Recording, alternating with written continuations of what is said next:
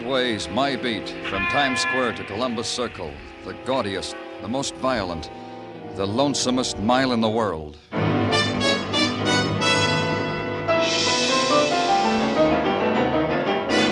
Broadway Is My Beat, with Larry Thor as Detective Danny Clover.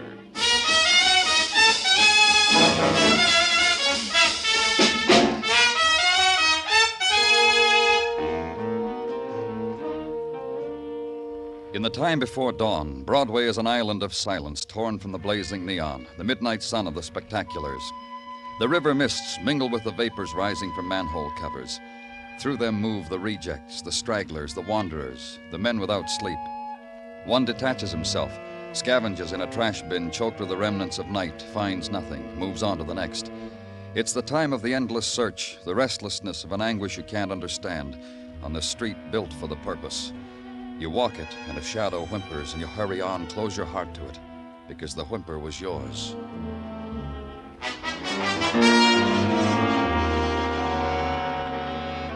And finally, you must put aside whatever it was you were looking for, because on a side street a man waits for you to give you the nighttime's departing gift.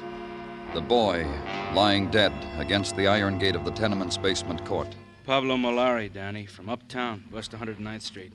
Carried one of those handwritten identification cards. Find anything else on him? Not much. $5 bill in his wallet. His saint's medallion he's wearing on a chain around his neck. That's about all. Now, you question the people in the... Yeah, Danny, every door. No one ever heard of the kid, had nothing to do with him, didn't want to talk about him. You know, most of them were trying to sleep, the heat, the kid squalling, you know. Yeah. Beaten. Jaw broken. This bruise on his throat. Must be the one that killed him. Here, come down here, Danny. Huh? What? Take a look at the sign on this door. Hudson Club, Johnny Hammett, president. I guess it's one of those street clubs the kids make up for themselves. This neighborhood's loaded with them. You think what happened to this kid is part of it? Yeah, I think. What do you think? Maybe. Check it, Muggavan. I'll get back to you. And wait now for the decent hour. Give to someone a few more hours of sleep before breaking the news about the death of a young man. And at 8:30, to an address on West 109th Street. Climb 4 flights and be careful of the rotting steps and the 3-year-olds at play.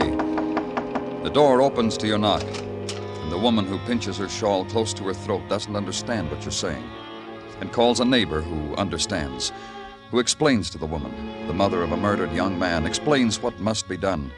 Accept the fact of death. Identify the body, bury her son. Then walk away from all of it. You've started a new day. Call headquarters. Detective Muggavan gives you an address, looked for and found and checked by the night shift.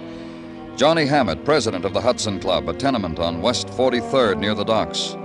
Johnny's glad for the company.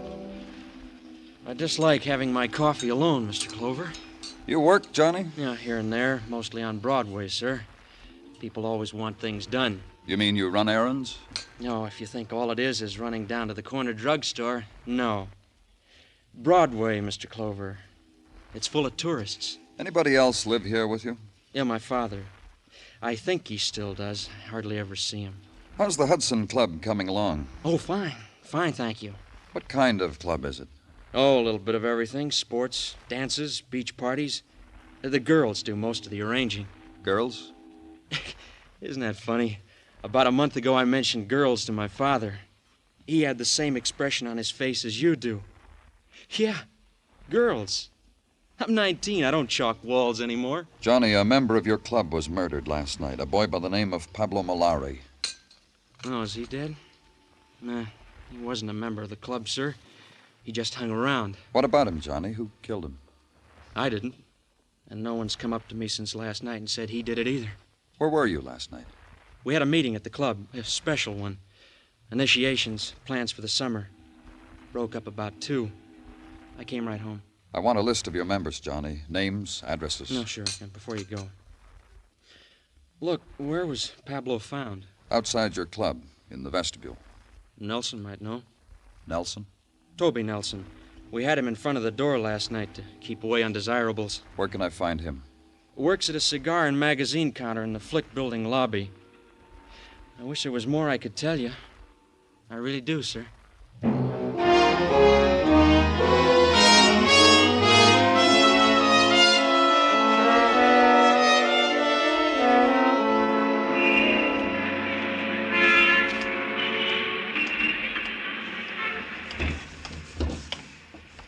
Hey, sis, don't forget your change.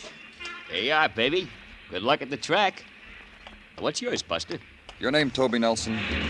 Someone send you to ask an important question? Police. That buzzer could stand a little metal polish, mister.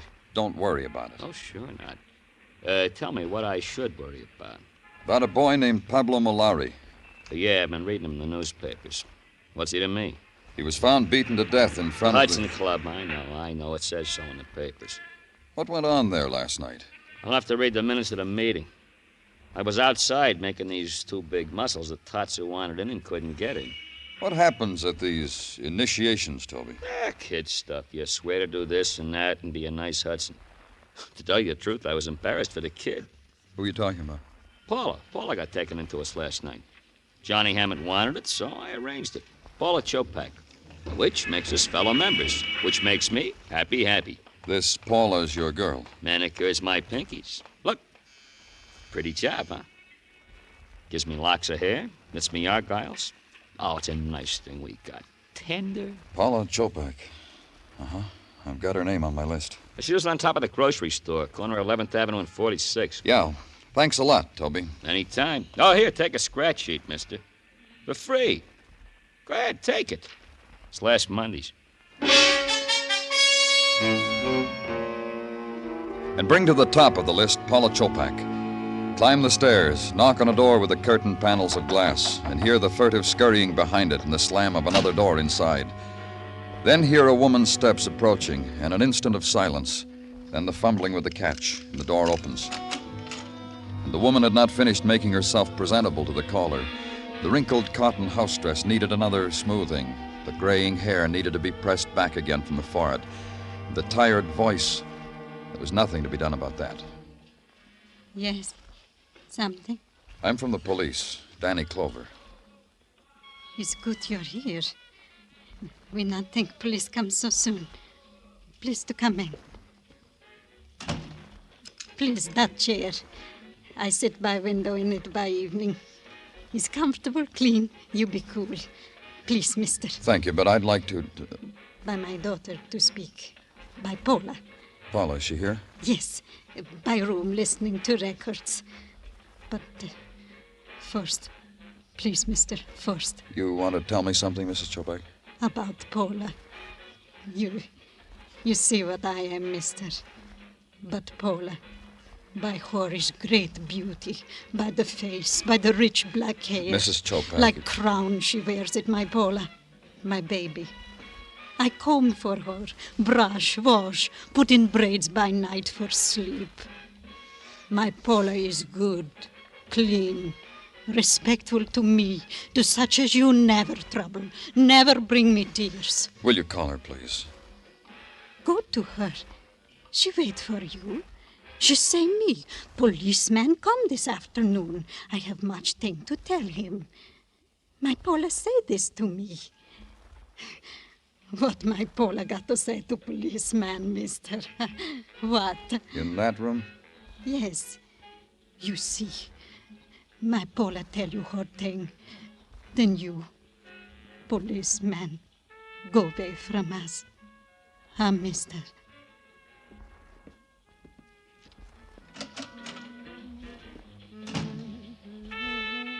Paula, I'm from the police.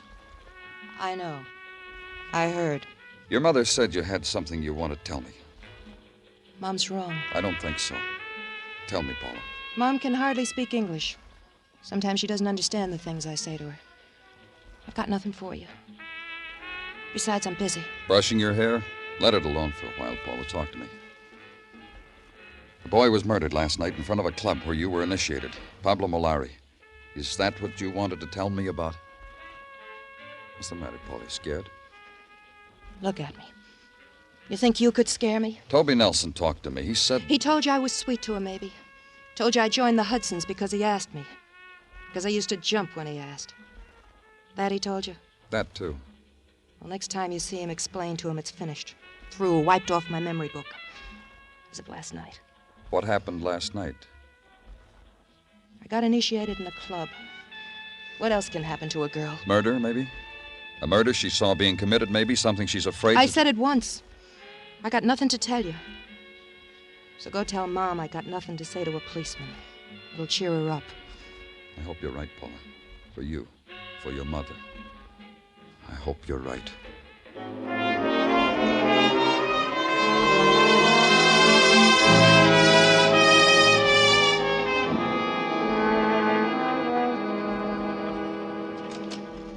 Danny, I give you the evening's greetings. Thanks a lot, Gino. You're here so late tonight. Why didn't you go home after you saw the Chopak girl? I had some work to do. Danny, would you mind very much if I regaled you with a tidbit that happened early this evening at the house of Tartaglia? Please do. Cousin Stanley from Gay Paris showed up after 10 these many years. Not him. Oh, him it was. And with arms akimbo with goodies. Nicks for Mrs. Tartaglia, knacks for the kiddies, and for me, a great big bottle. Champagne, huh? Had a call, Danny. 51. From Paris? Those Continentals know how to live. Gino, did you have that list of the Hudson Club checked? Indeed I did, and each and every member swears on the bylaws of the club that they know nothing of the murder of Pablo Molari. Danny Clover speaking. Squad car's downstairs for you, Danny. Paula Chopak was washed up on the beach at Far Rockaway a little while ago. Maybe an accident, maybe homicide. You going, Danny? Right away.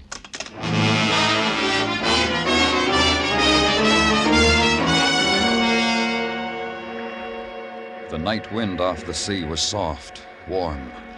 It sighed against the flames of the beach fire strung along the coast, riffled the sand across driftwood, across the litter. It brought close the far-off sounds of a summer beach at night, the laughter from behind screened porches, the siren call of the ukulele gently strummed, the distant screeching of gulls, and closer, the other sounds, the lash and wash of the surf, the opening and setting up and adjusting of the mechanical devices that attend the dead, and then the trembling voice of the boy who tries to tell you about the girl lying there, how it was, why it was. We were swimming, sir. Lost her someplace out there in the dark, and I heard her kind of scream. Just you and Paula, Johnny? Yeah, it was a beach party, like the ones I told you about. The other members left. Paula wanted to stay. Asked me to stay with her. You said she screamed. Why? She hit her head on one of those rocks out there. The high tide covers them up. I didn't know till I hit the beach she was dead. I tried to... Dead? She is, isn't she? Look at me. I killed Paula.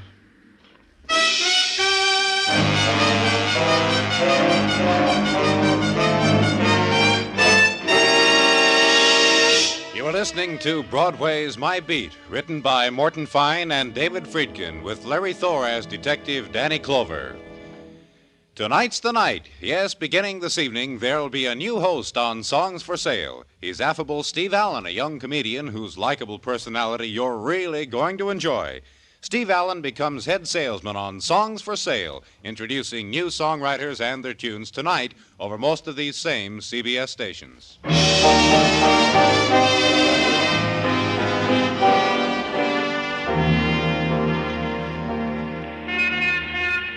On an early summer's night, Broadway stands on a corner, leans against the orange juice stand, and sums up the day. Some days are better than others.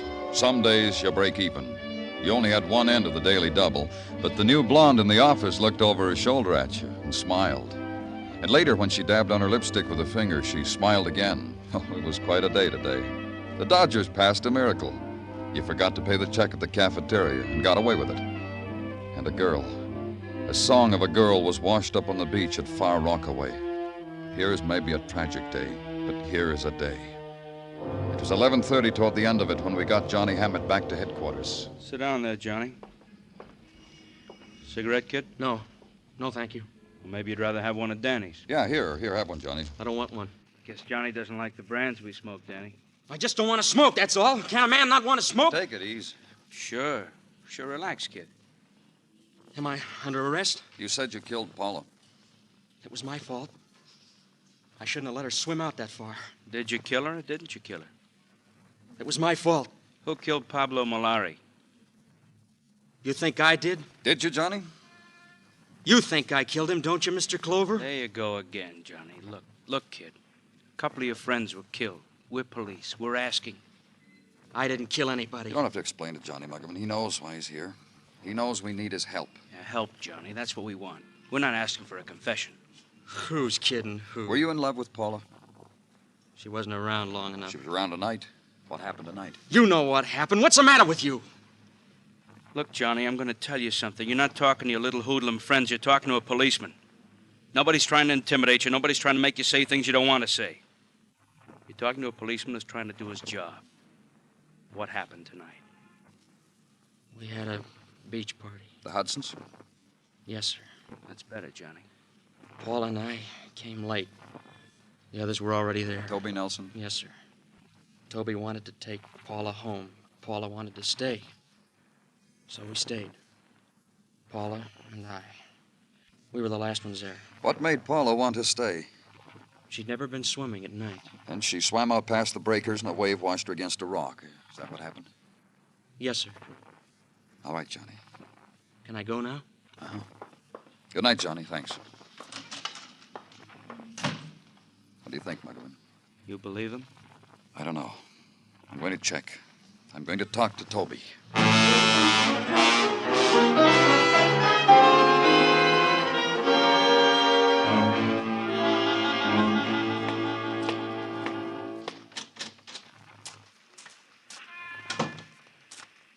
Toby? Toby? Who wants me? Oh, you've got a long nose, mister. Your landlady told me you were up here on the roof. Hers is even longer than yours. What's a guy have to do to get a square foot of air to himself? Your girl's dead, Toby. Paula's dead. You're stale, mister.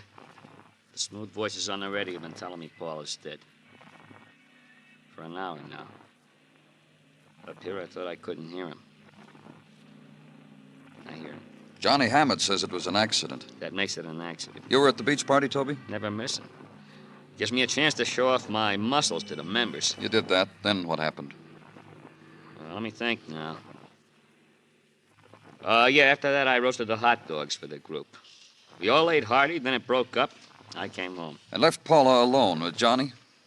Yeah, that's the other thing I did. Paula was your girl. How come Johnny took her to the party?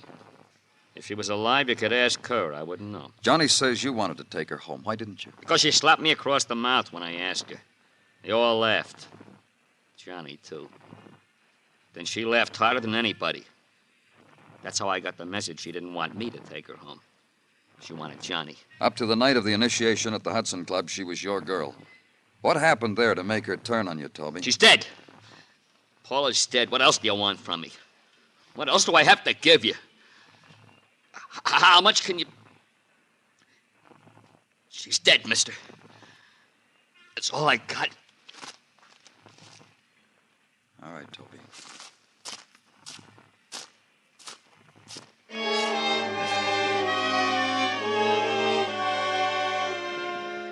And leave the boy alone. Give him the time and place of his grieving, and the quality of it that's bled out of a tenement rooftop in a city stretching into the hours after midnight. Go away. Resign yourself that another day is over.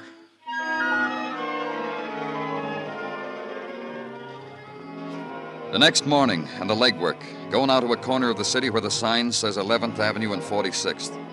Climb the steps and stop at a door. Intrude upon 2 rooms newly filled with grieving. Please. Please come in. Of my daughter? Mrs. Chopak, the police are not satisfied that Paula... Of my daughter, Paula? There's a possibility that it wasn't an accident. Paula is in other room. The others, neighbors by me. We have only boxes to sit on. I want you to try to understand what I'm saying. Nothing. Nothing I understand. Only up to yesterday. To yesterday when Paula said to me, Mama, I'm going to swim with this boy, this Johnny. Johnny Hammett? Johnny. He called for her? At first, my Paula, she said she would want to stay home, rather. Then the boy said something to her. Then down low over her ear. Paula took her suit for swimming, her cap not to get her hair wet. Then she said what I said to you. I see. Just one more thing, Mrs. Chopak. The night before last, your daughter went out. Do you know where she went? To some place. To party. Like clubhouse party. What time did she come home? Late, I don't know what time. Did you talk to her when she came home? Only when I tried to give her help. Help? White. Like ghost. And sick. I hear this. I get out of my bed. I come to her. I say, Paula, you're sick. Mama, get something. She tell me, go away. Like I'm someone she never see before. Was she drunk? Sick. Was no whiskey I smell. Sick. White. Sick like ghost. I see. She's dead now. Paula is.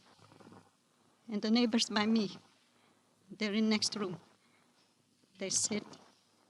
They cry. They touch my shoulder. They don't talk. They don't know what words to say to me.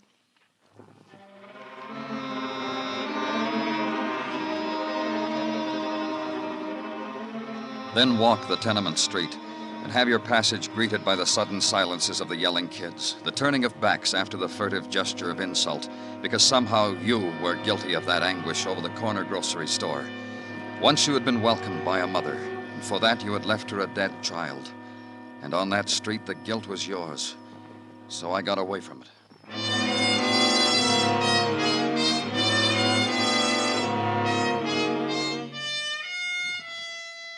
At headquarters, reread the file on Molari, dead of a beating. On Paula Chopak, dead of a head wound while swimming at Rockaway. And finally, read away the daylight and sit in darkness till a man comes in, looks at you for a moment, and turns on a light. You don't mind the light, huh, Danny? It's all right, Gino, thanks. I agree with you that this killing, this dying of kids, makes one wish to sit alone in the dark. However... You got something for me, Gino? Danny, all I can give you is a comment upon the children of today. The clubs they must make for themselves, the things they do in said clubs, the hurt they bring upon themselves for so doing.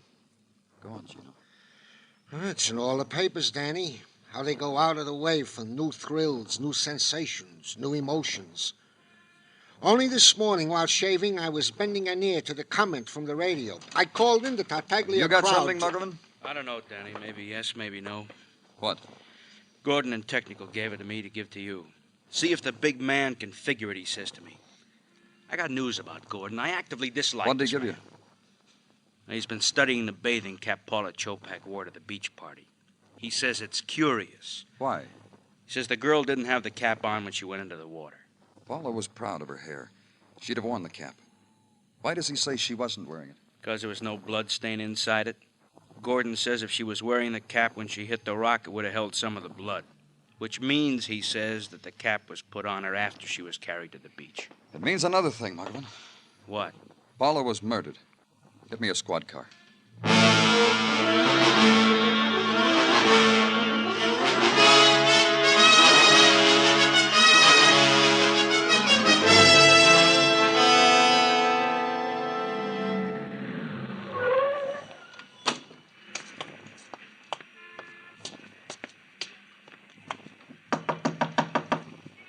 We're not open. It's the police.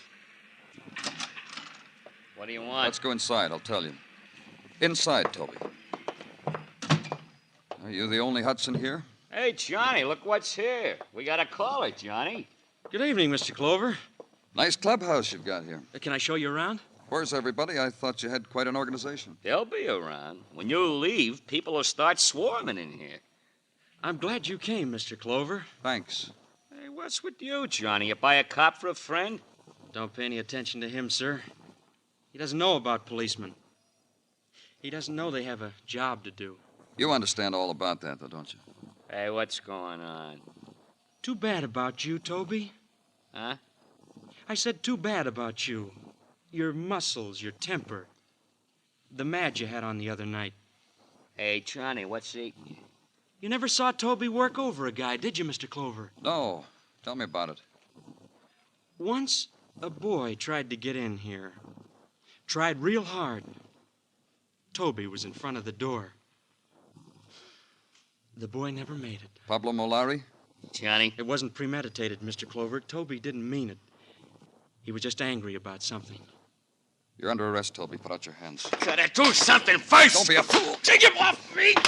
Yeah! Take him off!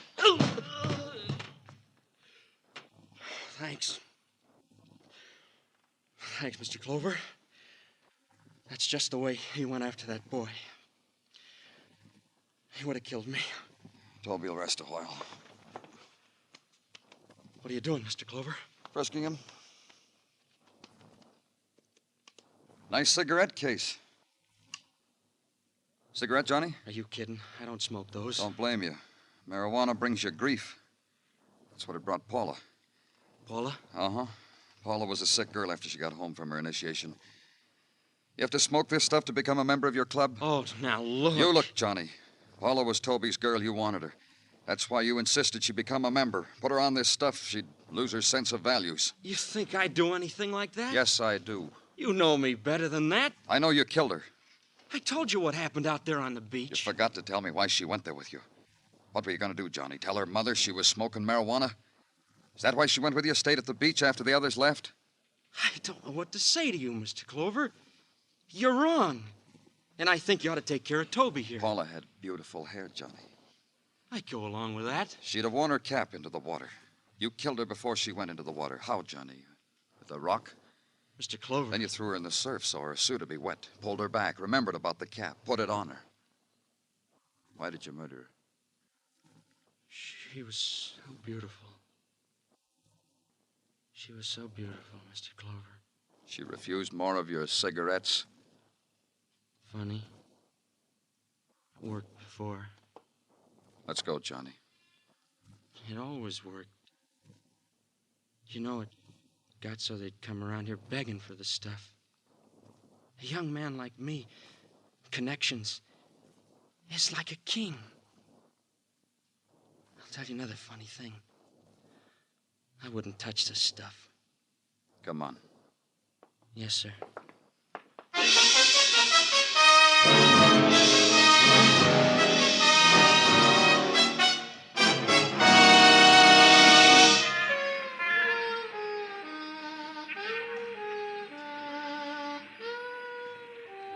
Broadway looks clean. The winds of the evening have swept away the litter. Everything looks sharp. Sharp. Like a knife at your heart. You walk against it, and it plunges deeper. Deeper until there's no pain at all. It's Broadway, the gaudiest, the most violent, the lonesomest mile in the world. Broadway, my beat.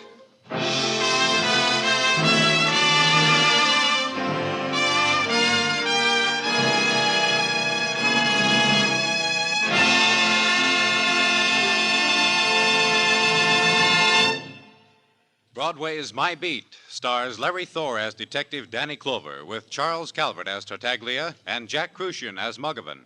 The program was produced and directed by Elliott Lewis, with musical score composed and conducted by Alexander Courage. In tonight's story, Dick Crenna was heard as Johnny Hammett, Bill Tracy as Toby Nelson, Peggy Weber as Mrs. Chopat, and Michael Ann Barrett as Paula Chopak. On July 8th next week, Broadway's My Beat will be heard on a new day, Sunday. Beginning a week from tomorrow, be sure to listen to Broadway Is My Beat and the Adventures of Danny Clover, starring Larry Thor. Bill Anders speaking. This is CBS, where Phil Regan brings you the serviceman's own show every Sunday on the Columbia Broadcasting System.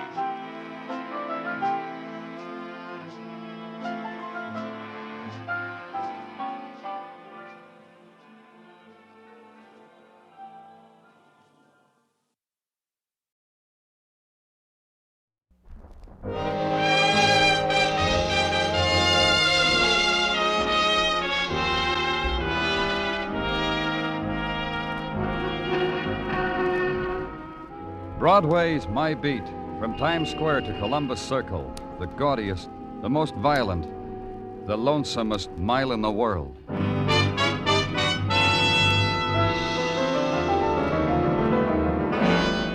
Broadway Is My Beat, with Larry Thor as Detective Danny Clover.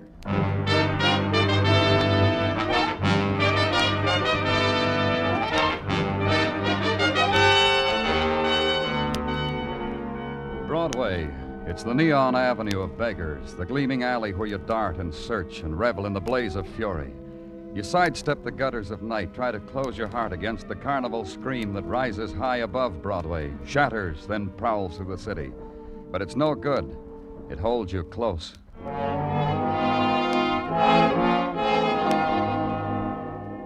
But at the waterfront, it releases you, hands you over to other sounds, the voices of the river, the waking wind that has slept in the sea, the siren wind that clears the way for morning and for death, beckons you up the protesting stairs of a waterfront hotel, opens a door and invites you to consider a dead girl. She sits sprawled on the floor, her head resting on the edge of a bed, her eyes gray, like mirrors reflecting the gray of the sea through the open window. Detective Muggavan lets you absorb it, get your fill of it, then hands you a cigarette. Light, Danny? Thanks. If you want coffee, the manager's perking some down the hall. He's very friendly. It said while I waited, I could... Strangled. Yeah. With a cord off a robe. Men's bathrobe, I'd say. Where's the rest of it? Couldn't find it, Danny. I've been all over. The killer cut it in half. Thrifty type killer, half a bathrobe cord. Very thrifty. Who found her? The manager. The friendly one? Yeah. A husband and wife registered here. Early this morning, husband woke manager out of a sweet dream, told him to bring breakfast to his wife in a half an hour. The manager did. But she wasn't hungry. She was that way. So the manager ate the breakfast himself. You said her husband. Yeah, Robert Burton, husband. Registered here last night with his wife, Laura Burton. No baggage, paid in advance. You're not reacting, Danny.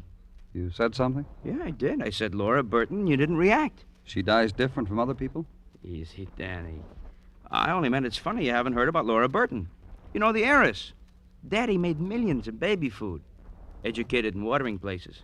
Educated by counts and dukes and ski instructors. Married a few of them. Funny you haven't heard. Where's her husband? I told you. He ordered a breakfast, took a walk, fed a seagull.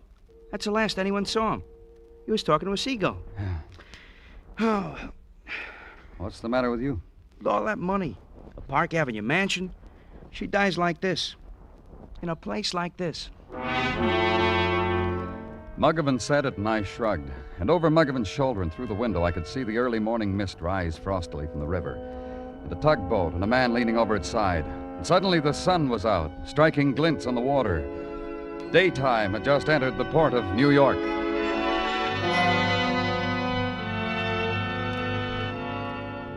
Laura Burton, heiress. Laura Burton, strangled in a $1-a-night hotel. Find out why. Go to the Park Avenue address of Laura Burton. Be suitably impressed by the paneled oak doors, the musical chimes. The butler who took my badge and placed it on a silver tray disappeared, then returned and gave it back to me between his thumb and forefinger and told me to sit. Then 15 minutes of considering the 17th century tapestries and wondering how George killed such a big dragon with such a small sword. Then just as I was about to figure it, someone tapped me on the shoulder, and I had to leave George to his own devices. You like tapestries? Not especially. I was just... Oh. Because if you did, I've got some in the study that would make your back teeth rattle. Oh, some other time, maybe. Right now... You're a policeman, aren't you?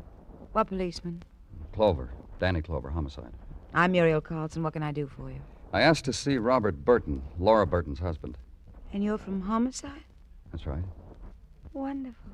Who did Robert murder? We just want to talk to him. We're not sure he committed murder, Miss Carlson. But it's possible that he did. Did he kill Laura? Laura is dead. Shot? Strangled? Beaten? Poisoned? Strangled. Well, I only ask because, well, I'm Laura's sister, and if any of my friends ask me how Laura died, I can tell them. That's all your sister's dying does to you, huh? Oh, it's much more than that, Mr. Clover. It's a release.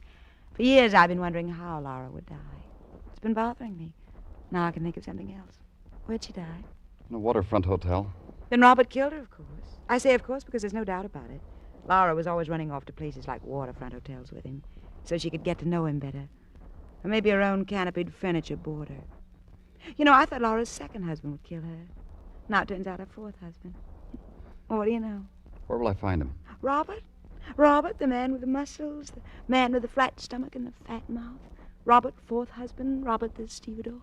Where will I find him? I wouldn't know. But Robert could never get waterfront out of his hair. Literally. You could smell it. Am I being helpful, Mr. Clover? Then the glee at what I'd brought her couldn't be held back. It bubbled up, spilled out of her mouth, shaped itself into a girlish giggle. She tried to smooth it off her lips with the back of her hand. Couldn't. Instead, stroked her throat, arranged her back hair, watched herself, admired her image in an antique mirror. With her eyes, invited me to the same. And I got out.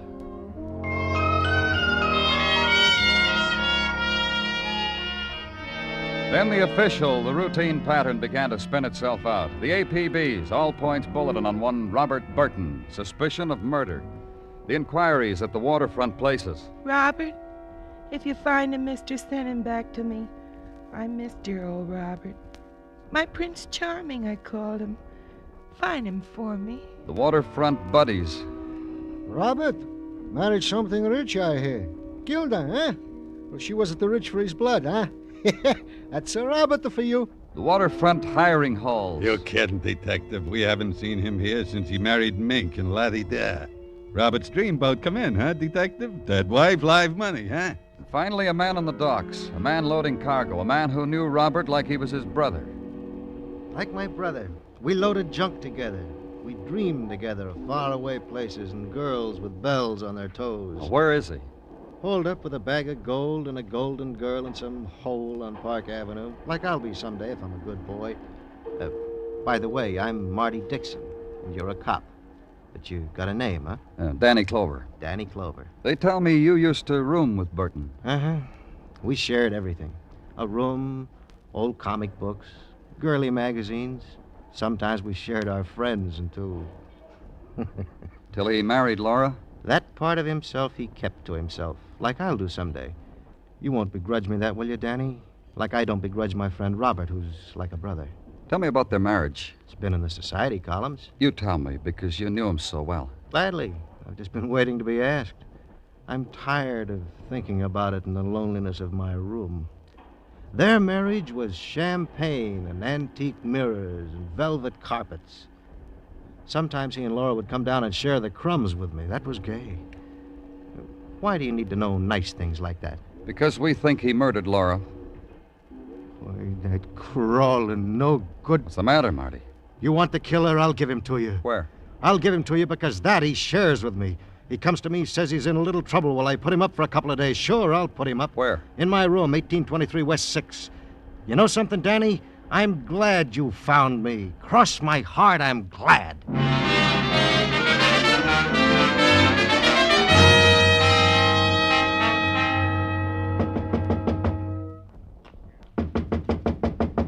Come on, open up, Burton. Open. Who is it? Police. You got the wrong room. Open the door. No? Okay, Burton.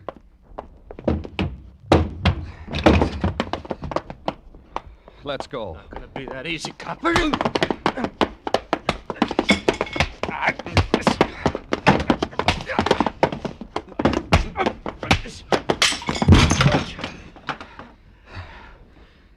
Like I said, Burton. Let's go.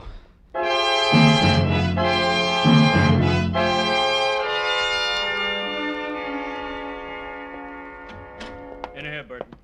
Hi, Danny. Brought Burton along because he wants to talk to us. Good. Sit down, Burton. Over there. Thanks. Lawyer said I should tell all. You got a smart lawyer. And he can afford it. How many millions does your wife leave, Burton? 7 or 10? I never can remember. I get all flustered when I mention that much money. Why'd you strangle your wife, Burton? Oh, such a leading question, fellas. Next thing you'll want to know, did I enjoy it? Did you enjoy it, Burton? Thinking about it, I enjoy it because now there's all that money. That's the part that's enjoyable. But I didn't kill her. Is that what your lawyer told you to say? Say it, he said. If you didn't do it, my boy, he said, say it. How about that bathrobe cord? Whose bathrobe? Mine, fellas. Who registered at the hotel with your wife? I did, fellas. I've been telling the police that for 6 hours. You got a pretty nice place on Park Avenue, Burton. Why pick a flea bag? Salt air, fellas. The commonplace things. Laura and I enjoyed it. I'm a different man near the waterfront. Laura enjoyed it. Okay, Burton, what happened? Woke up this morning, felt like a walk, stopped at the manager's room, told him to send breakfast up to Laura. What about the manager, Muggavan? He's an old man. Dr. Sinsky said he wouldn't have the strength to strangle. So you killed your wife and went for a walk. Is that what happened, Burton? My lawyer said you might say that. Even said the DA will probably arraign me because it looks like open and shot I killed my wife. Why'd you run? Why'd you hide? Because he killed her. Because I came back to the hotel and saw the crowd and heard that Laura Burton had been murdered, so I ran. What'd you do with the other half of the bathrobe cord? The one she was strangled with? The one you used to strangle her. All right, it was my robe, but I didn't Why'd you use only it use half the cord? Because, look. Why? You trying to confuse me? I didn't kill her. But you're glad she's dead. Now take me back to my cell. Sergeant Muggerman asked you a question. Take me back to my cell. Your lawyer said talk, Burton. Talk. Take me back. Sure. Take you back and get your confession. Danny? Oh, what is it, Detective? Homicide call just came in. Waterfront. Call said tell Clover to get down here. I'm busy, Gino.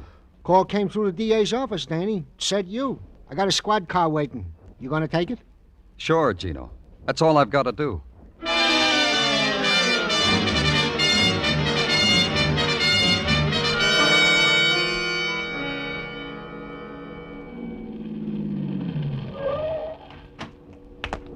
I've been waiting for you, Lieutenant. It's right down the alley. Thanks, officer. I was just making the beat and stopped here for a drag and a cigarette. I was just checking. Routine, you know, Lieutenant. You stopped for a drag. Yeah, that's right, Lieutenant. Well, when I lighted up, the light from the match. Anyway, there she was, laying there. I thought she was a drunk, told her to move on. I poked her. Maybe I shouldn't have done that. This is the way you found her? Yeah, just like that, Lieutenant. I figured she wasn't drunk. I figured she was strangled to death. I shouldn't have poked her. Don't worry about it. You know who she is? No. Here, I'll hold the flash so you can see better. Good.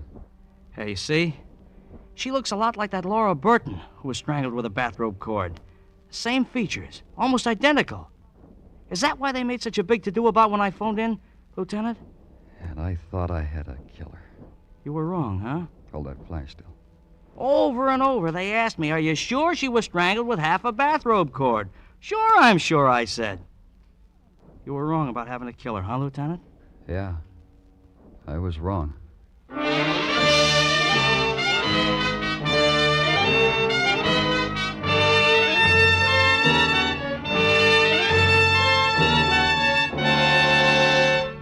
You are listening to Broadway Is My Beat, written by Morton Fine and David Friedkin, and starring Larry Thor as Detective Danny Clover.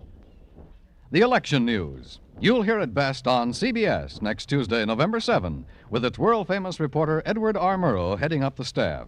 CBS News will bring you the latest, up-to-the-minute returns in state and important local contests. Be sure you get the election news fastest and the most accurately next Tuesday night. You'll hear it best on CBS.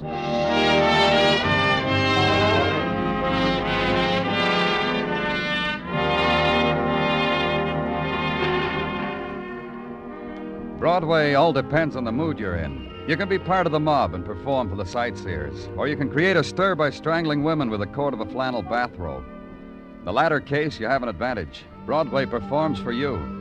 It hangs on the ropes and talks in whispers and clucks its tongue about the police department.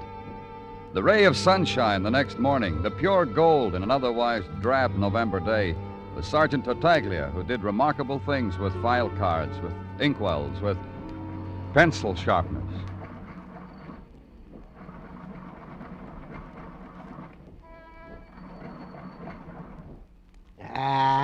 What's the matter, Gino?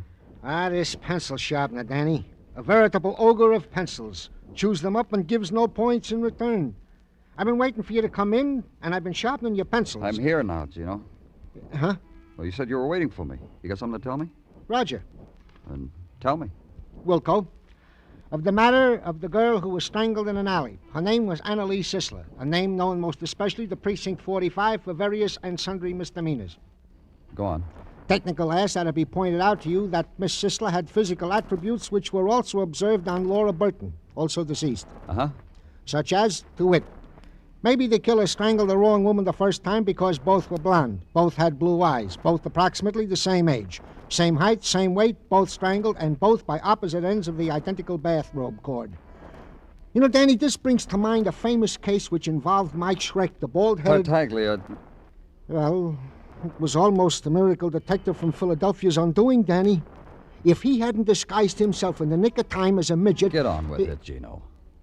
To wit, the DA has released Robert Burton as a murder suspect since he was in the pokey at the time of the murder of Miss Sisler. And since the murder weapon which killed Miss Sisler also killed Laura Burton. Okay, what else? What else is that Miss Sisler's last known address, according to the records of the 45th Precinct, is the Kenneth McManus Masseur Parlors on East 34th Street. How'd I do, Danny? Great, Gino. I'll get you a new pencil sharpener.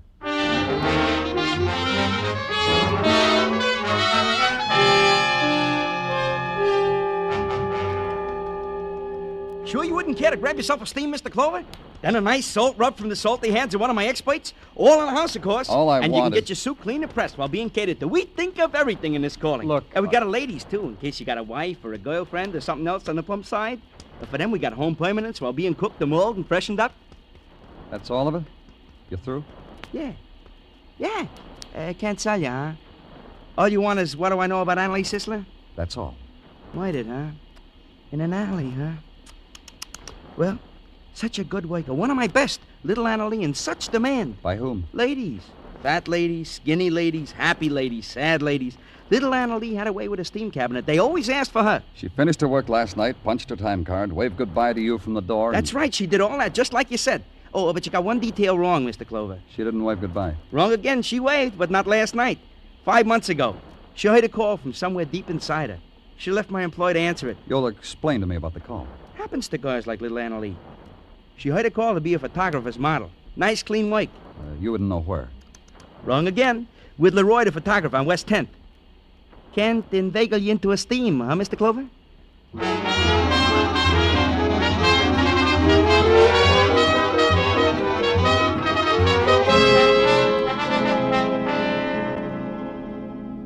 My receptionist secretary said you were different from the other people who come to study with me. How much are you different? This much, Leroy. I've photographed those, too. Police badges, yes, in my formative stage, when I was desperate, naive about subject matter. But now you're doing better, huh, Leroy? Oh, much, much. As witness this mass class. The 3 models, assembly line methods, pardon me. Try one from the floor, Mr. Holmes. And this time we'll shoot it with film, shall we, Mr. Holmes? That's right. Yes, it's better with film. Now, Mr. Clover, where were we? You had a model. Oh, that's why you're here. You want stuff about Annalie. Now you know. Wonderful girl. Ordinary, but wonderful in such a wonderful way. The textures, the highlights, the shadows. Yes, we miss Annalie, don't we, Mr. Holmes? Of course we do. Ever done art studies in a prison cell, Leroy? The texture, the highlights, a man like you could do wonders. You mean because I don't nudge up to your questions, you'd do that to me? You'd, Uh-huh. Hold my camera, Mr. Holmes. Thank you. Now look here, Mr. Clover. I don't believe it. Oh, I'm not going to hit you. Don't fear. I'm just going to tell you off. Annalie Sisler was our favorite model. We've lost her. We've mourned for her for 5 weeks now. What? 5 weeks ago, she said she had something much better than us. I pleaded with her, tried to bribe her to come back to us, even went to her apartment, my arms full of goodies. She slammed the door in my face. Her apartment, where is it? 1923's 32nd top floor in the rear. Wonderful subject matter, but you don't care. All you care about is murder, spoiling things like that. That's right. Yes. You can give him back his camera, Mr. Holmes. Leroy just told me off. East 32nd, top floor, in the rear. And a door open. And a woman in the room, her back to you, not hearing you walk in.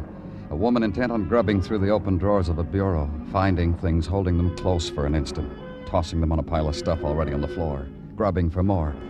Then finally aware of your presence, trying to still the greed trembling in her fingers and her body. What do you want here? What are you doing here? Spying. Get out. This is Miss Sisler's apartment, isn't it? What of it? She's got no use for all this now. She didn't deserve things like this anyway. But you do. Yes, I do. All my life I deserved them. Now they're mine, and you can't take them away. Let's have a look. I'll call the police. I'm the police. And you? I own this place. I run it. Rent rooms to girls like her. Clean up after. That gives you the right to steal from a dead girl like her? Not stealing. Only taking what she would have given me anyway if she'd known she's going to die. Anna was a girl like that. Generous.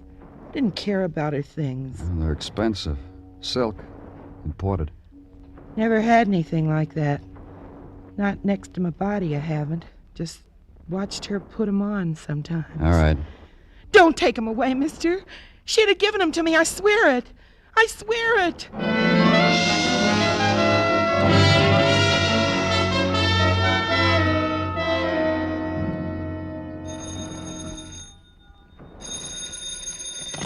Danny Clover speaking. This is Gordon, Danny, the lab. Come across the hall for a minute. I have something to show you. What? The lady's slip you brought in, the underwear. Don't walk, run. Gordon? Hello.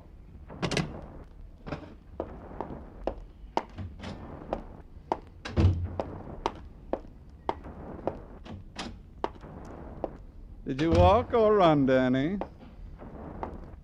Don't you ever smile? What's on your mind, Gordon? On my mind? Well, all right, I'll tell you. Why is it when the department is up to its neck in unsolved murders, they make kissing sounds at John Gordon? You got something to tell me, or you just want me to admire you?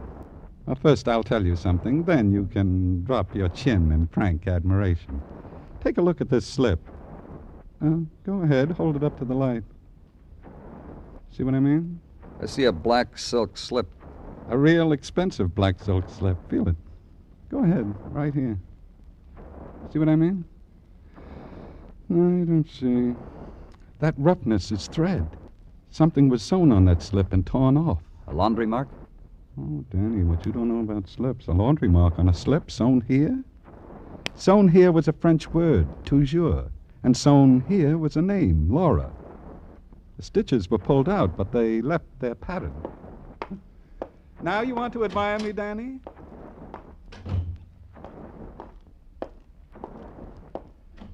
Tartaglia. Hey, Gino, where are you? What do you want, Danny? Call the Seaboard Shipping Line, Gino. Get the dock foreman and ask for Marty Dixon. Well, suppose they won't call Marty to the phone, Danny. Dixon's just a stevedore. That's what I'm counting on. Leave word. Tell him it's urgent. Say Robert Burton wants to see Dixon as soon as Dixon gets off from work. Roger, Danny. And also Wilco.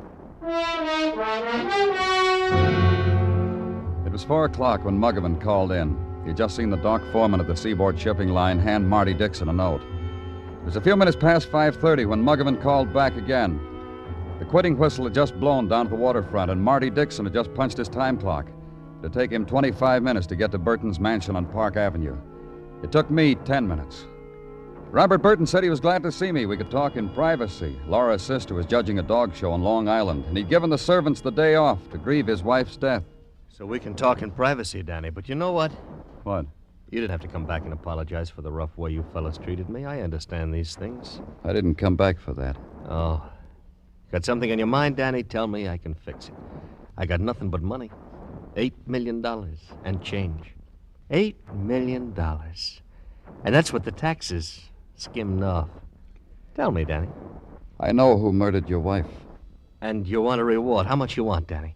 That's besides the gold watch you already got in mind. How do you want it engraved, Danny? And a matching gold cigarette case, too, anything. Because I'm indebted to you, fella. Don't you want to know who murdered your wife? I figure you'll tell me when the time is right, fella. Tell me and let's forget all about it, huh? I'll tell you, fella. You did. You murdered your wife. Oh, Danny. You know better. How could I have killed Laura? Same guy who killed her strangled that girl in the alley. Even the DA knows that. What's the matter? Is he on your back for a killer? No. Matter of fact, he gave me permission to pick you up for murder. All this magnificence around here make your head spin, huh, fella? You tried to give me trouble before, Burton. Remember what it got you? Well, this time I got something better. I heard you've been admiring that tapestry, Danny. It's worth maybe 60 G's. How would you like to use something like that for a bath towel and not worry about it, huh?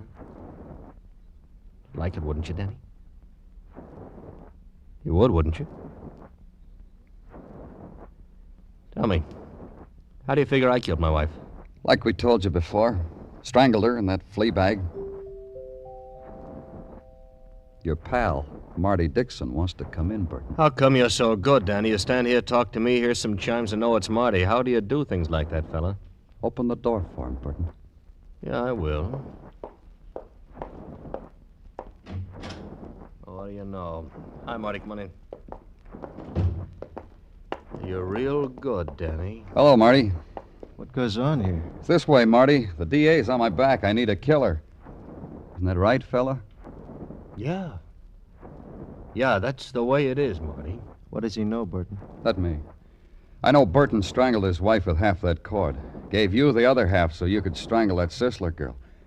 Had it all arranged. How could the DA indict Burton when it was obvious the killer was still on the loose? You know a lot. How is it that you know a lot? That Sisler girl had an expensive slip that once belonged to Laura Burton. How long did it take you boys to find a girl who had the same features as Laura, to make it look like a killer had strangled the wrong girl when he killed Laura Burton? Oh, it didn't take you very long to find her, did it, Marty? A couple of weeks. And then you wined her and dined her. And, oh, I helped, didn't I, Marty? Gave you my wife's cast-off clothes so you could give the girl presents, make her love you. You making a deal with the cop, Burton? He likes nice things. I'm in a position to give him anything he wants. Me too. Because everything you got, I got half. That was the arrangement he made when we started this thing, Clover. When did all this happen, Marty? It happened, and that's the way it is. I didn't sign anything. I don't remember doing that. Anyway, you're a murderer. A man in my position can't have any truck with murderers, and that's why I'm giving you to the cop. You know, when I got a message this afternoon, I figured something had gone sour, so I brought a friend. Marty, don't be crazy. Clover, don't go for your gun. I kill cops, too. Look, Marty, we were having a joke, weren't we, Danny? Listen to me now. Marty.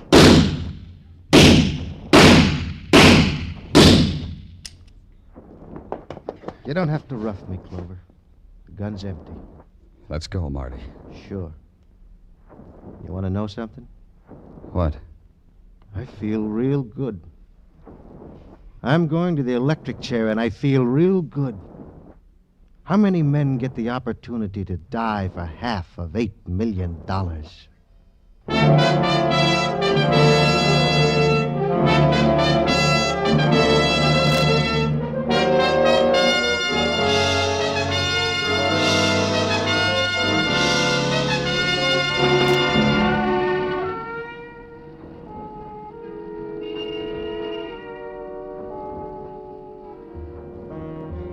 In the minutes before dawn, Broadway lies huddled in a dreamless sleep.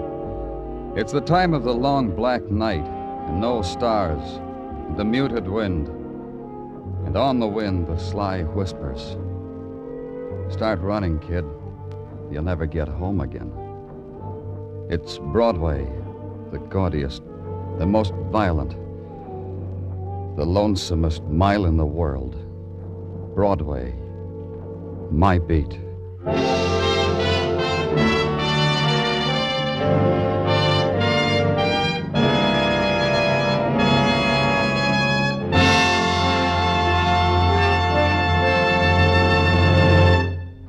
Broadway Is My Beat stars Larry Thor as Detective Danny Clover with Charles Calvert as Tartaglia. The program is produced and directed by Elliott Lewis, with musical score composed and conducted by Alexander Courage. Included in tonight's cast were Clayton Post, Larry Dobkin, Betty Lou Gerson, Jody Gilbert, Ed Max, Jack Crucian, and Jerry Hausner. Every Saturday night, Americans from coast to coast play Sing It Again. Do you? Well, if you don't know the fun and excitement you're missing. Not to mention radio's largest cash award if you can name the Phantom Voice. There's music on Sing It Again. Music with Alan Dale, Bob Howard, Judy Lynn, the Riddlers, Ray Block and his orchestra. There's contestants from all over America, phoned by Dan Seymour. And there's prizes galore, plus that special jackpot prize we mentioned earlier. So stay at home. Play at home on Saturday nights when over many of these same CBS stations, Dan Seymour says it's Sing It Again. Dan Coverly speaking. This is CBS, where yours truly, Johnny Dollar, brings adventure Saturday nights on the Columbia Broadcasting System.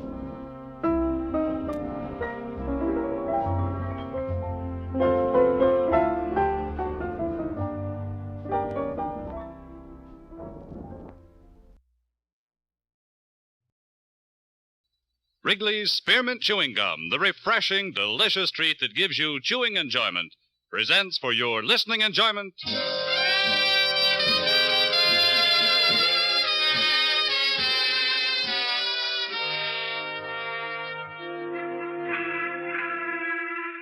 Broadway's My Beat, from Times Square to Columbus Circle, the gaudiest, the most violent, the lonesomest mile in the world.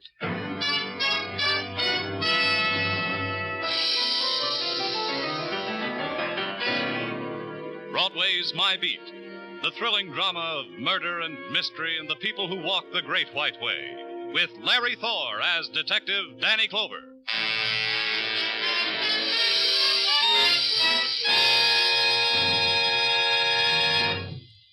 To make every day more enjoyable, treat yourself often to refreshing, delicious Wrigley's Spearmint Chewing Gum. here's a taste treat you can enjoy indoors, outdoors, at work, or at play. The cool, long-lasting mint flavor refreshes you. The smooth, steady chewing helps keep you fresh and alert. Adds enjoyment to whatever you're doing. Wrigley's Spearmint Chewing Gum. Healthful, refreshing, delicious.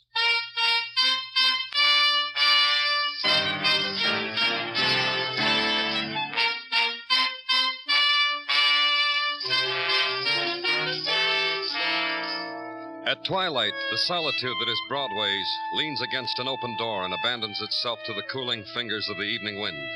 And in that moment, in the scalpel light of dusk, Broadway stands revealed. The languid preening, the slow smoothing away of the day's wrinkles, the invitation, not whispered, not spoken. At headquarters, the image blurs because a slip of paper has been laid on your desk. And this is how violent death announces itself. In the barrio, it says, in Spanish Harlem, a man knifed. And through the window, you can see Broadway smile. In the barrio, death is no stranger. It calls often. But this time it danced a variation. It chose to perform in a storefront, in a place of worship. There are many such in the barrio. The rented store, the rented wooden chairs, the bare platform draped in black banners, lighted with candles of many colors. And this is the altar. Here women in black mantillas kneel with their men in supplication. And the music of their prayer, primitive. But now it's a lament for the man lying dead in their midst. They kneel in a circle about him, and the light of the candles caresses his face. A man leans against the wall watching them. It's a man you know, Johnny Parada, detective on the barrio beat. He sees you, walks over to you, speaks gently, quietly. This is a new kind for you, isn't it, Danny? Yeah. Yeah. This is how it goes here in the barrio. You grub, you pray, you die. The dead man. Know him? No, I do. Before that, he was just another face you said Buenos Dias to. Now there's a knife in his back that makes me know him better. Who was he? Emilio Ramirez, a kid, lived in a tenement on 99th. Well, here's the address. I found it in his wallet. Yeah.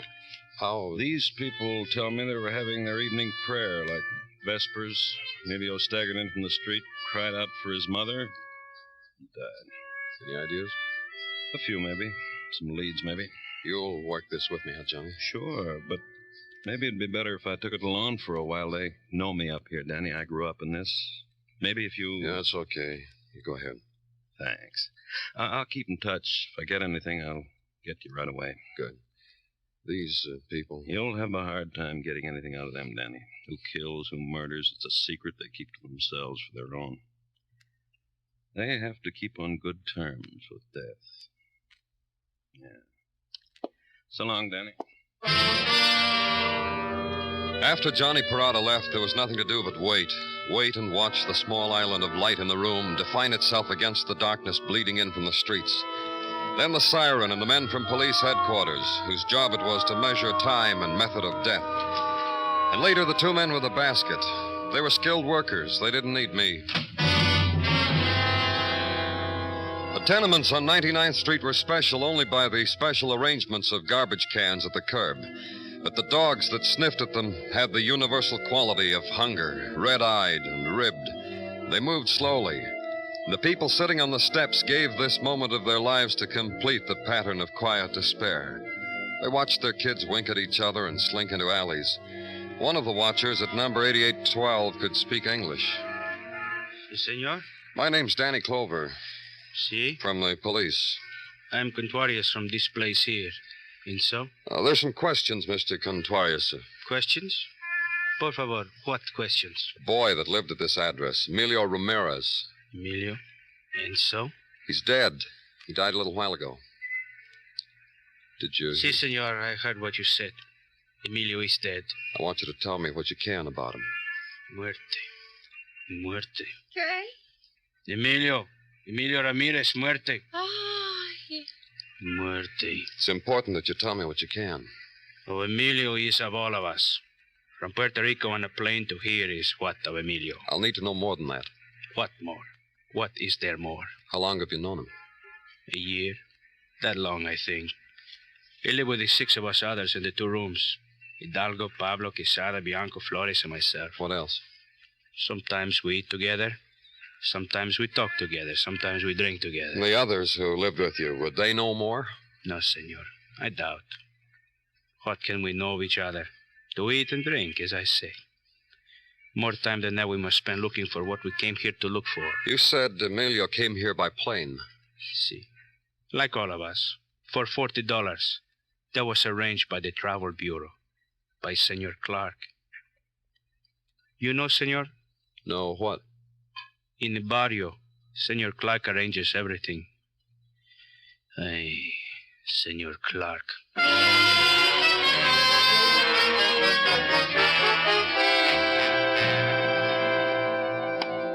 Understand what I'm saying to you, Martinez? Si. I don't think so, but you will soon enough. It's a job, busboy, dishwasher, whatever they tell you to do. Take this slip of paper. Don't lose it. I've written my name on it. That's all you'll need. Si, senor. Comprendo. Nothing else, Martinez? Gracias. Gracias, Senor Clark. Muchas gracias. Sometimes they forget. A little thing like a thank you. Now you're next. I'm from the police. Oh. Why do you police come to me so often? Maybe because you arrange things. Remember? Look around you. Look at them sitting there, silent, waiting for a job, for a letter from home, for something they can't even express. I'd be less than nothing if I didn't do what I could for them, wouldn't I, Mr. Your name? Clover. Wouldn't I, Mr. Clover? You do well. Travel bureau, job placement. What else? Everything. They pay me to fly them up from Puerto Rico. That gives me a responsibility because they've made me rich. Why they come here? What'd you do for a boy named Emilio Ramirez? Ramirez Emilio.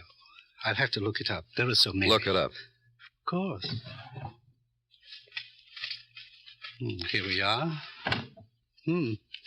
Seems I did a good deal. Like what?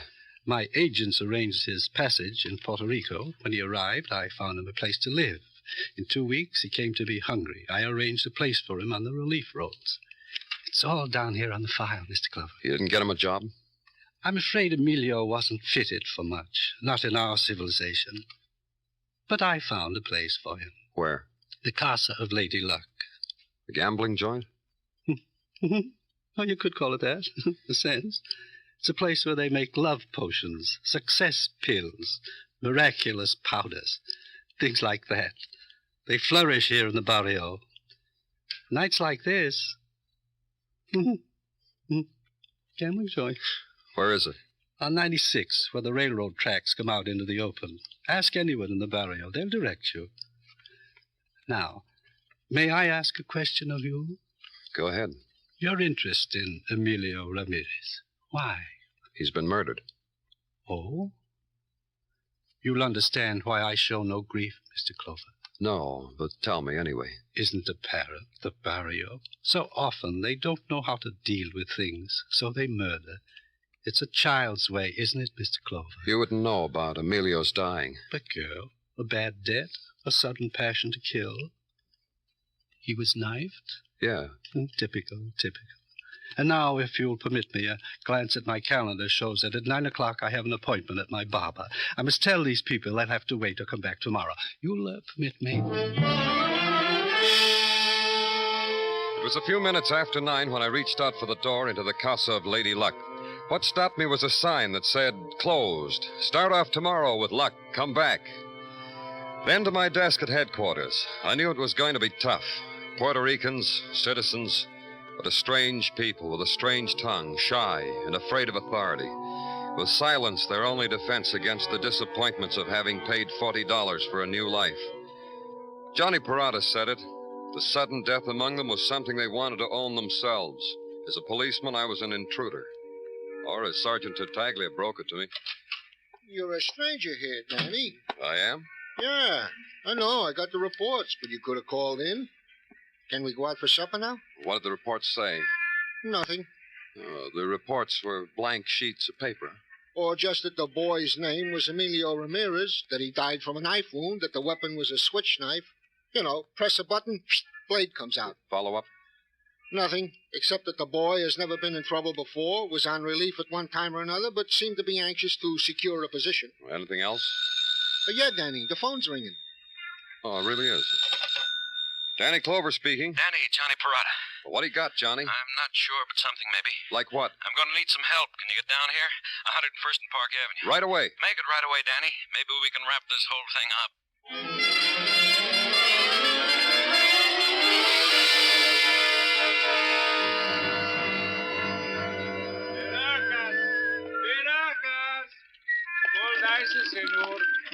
No, thank you. Sí.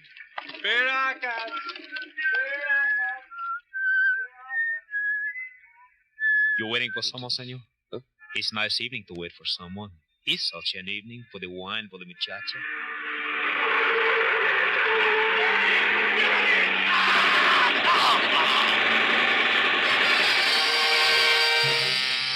It took time to piece it all together. The turn of the head from the man leering over my shoulder, the sudden, swift cry of terror, and the body flung from the car, the darts of flame from the machine gun thrust out of the car's window at the huddled shape.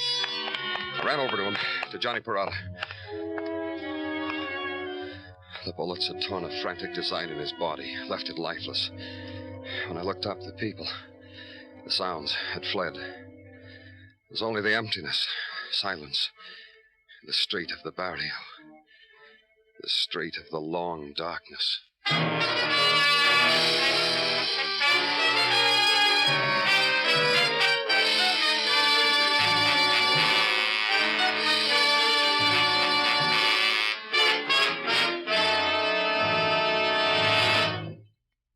To make every day more enjoyable, treat yourself often to refreshing, delicious Wrigley's Spearmint Chewing Gum. The lively, full-bodied, real mint flavor cools your mouth, moistens your throat, freshens your taste. And the chewing itself gives you a little lift, helps you keep going at your best. So for real chewing enjoyment that's refreshing and long-lasting, always keep Wrigley's Spearmint Chewing Gum handy. Healthful, delicious Wrigley's Spearmint Gum will make every day more enjoyable. We now continue with Broadway's My Beat, written by Morton Fine and David Friedkin and starring Larry Thor as Detective Danny Clover.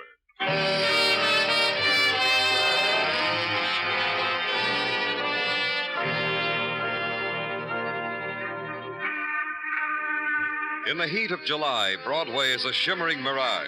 It's the time of the Big Wish. The Catskills and Coney are the dreamlands at the cooler end of the thermometer. And Jones Beach and Rockaway stand just over the horizon and beckon. And you linger under the marquee of the theater that's 20 degrees cooler inside, or dawdle over the potato in your cold plate of borscht. Wonder what it was about the summer that you wished for in December. Everything sweats on Broadway. Even the newspaper turns moist in your hands. Murder in the barrio, 2 of them. Amelia Ramirez and a cop named Johnny Parada. And there was another cop named Danny Clover who'd been nearby at both of them. Me. The next morning I went back to Spanish Harlem. Death still hung heavy. Yes? I leaned close to Maria Parada and whispered to her. Oh, it's you, Danny. Please come in. Thanks. Maria. Oh, there's nothing, Danny, thank you. Nothing you can say or do. My husband's dead. Last night I gave him my tears. The touch of them will last a lifetime. Please sit down. I just want to know. Please. There's only one thing to do now. Find out who murdered Johnny, who threw him in the street to die. Did he tell you anything about yesterday? Where he was going, what he had to do? Yesterday was a day like any other day. Kiss in the morning when he left, and the hours in between of waiting until Johnny... I'll get it. Where's Maria? Who are you? It's all right, Vincent. Mr. Clover's my friend. By what right a friend? Johnny was... Mr. Clover is a policeman. Johnny's brother, Vincent. Hello. As a friend, we accept your condolences. As a policeman, you're not welcome here. Vincent. Simply to explain myself, Maria. Simply to give Mr. Clover and myself a basis for talking. Don't you want to know who killed your brother? That's not an intelligent question. I got one thing to ask you, Vincent, as a policeman. What about Johnny? Did you see him yesterday? Talk to him? Once, toward evening. He was in a hurry. On some foolish police business. To the casa of Lady Luck. Oh? Now, I ask one thing of you, since you come as a policeman. Get out. Leave us alone. Maria detached herself from us, moved silently about the room, pulled down the shades, cut off the flow of dust-heavy sunlight. Then suddenly there was a black shawl on her head, and the rosary beads in her hand. She knelt before an image of the Virgin Mary with the bleeding heart. Vincent moved quickly to her side, knelt too. There was silence. There was the click of the beads, and I left them.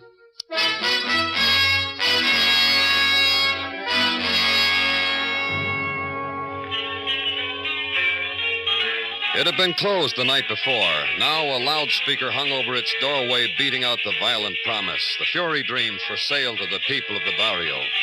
Casa of Lady Luck, the gilt-splattered sign said. Love, success, power, all yours, it said. Consult Madame Lou Lama. The wallpaper, hanging in strips on the walls of the Casa of Lady Luck, was pinned back of photographs of lady movie stars. On the counter were bottles and vials and paper boxes labeled with their mysterious potency and the price for each. And reigning over all of it was Madame Lou Lama, blonde hair in curlers and smoking a cigar. Go ahead, chum. Look around for yourself. I'm sure there'll be something even you ought to have. I don't think so.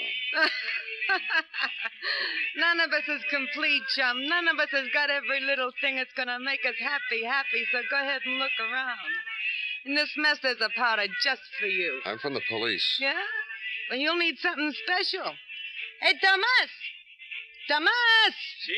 Bring in a bottle of that stuff we got in this morning. We got ourselves a policeman. Told you not to bother. No bother, honey. Tomas likes doing little things for me. Don't you, Tomas? Si. Thanks, Tomas. You're a good man. Here you are, chum. Now, with this little You had powder... another boy working for you, Emilio Ramirez. Tell me about him. De nada, comprende?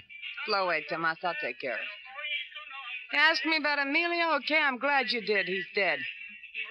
Outside of that, what do you have to know, chum? Why he's dead? Who wanted him dead? No sabe. That's right, Tomas. We don't know, do we? All we know is Emilio was a good man like Tomas here who helped me. But Tomas don't get killed. We like it like that, not to get killed. You were told to keep your mouth shut about Emilio? Maybe. But don't ask us who, because no savvy, like it said. Many smart things are said in the barrio, chum. Johnny Parada was here last night. Why? Like you, questions, don't buy nothing. He kept us from closing for a while and blew away. Maybe he should have bought something, like a life pill, huh? Nuts, my cigar's out again. You got a light, chum? No? Give me a light, Tomas.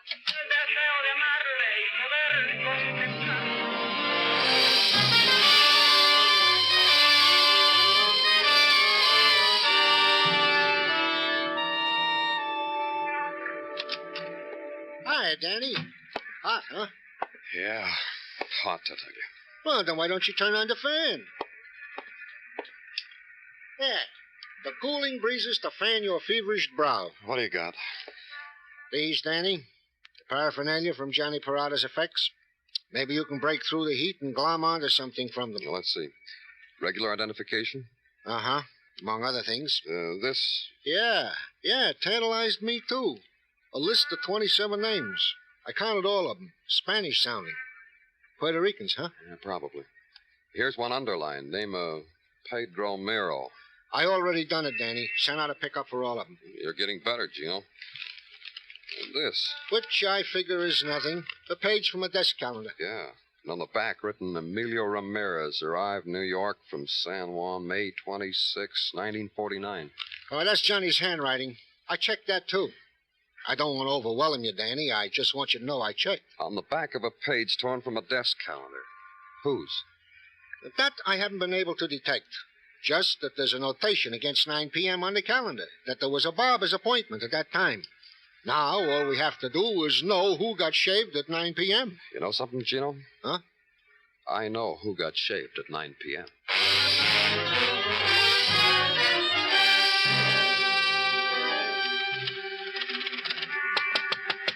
Open up. Open up.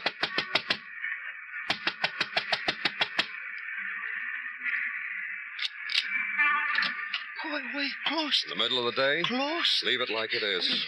Open. Where's Roy Clark? Not the end. Close. Roy Clark, you work for him? Work? See, what? Your boss, where? Is he here? No, not here someplace. Maybe he's here. We'll look, huh? No, look, not for me. We'll look anyway, huh? Oh, senor, please, it's bad to let you in. It's all right. I'm from the police. What's your name? Juan, please, senor, I know nothing. You can help me, Juan. Last night, were you here? See, last night. You knew Johnny Parada? See, everybody know Johnny. He was here last night talking to Clark. No, Johnny, not here. Don't lie to the police, Juan.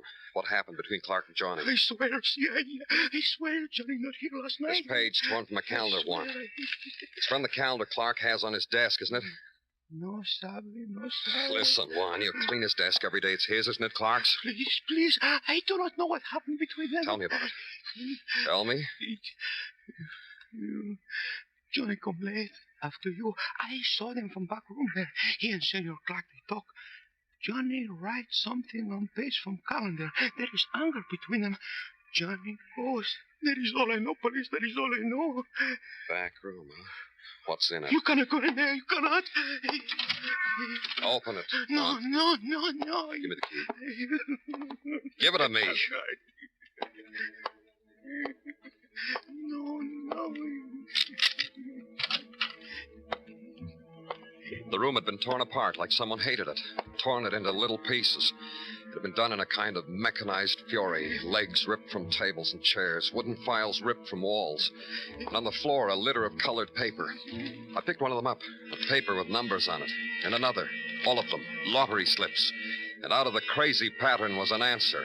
Clark ran the Barrio lottery from this room. Senor, they came, they smashed everything. They beat Senor Clark till he bleeded. Then they took him away. Who? I will not tell you. Where'd they take him? They hit me. They make me swear by my mother I will not tell. What? But I tell you.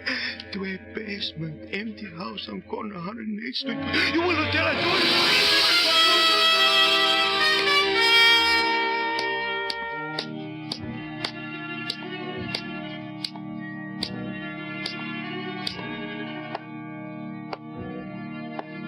Fold your hands behind your neck, Mr. Clover. Do it. By authority, this knife at your back. I made a big mistake, Vincent.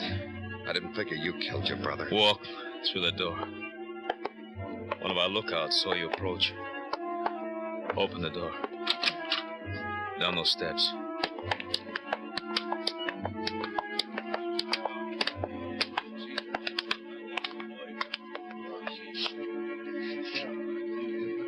What do you think of it, Mr. Clover? What there was to think about was a tension, an emotion etched against the peeling whitewashed walls. Men of the barrio sitting on orange crates, leaning against the rotting timbers, their attitude filled with the terrible silence of men who could pass down death. And in the center of the circle they shaped, directly beneath a light bulb strung from the ceiling, a man who held all of terror in his pleading hands. His name was Roy Clark. Help me! Help me!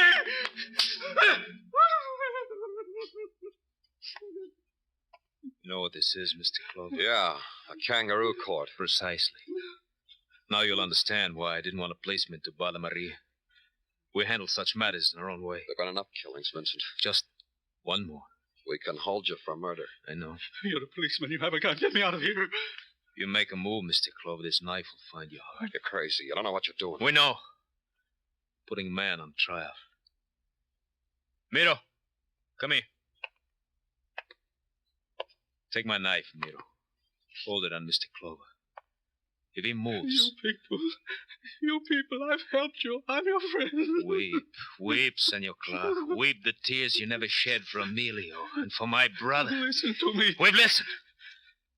We own our lives here in the barrio, our jobs, our marriages, our pleasures. It gives you no right to own our dying. You're wrong. I was Johnny's friend. Emilio's, Vince, too. Vince, it's wrong to do it like this. If you make a move, then Miro will kill you. Miro, you won a great deal of money in the lottery. See? You never got it. Let me explain how Silence! Emilio was your runner, so you killed him, so no money would have to be paid out, so the winner of the lottery would never know from whom to collect. No, it wasn't... And Johnny Parada, my brother, murdered him because he knew of this. Friends! Muerte. You have to die, Senor Clover. No! No! See, I beg you. I beg you, Get up. please. Walk, senor. Walk to the door and look at the outside. Look at freedom. Walk! Walk!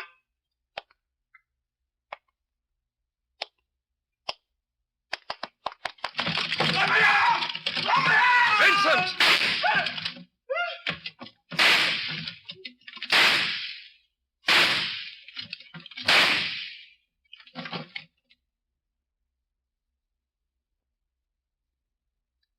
There's no need for that, Vincent. Johnny's gun, Mr. Clover. You may take it. Clark would have died anyhow. The law would have seen to it. Perhaps. I took no chances. Now I'll go with you, Mr. Clover.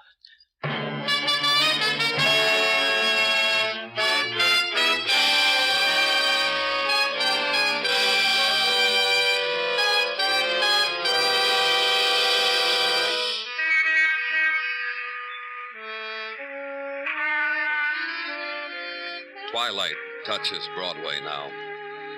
It's the hour of going home, the subway hour of the tired faces, the time of the blue plate special. But soon is the instant when a man will dart from a doorway, beckon over his shoulder to another.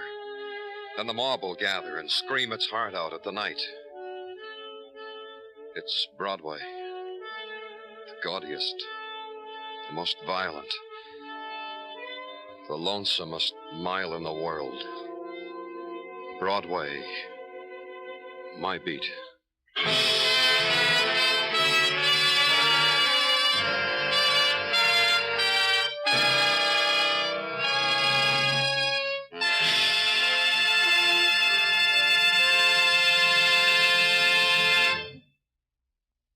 Remember, friends, to make every day more enjoyable, treat yourself often to refreshing, delicious Wrigley Spearmint Chewing Gum. There's lots of cooling, real mint flavor in every stick. And chewing Wrigley Spearmint helps keep you feeling fresh and alert. You feel better, work better, get more fun out of doing things. So indoors, outdoors, wherever you go, keep some healthful, refreshing Wrigley Spearmint Chewing Gum handy. To make every day more enjoyable, treat yourself often to delicious Wrigley Spearmint Chewing Gum.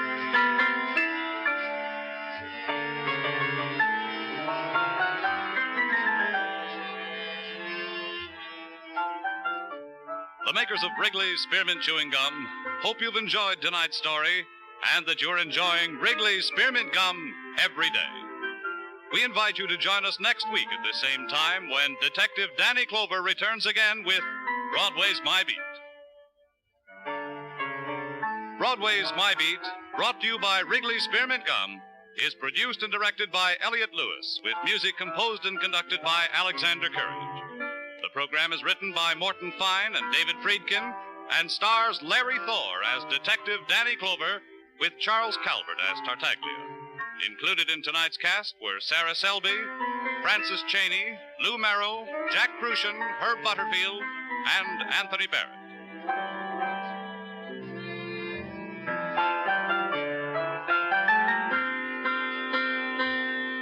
Bob Stevenson speaking. This is CBS, the Columbia Broadcasting System.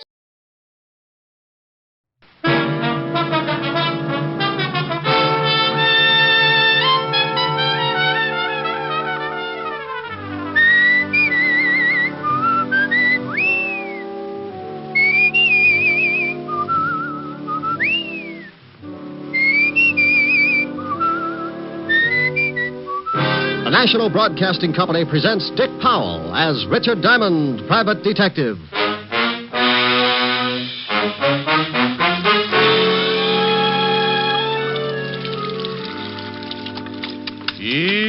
E-A-O-E.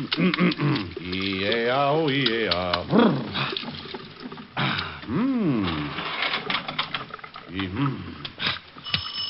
Oh, swell.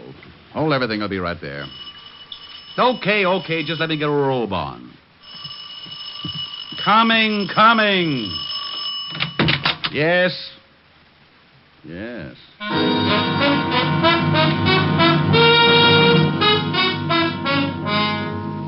Yes, there's nothing like stepping out of a nice warm shower into a nice hot murder. The only thing in sight was the body of a man lying on his face. I didn't have to get any closer to see that he was very dead. Then I heard someone running down the front steps and out into the street, so, still being the kind of guy who's always interested in seeing what a killer looks like, I went down the stairs and out into the street. I landed on the sidewalk just as the sedan pulled away from the curb and dove into a hole in the traffic. I only had time to see that there were 2 people in it. Didn't even get a chance at the license. Well, a white terry cloth robe can be a little conspicuous at 11 o'clock in the morning on East 51st Street, right off Madison. So I shuffled back up the stairs, put in a call for Lieutenant Walter Levinson, 5th Precinct, homicide. But it seems as if I was a little late. A neighbor on the way down the hall had stumbled on the dead one in front of my doorway. Now, generally, a body in front of my door would be left alone to sober up. But this one seemed to be bleeding, so just as a precaution, the neighbor had called the police. All I could do was just stand around and wait for them. Wouldn't you know it, Otis? Wouldn't you know it? Finally got to be right in his own building. Yeah, Lieutenant, and she said it was right in front of his own door. That's around this corner. What'd you say the name of the woman was who turned in the alarm? Myrtle Tibbles, the apartment next to his. That's right, Otis, and she's a big snoop. Huh? I heard that. What's that? Myrtle Tibbles. Now listen, Rick. And if you've got any questions, officer... Ask me no questions, I'll tell you Oh, no... shut up. Otis, go question her. Me? Yes, you. Go ahead. I know plenty I can tell you about that Mr. Diamond there. Lady, I know everything you're going to say, and a lot more. Oh? Then come in, Captain. Hey, did you hear that, Lieutenant? Get in there, Sergeant, and question the big lady. Yes, sir. Snoop, eh?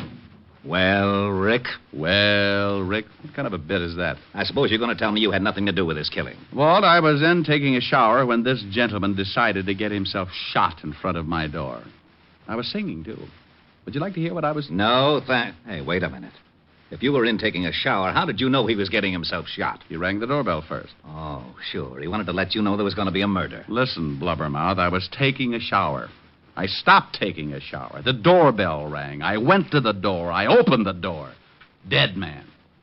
I ran down into the street after the killers. What about the shots? I didn't hear any. Must have used a silencer. Well, you say you ran after the killers. Was there more than one? 2. I don't know who pulled the railroad trigger, but I chased 2 people down into the street. Did you recognize them? No, they didn't leave any calling cards. Descriptions? Man and woman. Now, that's helpful. License number? Too fast. Got lost in traffic. In other words, all you noticed about them was a little less than nothing. I'm surprised you didn't forget and leave your head hanging in the shower. Yeah. Oh, now, by George, Lieutenant, that was a real dandy, that was. Cut it out, Rick. Come on, let's take a look at the corpse. Well, have you forgotten? You just sent it in to question Myrtle Tibbles. Not Otis, I mean this one. You better be specific.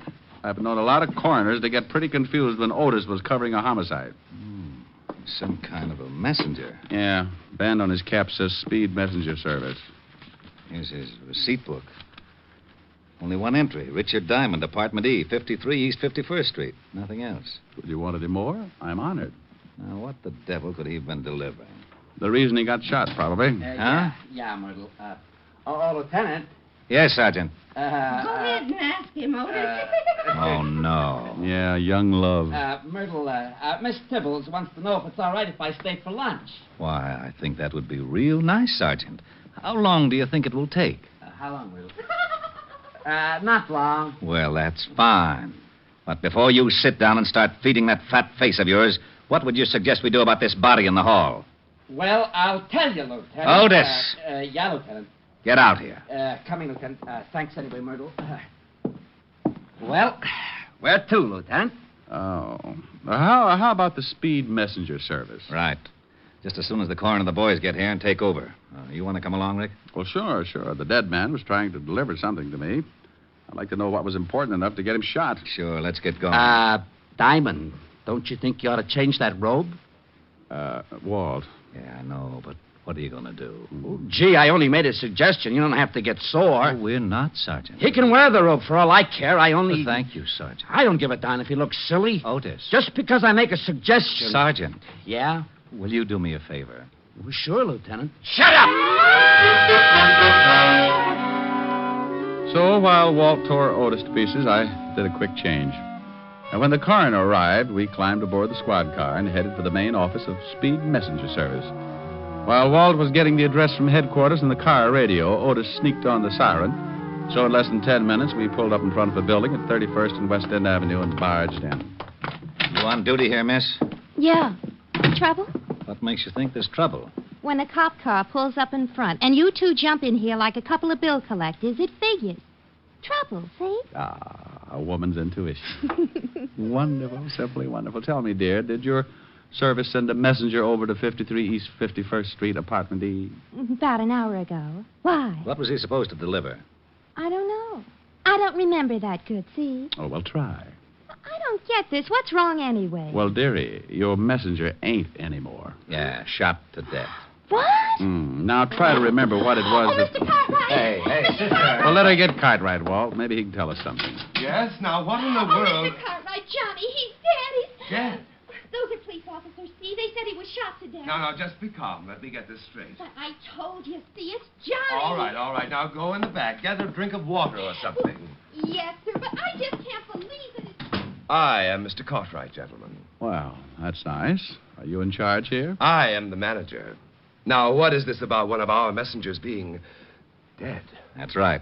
You any idea what he was delivering to 53 East 51st this morning? Well, why, no, but it should be in our record book. You'll have to forgive Miss Ogilvy. She gets very emotional. Does she? Well, let's see the record book. Oh, it's right here. Here you are. Now, let's see. There. It was the first delivery this morning, as you can see. 53... We'd like to know just what he was delivering. Oh, well, I really couldn't say. I don't even remember what the item looked like. Well, who sent it? Yes, that I can help you with. Here it is. Last name Clark, first name Paddy. In other words, a man named Paddy Clark. No. Yes, odd first name, isn't it? Mean anything to you, Rick? Oh, something. It's a little vague. Name seems familiar, that's all. How about you? I don't get a thing from it. Any return address? No, just his name with instructions to deliver it to a Mr. Diamond at this address. Well, don't you remember whether it was a package or a crate of bananas? We get so many things in here to be sent out. Lieutenant. Yes, Otis, what do you want? 201 over on East 48. Thought you might like to know. You better take off, Walt. 201's your department. Fine. 2 homicides in one morning. I'll finish checking here and go over to my office. You can get in touch with me there. Okay. Come on, Otis, let's go. Lieutenant. Yeah, you can use the siren. My, you officers certainly are busy, aren't you? Yes, we officers sure are. Now, how'd you like to trot out that girl again? Maybe she's calmed down a bit. Oh, certainly. Feel any better, Miss Ogilvy? Oh, yes, sir, much better. This gentleman would like to ask you a few more questions. Oh, the good-looking one? Oh, sure. If you're through with me, officer, I have some You more... go right ahead. Go on. We'll get along all right alone. Won't be beautiful. Honest, dearie, I can't help you a bit. I don't know nothing. Oh, sure you do. Weren't you here when this Paddy Clark came in? Honest, I don't remember, but... Gee, you got the most... But you do remember what the messenger was supposed to deliver, don't you? Hmm? Well, what was in it, I don't. It was just a thick envelope, white with... Listen, honey, I'd like to... Anything unusual about the envelope? I wish I could remember for you, but I really can't. We deliver so many things every day, but let's talk about something else. Gee,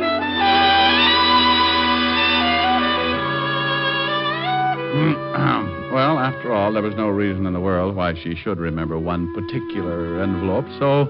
Making like a good cop for Walt's sake, I scribbled down her name and address. Then headed for my office at the corner of 51st and Broadway. I stopped in the lobby for my morning supply of cigarettes and was about to step in the elevator when a big fat hunch, that's right, hunch, grabbed me by the arm and turned me back into the direction of the tobacco shop. That's the place I've been stopping at every morning for the last 6 years. And it was run by a little guy with a twitch in his right eye.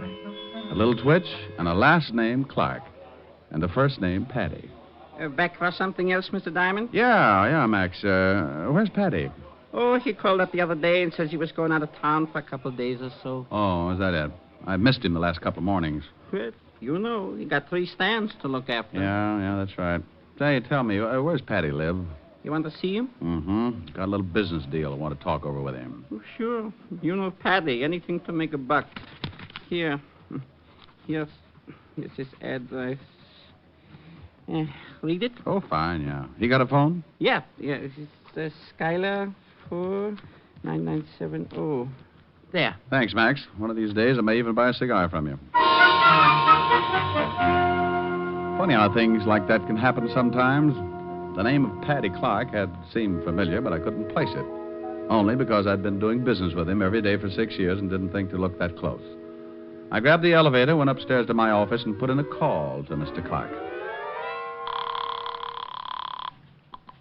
Yeah? Paddy? Who wants him? Oh, no. Rick. Hello, Walter. What's new? You know perfectly well what's new. What do you think I'm doing over here? Well, now, let me guess. Riddle homicide? You knew that's why I come over here in the... Now, wait a minute. Yes, Lieutenant. How did you get this phone number? Paddy Clark dead? The deadest. Now, how'd you get the number? I, looked in the book. It's not in the book. It's a hall phone listed under the apartment name. I asked my Ouija board. Pow. Okay, Groucho. Paddy Clark owns a cigar store in my building. Well, why under the sun didn't you tell me that in the first place? You said you didn't know him. I said the name was vaguely familiar. All right. How was Paddy killed? Shot. Coroner's on his way. Look, I'm not far from your office. I'll be over as soon as he gets here. I'll have a candle in the window. Bye. To the happy people.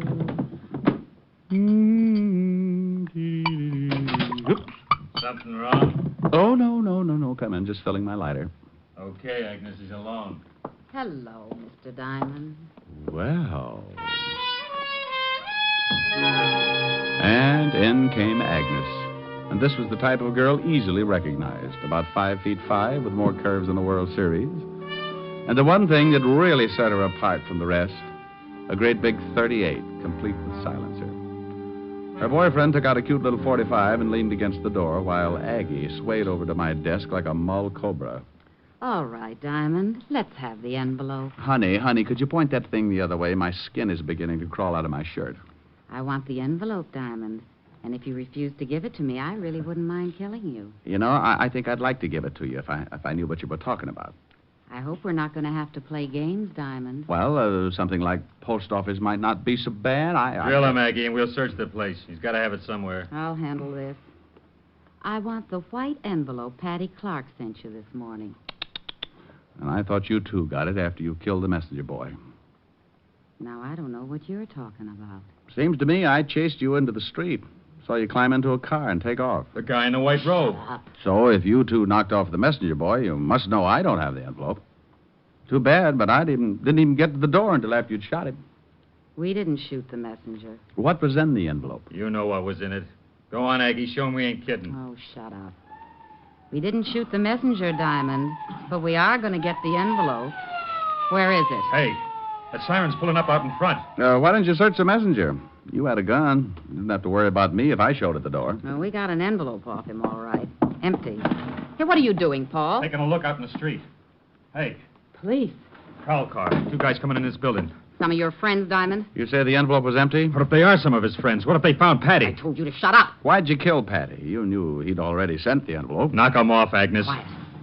Hey, somebody getting out of the elevator. You keep your face shut, Diamond. Paul, get over behind the door. What are you going to do? Diamond, you stay right there at the desk. Say one wrong thing, and you and a couple of more get dead. My. Hello, Rick. I got over here just... Good night, Lieutenant. Good night? Good night. Oh, what you mean is good afternoon. Ooh. Believe me, Walt, I meant good night.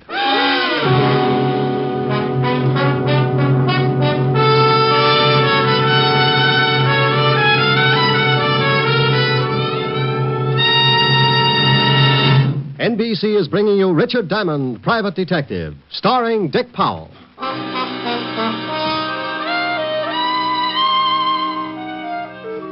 Yes, dear sweet little Agnes had slipped out from behind the door and let Walt have it right behind the ear.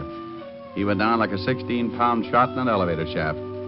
Then Aggie and her playmate started backing off. They opened the door, and Aggie, darling, pointed the business end of the silencer about halfway up my hand-painted tie. Whether or not she would have shot is anybody's guess.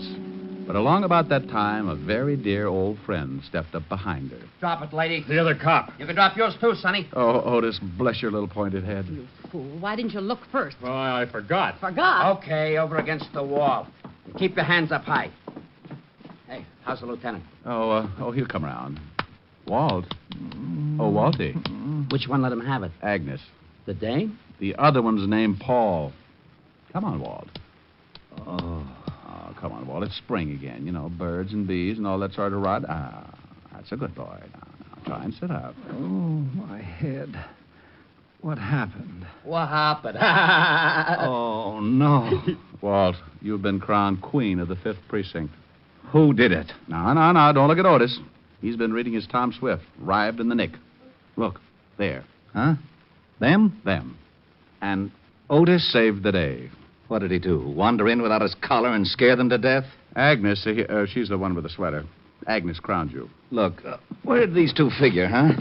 Oh, they're the pair who ran out of the building after the messenger was killed. Put the cuffs on them, Otis. Yes, sir. Okay, you put out your right and you put out your left. And I'll be in Sing Sing before you. And I'll be in too. Get him. Now bring him over here. Go on, lady. Okay. Keep your hands to yourself. Here's the artillery, Lieutenant. 38 special with a silencer. This 45 auto. Silencer, that's enough to book him in itself. All right. You kill the messenger? No. How about Paddy Clark? We don't know who you mean. They know. That's your story. Well, we'll take him down and book him. Happy now, Rick? No. I want to know who has the envelope. What's in it? Envelope? Yeah. The girl at the messenger service finally remembered. Come on, let's take these two down to headquarters.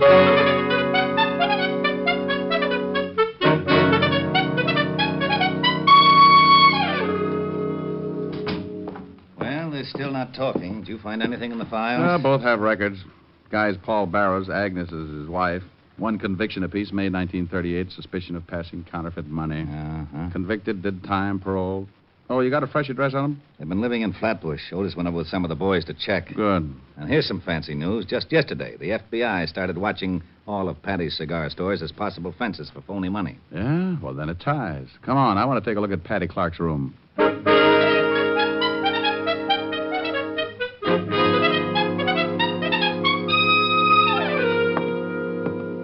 Paddy was lying right there beside a couple of bags he'd packed for the trip. Oh? 4 slugs in the chest, no struggle. Anybody in the building hear the shots? No, and the 38 your little girlfriend had wore a silencer, remember?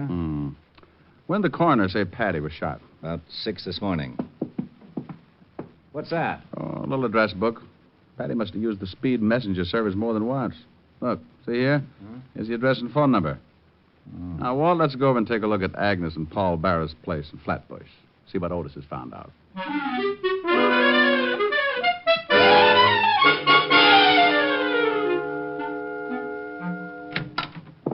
Oh, hi, Lieutenant. Hello, Detective. Well, thanks, Otis. You drop your watch? Turn up anything? No, nothing much. What do you mean by nothing much? Well, nothing. That's what I was afraid of. Hey, is there an address book around here anywhere? Over by the phone. Why? Just getting my jollies, Otis. Love to look at new numbers. Now, see if Speed Messenger Service is listed. Yeah? Yeah, right here on the back page. Walt. Yeah? Paddy was killed at 6 this morning, huh? Right. 6 this morning. You know, I wonder when he gave the messenger service that envelope. You know, the one addressed to me? Well, the place wouldn't have been open at 6 this morning, so it must have been sometime yesterday. That's right. And back in his room, his bags were all packed. Well, I think he wanted to make sure he'd be out of town before I got that envelope. I'm way ahead of... Hello, Henderson? Levinson. Find any plane or train reservations for Paddy Clark? Well, if you didn't, I'll show you where I keep that bottle of lighter Yes. fluid in my office. Does that include me, too, Diamond? There's only one bottle, Otis. Rick, Paddy had tickets for a plane to California and then a boat to the Philippines. Well, I'll lay you even money that Agnes and that Paul character didn't knock off the messenger or Paddy Clark. What? All they wanted was that envelope. Envelope? That's why they came after me, and Paddy didn't have it. No? Then who has? Otis, stop sneaking up.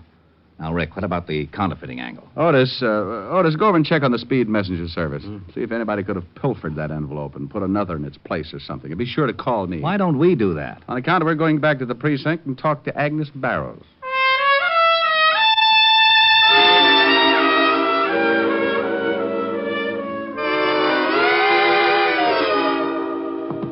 I got them waiting outside. Good. And here's something you like. Ballistics says the .38 your Aggie was carrying is not the gun that killed Paddy Clark or the messenger. Swell. Okay, show them in. Hello, Aggie, darling. I'm sorry I didn't shoot a hole in your head. Isn't she a doll? What do you want out of us? We ain't got nothing to say. We'll see. Now, we know that Paddy Clark was fencing counterfeit money for you two. Now, ain't that peachy? Mm-hmm. Walt, get the phone. Yeah. Hello? Lieutenant, I'm down to Speed Messenger Service. Well, congratulations, Otis. We thought you'd get lost. Walt, let me talk to him. Sure. Otis? Yeah? Mr. Cartwright there where I can talk to him? He's right here. He isn't? Yeah. No. He's right here. Well, if Cartwright isn't there, put the girl on. Cartwright is here. He's standing right next to me. She isn't? She?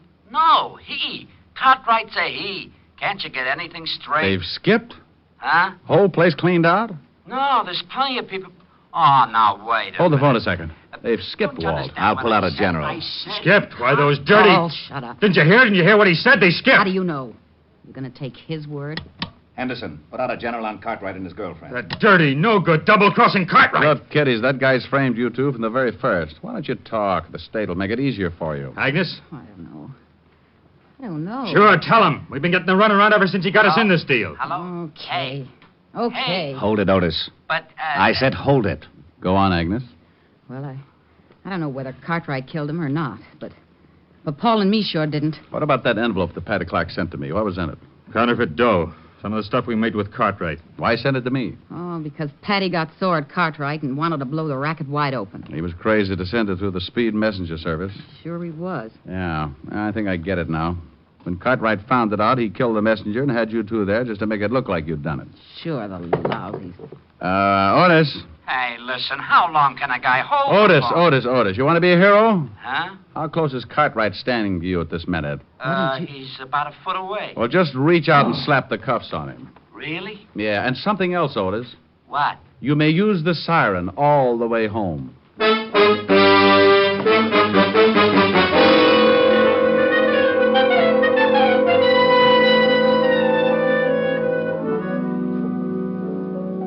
Oh, Rick, it's nice to have you here with your face in one piece. Yeah, lucky, ain't I? That's pretty. Why don't you sing it? Well, Oh, no. Let me get it. It's got to be Walt. Yeah? Rick, I just wanted to let you know that Cartwright was behind the whole setup. Printed the stuff right down the basement of the Speed Messenger Service. Rick? Harold Abernacher speaking. Owner of the largest hog ranch outside of Little Rock. You don't say. Sure did. What's the matter? You need an ear horn or something? Rick, so help me if you don't stop this. My name's Harold, Bud. Harold. That's it. That's my name. Now, you just hang on and let you mash your molars with the missus. I don't want to mash my molars with a missus. I want to She talk talks to you. louder than I do. Used to call the hogs herself, you know. Lula Bell? Lula Bell. Howdy. Having trouble with your hearing, huh? Now, Helen, listen. Calling me Harold? No, friend. My name's Lulu Bell. Maybe you got the same trouble like my Uncle Zeke.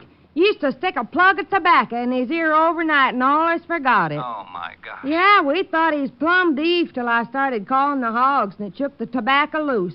Now, you just relax and I'll unplug you. Oh, this is ridiculous. Work for Uncle Zeke. Hold on to your teeth. Find any loose tobacco? He hung up. Give me the phone. Good old Walt. I'll drive him out of his mind. 5th Precinct, Lieutenant Levinson. What? Oh, no. Now, you listen to Well, me. don't get loud with me, Grouchy. I just called up to find out what happened on the case. Huh? Now, look, I just Well, told if you don't want to tell me, okay, be a sorehead. I'm not going through that apple knocker routine again. What are you talking about? Lula Bell called Otis all the way in from a stakeout in Flatbush. Look, I don't know what you're talking about. If you don't want to keep me in on the nose, just forget it. Gosh, What's the matter now? maybe I did have the wrong number.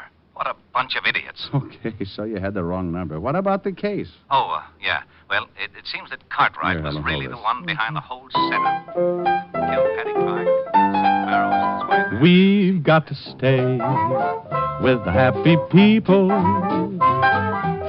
Have your fun, live in the land of joy.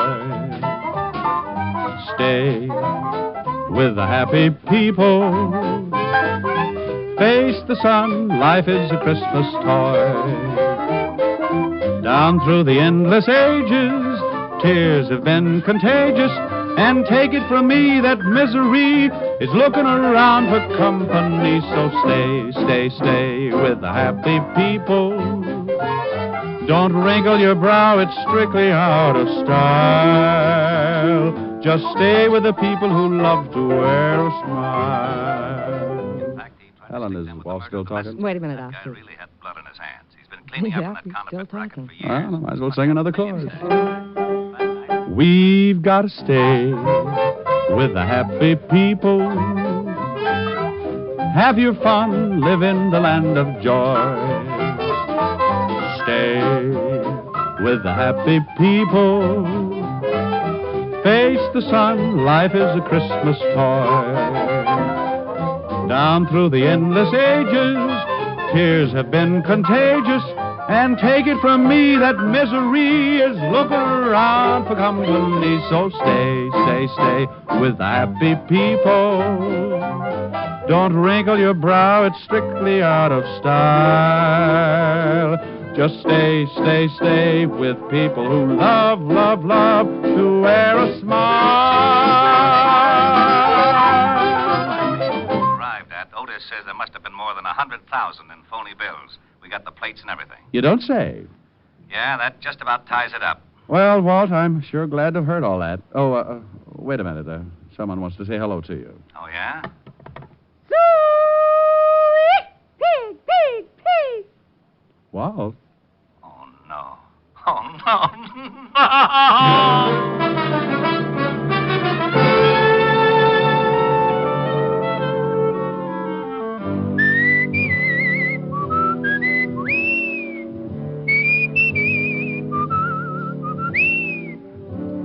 You have just heard Richard Diamond, Private Detective, starring Dick Powell. Lieutenant Levinson was played by Ed Begley. Also in the cast were Virginia Del Valle, Wilms Herbert, Lucille Meredith, Michael Ann Barrett, Carlton Young, and Frank Gerstle. Music was under the direction of Frank Worth. Tonight's show was written by Blake Edwards, and the entire production was under the direction of Jack Johnstone. Dick Powell currently may be seen in the motion picture version of the best-selling novel, Mrs. Mike. There's more thrill-packed listening for you throughout the week when NBC presents other great adventure mystery dramas. Night Beat and Dangerous Assignment are two action-filled shows you'll want to make a steady date with every Monday night over most of these NBC stations. Yes, on Monday, travel the Night Beat of the Chicago Star with newsman Randy Stone. There's poignant adventure as Randy searches the city at night for an unusual and intriguing story. Also on Monday, join Brian Donlevy in Dangerous Assignment. As Steve Mitchell, soldier of fortune, Donlevy journeys to the corners of the earth in search of adventure, fortune, and fair play. Yes, now on Monday, hear two great adventure mystery programs, Night Beat and Dangerous Assignment, on NBC.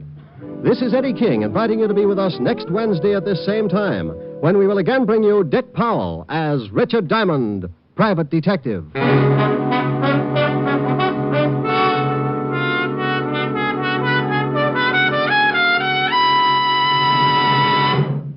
Green Guild Theater stars Ginger Rogers tomorrow night on NBC.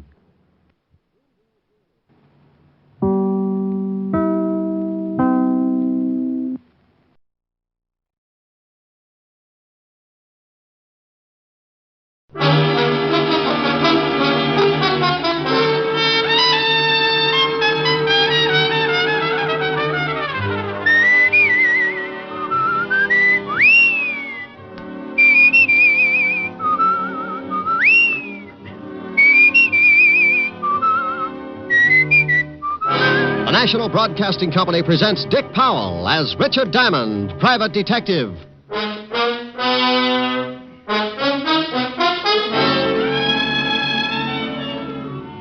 All right, Shamus, hand it over. Let's have it. Have what? I ain't got time to play games. This time you gotta believe me. This time I'm unhappy, so hand it over. You're not making it very easy. I'm gonna make it a lot tougher. How much tougher can things get? You'd be surprised. I've waited a long time for this. Well, I guess everything comes to he who waits. You won't have to wait anymore. You know something? I don't mind killing you at all. Here's another exciting half hour with Richard Diamond, Private Detective, starring Dick Powell.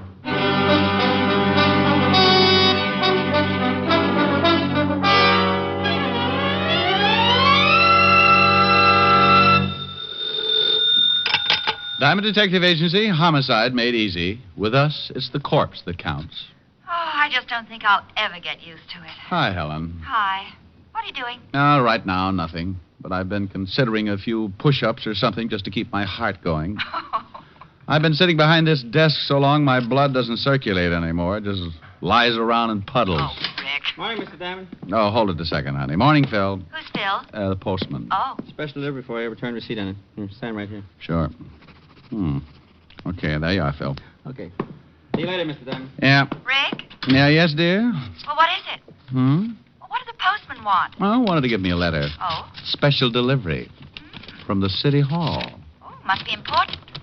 What does it say? Let's see. It says, Mr. Richard Diamond, address, so on and so forth. Oh, here.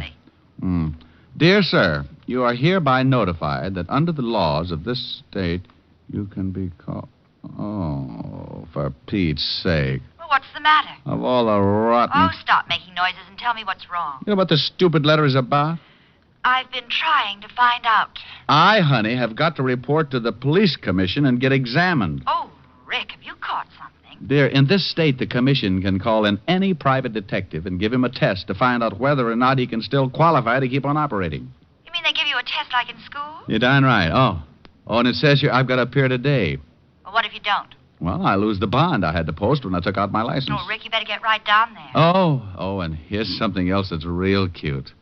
Guess where I have to take the test? Waltz precinct. Has to be. Yeah, aren't they the little devils? Report to Lieutenant Walter Levinson, 5th Precinct, homicide. What time, Rick? Time? 10 minutes ago. Oh, bye, Rick. It was 10 after 11 when I hung up on Helen. It was 12 after when I hit the street. The 5th Precinct was a good 10 blocks away, and I was bounding into the squad room by 11:18. Needless to say, it put a horrible strain on several unused ligaments. 4 or 5 boys in my charming profession were there ahead of me. Well, boys, it looks like the commission's serious this time. When they start dragging in their pets, namely one Richard Diamond, you can bet the heads are going to start rolling. What if the heads do start rolling, Romero? You got a spare? That's very... Hey, Shamus, you're late. Well, Sergeant Otis, do you need a shave, or you've been sleeping with your head on a porcupine? I ain't got no time for your crummy jokes, Diamond. Take a seat and wait your turn. Thank you, Otis. By the by, you're the last on the list. That figured. Yeah, take a seat, Diamond. Last on the list, huh? Looks like you don't swing as much weight as you thought you did. At least now I can understand the reason for this examination. Oh, you can, huh? Sure. Guys like you, Romero, would make it necessary to clean up any organization. Oh, I take it you don't think I'm a credit to the profession, huh, Diamond? Take it any way you like, but stick with the first guess. Oh, what's the matter, Rick? Maybe I'm taking some of your business away, huh? Look, Romero, the kind of business you handle would keep me buying too much disinfectant. And as long as you're asking what's wrong, I'll tell you 2 things. Yeah? You're a lousy detective, and you'd burn your grandmother if there was enough money in it. Oh, okay, what's the second beef, Ricky? You just said it. You want to talk to me, it's Mr. Diamond. You slip again, and I'll put your jaw in a position so you won't forget. Is that right? Oh, get out of my way, Romero. Oh, sure, Mr. Diamond. Hey, Rick, can I see you a minute? Yeah, by all means, see your friends and have a good talk about me. Oh, that's... What is it, Alan? I just thought you might be more comfortable over here. I would have called you sooner. I was kind of hoping you might lay one on Romero. Oh, I'd love to bust his face up. There's just no excuse for him. Okay, so we all got our bonds to worry about. Relax, you got a long wait.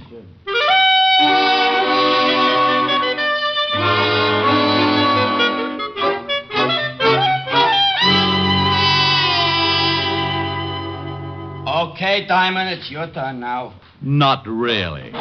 Go on in. Sorry you had to wait so long. Thank you, Sergeant Otis. You're very kind. If I'd waited any longer, I'd have been numb. And don't ask me where. Now, come in, Rick. Bring your slate pencil. Yeah.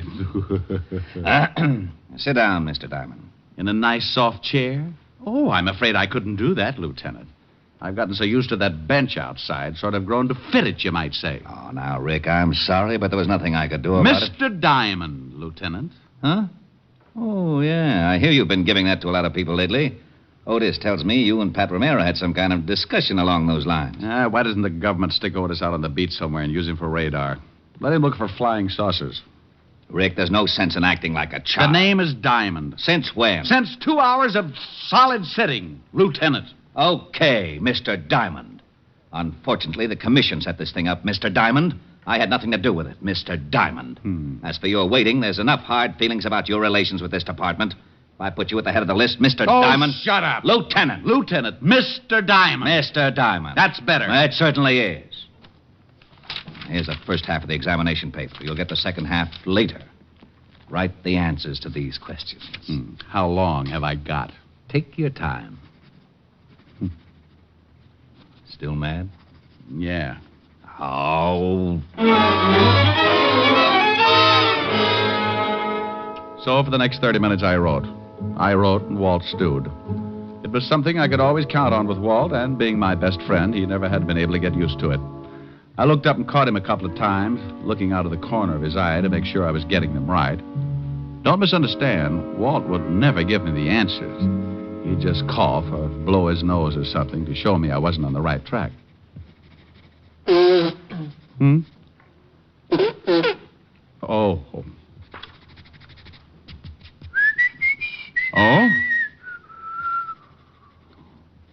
Huh. There you are, Lieutenant. Thank you, Mr. Diamond. Am I finished? You most certainly are not. Like the others before you, Mr. Diamond, you will have to solve, to my complete satisfaction, a hypothetical case of homicide. And then come back here and fill in the second half of the examination. Oh, for Pete's sake, Walt. I did that in police school. It's oh, for Pete's sake, Lieutenant. Oh, all right. One moment, Mr. Diamond. I'll get the man who's going to give you the test. Otis. Yeah, Lieutenant? Oh, no. Would you mind coming in here and taking Mr. Diamond down to the basement? He's ready for the test, huh? Yes, Sergeant. He's ready.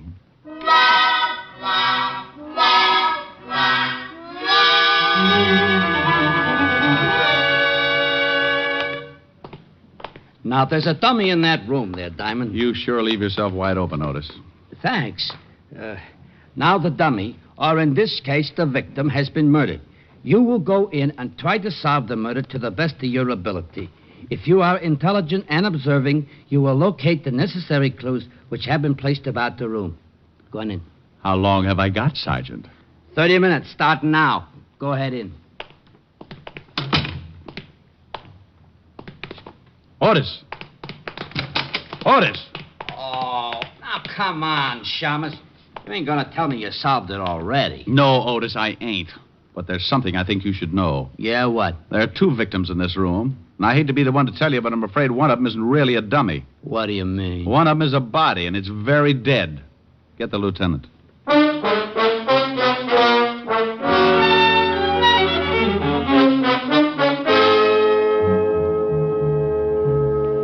Well, there you are, Walt.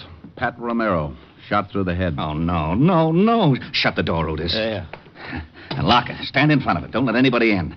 How did this happen? How did Romero get shot in my department? Oh, what'll the commissioners say? Lieutenant... You shut up. Walt, relax. Will you take it easy now? Oh, sure. Relax. Take it easy. When the commissioner hears about this, I'll have a lot of time to relax on a beat in Flatbush. Look, Walt... And the newspapers. What's going to happen when they get wind of this? Listen, Walt... Private detective shot in lab room of 5th Precinct. Homicide.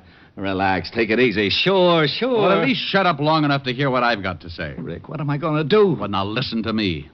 If we can solve this thing before anyone gets wind of it, maybe it won't be so bad. You're right. Maybe it won't. And we'll keep this room closed up as long as possible. Otis, if you let anyone in here, I'll personally see that you never...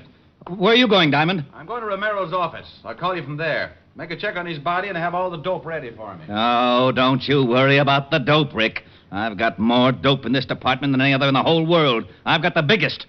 Otis. Yeah, Lieutenant? Walt chased Otis up the wall, and I headed for Pat Romero's office. Everything was happening so fast, I didn't take time to think much past the fact that the private detective profession had taken a step in the right direction when someone retired Romero. But Walt was in a spot, and someone had broken the law, so it looked like it was up to me to try and tie things together. I got to Romero's building, went up to the 8th floor, tripped over a couple of rats having a nervous breakdown because they couldn't find their way out, found his office, opened the door, and started feeling sorry for myself right away. Oh. I never saw him. All I remember is something black and shiny in front of my face just as I hit the floor. When I tried to take a better look, the bright, shiny something kissed me right in the mouth, and I went to sleep the hard way. When I finally came around, it was like trying to tiptoe through an acre of beach balls. I stumbled a couple of times, spit out a little blood. Very little, because the way I felt, there couldn't have been too much left. When I finally got around to a normal way of thinking, I perceived two things. It was still daytime, and the office of one Mr. Pat Romero, deceased, was a wreck.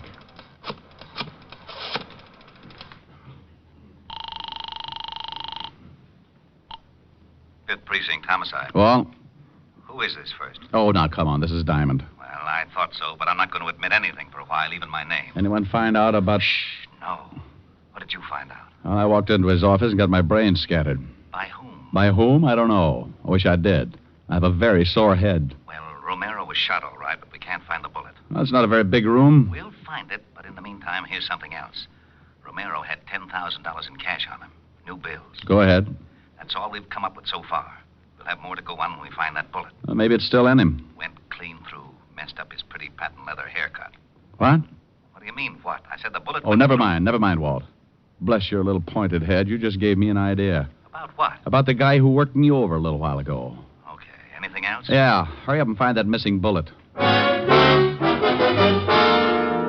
Walt had said something about patent leather when he referred to Romero's greasy hairdo. That was all I needed. It opened a door someplace, and there, sitting with its legs crossed, was the biggest hunch I've ever seen. And it was wearing patent leather shoes. The only guy I could think of who would know a man like Romero and still wear patent leather shoes in the afternoon was a local gambler with a reputation as a fashion plate, monocle, striped trousers, and always the patent leather shoes. In fact, that's where he got his nickname, the Patent Leather Kid. This was a small clue, and I knew it, but one thing was in my favor.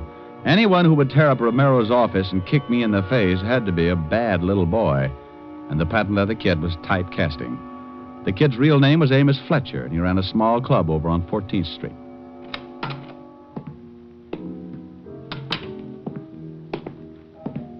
Oh, I'm sorry, my friend, but the... Well... Hello, Fletcher. I was going to say I'm sorry, my friend, but the place isn't open until 6. I got a few questions. Come back at 6. Fletcher, I'm a little unhappy right about now. You answer the questions like a good boy, or I'll kick you all over the place. You mind if I call a few of my boys to watch? If you like. Tell them I got a .38 under my arm that goes off when I get excited.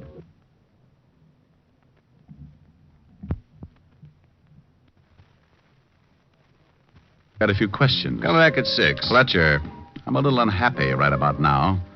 You answer the questions like a good boy, or I'll kick you all over the place. You mind if I call a few of my boys to watch? If you like. Tell them I got a .38 under my arm that goes off when I get excited. Tell them I sort of lose my head when I get kicked in the mouth and don't get the answers I want. I think you better believe me. So you got kicked in the mouth? Yeah, by a pair of patent leather shoes, just like yours. I had nothing to do with it. You know a guy named Romero? Romero? No, I don't know a guy by that name. Where were you an hour ago? Right here. I have a couple of friends to prove it. We were playing cards, canasta. Okay. I'm glad you're satisfied, Mr. Diamond. Who said I was satisfied? No? Not a bit. Well, what about this Romero? He got himself shot. Badly? As bad as you can get shot. Well, Shamus, that's a chance you boys take. Maybe Romero would have lived longer in another racket. Think about it, Shamus. I'll think about it, Fletcher. I'll think about it a long time. Good. Let me know what you decide. You'll hear about it.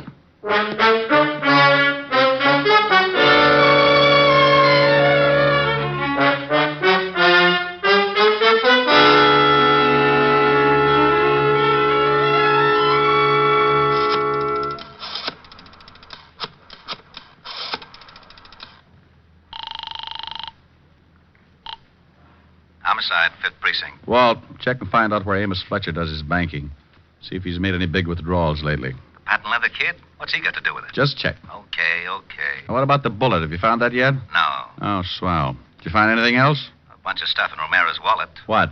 Oh, driver's license, social security number, some business cards. Card from a real estate office that might be important. Why should it be? A notation on the back. Says, call Miss Crockett about new lease.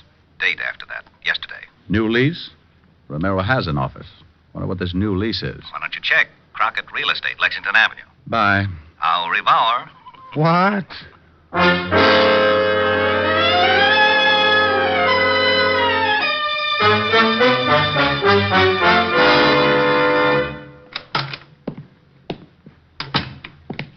Something I could...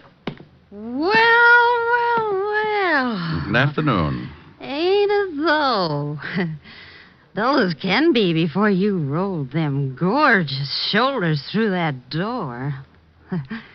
Sit down, Sonny. Relax. Have yourself a drink. No, thanks. A little early in the day for me. A little earlier. Well, you'll excuse me, won't you, Sonny? If it gets any later, my stomach's liable to rust.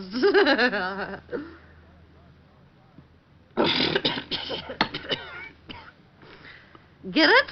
Yeah, all over me. What's your name, Sonny? Gotta know, if I'm going to sell you some real estate. Play football in school, Sonny? Figures. Oh, look at them shoulders. Look, sweetheart. Huh? What did you say? I said, look, sweetheart. Oh. Why? No sense in raising all these goosebumps for nothing.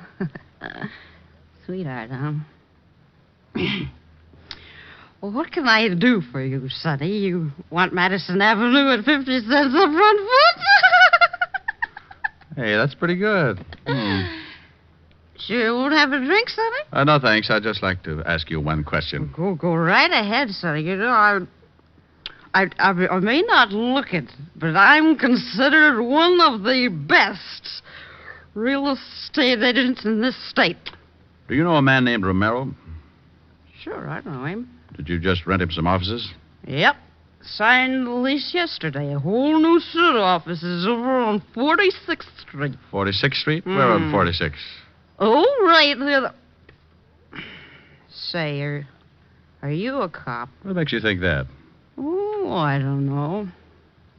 Romero's offices are right across from the police station. The 5th Precinct. Sonny, you bother me. You're too nervous. Now, why don't you just sit down and get comfortable and we'll What talk... building are the offices in? Carson building on the 4th floor. But why don't you just take it easy, Sonny? Thanks, sweetheart. Oh, you devil, you.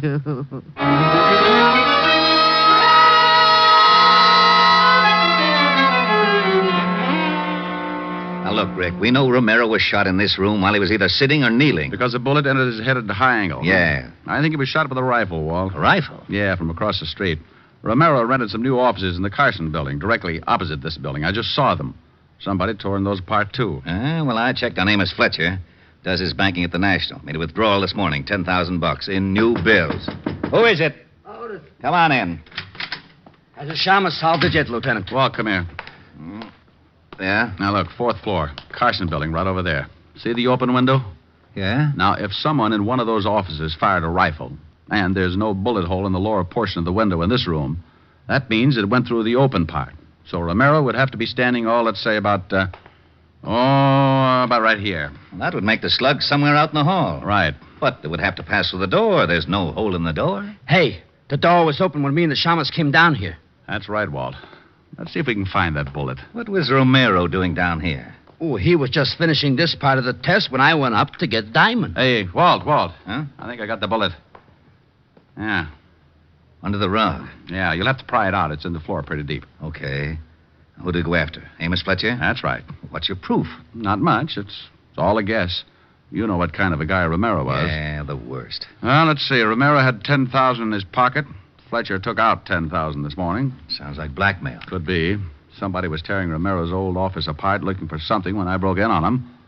And got a patent leather shoe in the face for my trouble. That isn't very much to go on. Well, how about this? I asked Fletcher if he knew Romero. He said no. But as I left, he mentioned that Romero probably got killed because, like myself, he was in the wrong racket.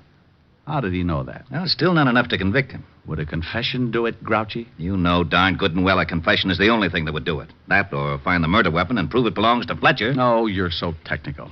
Okay, I'm going back to the office. Give me about 10 minutes and have Otis call Fletcher. Oh? Have Otis call Fletcher? Oh, not as Sergeant Otis. Just have him call and give Fletcher a friendly tip. From the way those two offices were torn up, it's my guess that Fletcher hasn't found what he's looking for yet. Just tell him I found it. Found what? Well, found anything. You don't have to be specific. Who said I was gonna be? Gonna be what, you mallet head? Specific. You don't even know what it means. It means precisely formulated or restricted. Huh? Oh, here, I got the bullet out of the floor, Lieutenant. Bye, Walt.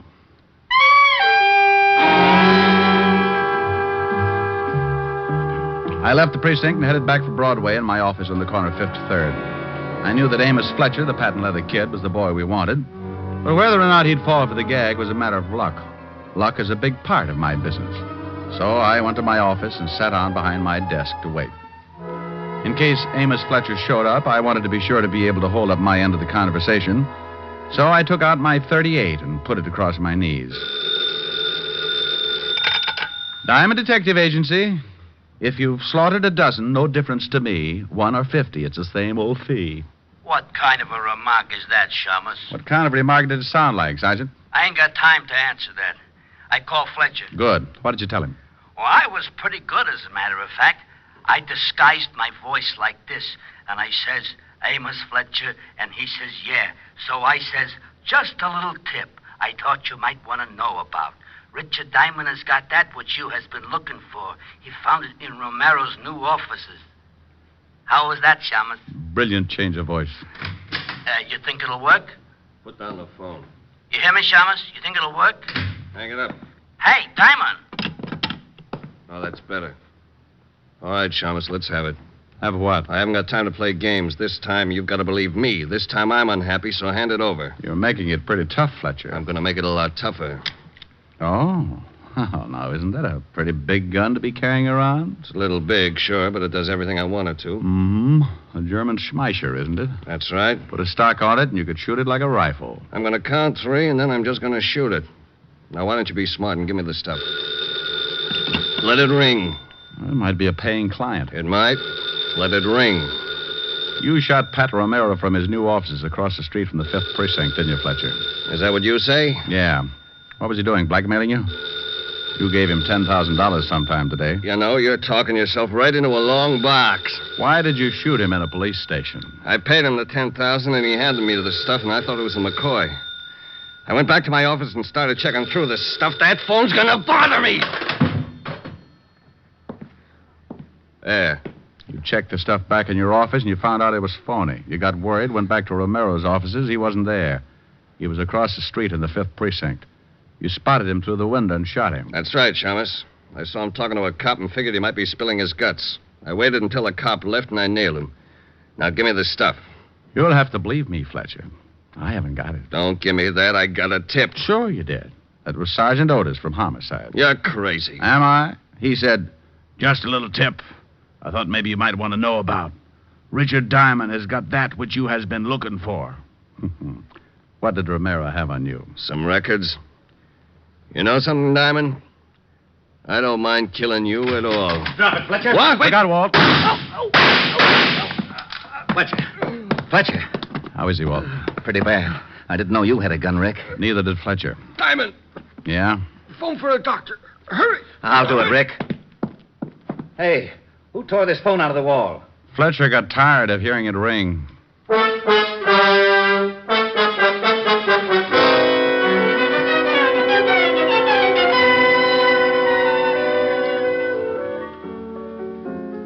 What's that you're playing, Rick? Oh, it's an old thing. Oh. Yes. Hello, Helen. This is Walt. Yes, Walt, he's right here. Thanks, Dan. Hello, Walt. Rick, we found the stuff Romero was blackmailing Fletcher with in a safety deposit box. A bunch of books that exposed one of Fletcher's old rackets, enough to send him away for life. Well, bully for you. Oh, and something else. You better get down here right away. What for? You didn't finish your test. You don't want to flunk it, do you? What? You got the first part all right. The hypothetical part I can cover for you. But you didn't do anything on the last part of the written examination. Now, you listen to me, Fatty. Fatty? The fattest. I've chased my head off solving a case and getting your big feet... Big feet? Big feet out of trouble. I've gotten shot at, insulted, kicked in the face. Well, those things... I don't want to hear any more of your lame-brained excuses. You just fix it up for me, and I'm going to go in and drop a few subtle hints to the commissioner about his nasty old lieutenant. You wouldn't. Oh, but I would. What did you say? Oh, what am I going to do? What am I going to do? Take the test for me. Fill out the answers yourself. Cheat. Cheat? Cheat! But... Oh, that's what you always say. Now, what were we talking about? Oh, honey, you were asking me about this little old song. Pretty. What is it? Oh, well, give a listen. Oh, Oh, how I miss you tonight. Miss you when lights are low. Oh, how I need you tonight. More than you'll ever know. Each moment though we're apart, you're never out of my heart. But I'd rather be lonely and wait for you only. Oh, pal, how I miss you tonight. Okay? Oh, it's very pretty. Shall I? Might as well. Yes. May I please speak to Mr. Diamond? Oh, my goodness, Rick. No, Walt? Yes, but look out. Oh, all right. Hello. You passed, Mr. Diamond, 99 out of 100. 99 out of 100, Which one did I miss? The last one. I knew you wouldn't care, so I let Otis fill it in for you. No. Yes, the commissioner wants to see you tomorrow morning. Why? What was the question? To what department does the cleanup squad belong? Well, what did Otis write for an answer? The Department of Sanitation. Tomorrow at 11, Rick. Au revoir.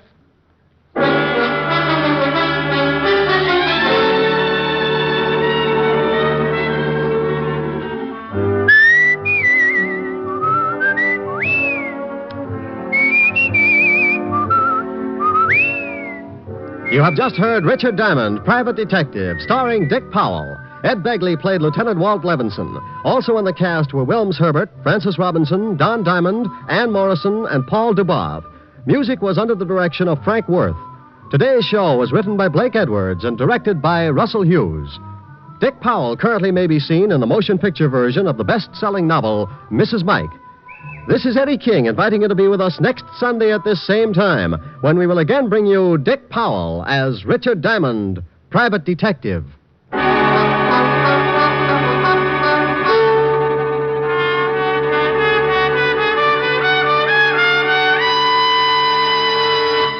What's on NBC today? One of the finest programs in NBC's Sunday lineup of stellar entertainment is Theater Guild on the Air. Later today, be sure to hear Richard Widmark and Teresa Wright in the romantic comedy There's Always Juliet. That's Richard Widmark and Teresa Wright on Theater Guild on the Air today on this NBC station. Next, hear James Melton and Harvest of Stars on NBC.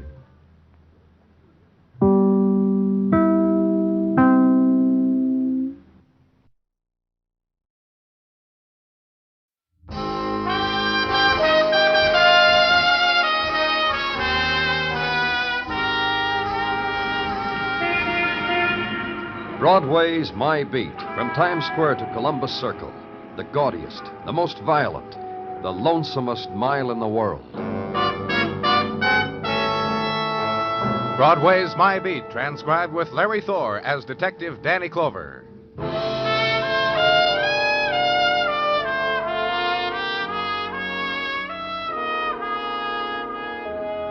The quick twilight of winter has drained off Broadway, flowed in the side streets, for an instant lingered on the sea edge of the steel island, and somewhere a switch pulled, a dynamo released.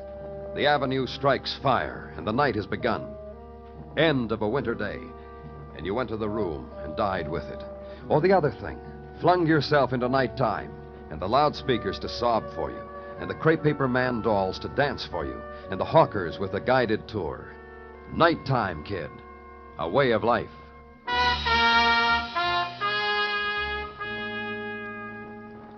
And at headquarters, the file on a day's violence. Close it.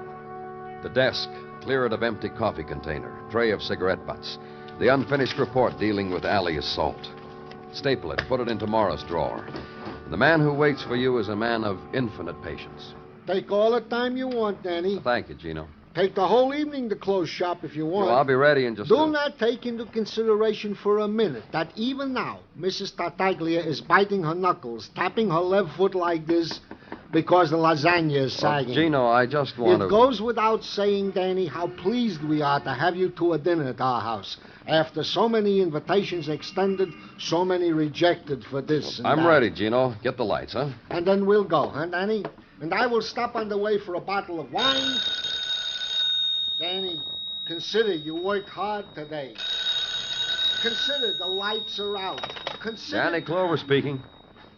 I'm dying, man. You want to come watch? Who is this? It's running away from me, man. You come watch how Joey Condon. Me, Joey. Where? West 49. 2312. Hurry, man, or you'll never make it. A man, Gino. Hurt. Dying. I'm sorry, Gino. What? Danny.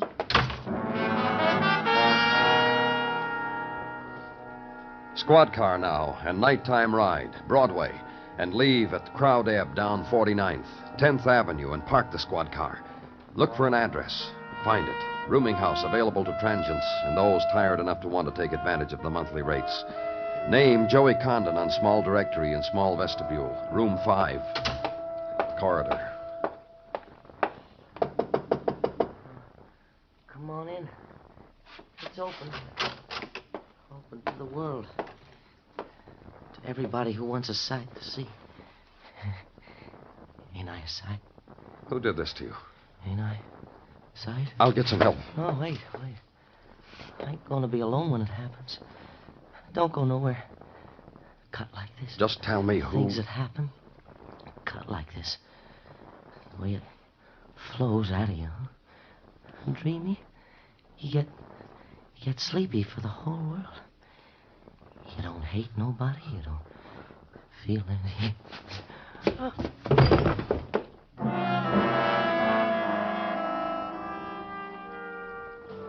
Furnished room on West 49th. Cubicle of limbo. And decor to match. Wall where phone was. Pencil scrawled with the lonely names. First names of women, some underlined. And end table, cigarette charred where solitude had been ground and blistered into veneer. Other things. And this, the man who had lived it. A man named Joey Condon, dead of a knife wound. And do now the things of death. The call to headquarters to report it. To say, come for it. And search of a dead man. Wallet and loose cigarettes. And separate card and cellophane. Joey Condon, member of the Musicians' Union. And another call, and a voice that says, Joey worked the Pinwheel Club on West 5-2. Joey was the trumpet man there. Joey's had it, fella? And hang up. And in corridor, the familiar sound. Foot scrapings of the violence collectors. Meet them. Tell them about it. Leave them with it.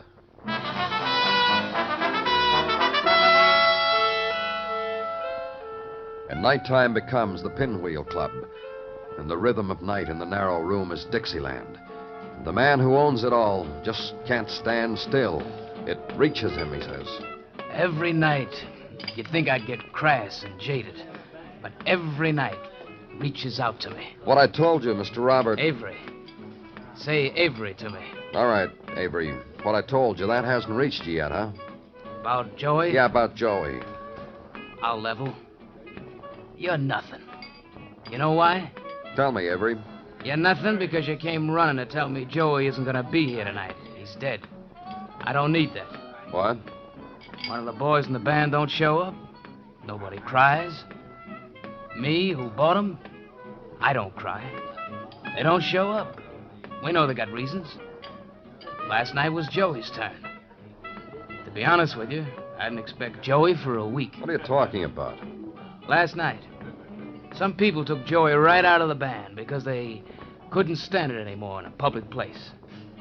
Had to let Joey happen to them in their own place. Who did? The Woods. Charlie Wood, Laura Wood. Went mad for the horn. Took it out of here to a party last night. You know where they live, Avery? Ask the hat check girl on the way away from me, huh? She's very kindly to all. On the way away from me, huh? Nothing, man?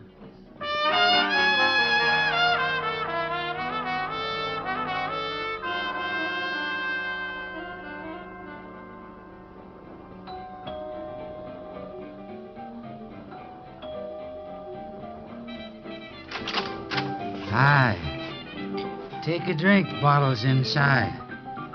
What'd you go away for in the first place? Come on.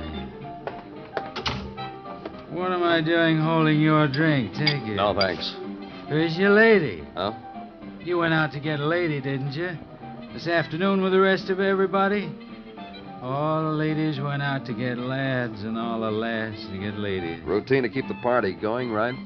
Got 3 days worth of bottles. Started last night. Let's see, we can hold out till, Hey, don't you remember anything? Your name's Wood, isn't it? See, you remember. Your wife's, Laura. See how good you remember. The party started at the Pinwheel. See? That's where you met Joey Condon. Where's Joey? You know where Joey is? I haven't seen him since... Since when? Hey, I haven't seen you either. You know something? What? You weren't at the party last night, today either. You didn't go out of here looking... Police. Oh. What for? Nobody's making a disturbance here, sir. Even Joey put a mute on his horn. When's the last time you saw Joey? I'm going to think about it. I'm thinking about it. Go right ahead. He didn't have fun, I guess. He left. About 4 o'clock this morning. Was here maybe 3 hours, and then he left. Where's your wife, Mr. Wood? You think I'd send Laura out? Well, then she's home, huh? Sleeping. Laura's sleeping and waiting for the fun to happen again. Go wake her. She's tired. This party's been going on. Yeah, I know, for nearly 24 hours. Go wake her. What for? I want to talk to her. You going to wake her, or do I just barge right in? You don't believe me, huh? I'll show you. Laura? Cut it out. That bed's not been slept in, Mr. Wood. You know where she is? You tell me. Laura's not here. Hasn't been for a long time. For how long? Long. For how long? Well, she'll come back. She left with Joey. You made me tell you. You made me say what my wife did. Went out. Where did they go? I don't know. Find her for me, will you? Find her. Please find her. Laura.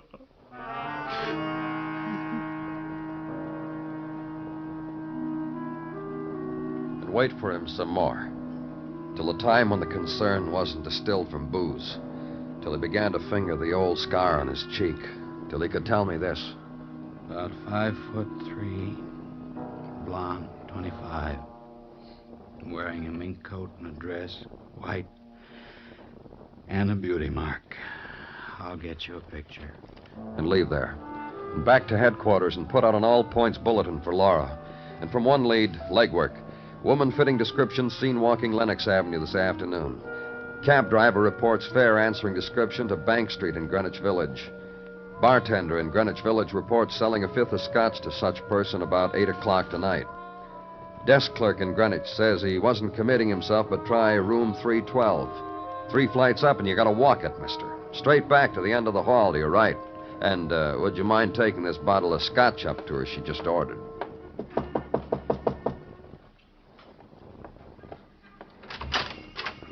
Give the bottle and hold out your hat for a tip. All right, don't take off your hat. Here's $1 for you anyhow to show you how You're much. Laura Wood, aren't you? Yeah, here's some more money. Buy yourself a trumpet. Come back and play me Like tonight. Joey? Nobody can play like Joey. He's dead. You sure? Sure. I wanted you to be sure before I gave you an impression. Now I'll give it to you. Joey's dead.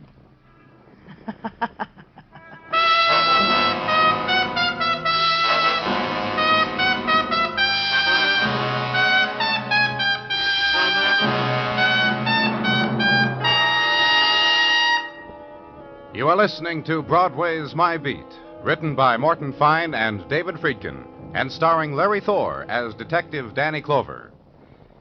Now that the inauguration is history, CBS Radio is looking ahead and planning for another great event of 1953, England's coronation. Yes, when Queen Elizabeth is crowned, mid the traditional pomp and ceremony that has accompanied British coronations for centuries, CBS Radio will be on the scene.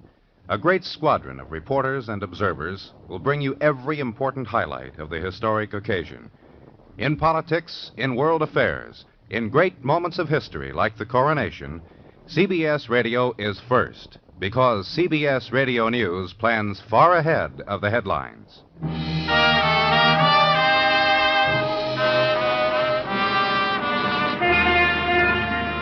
The chill wind puffs down from the river, and Broadway is a place of regret.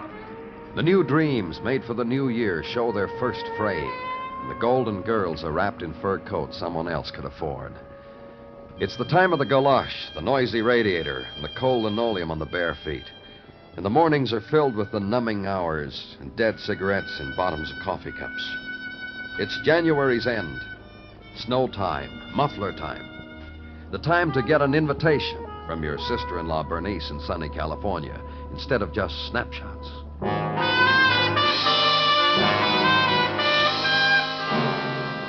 The winter room where I was, my part of police headquarters, new morning, new details. Detective Muggavan lighting his new pipe, and then a shiny Sergeant Gino Tartaglia. Good morning, Danny. How are you this morning? Hi, Gino. Did you give my apologies to your wife? She understood, Danny. I told her what happened. She went over to her rocker, rocked, and when she was finished rocking, she said she understood. She told me to convey to you the message that her good Italian food awaits your pleasure at any time. Oh, thank her from me. I did. Detective Muggavan? Yeah, Gino. You're invited, too. Just as long as there will be no repetition of what happened the last time. I promise. It was only wine, Muggavan. How could I'm telling you for the 100th time, Gino, I wasn't drunk.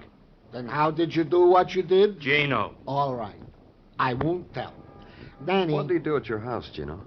Danny, Mrs. Laura Wood is outside for an interview. What did Muggavan do? Mrs. Wood, having spent the night in the pokey, is now in a sober condition and will be most happy to talk to you. This way to see Danny Clover. Oh, please sit down, Mrs. Wood. That'll be all, Sergeant. How do you feel? Well, next time, don't drink so much. I need you. You may need me, Mrs. Wood. You see, if you're innocent, you might need a cop to prove it. That's why you might need me. Innocent of what? Don't you remember? Joey Condon was murdered. You think I did it? Did you? You can drop dead if you like. I'll say, oh, my. Well, what can you expect, Danny? Your husband's a rum pot, too. Poor cops. I'll send you both National Geographic magazines and a fifth of seltzer. What were you doing in that hotel, Mrs. Wood? Drinking. Just wander around town and booze it up, huh? Yeah. Night before last, met a trumpet player. You know who, Joey Condon. Took him home with some people, then we left, did pieces of the town. We two and another fella. We got off for a while at Joey's place. Joey was through. But I kept going, me and the fella. Oh, I'm a girl with stamina. But then you'll never know. What fella? Can you imagine a jazz hound watchmaker? What fella? Name's Georgie Prince. Winds watches all day. Unwinds all night. Took me to listen to records. Georgie's place over's his clock shop on West 28th. That fella's a walking mainspring. Mrs. Wood's lawyer, Danny. Show him in.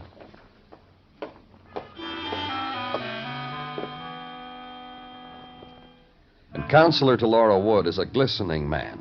Curve of sun on gold rim of glasses. A newly shaven and powdered cheek. On freshly pink fingernails flying open the zipper of the briefcase. The yellowed smile. The brief legal type curtsy. The ritual of the writ and sign on the dotted line for girl. Receiver, offer an arm, and when girl murder suspect like Laura pats tenderly a counselor's cheek. Duh, baby, baby. No gleam and glisten like it anywhere in the world. And they leave. When the tenderness and light has trailed away, check a name against city directory, confirm an address, go there.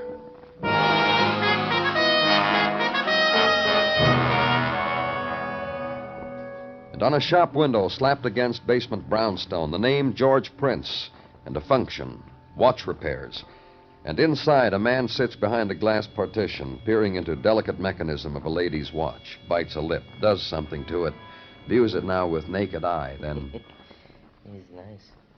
Very nice. Yeah? Anything I can do for you, sir? You, Georgie Prince? Look around, all alone, no one to help me. That makes me Georgie. Police. Get out from behind that thing, Mr. Prince. You'll be able to make out the badge better. Oh, yeah.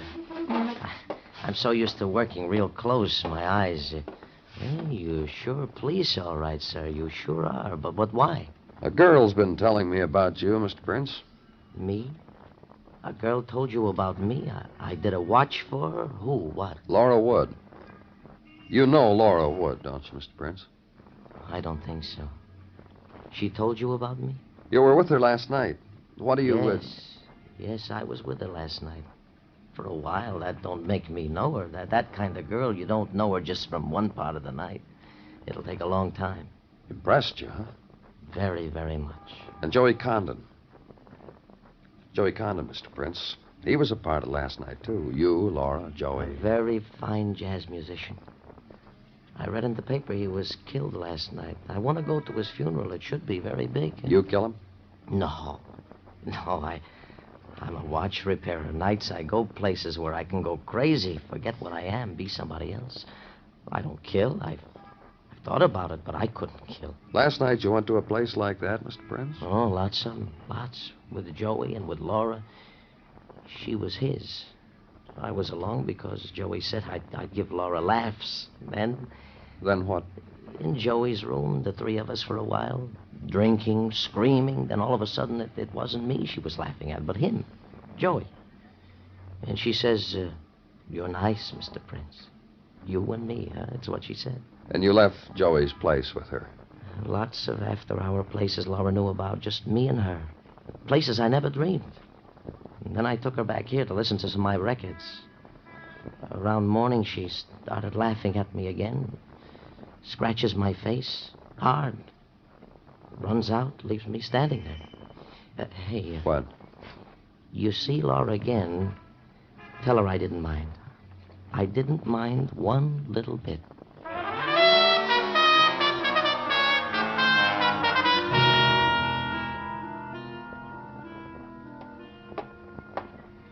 Danny? Hey, wait up, Danny. I'm just on my way to your office. What do you got? Some rundown on that sweet character, Mrs. Wood. Oh. Very sweet character. I said, oh, Muggavan. That's not the secret word, huh? Okay, rundown on Mrs. Wood, nee Laura Brennan. Married Charles Wood 3 years ago. That's fine. You stop me again when... Sometimes I get you in a bad humor, don't I? Is that all you got? Well, she has a record. Record, narcotics, took a cure. Oh, and something else. A man once signed a complaint against her for cutting him all up. Cutting him? Yeah, with a bottle. Man signed the complaint. Before Laura was brought to trial, he withdrew it. That's interesting. What man was that kind? Chap owns a pinwheel nightclub named Avery Roberts. Mm-hmm. You've talked to him for quite a while once before, haven't you, Danny? Long enough so that he'll remember me, Muggavan.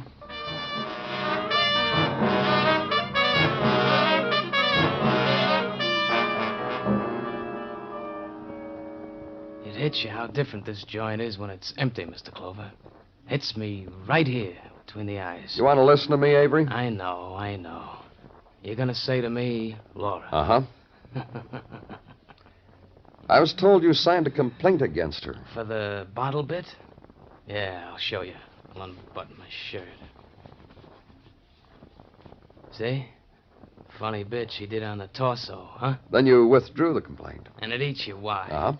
It made a thing. What? It made a big thing in the newspapers how a girl cut me up with a broken bottle. Pictures and everything, especially pictures of Laura. Look, Avery... You said it eats you why, didn't you? Why I withdrew the complaint.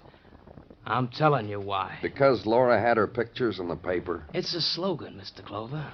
A picture's worth more than 1 billion words. And a picture of Laura in the New York dailies and a rundown on her type excitement, it's only natural. What is? A fellow of the type Charlie Wood crowds me against the bar the next day, presses a wad of printed matter into my empty palm and says, for withdrawing the complaint against your girl. Charles Wood. Her husband? Charlie boy. Avid reader of the daily papers. Student of photographs. Buyer for a lot of pain. A week later, He married it. What else? You don't get around much, do you? Just tell what else. Let me see now.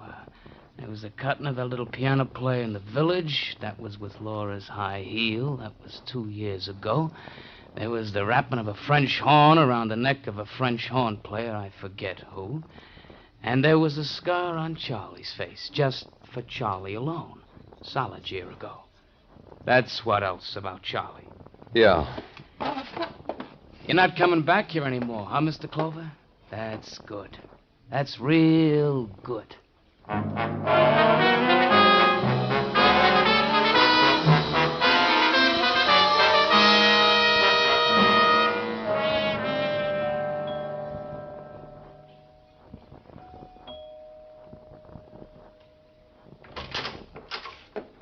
Well, hi. You didn't drop dead. You want to try for it inside? Come on in. You come for the fifth of seltzer. I know a funny bit that goes with Where's seltzer. your husband? Oh, he'll be very good in a bit. I'll call him. A little later. I want to talk to you. For what? Joey Condon. One of the other times you said that name to me, I went like this. Only louder. Let's pose this name, then. Avery Roberts. You gonna do what to a name? Pose it? Then what am I supposed to do? Get your husband. Sure. I've had him, now you can have him. Charlie? Charles? Carlo? What do you want? Get in here, Pet. We got company. Bring around a ball of yarn sometime. I'll show you why I call him Pet. Laura. Him, Pet. I was just pitching you. What do you want here, Clover? I just want you to join this discussion we're having. Oh, Pet here's a real big joiner. What were you talking about, Clover? A man named Avery Roberts. What about him? I'm trying to figure out why you paid him off to drop his complaint against your wife. Tell me, Mr. Wood. That badge you carry makes you have a big mouth spread, huh, Clover? Tell him, Pet. Tell him why you settled with Avery. Ah. He saw my picture in the paper, Mr. Clover. He read about me. Now you know, Clover. Now you can be on your way. And Laura appealed to you, huh? I married her, didn't I? Sure, my pet got me out of hock, and I'm a grateful girl. Mrs. Wood, you've got quite a record. Leave her alone. Man wants to talk about me, Pet. I don't mind. Shut up, Laura. How'd you get that scar on your face, Mr. Wood? What difference does Your that... wife, huh? We were drinking. There was an accident. I'm sorry, Pet. Another thing I can't figure. What are you talking about? Your wife. I told you, leave her alone. When she drinks, she gets violent. That's my problem. And he's happy. You know what I do to my pet, Mr. Clover? Why don't you shut up? Why don't you get out of here? I fascinate him. He told me. When she gets drunk, she gets violent. When she... I've been a good girl for years. Then a trumpet player set you off again. Look, all we did was have a party. Must have been a pretty dull party, Laura. Yep, a lot of dull. So you left it with a trumpet player and another man.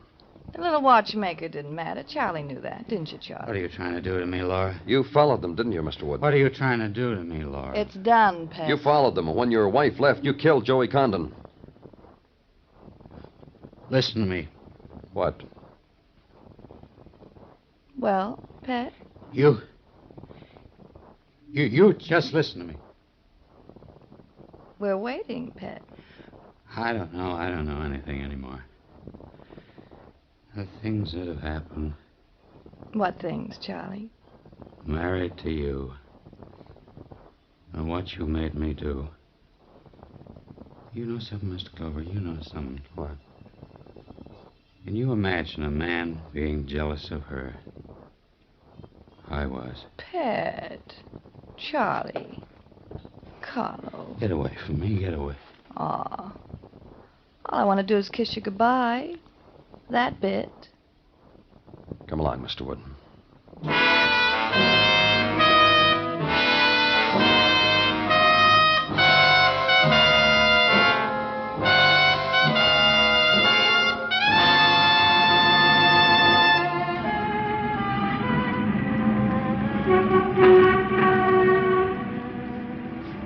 The other streets never paid off, so you walked Broadway. And Broadway is different.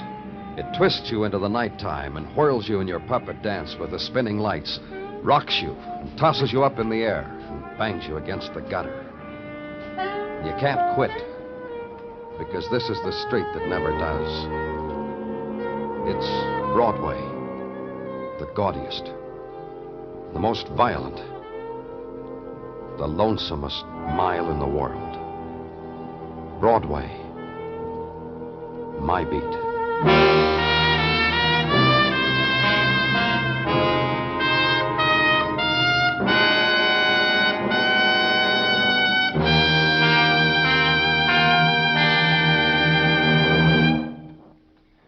Broadway's My Beat stars Larry Thor as Detective Danny Clover, with Charles Calvert as Tartaglia and Jack Crucian as Muggavan. The program is transcribed and directed by Elliott Lewis, with musical score composed and conducted by Alexander Courage. In tonight's story, Mary Jane Croft was heard as Laura and Whitfield Connor as Charles Wood. Featured in the cast were Sidney Miller and James McCallion. Bill Anders speaking.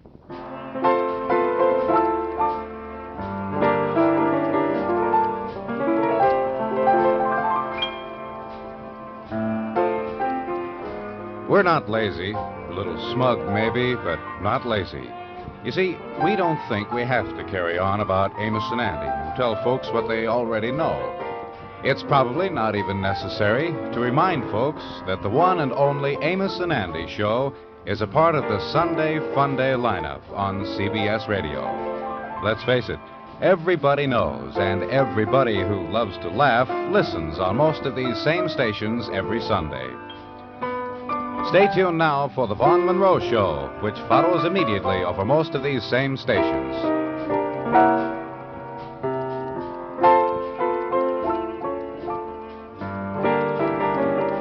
And remember, Lionel Barrymore is your host on the Sunday Night Playhouse on the CBS Radio Network.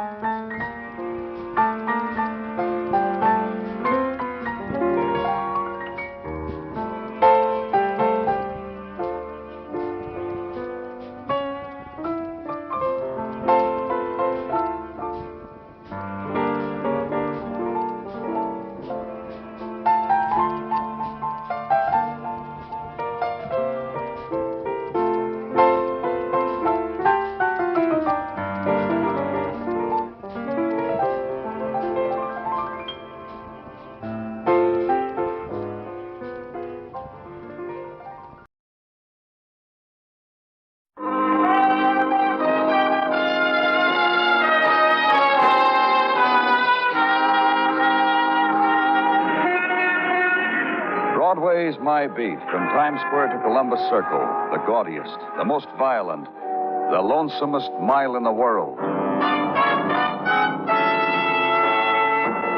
Broadway Is My Beat, with Larry Thor as Detective Danny Clover.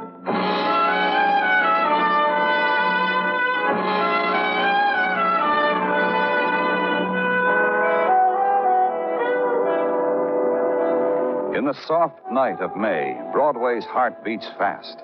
The winds of twilight have scattered the street with their promises, have drifted back into the river.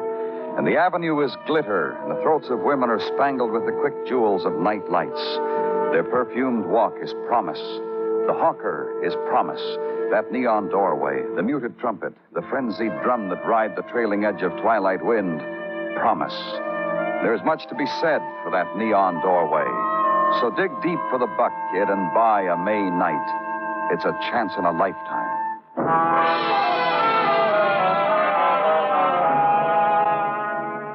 And at headquarters, the time for the sifting, the recording, the cataloging of the day's violence. The time for the cigarette and the coffee, cold in the wax container. Then the time for going home. Stop at the open window a moment to consider the glow and nuance of a May night. Decide to try it. And not know where to start. And Detective Muggavan poses a question. Going home, Danny? Well, not right away. I thought I'd walk around a while. It's a nice night. Yeah, it sure is. You doing anything? Yeah, Dr. Sinsky phoned a little while ago. Said the night was made for pinochle. Said if we didn't have anything else, we were welcome. Want to go? I don't know. I thought I'd walk around a while, grab a bite, maybe a movie. Mrs. Sinsky puts out a nice snack table around midnight. Yeah, she does. They're fine people. Only not tonight, huh? Tonight's the night for walking the street you walked 1,000,000 times before till you're ready to drop. That's how you're going to rock yourself to sleep tonight, huh? I feel like taking a walk, Muggavan. You're going to make a cause out of it? No, I haven't got the energy. Me? Comes a night like this, I got a way figured to use it up. The Sinsky cure. Peanut. I got it, Dan. Detective Muggavan speaking. What? Hold it a minute. Don't go away, Danny. Homicide. Yeah. Go ahead, mister. Man murdered. 1237 West 18th Hotel. Second floor rear. Wait a minute, mister. Who are you? Who's making this report? He hung up, Danny. Come on, Muggavan. The mister was obviously disguising his voice, Danny. Wouldn't tell me who he was. We'll get to that later. 10 after 9 on a May night, and a man calls to tell you another man's been murdered. For you, no walk. For me, no pinochle.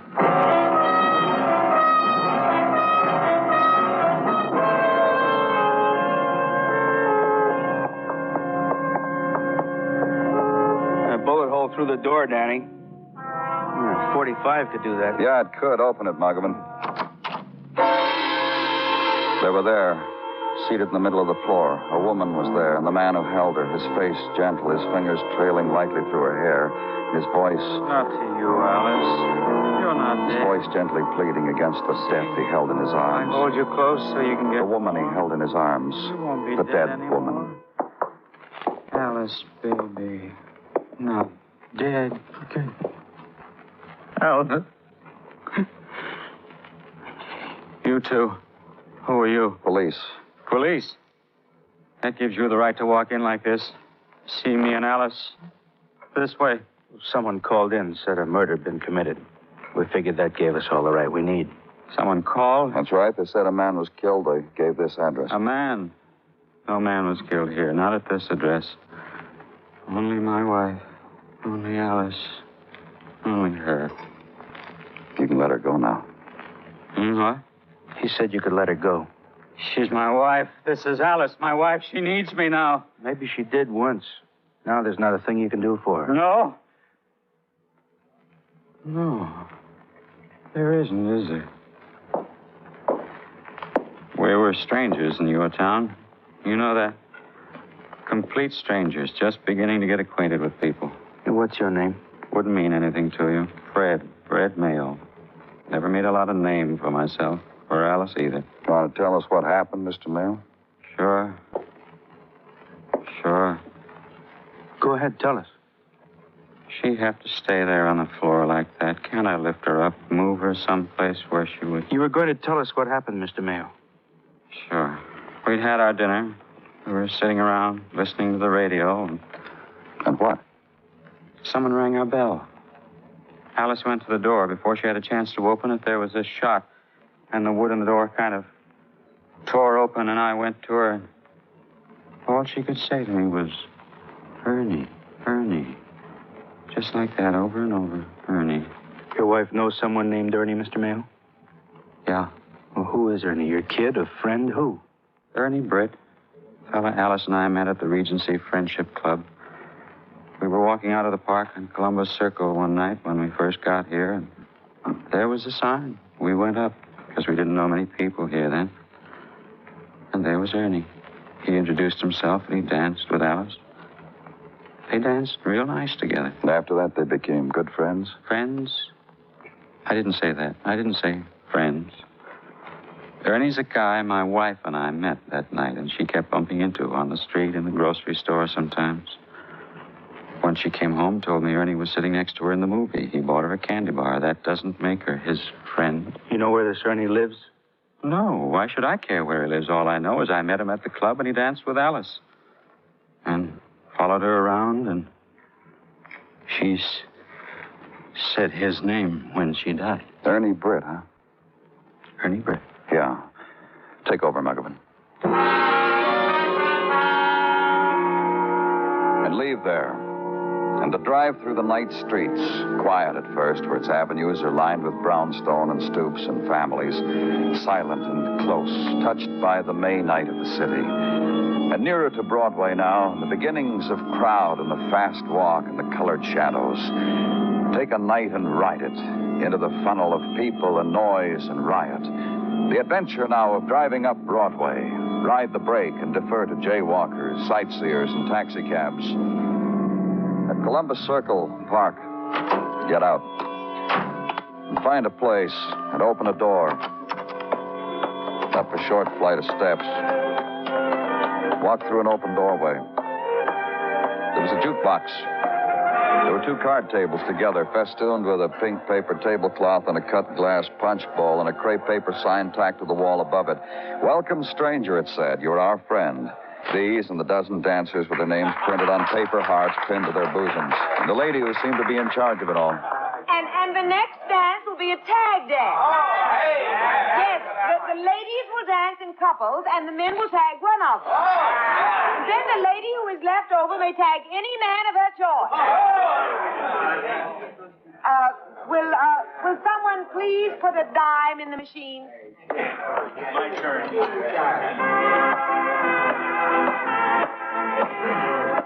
Good evening. Oh, you're new. I haven't seen you before. You just go out there and tag away, and later I'll be I'm happy. the police. My name's Danny Clover. Well, that's quite all right. Thank you, only I'm here on business. Look, Mr. Clover, we've got the makings of a fine party going here tonight. The place is filling up, so don't louse it. Just make your arrest of whoever you're looking for in a gentlemanly manner and get out. I'm looking for a man named Ernie Britt. Is he here? Nope. Gone. You mean he was here and he left, is that it? Yes, sir, and he hangs around here a lot. You know. No, I don't. He likes to meet people. He hangs around, thinks of games to play. You know. Where'd he go? Well, he dropped in to tell me, I guess a couple, 3 hours ago, he wouldn't be here tonight. Said he had a big date at 9 o'clock. Girl named Alice. Nice name. 4 people named Alice come here. Ernie must have liked this Alice, all right. You know where Ernie Britt lives? No, I don't. But that Ernie must have liked this Alice, all right. Oh? Indeedy. Called up a florist while he was here, ordered a bed of roses. Said he'd pick him up at 8:30. Then he made another call. Made an appointment with a barber down the street. Oakley's $2 for a bob. I tell you. Yeah, you did. Thanks a lot.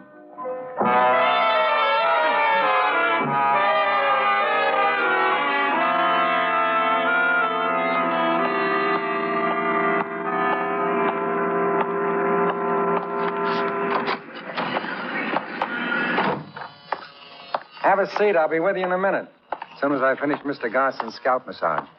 Oh. The police badge does it, mister. How can I help? You know a man named Ernie Britt? Sure. He was in a while back.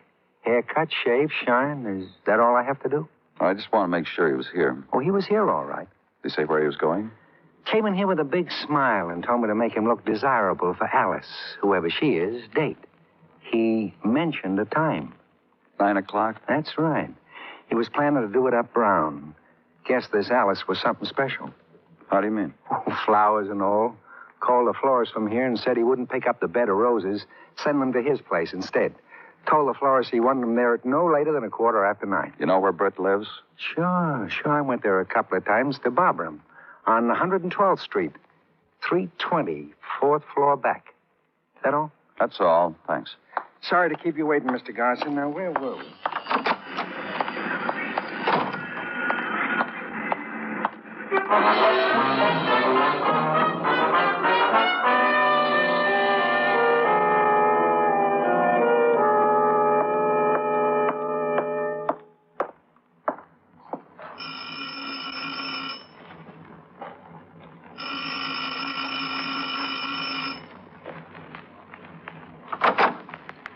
Hello. Your name Ernie Britt? Look, mister, it's midnight already. How come you're pushing doorbells? Police. Now, what about it? Am I interrupting anything? I only asked because I just took a fast look over your shoulder. Flowers, wine. Yeah, used to be a party here. It's over. What do you want, mister? You know a man named Fred Mayo? What about him? I got a phone call a few hours ago. An anonymous caller gave me his room number, said we'd find a dead man there. I didn't kill him. I know you didn't. You said settles that, huh? That part of it. He's not dead. Well, that's right, Mr. Britt. He's in fine shape, not a scratch. Just grieving, that's all. What are you talking about? At a little after 9 o'clock tonight, his wife was murdered. Alice Mayo is dead. What? Alice? Dead? You're lying. It couldn't have happened. Liar, liar, liar!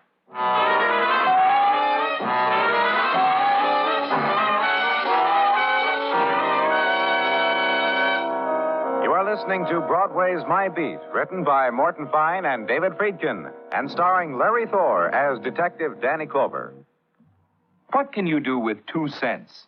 Not much? Don't you believe it. Because for 2 cents a year, you, as an American taxpayer, are helping to dissolve ignorance, prejudice, and intolerance throughout the world. You are doing this through UNESCO, the United Nations Educational, Scientific, and Cultural Organization. More than half of mankind, 1,200,000,000 men, women, and children, can neither read nor write. These are the people who are also poor, ill-fed, and have a life expectancy of under 30 years. And it is toward these people that UNESCO is directing much of its educational efforts, because everyone knows that ignorance is not bliss. You are a part of the great work being done by this United Nations agency, and it costs you only 2 cents a year.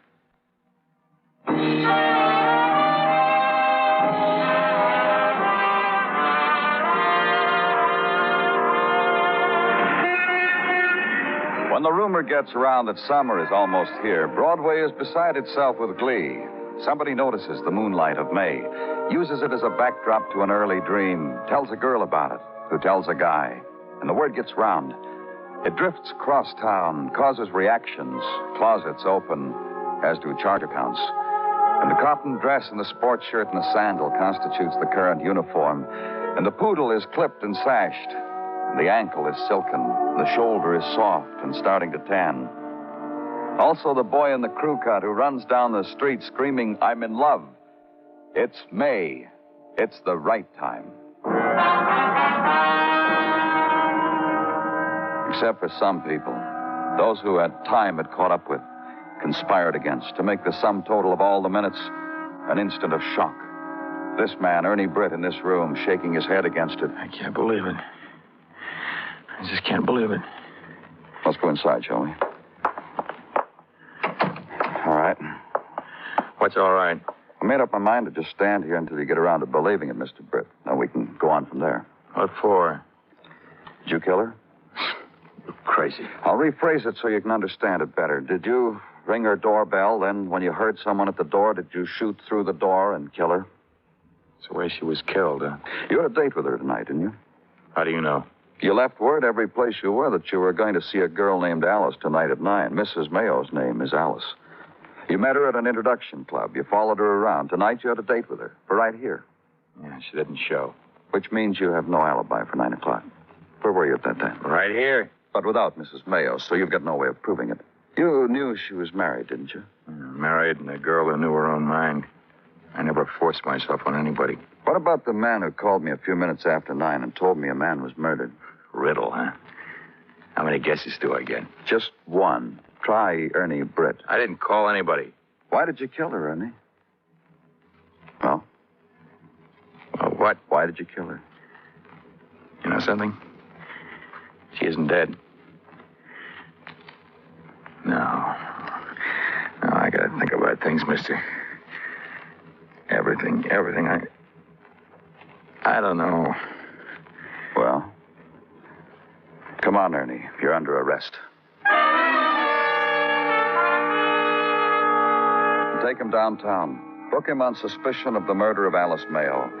Then walk down a corridor that leads into 2 o'clock of a May night. On the threshold, light a cigarette. Then edge into it.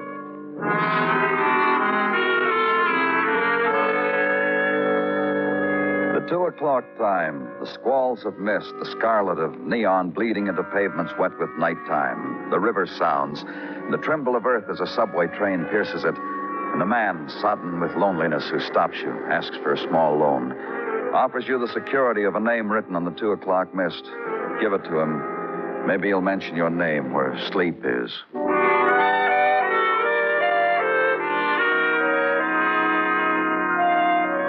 The next morning, go back to the man on whom you'd intruded once before. While he held death close and spoke softly to it, go back to him. When can I take her home, Mr. Clover?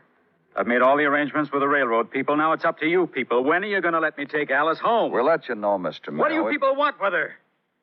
She's dead. A bullet tore her open. What else do you want from her? What good is she to you? Tell me. You through, Mr. Mayo? Yeah. Yeah, I'm through.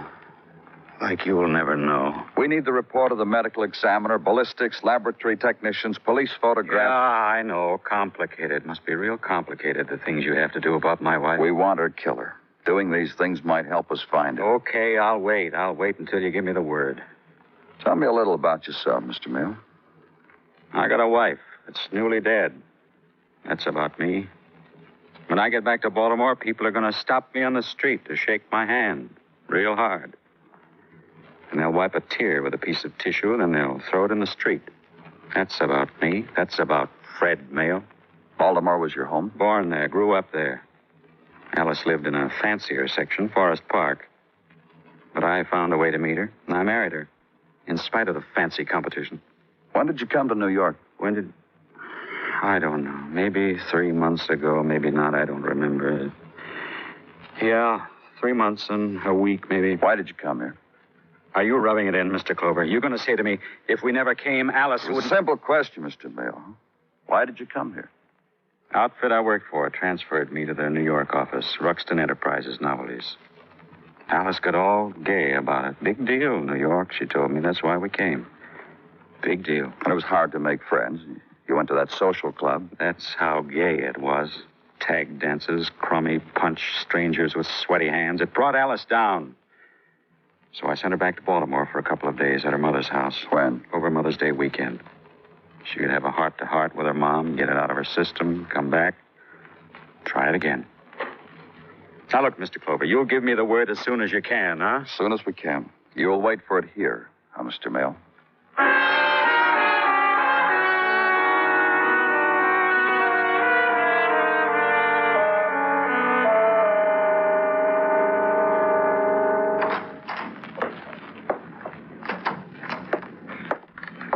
Baltimore came through with flying colors, Danny. I salute Baltimore.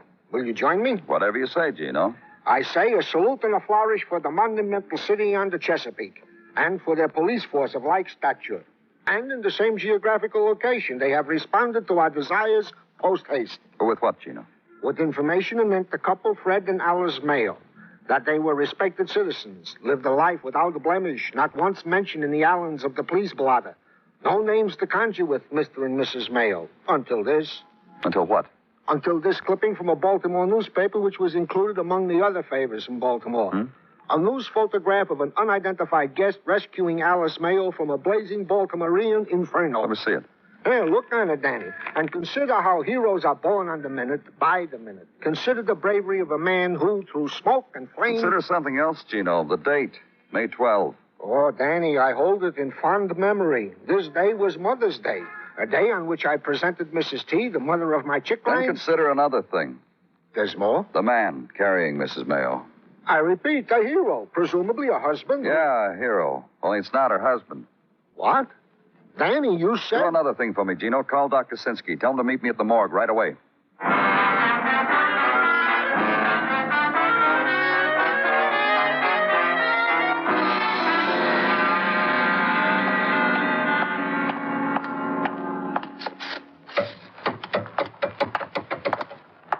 Hello, Dr. Sinsky. What's this all about, Danny? Doctor, how was Alice Mayo killed? Specifically? That's right. A bullet of large caliber which entered the pericardial cavity, smashing first the sympathetic nerve supply. All right. What killed her? Make up your mind how you want the question answered, Danny. I'll be happy to give it to you as medical examiner, as friend, as... Let's take a look. Danny, all right, let's take a look.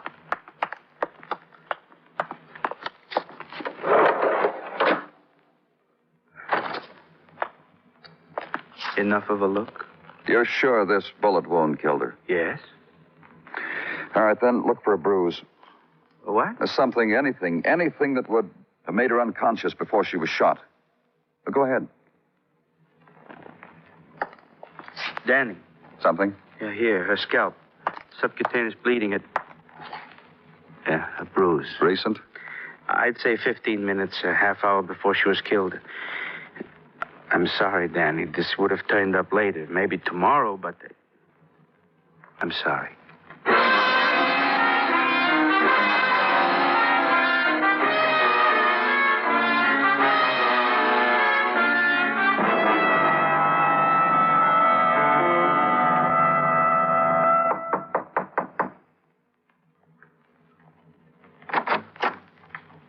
Hello, Mr. Clover. You remember Detective Muggavan, don't you? Hi. Sure. Come on in. You got some news for me?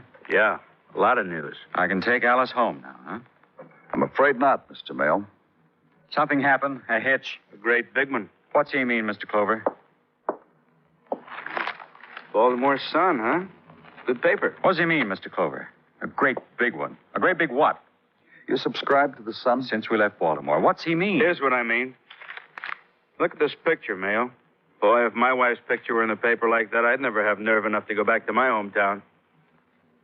You've seen it before, haven't you? All right. Now it's caught up with me in New York, so I'll move to California. That's all the picture does to you, huh? I'm ashamed of it. Is that what you wanted to hear? That's not what we want to hear. We want to hear the man's name who's saving your wife's life. We want to hear what she's doing in that fire when she was supposed to be staying with her mother. You know. Ernie Britt, Mayo? That's who it is? Well, he saved her life, didn't he? They love each other, your wife and Ernie? No, she didn't love him. I've been thinking about it, Mr. Mayo. But I can't figure out a motive why Britt killed your wife. Yeah. A hero. Saved your life in Baltimore, then shot her through a door. You know, Danny, maybe it was a mistake. Yeah, it could have been. Mayo, did you know Britt had a date with your wife last night? At least that's what he spread around town. Florist, barber, introduction club, everybody knew. Now, if I had a date with another man's wife, I sure wouldn't spread it around. Unless it's the custom nowadays, I wouldn't know. I knew. She told me. It's the custom, huh? No, it wasn't that. The only thing I can figure is this, Mayo. Your wife set up a thing with Britt. Then she got sorry about it and made a confession to you. She was sorry. She was sorry about the whole thing, the way she carried on. They were going to kill you, weren't they? He doesn't understand me, Danny. You ask him. Like this, Mayo. Britt and your wife planned to kill you. They needed an alibi for 9 o'clock last night. So Britt told everybody he was going to be with your wife at his place. That way, they'd alibi each other. An alibi that could have held. I know all that. She told me all that. She told me. And I forgave. We were even going to leave New York and start all over again someplace. I even quit my job. You can check that. But the point still bothers me, man. Yeah, that's the point that bothers me, too, Danny. Your wife knew that Britt was going to shoot through the door at 9 o'clock, and that Britt was going to call the police to establish the time. Yet she answered the door at 9 o'clock. And got shot to death at 9 o'clock by Britt. He's facing a murder charge, like you planned it. Your way of getting rid of both of them. Listen to me. I'm a man who comes from a respectable family. I'm known in Baltimore, all over. I've got lots of friends. What do you think my friends said after they saw that picture? She told you everything. Apologized. You forgave her in your own way. You slugged her and propped her up in front of that door. Sure. Because what do you think they'll say now? That Fred Mayo, he doesn't mess around. His wife did a thing like that. You can't fool with Fred Mayo. That's what they'll say. Yeah, Mayo. He'll be a big man in Baltimore. Let's go.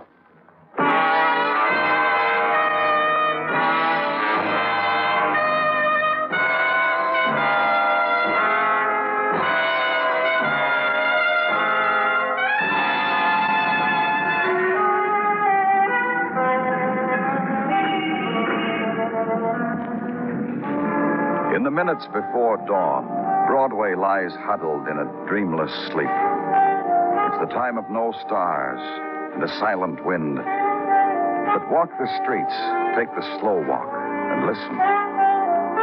It's there. It's always there. The sound of weeping. You know that nighttime will never leave. It's Broadway, the gaudiest, the most violent, the lonesomest mile in the world.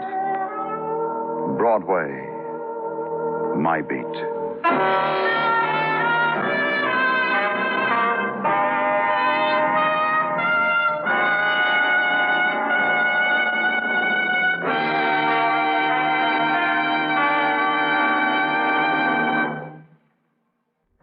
Broadway's My Beat stars Larry Thor as Detective Danny Clover, with Charles Calvert as Tartaglia and Jack Crucian as Muggavan. The program was produced and directed by Elliott Lewis, with musical score composed and conducted by Alexander Courage. In tonight's story, Whitfield Connor was heard as Fred. Featured in the cast were Betty Lou Gerson, Lamont Johnson, and Joe Forte.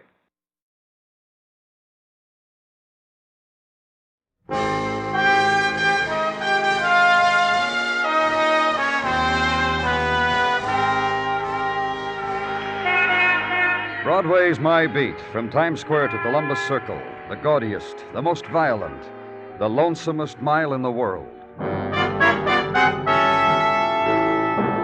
Broadway's My Beat, with Larry Thor as Detective Danny Clover.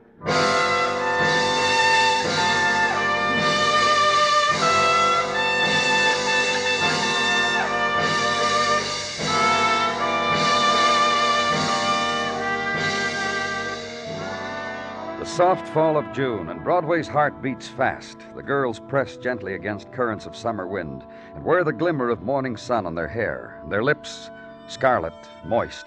On their shoulders, golden dance of light, and their perfume is of summer fields, which mixes well with Broadway's own exotic odors, sear of electricity, wash and cool and scent of air-conditioned air, steam mist drifting from manhole covers. And Broadway follows close on the heels of summer morning, turns a corner, punches the time clock, darkens the day. Time of the transients, their place of sleep, Duane Hotel for transients. Side street just off Broadway, rooms $1.50 up, weekly rates also. Place of desk gouged with the transient's mark. Place of dust on mirrors on which names and numbers have been scrawled. Place of a room where a man lies wounded, dying across in a door bed, and where Detective Dennison was, and I was. Nothing, Danny. No baggage, suitcase, briefcase, cardboard box, nothing. Not even shaving things or a toothbrush in the bathroom. Uh-huh. A thing, huh, Danny? Well-dressed man. Expensively dressed. Silk shirt. Cheap hotel. Stabbed in the back with a grimy knife. You talked to the clerk, Dennison? Yeah. He said what? He said this man came in last night around 1. He said this man registered as Charlie Brown, a name which conjured up old memories for the clerk and made him request payment in advance, which this man paid. 1 day's worth, which is what the clerk said. He was alone? Uh-huh. Clerk said he was alone. As to visitors, clerk got drowsy around 2. Can't see with his eyes closed. Yeah. I found this in his wallet.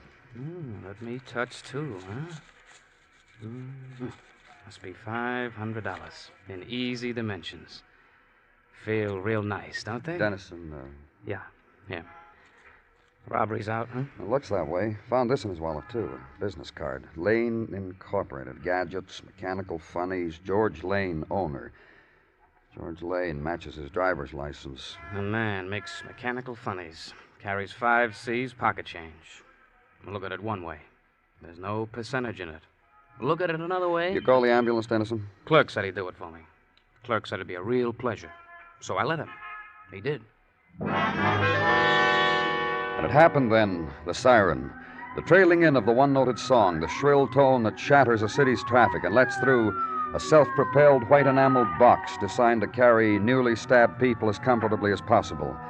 And the man near death becomes suddenly an object of respect. So stand by solemnly while he's lifted up and carried away. Instructions to Dennison, then, and leave. Legwork and the offices of Lanes Incorporated. Show the badge and be nodded to a chair by a young woman who tiptoes, and a few minutes later be tiptoed into an office in limed oak, and photographs of lawn sprinklers that turn themselves off, kittens that turn themselves on, and life-size baby dolls that say mama, and smoke. Be permitted a minute of amazement, and a door opens, and your back is slapped. No gadget, but a man. And how are you? My name's Harry Webster. Oh, fine. I'm... Danny Clover. You gave your name to Miss Senker, remember? And Miss Senker gave it to me. How are you, Danny? What's your position here, Mr. Webster? You asked to see the fellow in charge, didn't you? I'm the fellow in charge. Well, that is while George Lane is away, huh? As soon as he comes in, I take off my suit coat, and I'm a foreman. Mr. Lane's had an accident. Accident? No, that's the wrong word. He was stabbed. He was found in a cheap hotel with a knife. The Lane that owns this place is George Lane, Mr. Clover. Quite a wealthy man, a man who doesn't stint on anything his heart desires, so you see that... Anyhow, we want you to go to police emergency hospital and make identification for us. You just stick around. Mr. Lane will be in. You boys have got the wrong man. Well, let's just go on the assumption we haven't. If we do that, I don't know what to say. Nothing comes. I'll help you. Who would want to stab him? Stab George? I know who'd admire him, everybody. I know who'd respect him, everybody. And everyone would have a good word for him, but stab him? Stab him? When was the last time you saw him? Last night? Oh? He was to my house for dinner. We gave him a little dinner party. Me, my wife, my kid. Celebration. I've been working here 20 years, so I have... How did Mr. Lane act last night? Oh. Well, that means what? I went under the table about 11. My wife put me to bed. Look, you're on the way over. You want to know how George was last night? Don't ask me. At 11 o'clock, I heard the clock strike 11 o'clock, and I felt myself sliding Just under. write down your address for me, huh, Mr. Webster?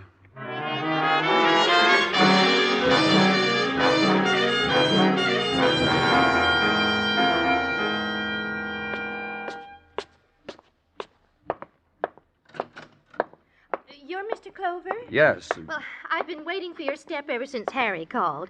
Just minutes ago, a man walked through the hall, and I opened the door and asked him if it was you, and he just grinned and winked. I was very embarrassed. May we go inside, Mrs. Webster? Oh, yeah, yes. Please come inside. Dear, I tried to straighten up the place in the short time since Harry called, and myself, too. Harry should have had sense enough to ask you to wait around just a little while, so It doesn't matter, Mrs. Webster. Oh, no, I don't suppose it does it?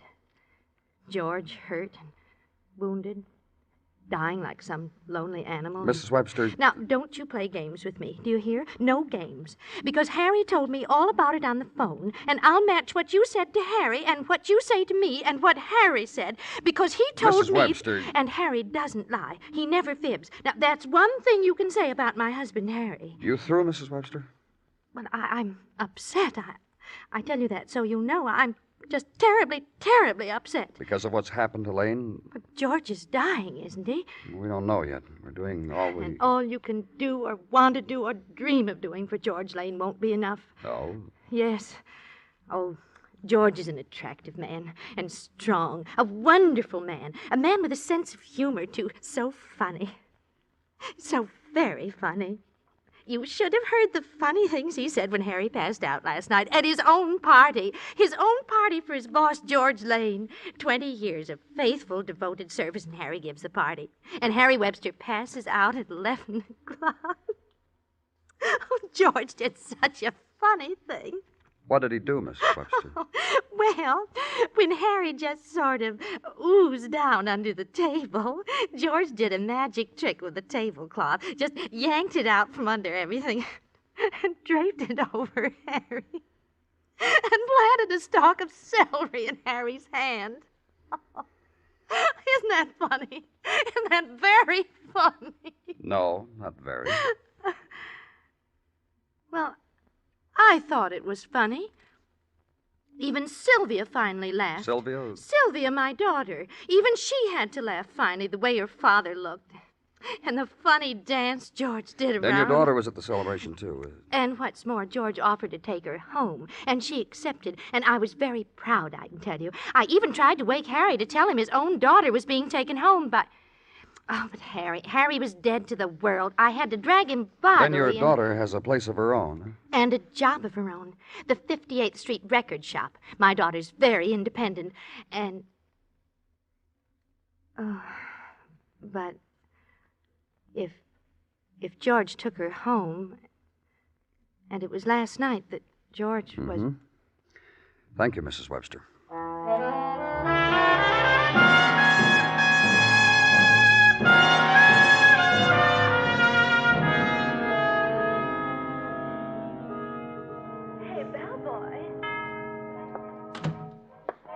I'm sorry, sir. We prefer you're not taking that briefcase into the listening booth with you and all those records. Thank you. Hey, Bellboy. Now, you, sir. Is your name Sylvia Webster? That's right. I'm Miss Webster. Oh, I'm Danny Clover, police. That's all right. I'd like to ask you a few questions, Miss Webster. That's all right, too. Earlier this morning, George Lane was found with a knife in his back. Just a minute.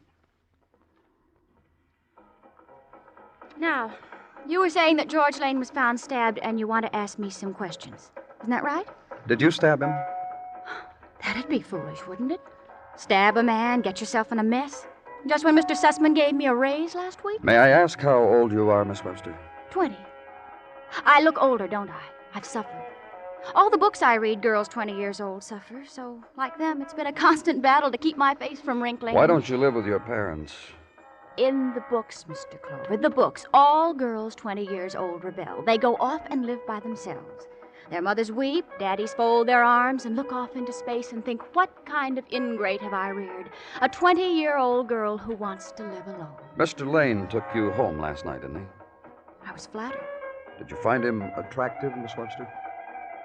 I can only assume, Mr. Clover, that since you asked the question under these circumstances, you've only seen the old boy when he'd been stabbed.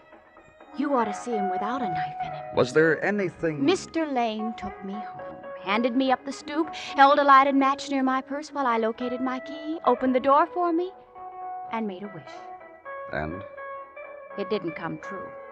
I closed the door in back of me and left him to face the bitter night alone.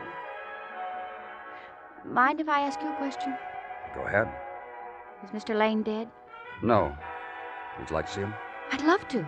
But Mr. Sussman left me in charge for the entire day. Think of it. My first day in charge. What an opportunity for a 20-year-old. Just tell him hello, huh? Thanks.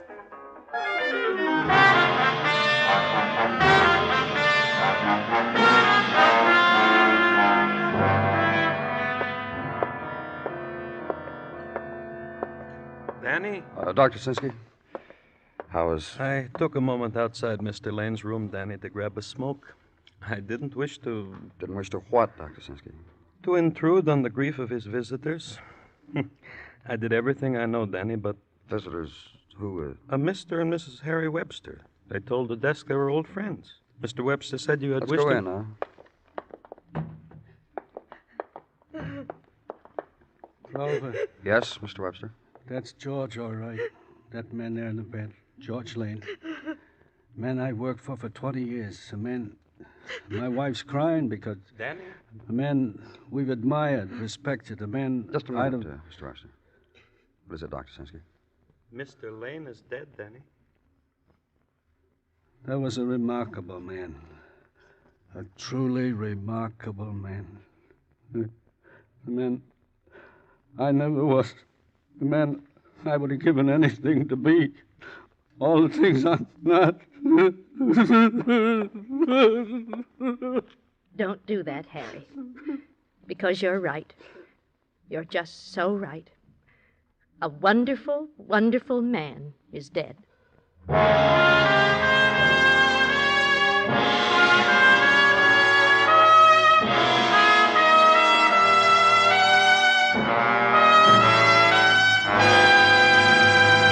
You are listening to Broadway's My Beat, written by Morton Fine and David Friedkin, and starring Larry Thor as Detective Danny Clover. Tomorrow night, where you will be expecting your date with Dick Powell as Richard Diamond, private detective, listen for a special program starring Dick Powell and Amos and Andy. Hear the dramatic feature titled The Iron Mortar, describing 4 generations of progress in the drug field. This Sunday night on most of these same CBS radio stations.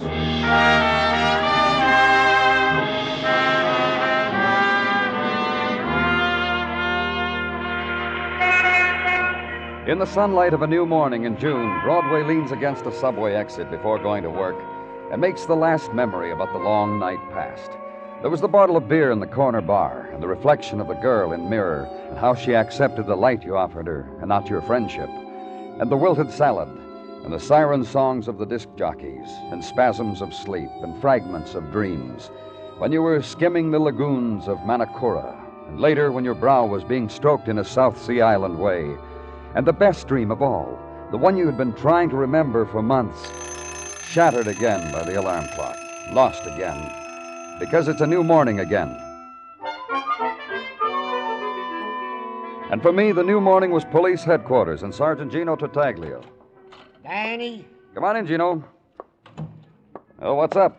Go ahead. Be bright and sunny. Oh, trouble this morning, Gino? June is the cruelest month. Hmm? You know who said that? Mrs. Tartaglia.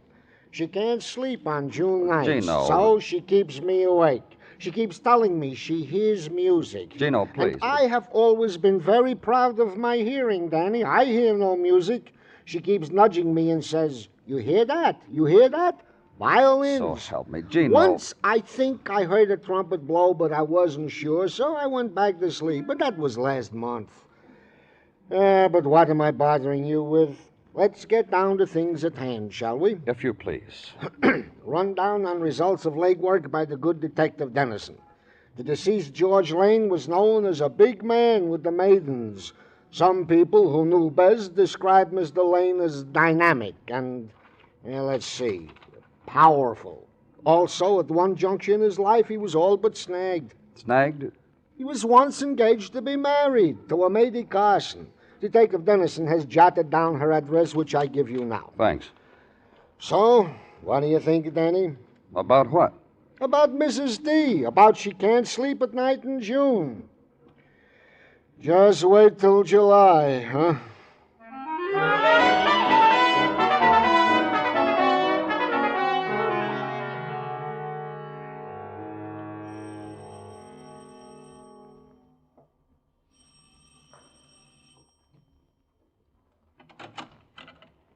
Yes? Miss Carson, Lady Carson? That's right. I'm from the police. Oh, you people must be very thorough. I didn't realize. That's right, Miss Carson. And you found a wounded man who then died, and because of that you scraped through files and things, and you discovered I was once to marry that man. Mady Carson and with George Lane. That's right. Well, then do come in. Somewhere in all that mess of magazines and newspapers, there must be a place to sit. Thanks. You know why the mess? Well, Miss Carson... In all those magazines, all of them, there are ads for relief organizations who have children on the market for adoption. Look, And I've been shopping, browsing, so to speak, and I discover French children are very polite and still, and little Italian boys are nice, too, as are the Greek children and the Polish. I tell you, What? So many to choose from, it's very difficult for a girl to make up her mind. That's how Lane's death hits you, Miss Carson? Oh, no. When it hit me like that was when George Lane would not marry with me. Why not? Why not? Why not? Why not? You know anything about George? Other than he's dead, of course? A few things. You know he was a powerhouse? A veritable powerhouse. A sweeper of girls off their old patterns. A challenge to men. All things his opponent. Men, women, things. And George always won. And to the losers, the spoils. What are you talking about? I'm talking about a bar where once 3 years ago a girl sat waiting for her fiancé, and George Lane, distinguished, gray, bulky, and harmless, introduced himself, bought said girl a drink, invited said girl for a little jaunt in his sports car. Said girl, me. Finis, the end. Then he wanted to marry you. I wanted. And I talked it over with my fiancé, and he said how could he compete with a man like George? Why, once at Coney we were all together, the three of us, and... And what? Well, simply that George out-pitched, out-hammered, out-coastered, out-photographed my fiancé. So, fiancé said, go marry the man, and I said, please, George. And George humored me, bought the license, tore it up a week later. And so... Go on. So I went back to my boyfriend and said, Paul, forgive, forgive, forgive. Paul didn't. Can't imagine why. Paul Tyson. He has a home and everything on 23rd Street. Home and everything. I've been watching. One more question. You killed George Lane? No. Look, you get around. You ever run across a nice orphan in the market for a mom? You tell him about me, I'm nice. I'm kind. Uh-huh. That's what I am. Goodbye, Miss Carson. Uh-huh. Bye.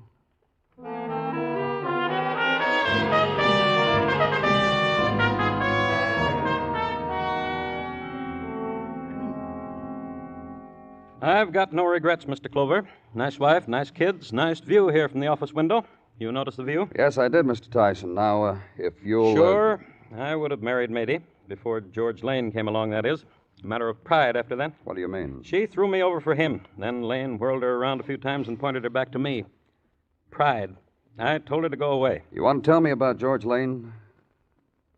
A very strong man. A very great hand wrestler. After what he did to me in front of Mady, I went out and married a woman taller than I am, and all my children are small for their age. There's a very psychological novel in there someplace.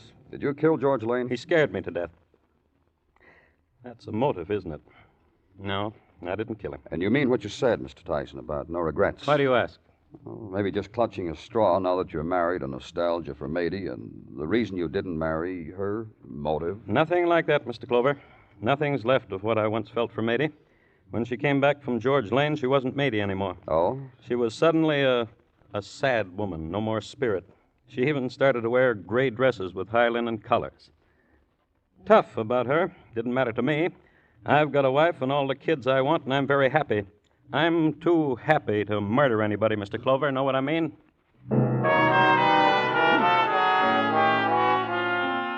And hit the street again.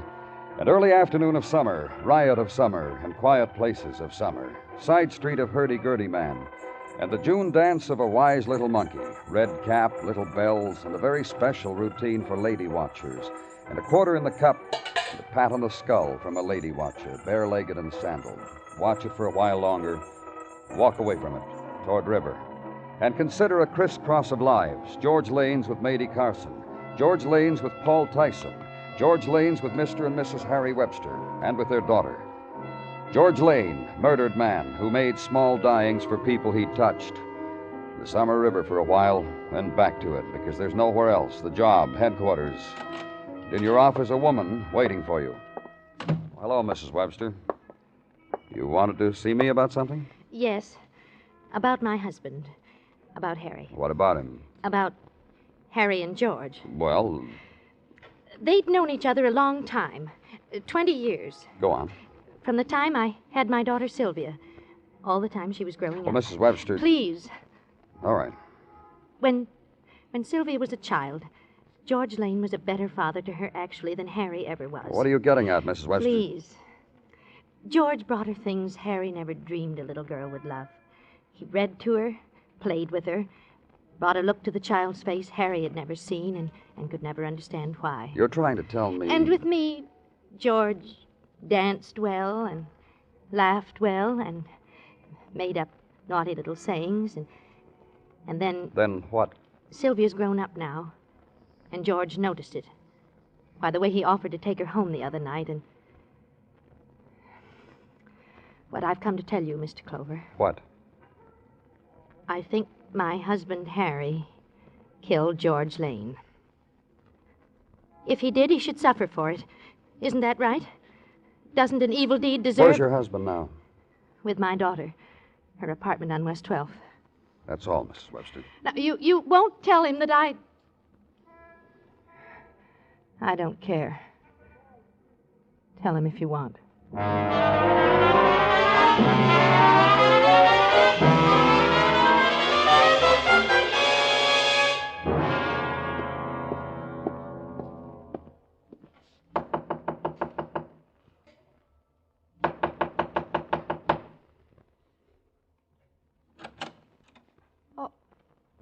Oh, what do you want?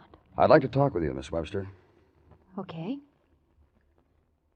Well, Can we go inside? I'm a busy little girl tonight. I've got company. Your father won't mind. Oh, you know he's here, huh? Okay, come on in. Pop? Hi there, Clover. Good evening, Mr. Webster. We went gambling, Mr. Clover. Just a little father-daughter gin game. Loser runs down to the corner and buys a quart of ice cream. Grab a chair. We'll make it three-handed. Mr. Clover says he came here to talk. Oh, that's fine. To me, Pop. Oh, like that, huh? It's like what, Mr. Clover? I'd better go. That's all right, Mr. Webster. Stay. I want to talk to both of you. Hey, now, you Your wife thinks you might have killed George Lane. Yeah. Yes, I figured she would. Did you? I told you he was a man I respected more Oh, than... cut it out. Well, it's true. Is it? Sure, I told you. But you still haven't told me the answer to the question, Mr. Webster. I didn't kill him. That only leaves your daughter. The heat must have got Then to who you. else would you say it leaves, Miss Webster? Pop, The heat really got to him, didn't it? why don't you level, Pop? Huh? About George. What you really thought of him.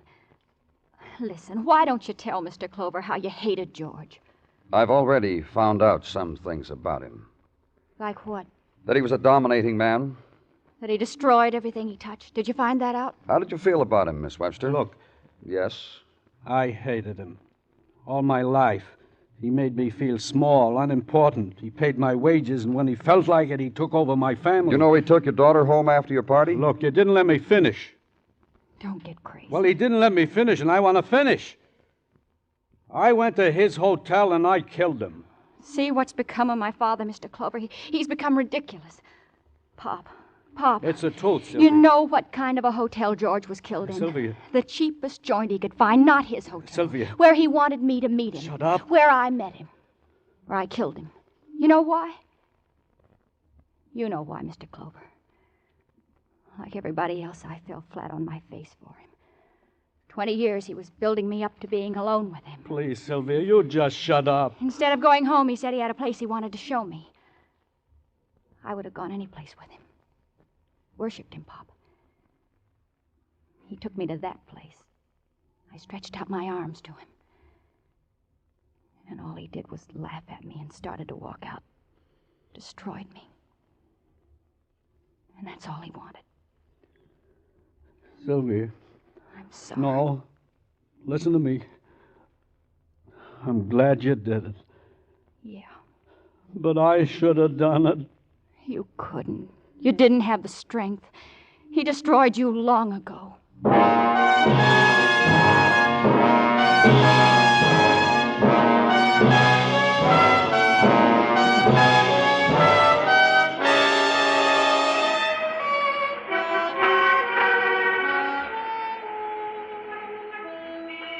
It's the journey to the end of all the other streets in the world, Broadway. You turn a corner and you're there. Walk it slowly. Lean your heart against it. Shop for the kicks, the bargains, the heartbreak, until all explodes in your face. It's Broadway, the gaudiest, the most violent, the lonesomest mile in the world. Broadway, my beat.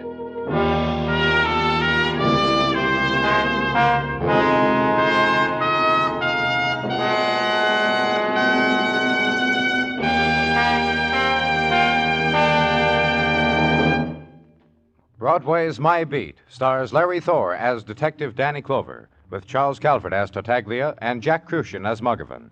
The program is produced and directed by Elliott Lewis, with musical score composed and conducted by Alexander Courage. In tonight's story, Barbara Eiler was heard as Sylvia and Herb Butterfield as Harry. Featured in the cast were Paula Winslow, Irene Tedrow, James McCallion, and Lou Merrill.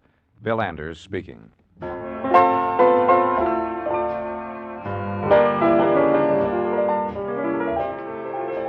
This coming Monday night, where CBS Radio has been bringing you its production of Suspense, listen for the new mystery series called Crime Classics. This Monday on Crime Classics, you will hear a report on the crime of Bathsheba Spooner, the complete story of the first woman tried for murder in the United States. Crime Classics premiere performance this Monday on most of these same CBS radio stations. And remember, for thrilling dramas of escape, listen Sunday nights to the CBS Radio Network.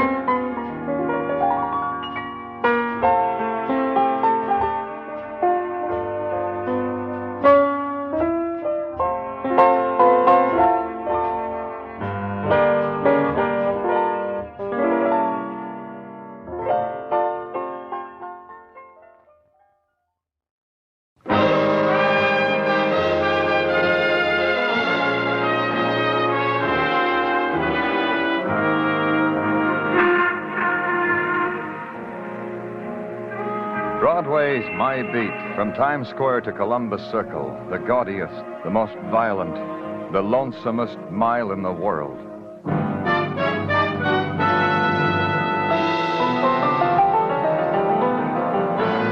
Broadway's My Beat, with Larry Thor as Detective Danny Clover.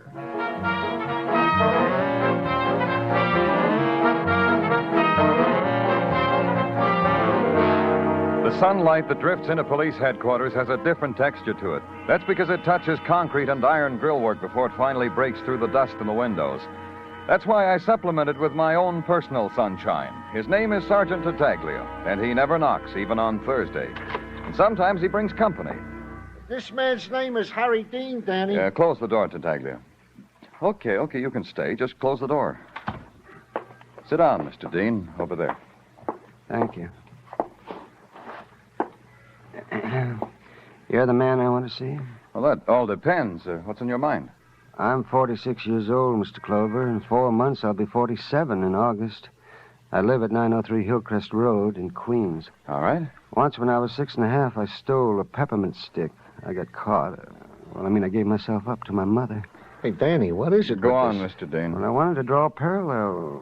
2 days ago, I stole $20,000. And you're giving yourself up to me? Well, it was for my wife. You understand that, don't you? Just that you stole $20,000, that's all. Yes, well, here's Marcia's photograph. That's my wife's photograph. Yes? She's going on 42. No, she is going on 43 now. Not very attractive anymore, I know that. She looks like what she is. After 20 years of me, a bank teller. You stole the money from the bank? Well, I stole $20,000 from the Charles Street National Bank where I work because I was told I could have Marcia back for that amount of money. Are you trying to tell me that Marcia was kidnapped? Yeah, but don't you see? All right, go on. Well, I came home yesterday and Marcia wasn't there. About 9 o'clock, I got a phone call. A man said Marcia wouldn't be hurt if I brought the money. Then he put Marcia on the phone. And she was being brave, I know, but I could tell she was frightened, terrified. She pleaded with me. Whenever you can talk, Mr. Dean. I can talk. A man has a right to feel about his wife. The man said to bring the money, go to that summer resort, Far Rockaway, register at the Idlewild Arms, put the money in the bottom bureau drawer and leave. But I did it, and they lied to me. Marcia hasn't come home. They've done something to her. I know. Tartaglia. Yeah, Danny? Nothing to the newspapers about this. I'll get this picture of Mrs. Dean on the wires and then go up to Far Rockaway. Okay, Danny. What happens to me, Mr. Clover? What you expected. You go to jail. There was no protest in him as Tartaglia led him away, only a tired, empty dejection that had stamped its shape on his body, stained his eyes with the color of despair. And when the room was empty of him, a question remained. Why had it been done to an ordinary man, an ordinary bank clerk? The answer was ordinary. The man was in a place where money flowed and teased. The right pressure, and for as long as was needed, the flow could be diverted. A loved woman can be that pressure, even for an ordinary man like Harry Dean.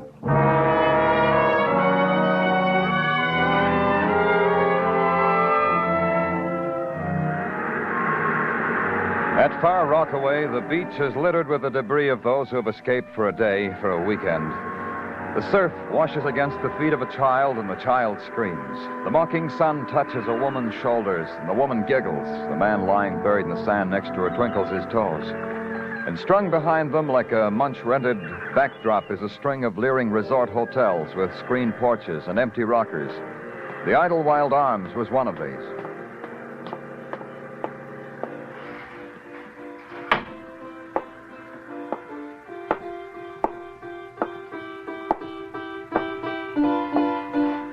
Glory, hallelujah, a guest. Hey, give me room, boy. I've got a welcoming speech for you. Just a minute, Don't interrupt, boy. It's the off-season, and I got to rehearse it on somebody, and you're just as good a guinea pig as anybody, aren't you, boy? Look, You're interrupting, boy. I'm going to have trouble with you. You may at that, kid. I'm from the police. The Idlewild Arms welcomes you with open arms. And I promise you ain't going to be idle, but you might be wild. Did I hear you, boy? You're from the police? It finally penetrated, huh, Don? Look, boy, I got nothing to do with this crumb joint. They hire me to spread sunshine and desk clerk for a lousy sawbuck a week with meals. Meals. Harry Dean, what did you do for him? Wipe their noses of brat. What? Harry Dean? I did nothing for him except show him to his room. He didn't react to my jollity, so I fluffed him. Which room? 6A. I guess it nauseated him because an hour later he checked out. That I had to do, too. Check out the crumb-bum out. Where is it? The room. I told you. Outside. Oh, you mean 6A. Right down the hall, boy. It says Harry Dean you want, not me, huh? Not you. For a minute there, you had me on my knees. Don't let me keep you, boy. I gotta rehearse my act. Glory, hallelujah. 5A. 6A. Oh, what are you doing in my room? Get out. Oh, I'm sorry. I thought this room was unoccupied. Are you part of the recreation program? Get out before I call for help. I'm from the police. I want to search this room. Oh? Guess can't stop you then. No. That bureau, do you have your things in it? Not yet. Only just got in a little while ago. Haven't had time to unpack. What's in there, a mouse, a time bomb? Maybe money. Maybe $20,000 worth of money. 20,000? I wish I'd known. I could have got to it first. Nothing. You say you've been here only a little while. Just long enough to open a window and get a whiff of ocean air, maybe an hour or two. Did I do wrong? Who are you? What's your name? Edith Keller. I'm a stenographer. Got 2 weeks vacation, so I came here for peace and quiet. So far, it's not quiet. Take a look at this picture, Miss Keller. Have you ever seen this woman? Yeah, I saw her. Hmm? She did just what you did. I barely got my body into the room. There was a knock on the door. This woman here, says she left something in the bureau, bottom drawer. She took it out. I wish I'd known. 20,000. Was there anyone with her? Yeah, a man. He stayed in the hall. I didn't get a look at him, just heard his voice. Gee. Gosh. I know, Miss Keller. $20,000. She smiled at me. It was the kind of a smile that had regret in it, so I returned in kind. Then she looked toward the door, so I left.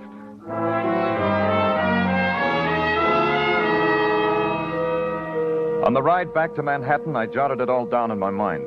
It was simple. Marcia Dean was never kidnapped. Marcia Dean had made a thief out of her husband. Marcia Dean, 42, going on 43, had run away with another man. And the money her husband had stolen would finance the production.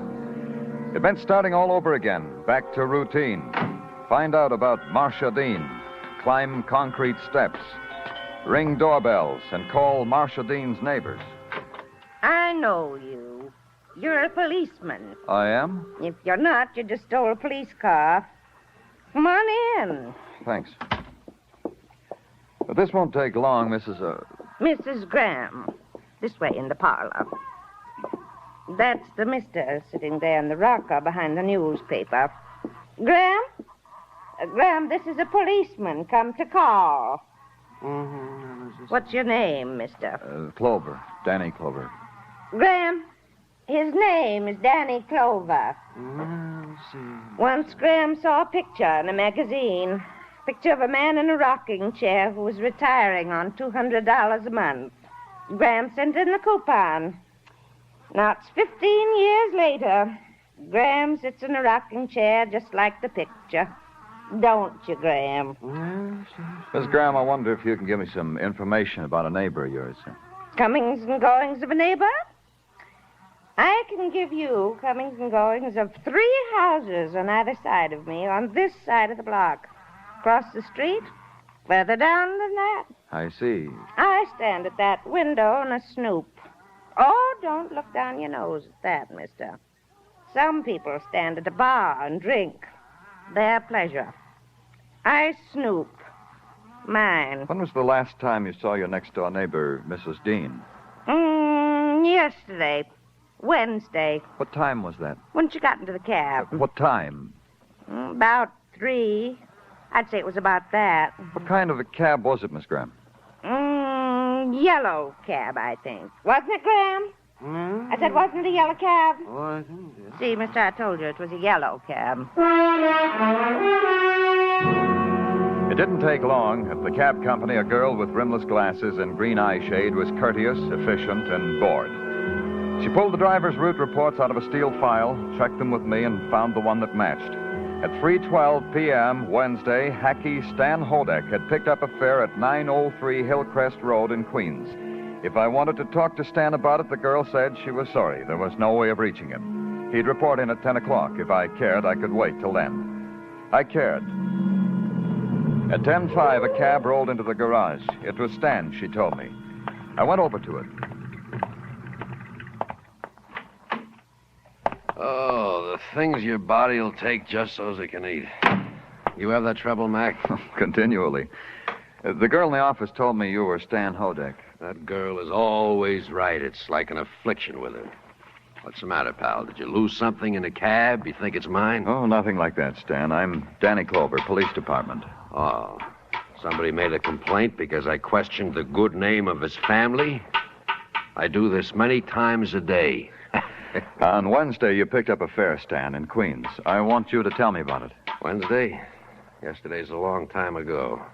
In Queens, that's a long place. 903 Hillcrest Road at 3:12 in the afternoon. Try to remember, Stan. Okay, I'll try. Queens, Hillcrest Road, Wednesday. Give me a hint, Mr. Clover. A man or a woman? A woman. Well, that makes it easier because it's easier to remember a woman. Yeah, now I remember. What about it? I've got a photograph here. Was it this woman? Let's see.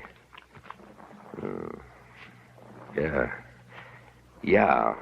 I remember because this H-type woman is easy to forget. How did you happen to go there? Did she call you? No, a guy hailed me from the street. What guy? Who knows? Some guy out of a crowd told me to go to Queens, to that address. Pick up a lady and take her to where he'd be waiting for her. Where was that? On a corner in Brooklyn. I remember because all that was on that corner was an empty lot. Lousy meeting place. But... Will you take me there now? Oh, I don't know. I just finished a day's work. You'll have to clear it with Miss Righteous in the office and... We'll clear it. Let's go, Stan.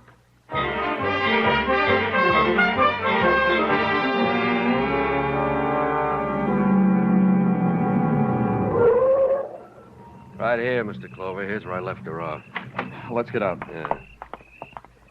You're sure it was right here, huh? Sure, I'm sure. I ought to know. This billboard here was... You didn't see anyone pick her up? Will you tie my shoelace, mister? Hello, little girl. I fell down back there because my shoelace is untied. Here, put your foot up on my knee, honey. Thanks. Aren't you out pretty late? No. Do you stay out this late every night? Oh, no. Tonight I'm big. Tonight I'm a big girl. There you are. Thanks. I've even got a big girl's pocketbook. Your mother should know you've got her suede pocketbook. Oh, it's not my mother's. I found it. But give me back my pocketbook. In 1 minute. Where did you find it? Come on, I'll show you. You recognize this purse, Stan? I don't know. I didn't take notice. Right over here on the field. Over there, near those tin cans. Stay here, Stan, with the girl. Yeah.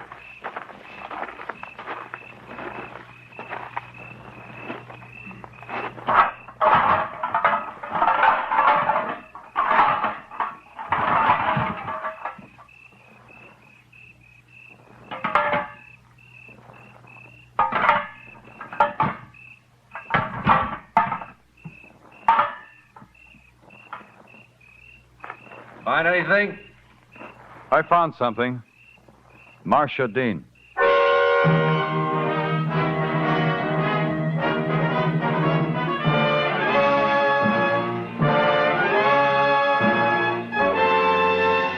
You are listening to Broadway's My Beat, written by Morton Fine and David Friedkin, and starring Larry Thor as Detective Danny Clover.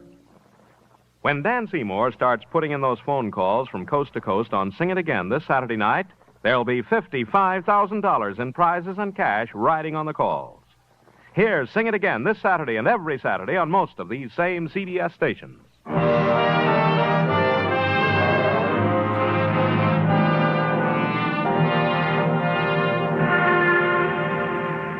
When the promise of summer touches Broadway, Broadway dons its Hawaiian shirt and stands on street corners to discuss batting averages, the men from Mars, the rise to fame and fortune of Hopalong, how much it costs to dress the kids because this Hoppy character is so famous, and then the real tidbit, murder.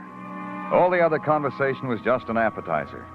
How a policeman found a woman lying dead in a vacant lot, lying under a shroud of tin cans, her funeral bouquet a clump of weeds. That was something to talk about. And her husband, a bank clerk, poor guy, stealing the bank's money to ransom her life, and all the time she was there in the vacant lot. A lunch hour isn't long enough to discuss things like that. But at police headquarters, there's time. There's a cold, dank room that contains within itself all the time in the world. The morgue.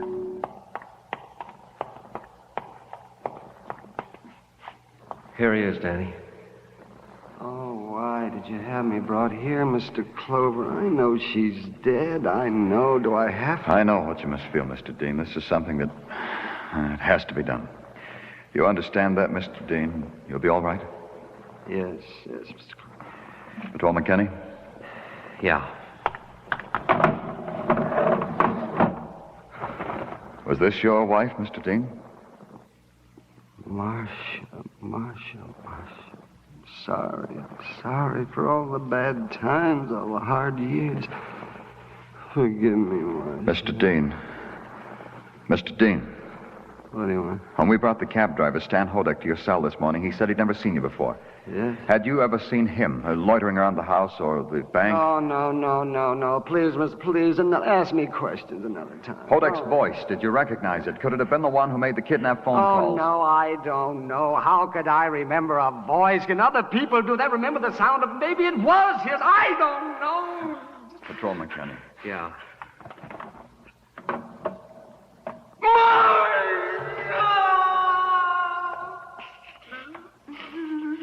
Marcia! Kenny, watch it. He's got your gun. Mr. Dean, give it back to me. Give it. I've waited for it. It's mine. Look, Mr. Dean, we'll find Marcia's killer. You can't take it on yourself. You'll have to kill us to get out of here, and then kill again. You're wrong!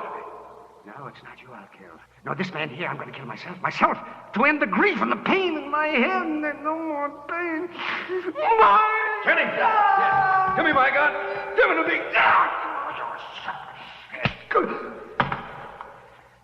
It's okay now, Danny. He's out. Let him come out of it himself and take him to Dr. Sinsky, then lock him up. And thanks, Kenny. You were quick.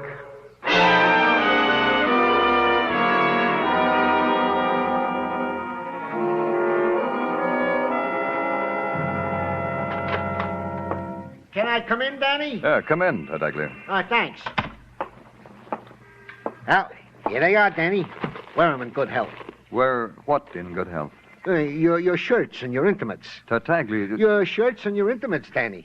A little plot Mrs. Tartaglia and I whipped up for you for Mother's Day.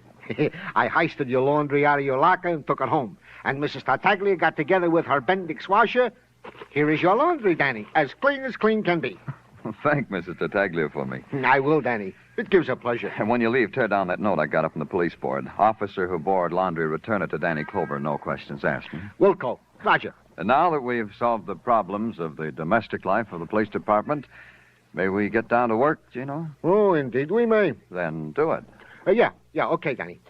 Now, in the matter of the cab driver, Stan Hodek, to wit, we have had him sweating all morning over photographs from our rogues gallery in an effort to identify the man who hailed his cab with directions to pick up the now deceased Mrs. Marcia Dean. Anything? Nothing. Also, in the matter of Stan Hodek, we have checked his call sheet. Right after dropping Mrs. Dean, he picked up another fare a block away from the scene of the crime. Took said fare to the Roxy, thereby confirming Stan's story as far as time is concerned. All right. What else? In the matter of Harry Dean, to wit, about 15 minutes ago, he was released on bail. Said bail being set at $10,000. Who put it up to Douglas? Oh, his sympathetic employers, the Charles Street National Bank. Yeah, I figured they would. Man works at one place for 20-odd years, works there faithfully, then suddenly he needs a lot of money to buy back his wife's life. His wife gets murdered.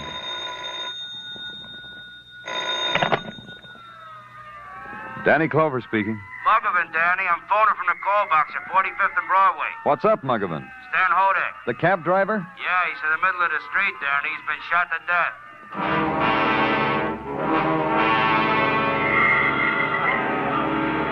Danny? Danny, over here. Here I am. What is up to traffic, don't it, Danny? A sideshow like this? Not every day a spectacle like this. Give those words to the newspapers, Muggavan. They'll love you for it. Danny. Oh, sorry. Okay, I said I'm sorry. Now brief me.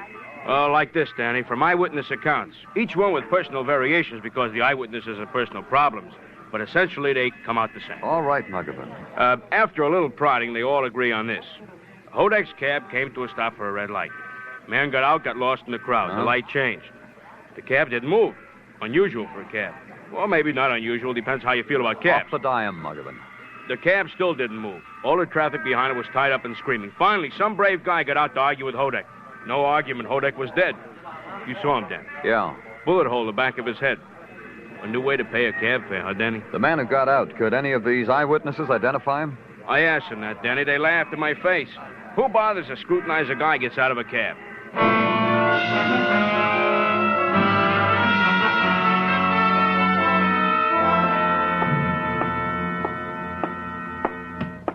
Danny, oh, Danny. Can I see you for a minute? Hello, Dr. Sinsky.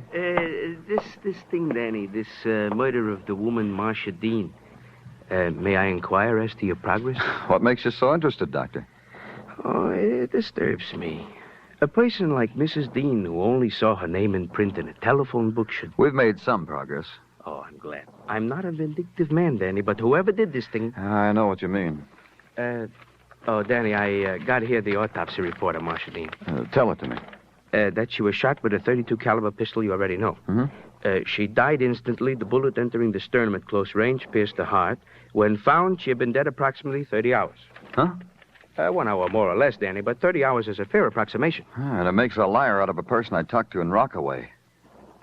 Forgive me, Danny, I don't understand. A stenographer on vacation, Doctor. A girl who said her name was Edith Keller. I saw her yesterday afternoon when Mrs. Dean had already been dead for a day. Edith Keller said she'd just seen Mrs. Dean. So?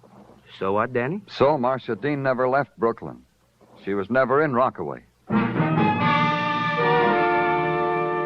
The beach fires smoldered along the stretch of East Far Rockaway, and clinging to their fringe of light and warmth, the shadows huddled and protested with small squeals of delight. There was background music, too, the portable radios, and the rhythmic thumping of an out-of-tune piano, courtesy the Idlewild Arms.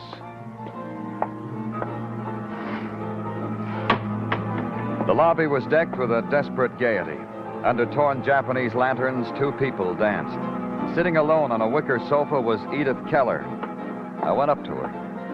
You gonna ask me to dance? I'll dance. Miss Keller. Oh, I remember you. You're the detective. It's not against the law to ask a girl to dance, is it? I want to talk to you, Miss Keller. All right, we'll talk then. It's just as good. Watching the dancers and the fun, I was getting lonesome. Please sit down. Not here. Somewhere quiet. But... Your room. We'll talk there. Now, Miss Keller. All right.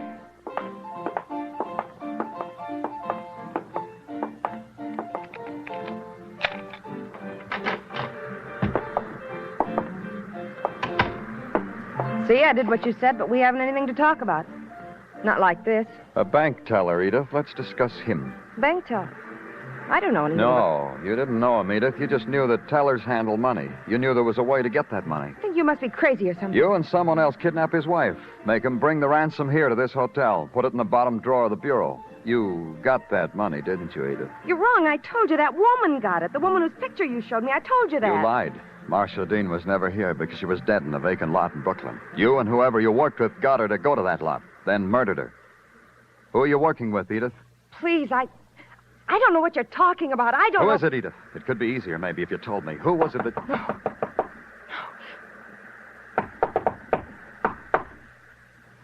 Someone knocked, Edith. Open the door. Open it. Darling. Harry, Darling. go away. Huh? Go away. Come on in, Harry. Close the door. All right. I'm in. Now what? If you want to grieve some more about your wife, Harry, I'll watch. Oh, don't worry about it, Clover. Not me. You. You killed your wife, Harry, and made it look like kidnappers did it. And the ransom money you pocketed for Edith here. Touching. She's worth killing twice for, Clover. If you knew her like I did, you'd know that. After being married for 23 years, a man misses what he can only read about. Harry. You'd understand that, Clover. Killing the cab driver had to be done. You brought him into my cell to see if he'd recognize me. Of course he recognized. Why didn't he say he knew you? He got too clever. He caught on to what was happening. He wanted money. He said, let's go for a ride in my cab and talk about money. So I shot him. An appetite like his was no good for Edith and me. Let's go, Harry.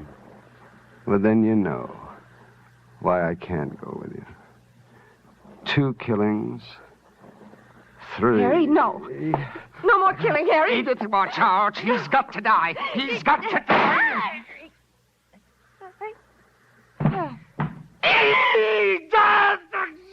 I didn't mean to shoot. Edith, don't die. Don't die. Please. Now listen to me, Edith. Don't die. I didn't mean to. Just breathe. Breathe, Edith. No!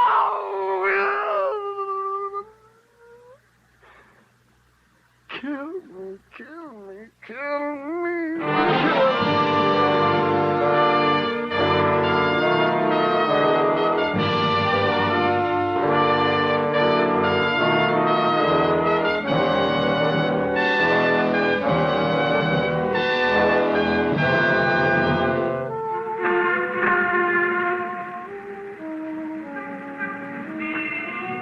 In May, the twilight sighs down on Broadway like a rosy promise. You walk toward it, then someone smiles and takes your hand, whispers to close your eyes. And your head gets banged against a wall. The lights are bright, the noise is loud, and your scream mixes well with the shriek of the night. It's Broadway, the gaudiest, the most violent, the lonesomest mile in the world. Broadway, my beat.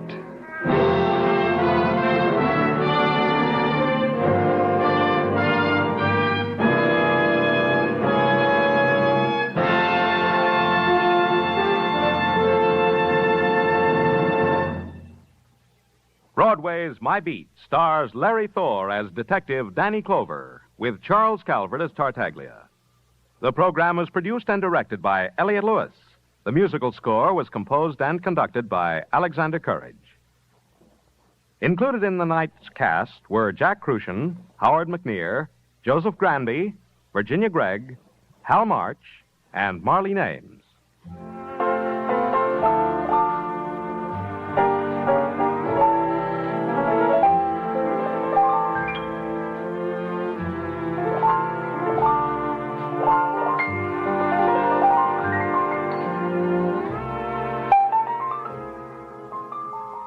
Prejudice can easily be the wedge which splits a nation's unity.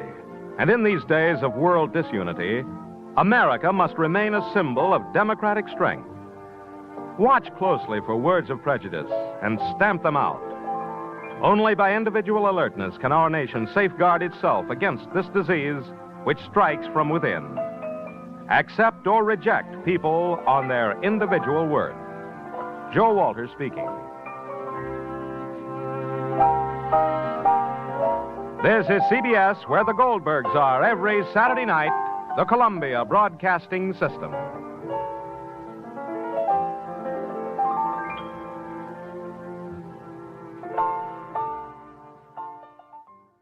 Brought to you by RadioClassics.com. Programs are copyright their respective owners. Broadway's My Beat, from Times Square to Columbus Circle, the gaudiest, the most violent, the lonesomest mile in the world.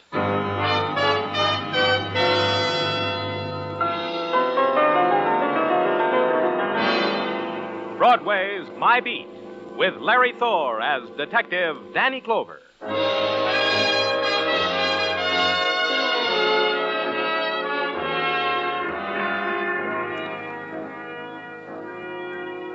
Broadway. It's the one dream left because the other dreams didn't happen. The corner of the world where 1 million performers do their bit just for you. It's carnival and clown and a girl blowing kisses. The end of a fabulous ride that cost you a dime. Maybe you'll get your money's worth. It's Broadway, My Beat.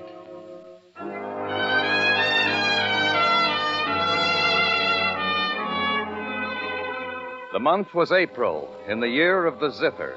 The phone call came at noon. Max Wendell said he had to see me, and quick, Danny, he said, at his place of business on 39th Street, which is where he sold patent medicines and neckties and candy bars, he reminded me, which is where I went. Danny, brother, am I glad to see you. You sounded worried when I talked to you on the phone, Max. Worried? Oh, brother. What's the trouble?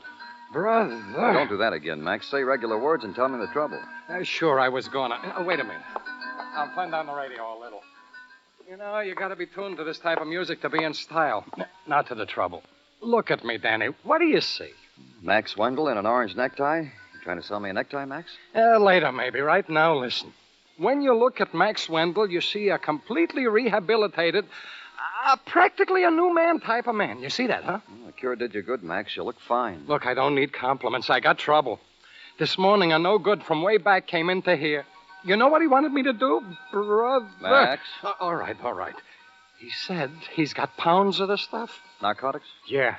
And on account of once in the dead past I was known as an addict of the stuff, he comes to me and wants me to distribute for him. Who was he? I don't remember his name. Just a second, Danny. There's something I can do. Danny, it's the no good from way back. Max shriveled against the blow of the bullet. Then his hands reached out, clutched the air, clutched at another moment of life. It wasn't there. The killer made sure. Then the killer wanted me. I threw myself to the floor and knocked over the perfume display. The lust was on him, and he moved slowly to where I was, grinning at me, grinning at the gun in my hand. Then I shot. The grin was still there. And again, the grin froze. Then there was the sound of sirens, and the official handlers of death were at the door.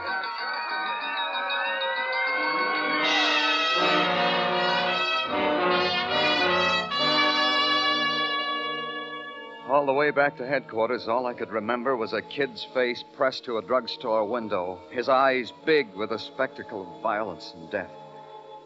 Then someone tapped me on the shoulder. It was Sergeant Gino Tartaglia. Danny? What do you want, Tartaglia? It was close, huh?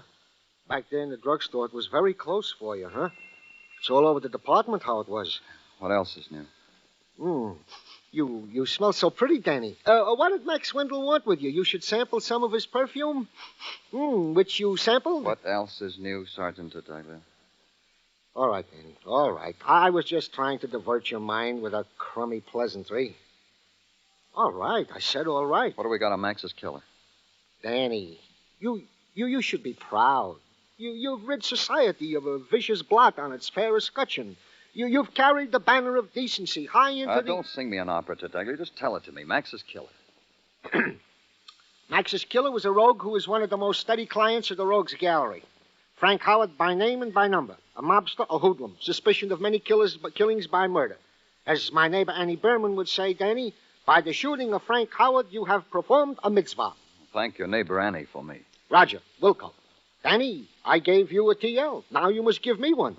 What did Max want with you? Howard wanted him to distribute narcotics. Max turned him down. Called me to tell me what a good boy he was. Howard murdered him for that. What a strange coincidence. Huh? A coincidence, Danny. But there's a report lying on my desk at this moment which reports the heist of $100,000 worth of narcotics from the firm of Acme Pharmaceutical Company. When? At noontime on Fifth Avenue, from a car delivering a portion of said narcotics to a qualified doctor. Said car was officially occupied by two men, Wilbur Douglas, the salesman, and Joe Masarek, the guard. Only Douglas is missing, the narcotics is missing, and Masarek is dead. That's how the robbery was discovered. How? A traffic policeman came over to tell him to move his car, but Masarek, the sole occupant, wouldn't, because he was occupied with a bullet hole between his eyes. What company? I told you, Danny. Pay attention. The Acme Pharmaceutical Company.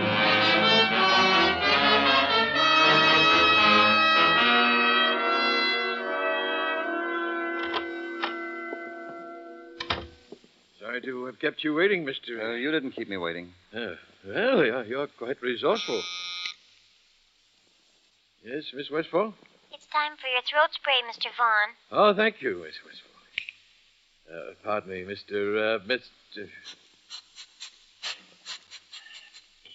Now, Mr. Why the devil don't you tell me your name? Miss Westfall, come in here and throw this man out. I can't. He's a policeman. Stay at your post, Miss Westfall. I may need you. Hey, you're a policeman, sir. What can I do for you? My name's Danny Clover. What happened this morning? How come $100,000 worth of narcotics was stolen from the Acme Pharmaceutical Company? Let me tell you something. All that merchandise running around loose will play hob It's with going it. to do just that, Mr. Vaughn, unless you decide to get off the dime. Fire your questions at me, Mr. Clover. What's the routine here? I mean, when one of your men is assigned to make a delivery, what happens? How does it work? With efficiency and dispatch, like so. Our man is given a parcel for delivery to various supply houses and medical people. At the same time, he is given a route card. Then he doesn't know the route until immediately before he leaves here. Precisely. He goes downstairs to the garage. The dispatcher gets his car. The attendant hands him his keys. He drives out of the garage, picks up a guard at the corner, and proceeds. I see. Well, what's your opinion as to what happened earlier today about the robbery? One needs no great perception to know that. Wilbur Douglas shot and killed the guard Joe Mazurek and absconded with the narcotics. Yeah, disgraceful. And Douglas with a wife and 4 little... Yes, Miss Westfall? Effervescent salts, Mr. Vaughn. Thank you, Miss Westfall. One moment, sir.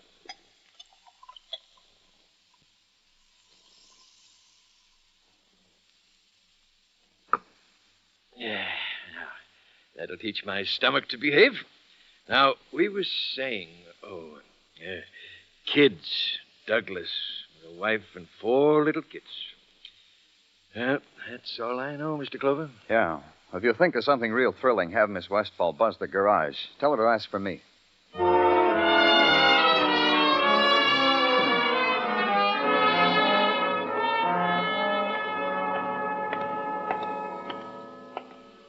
Tobin, your car is ready. It's waiting for you at the loading platform. Mr. Tobin, your car is ready. It's waiting for you at the loading platform. What are you doing in here? What do you want? Danny Clover, police. You're the dispatcher? Don't they ever run out of you guys? You're the 10th cop today. I'm so popular all of a sudden. Not that I mind. I like it. I really like it. Then you know why I'm here, Miss... Peg Toohey. Sure, I know why you're here, Mr. Clover. The robbery. It takes a $100,000 robbery to make me popular with the fellas. Tell me about it, Miss Toohey. Peg. We have to be formal just because a crime is committed. Call me Peg. Run it down for me, Peg, from the beginning. I already opened my heart to 9 other policemen, Mr. Clover. You'll make the 10th. You dispatched Wilbur Douglas's car? Permit me. I know it by heart already. At 11:15, the orders came down from upstairs to get Mr. Douglas's car ready. I gave the orders it should be ready. At 11:30, Mr. Douglas made his appearance in our garage. At 11:32, I spoke over the loudspeaker like this. Mr. Douglas, your car is ready. Excuse me. I'm so excited, I don't know what I'm doing. You talked to Douglas? Only over the loudspeaker here. You know, you're the first one to ask me that question. Did you see anyone else talk to him? A stranger, a visitor? No. Did he go out of the garage at all, even for a minute? No. You've got an entirely new list of questions. I like it. No, Mr. Douglas stayed here all the time, perusing his briefcase. But then Zach gave... Zach? The attendant here, Zach Bailey. Zach gave Mr. Douglas the keys to the car, and Mr. Douglas drove off to pick up the guard who was waiting for him in the front. Where's Zach? He's out there amongst the cars someplace. You can't miss him. He's the only human being down here, besides me. Thanks, Peg. Thanks a lot. Oh, likewise, I'm sure.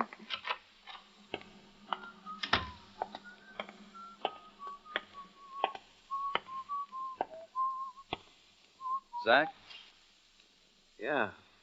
Another cop, huh? Another one, Zach. But Douglas, How long does this go on?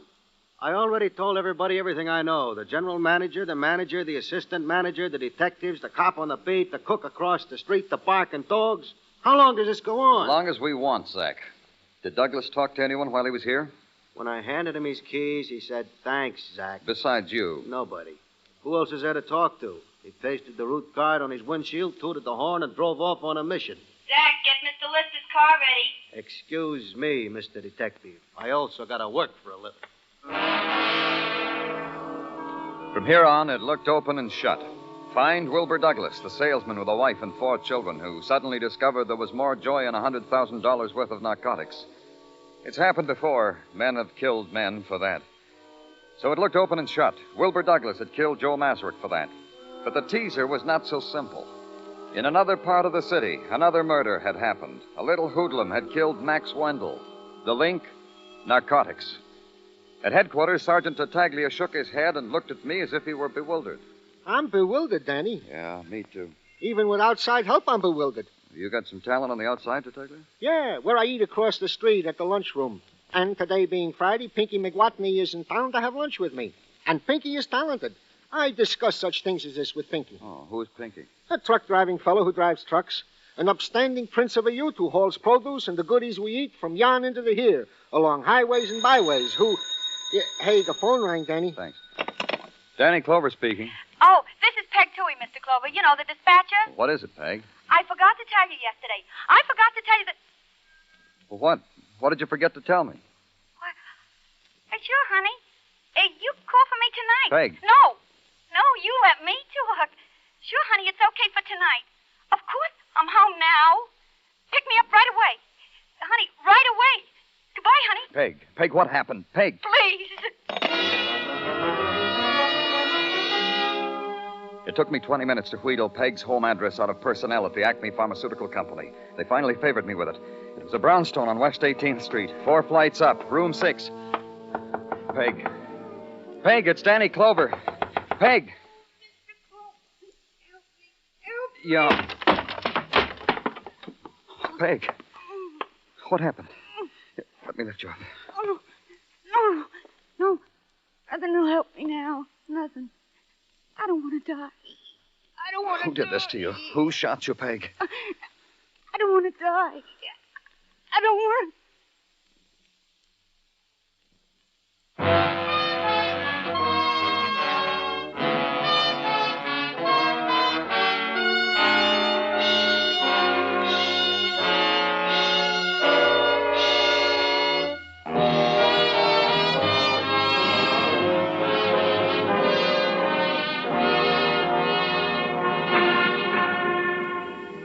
Spring comes to Broadway in many ways. The loudspeakers blossom and bear the fruit of the Charleston.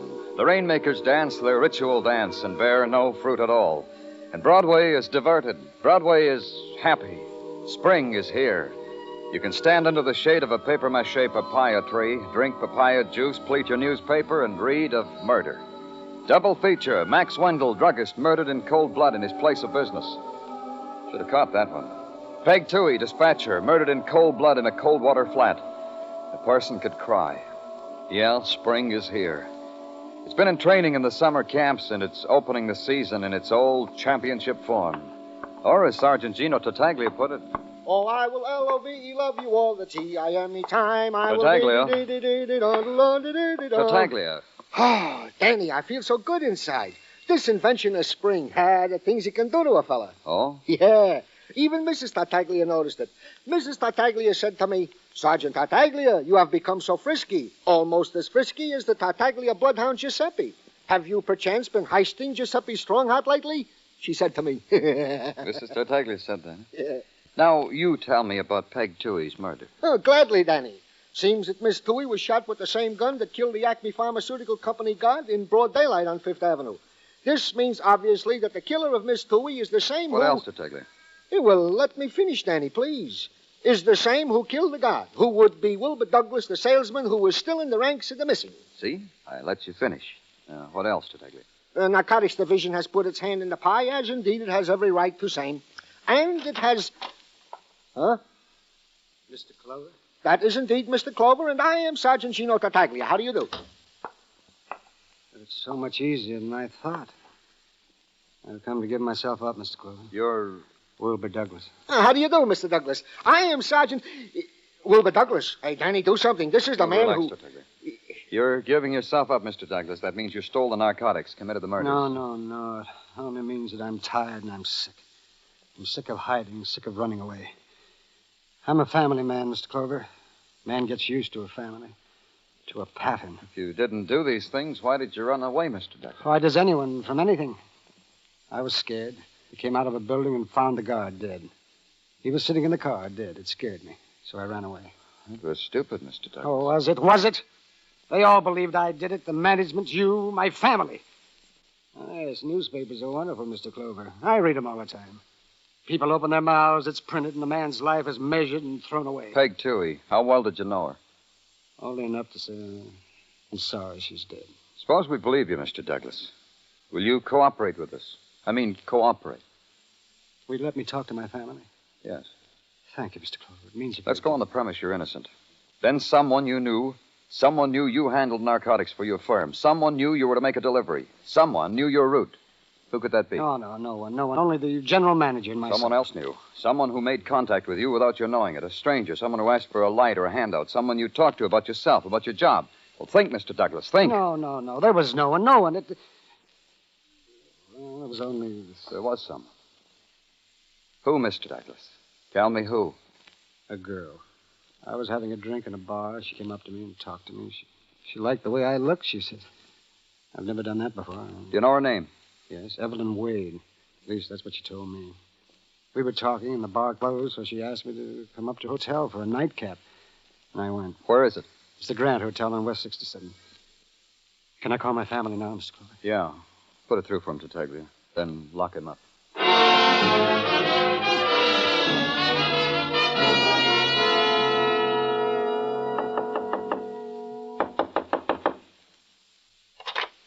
Yeah.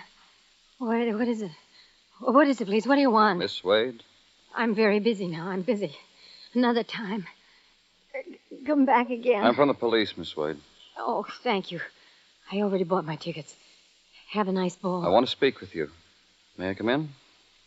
All right. You may come in. I want you to know that I won't take long. May I sit down? You don't mind if the blinds are drawn, do you? The sun hurts my eyes. It's all right. Please. All right, Miss Wade. Just tell me what I want to know and I'll leave.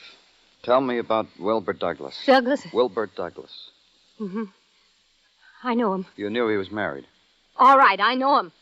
There, I know him. I told you. How did you happen to meet him? We met. People meet. People get lonely. Meet. Miss Wade. It's not a good day for me.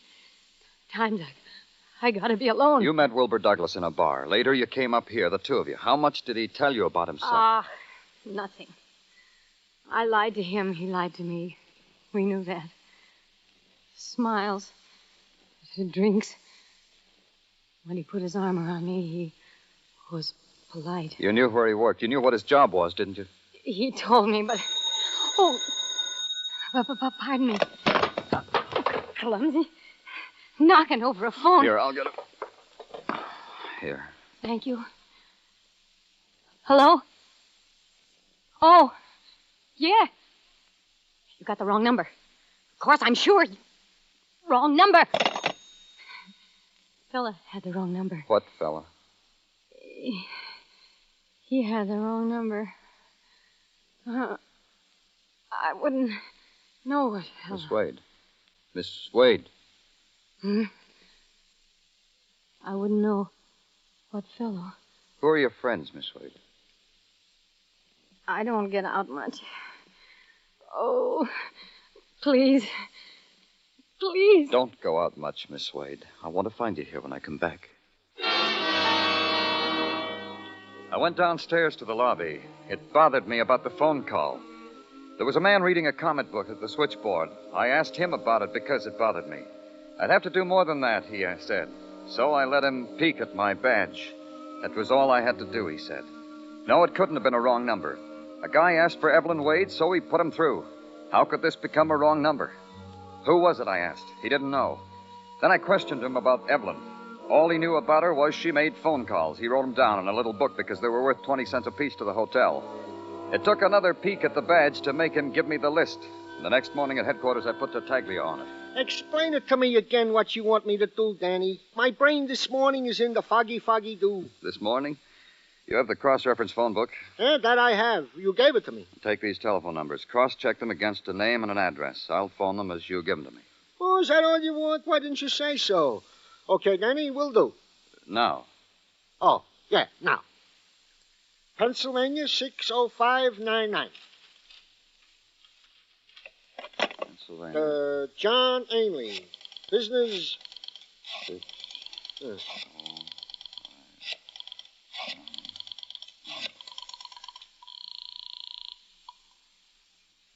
Supermarket, Ainley here. Police Department, Mr. Ainley. Routine check. You know a Miss Evelyn Wade? Yes, once a week she buys a pound of pork chops. Makes us deliver. Stick around the supermarket today, Mr. Ainley. I may want to talk to you. Extra, Tiger. A moment, Danny. Butterfield 89970. Pierre. Pierre what? That's all, Danny. Just Pierre. 1976 East 70th. 970.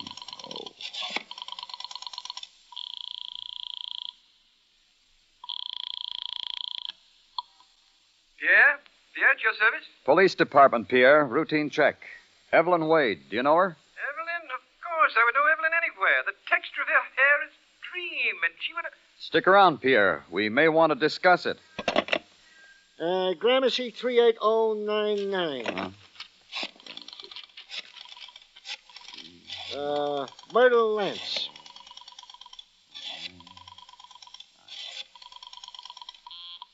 I'm busy. Another one, Tateglia. Yeah. Atwater 97598. Acme Pharmaceutical Company. What? Atwater 97598. Acme Pharmaceutical Company. Yeah. Danny? 8. Acme Pharmaceutical Company, garage. Hello? Hello? Sorry. Hello? Wrong number. Plaza 4396. That's all, Tateglia. You did good.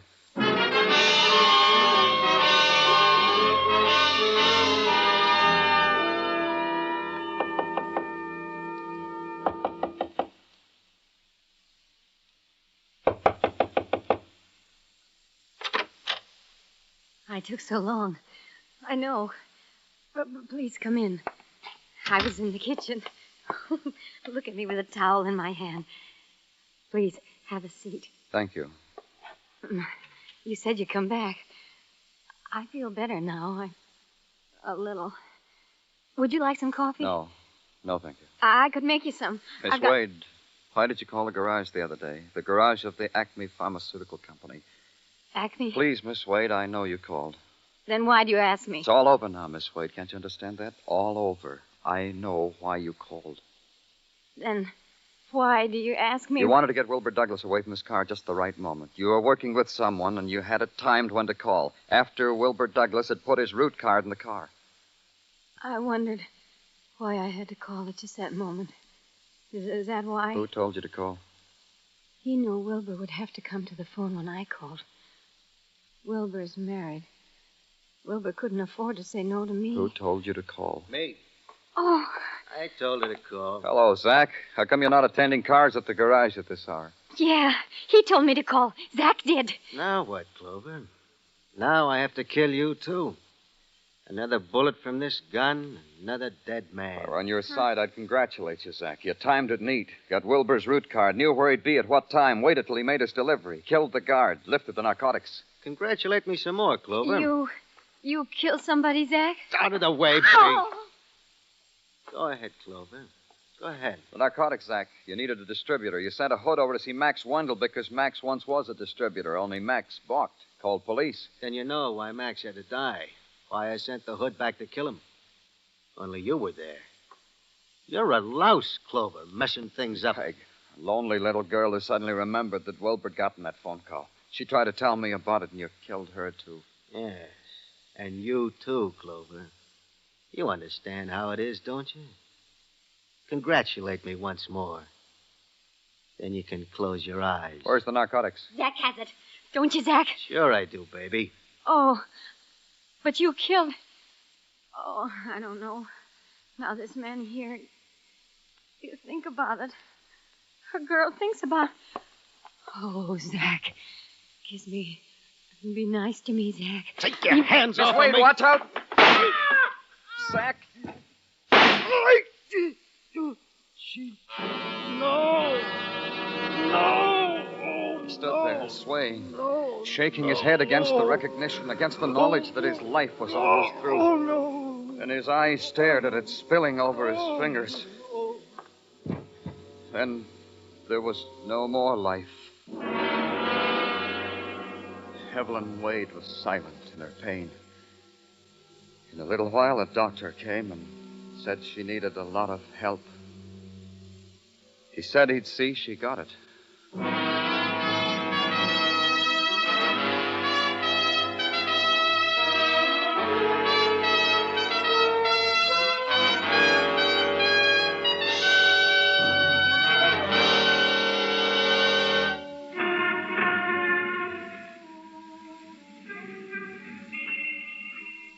Broadway's deserted now. The night has given up, and it's becoming another day. And for an hour, the Fury lies sleeping. Then an engine will start, and a horn will blow, and people will run out from under the earth to awake the Fury. And it starts all over again.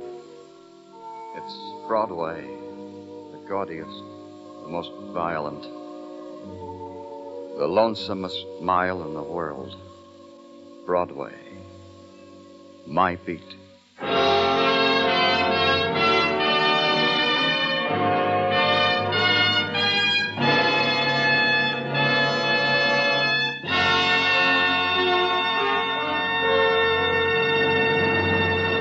Broadway's My Beat stars Larry Thor as Detective Danny Clover with Charles Calvert as Tartaglia.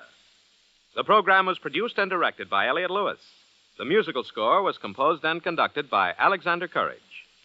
Included in the cast tonight were Sylvia Sims, Jeanette Nolan, Eddie Fields, Howard McNear, Clayton Post, and Paul McVeigh.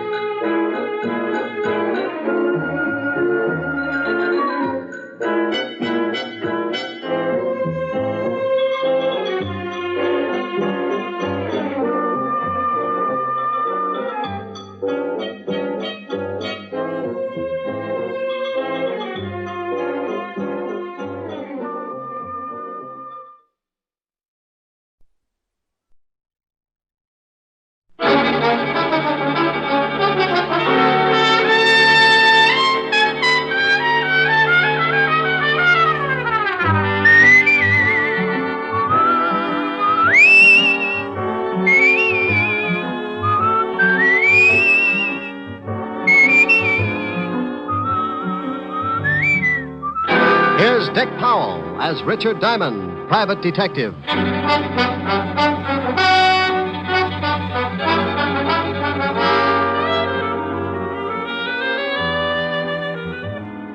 Hello there. This is Diamond. I have a little office on Broadway at 53rd Street.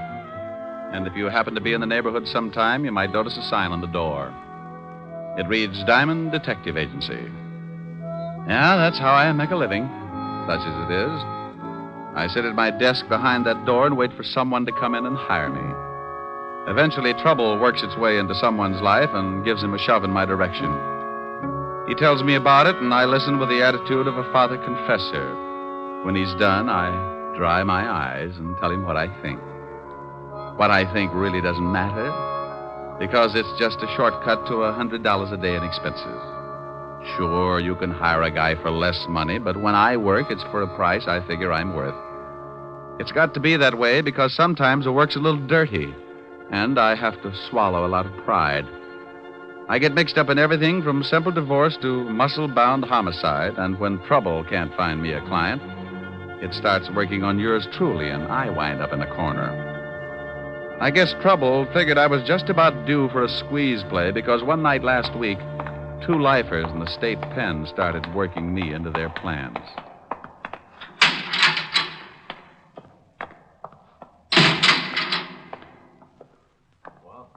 What about it, Walsh? Shut up. Wait until the guards pass.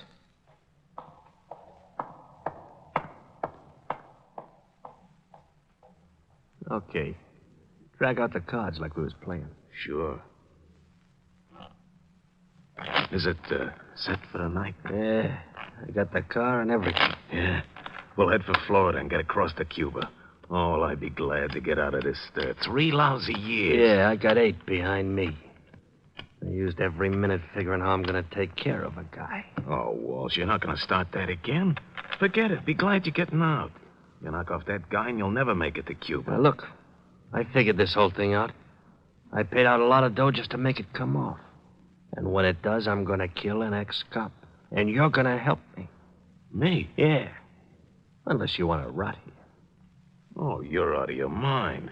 If this break comes off, it'll be the neatest trick in years, and you want to louse it up by knocking off some guy on the outside? You can stay here and rot if you want to. The only way I take you along is you help me to get a guy named Diamond. Yeah, but you waste a lot of time in New York. They'll have the roads covered by then. Look, just because this Diamond guy knocked off your brother on that bank job... You bust out of here, it's on my terms. Now make up your mind, it's getting late. Okay. Give me the layout.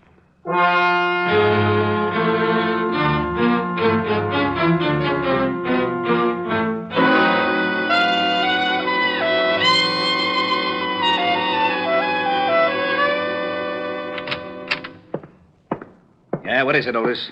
We just got a call, Lieutenant. 2 prisoners busted out of Sing Sing, killed 2 guards. Who are they? Big time. Bob Wells and Charles Walsh. Charles Walsh? Yeah, lifer. I know.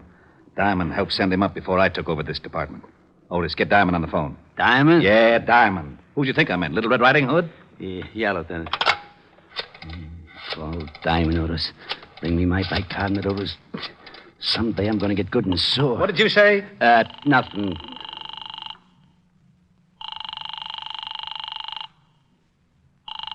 Nuts. Now what's the matter? His office don't answer. Give me that phone.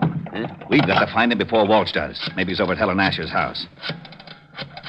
All right, Otis, stop standing on one foot. You can leave.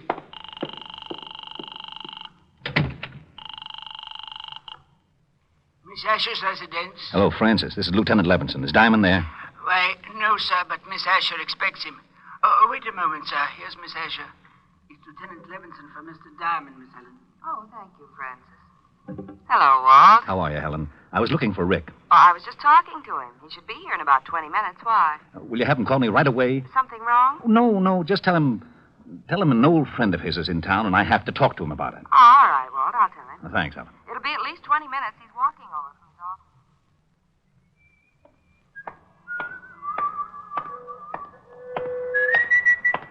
office. Okay, Diamond, hold it right there. Start walking over to that sedan. Don't you know it's not polite to point? Look, laughing boy, I got a big gun in my pocket. Well, I'm proud of you. I thought it was a crossbow. Get moving.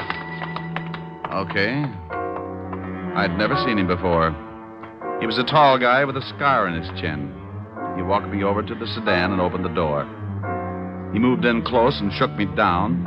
He relieved me of my .38 and motioned me into the front seat. I slid in, and he started to follow, so I kept one leg out in front of me and kicked him in the face. I couldn't get enough leverage to cool him, but it gave me enough time to get out the other door and start making like a miler. I looked over my shoulder and saw him climb out holding a bloody nose. I knew he wouldn't take a shot unless he got close enough to make it count, so when he started after me, I ducked into the subway. I found a dime and went through the turnstile. The train was getting ready to pull out, so I pushed my way on just as the gonnet came down the stairs. He certainly wasn't happy to see me go. He didn't even wave goodbye. Wait a minute, you! Wait! Oh, nuts. My nose. Got away from me. Wait till I call like that.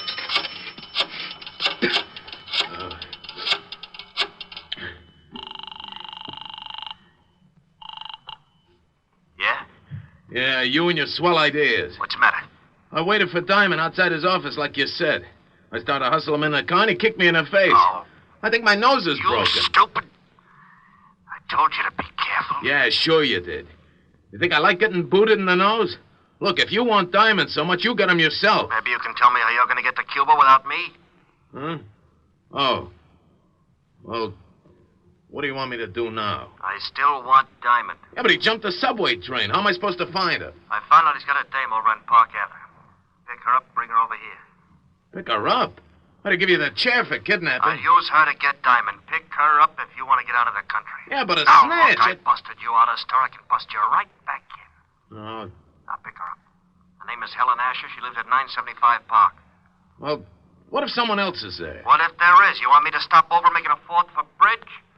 Get him out of the way and bring the dame to me.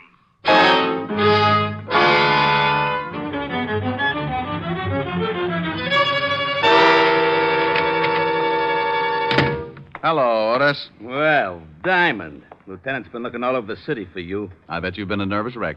I wouldn't care if you fell off the George Washington Bridge, Shamus. Why, Otis? And after all, we've been to each other. Nuts. You better go on in and see the lieutenant. Sure. Hey, Sergeant. Yeah? When are you going to get some new shoes? If yours turn up any more in front, you'll have to ski to work. Hello, Walt. Rick, we've been looking all over for you. Why don't you cops get on the job? It's getting so it isn't safe for a citizen to walk the streets at high noon. What are you yakking about? Well, I leave my office to go to see Helen, and some goon tries to hold me up. Well, you're lucky you didn't get it right then. Do you know who busted out of jail last night? Go on, scare me. Charles Walsh. He swore if he ever did bust out, he'd get you. Wow. That explains something. What happened? This character tries to hustle me into a car, so I shoved my foot in his face and beat it into a subway. But it wasn't Walsh. Might have been Bob Wells. He busted out with him. I can tell you in a minute. Got a file on him? Sure. Otis, bring in the file on Bob Wells. Right away, Lieutenant. Oh, Walt, do you mind if I use your phone? Now, go ahead. I better call Helen. Tell her I'm going to be a little late. Well, I just talked to her and asked her to have you call.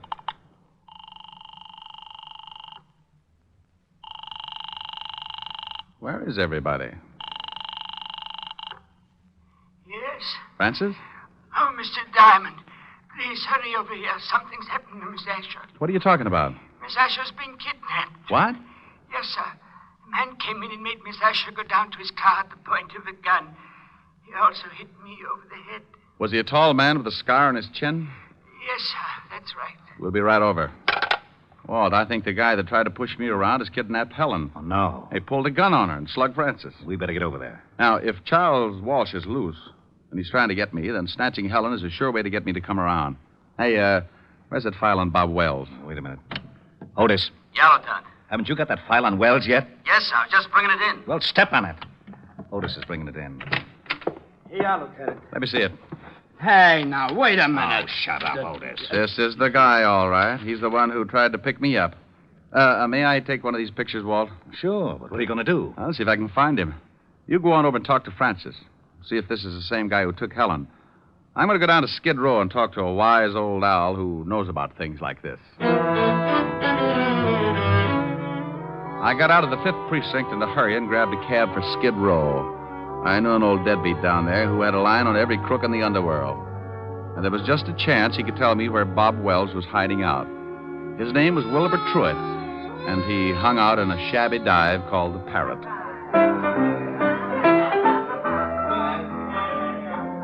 Hello, Wilbur. What? Egad, You at the piano, strike up a chorus of My Buddy, for the wandering boy has returned. Look, Wilbur. I would rise and bow from the waist as befits the occasion, but I fear that some sterno I accidentally came in contact with has rusted my spine, and I am forced to remain in a sitting position. I haven't got time to listen to the routine, Wilbur. I'm looking for someone. Here, take a look at this picture. Ever see this guy? Unless I have my morning constitutional, Buck, I can bring nothing into focus but a large bottle and a straw. Oh, waiter. Waiter, give me a bottle. You have arrived in the nick of time. I get that wonderful warm glow when you ask for a whole bottle. A snap comparison would be that of a happy mother smiling blissfully at a nursing babe. Okay, Wilbur, now tell me, do you know this man? One sip of strength, and I shall have the eyes of a carrot-stuffed feline.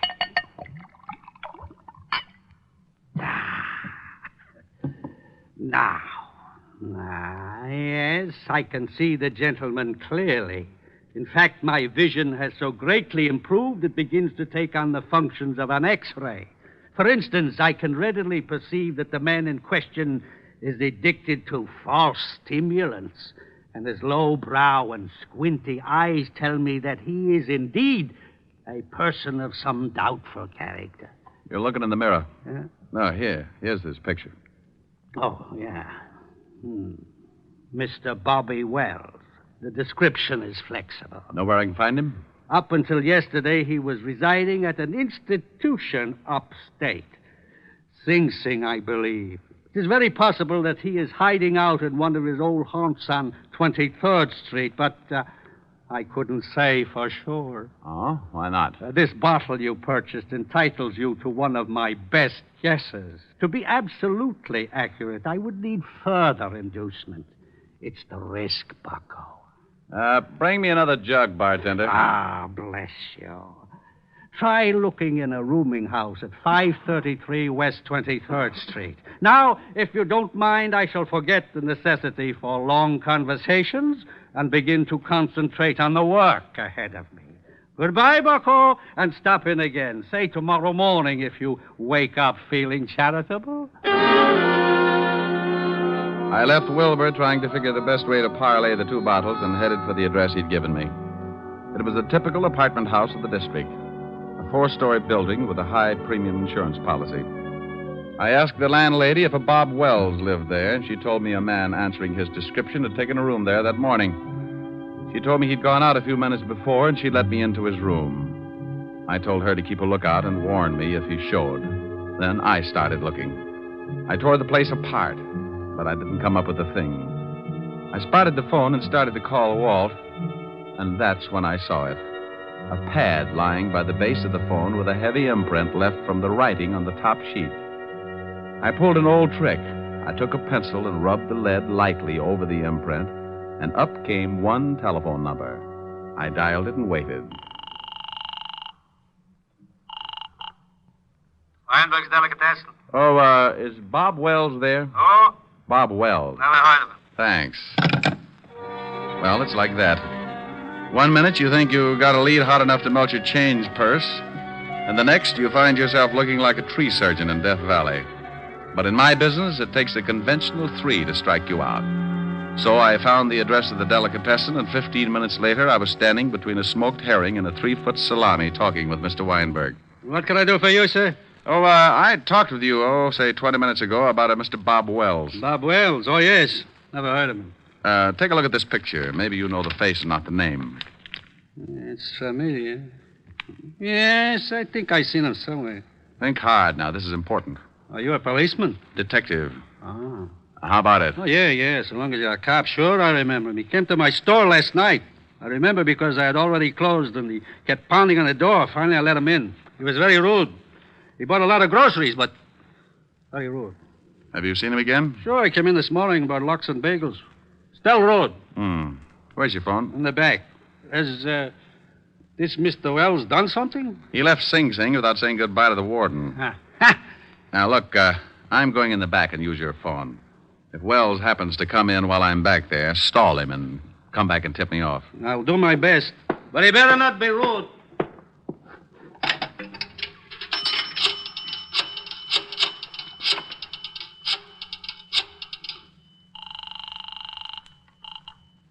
homicide, Lieutenant Levinson. Hey, Walt. I'm in a delicatessen over on 24th Street. Yeah, Rick. I traced Wells this far, found out he's been buying food here, probably for Walsh. You think Walsh is hiding somewhere in the neighborhood? Yeah, that's my guess. They probably took separate places so they could move in a hurry if one hideout got hot. I'll be over there right away. Good.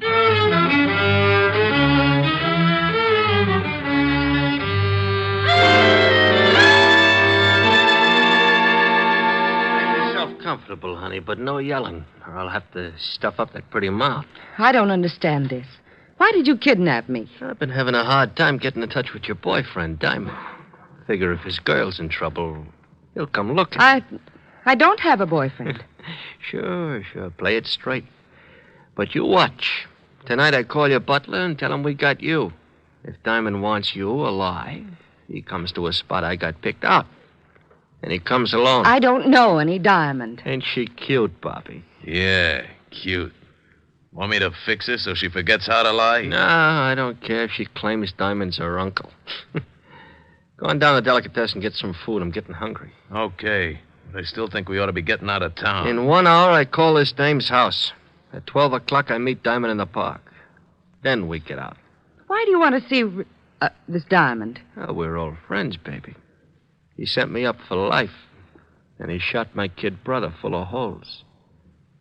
I just want to see that Diamond gets everything that's coming to him. You talk too much. You've got some bad habits yourself. Now get that food. And if you're too lazy to walk downstairs, I'll show you a shortcut. 3 floors, straight down. You can jump for it. Okay.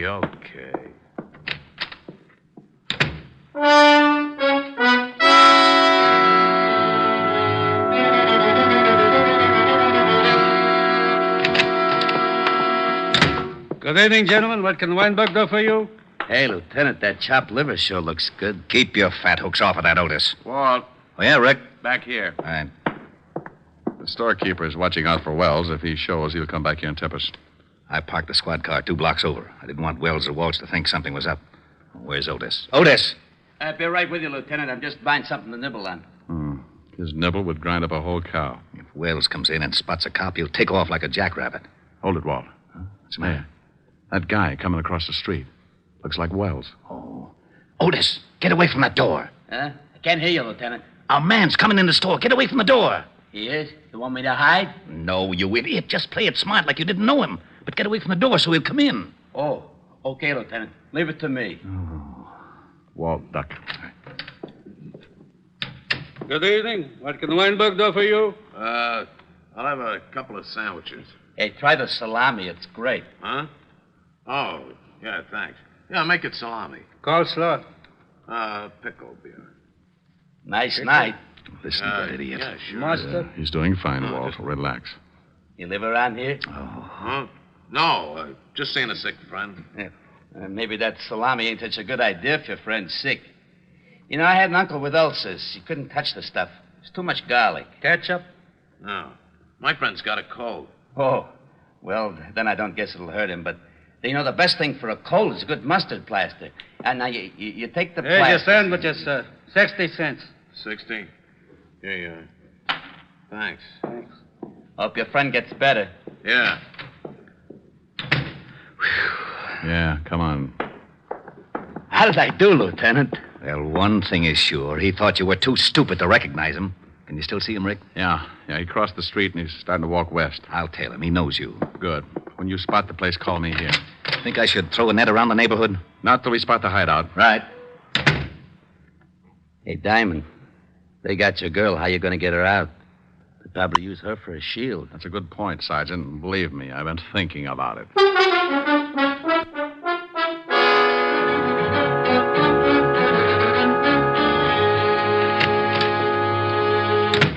Here's the sandwiches. Swell. Hey, you only got 2. Oh, there was a cop in the delicatessen. A cop? Yeah, big stupid one. Listen, I told him I'm getting food for a sick friend, see? And he starts giving me all kinds of You sure you weren't tailed? Tailed? No, who tailed me? Cop stayed in the delicatessen. Okay. Here, honey. Have a sandwich. I'm not hungry. Oh. Suit yourself. Here, Bobby. Oh, thanks. Hey, when are you going to put in that call to this dame's butler? Right after we eat. Then we go to the park and wait for Mr. Diamond.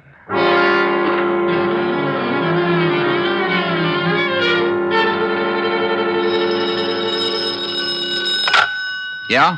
I'm in a drugstore across from the building that Wells went in. It's about a block away. Nifty drug. Block west on your side of the street. I'll wait inside. We'll be right down. Come on, Otis. The lieutenant hasn't spotted. Okay. Thanks for the bagel, Whitebreak. That's all right, officer. Come back again when you can pay for it. Come on, Otis. Move your big feet. Okay. Hey, you got any brilliant ideas how we're going to get Helen out of there in one piece? No, I gotta admit I'm stuck. Why don't you get that bear trap mind of yours working and make yourself a hero? Well, maybe we could start a fire in the building. It'd have to come out. Oh, swell. There's nothing I'd like better than a well-done girlfriend. Well, I was trying. Yeah. Hey, wait a minute. What's the matter? Otis, remind me to kiss you on both cheeks. Hey, what are you doing? That's a firebox. I'm turning in an alarm. There. Oh, we're going to start that fire? No, but Walsh and Wells won't know there isn't one. When the trucks come and the firemen bust in the place, they'll think it's burning down around their ears. Yeah, maybe then they won't watch Helen too close, huh? That's the idea. Well, here's the nifty drugstore. Yeah. Rick, I've been worrying about something. Yeah, I know. How do we get Helen out? Yeah. Well, relax. Otis came up with a solution. Otis? Yeah, I turned in a fire alarm.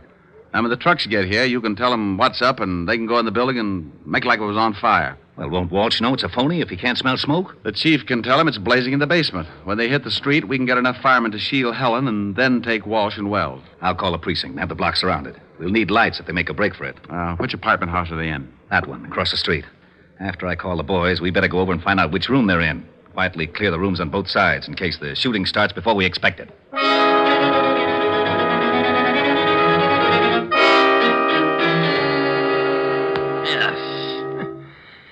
Garlic upsets my stomach. How about that call? Yeah, right. What's your phone number, baby? It's in the book. Oh, she gonna be trouble, Bobby? He wants your number. Now, come on, we ain't got all night. All right. Evergreen 54308. Oh, that's better. Gotta be more careful, Bobby. Your lip's bleeding. Yeah. Hey, Walsh, what's that? Sirens. Maybe that's the cops. If somebody tailed you, I told you I wasn't tailed. Wait, I'll go see. It's fire trucks. They're coming down a block. I don't smell no smoke. Hey, they're pulling up in front of this building. The joint must be on fire. Let's get out of here. Oh, maybe it's the building next to us. No, they're bringing the hoses right in front of the door of this joint. I'm getting out. Sit still. Maybe it ain't a big one. We can't go busting out in the street. Well, maybe it ain't a big one, but if it is, I don't want to end up like a pound of spare ribs. Shut her up. Why, you... All right, now, come on. Hey, what's that? Yeah, what is it? Fire department, we're evacuating the building. What are we going to do with the dame? Shove her in that closet. Just a minute. We'll be right with you. Hurry up. There's a fire in the basement. It's nearing a gas main. The whole place may go up any second. Did you hear that? Yeah, step on it. Okay. You better step on it down these stairs. We can find our way. Hey, there's a couple of prowl cars. Yeah. Separate. We'll meet at the other place. Okay, Walsh, that's far enough. It's the Shamus. Get him, Walsh. Don't reach for it, Walsh. I owe you something, Diamond. You all right, Rick? Yeah, Walsh. He's a worse shot than his brother. Where's Wells? He made a break for it, but he won't get through. All right, Wells. You can't get through. Drop your gun. You won't take me, copper! Well, that's that. What about Walsh? He's pretty dead. Come on, I want to find out what happened to Helen.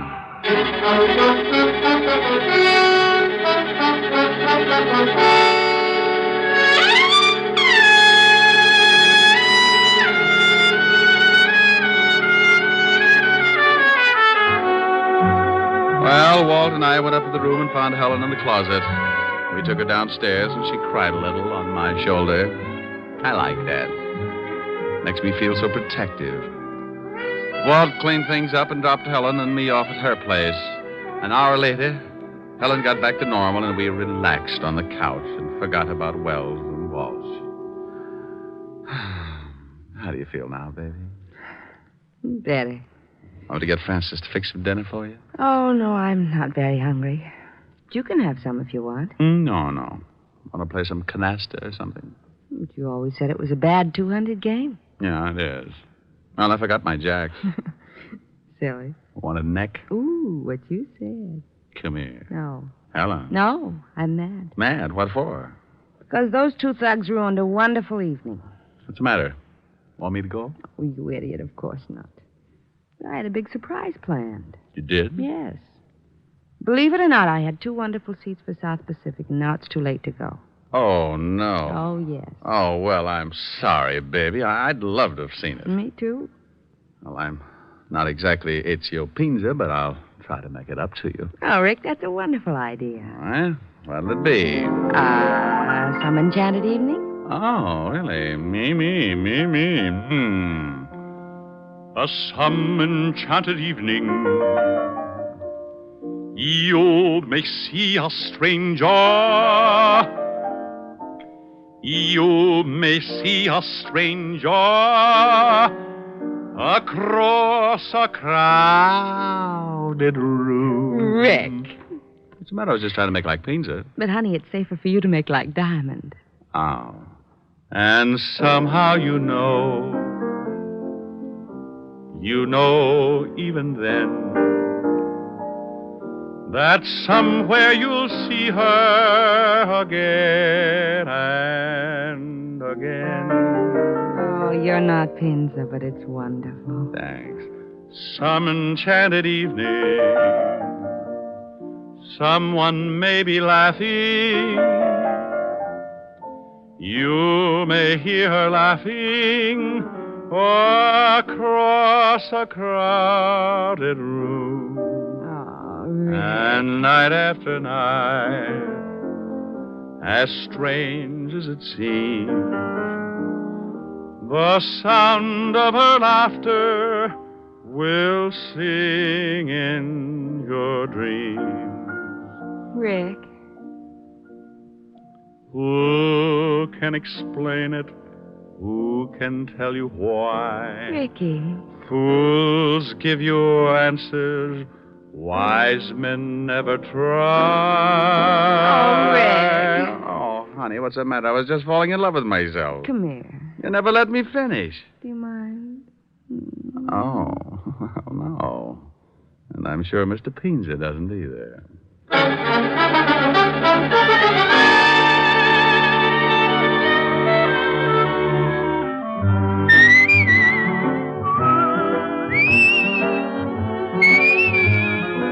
You have just heard Richard Diamond, Private Detective, starring Dick Powell.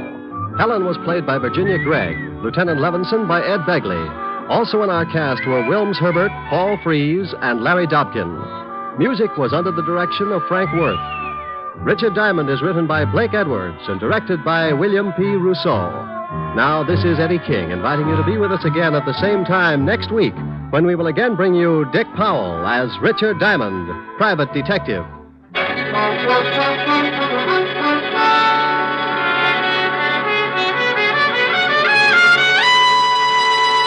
This program has come to you from Hollywood. This is NBC, the national broadcasting company.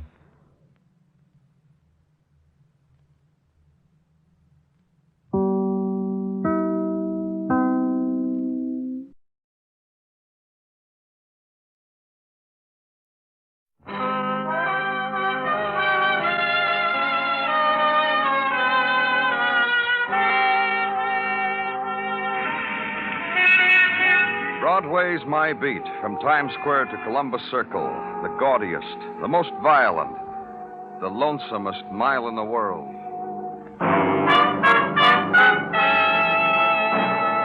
Broadway Is My Beat, with Larry Thor as Detective Danny Clover.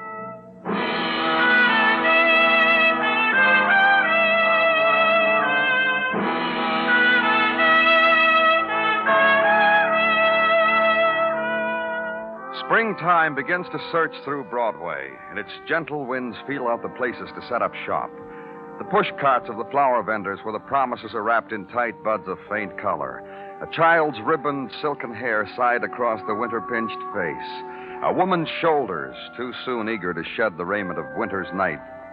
In the spring songs choked out of loudspeakers, in the inviting sidelong glance, in the barefoot padding through sun-warmed corridors, here is spring for Broadway.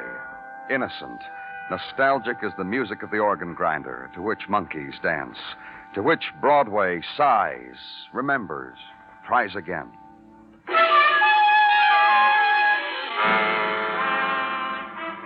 And at the edge of the March evening, against the shimmering of dusk, the anger of a man, the near hysteria, the economy-sized fury at innocence maligned. It's an outrage. A shame, a filthy shame. The way you police have nothing better to do than drag off a man off the street and push him and beat him and people standing around and snickering. No one beat you, Mr. Grace. Oh, it's the same thing. You might as well have. What am I doing here? What am I doing in a messy room with a detective and a girl with a sketch pad? Me, a man with 2 kids. An overworked wife nags at me when I'm late for supper or late for anything. Everything I ever got, I sweat for. You hear me? Take it easy, Mr. Grace. Yeah, miss. I'm in a seed store. See, I'm buying things for my lawn, my rose bushes and seeds, Vigoro and a rake. And I walk out, and a man grabs me. He makes me drop things in the street, and he brings me here. Why? Tell me what crime I've committed. Tell me. You passed a bill in a bank early this afternoon, Mr. Grace, a $1,000 bill. Where'd you get it? I got it. The bank said it was good, didn't they? Then why do you have to stick your nose in? I got it. For a man who sweats for everything he gets, how much sweat for that 1,000, Mr. Grace? A bill the bank recognized from serial numbers as one from a 5-year-old payroll robbery where a pay messenger was murdered. How much sweat for it, Mr. Grace? I don't know what you're talking about. I bought it. I bought it from a man on 45th and Broadway. He said I could have it for $250. I laughed in his face. But you bought it, and so cheap. Well, I laughed in his face at first, but when he said he'd go to the bank with me and prove to me it was good. This man, was he Les Cheney? I don't know who he was. I never saw him before. Maybe I can freshen it for you, Mr. Grace. Cheney was a man we believed responsible for the robbery and murder. We couldn't prove it, though. We never found the money. But he was sent up for possession of narcotics. He's out now. Les Cheney sell you that bill? I don't know. Maybe it was him. I told you I never saw the man before. $1,000 for almost nothing. Wouldn't you have bought it? Let's pretend we're friends. You would have bought it, huh? Miss Holland here's an artist, Mr. Grace. She'll sketch a drawing while you describe the man who sold you the bill. Go ahead, Mr. Grace. Well, I thought she was doing a drawing of me. I thought Describe him. Well, describe him. Well, he had kind of a thin, smirky face, a pinched nose, kind of washed-out eyes. They were blue, I think. They bulged out a little bit. And you getting that, miss? Don't worry about her, Mr. Grace. She'll get it. You just go on. Yeah, well, his hat was kind of slouched down over his forehead. Any distinguishing marks, like a scar or anything? You should... No, there was no scar. I noticed he needed a shave, but then I guess they all do. That type. Kind of a loose mouth, something like a bird dog. Yeah, that's it. The sad eyes and the kind of sniffing around. Yeah, but that's all I remember. Now, what else do you want? Enough to go on, Miss Holland? Good. Call your wife, Mr. Grace. Tell her you'll be real late. We're holding you on suspicion. You do that? You do that after the way I cooperated? Oh, you suck me in, and then you can't. You can't.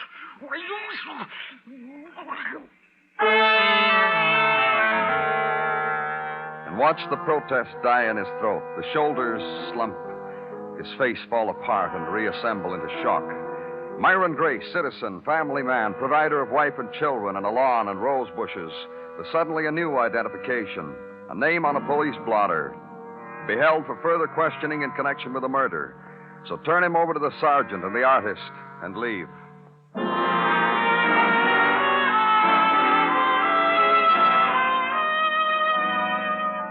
Routine now. Another reading of the records which concern the 5-year-old crime. Records still on the active file, and the name which dominates them is the name of Les Cheney. More records. Les Cheney had been released a month ago from prison, having served 5 years of a 7-year sentence. Les Cheney, out on parole. So legwork now. Get the completed sketch and find an address and call on Les Cheney.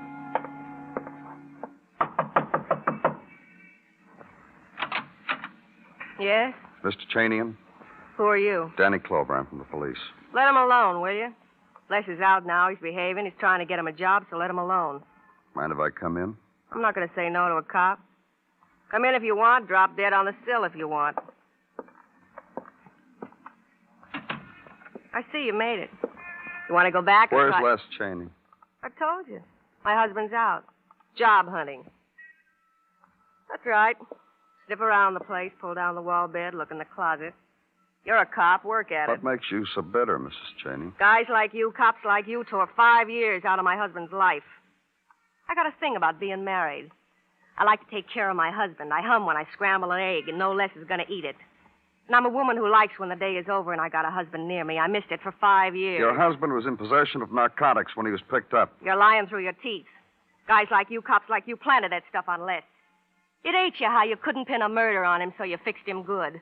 Listen to me. I want you to look at something, Mrs. Cheney. Listen to me, whatever your name is. I want you to hear it. I've been practicing it for 5 years, worth a night. Hands behind the head. The position of the lonely people. This is what I want to say to you. Die. Run, don't walk, and tell your friends to do likewise. You all through? Tell them all, you hear? Take a look at this picture, Mrs. Cheney. It's a sketch of a man who passed a $1,000 bill. Have you ever seen this man? I never saw him, and to save you a trip back, Les never saw him. Tell Les the police were around, Mrs. Cheney. They'll be back. The cops on the beat, too, whatever your name is. Don't forget to tell them, too. Get out.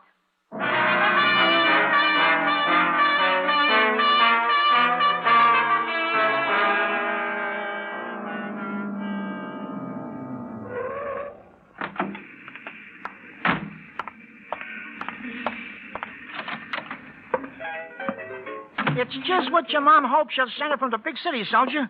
Little pillow with nice poetry on it, soldier. M's for the O's for the T's for the H.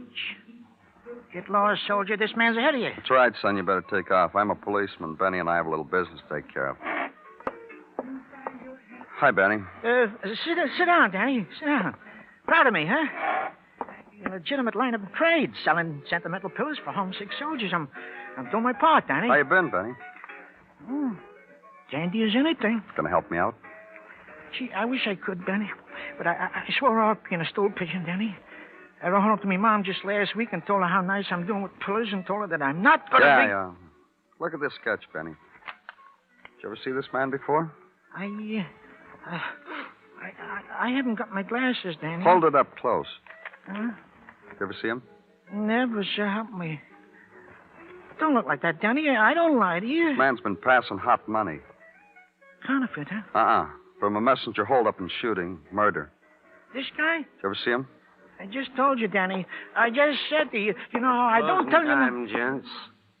How come closing time? 9 o'clock's never closing time? Tonight it is. I'm sick of no customers. I'm a customer. Yeah? So pay your check and leave. I'm going home. Come on. Don't stall. The only reason I served you in the first place was you flashed a 20. You owe $4.60. I brought you the change. Yeah. Where'd you get a $20 bill, Benny? Oh, Danny. Danny, look. Mm-hmm. It's 9 o'clock, ain't it? Today at 9 o'clock, Benny Fane is turning over a new leaf. Clear my conscience and leave the old Benny Fane behind. Where'd you get it? I'm glad for the opportunity to tell you, Danny. I heard about a guy who was selling hot dough. The old Benny Fane got his address and bought a $20 bill for Finn. The old Benny Fane thought it was a counterfeit, not murder dough. Where'd you buy the $20 bill, Benny? Oh, just on 114th Street, 607, first floor, all the way back. Well, good night to all.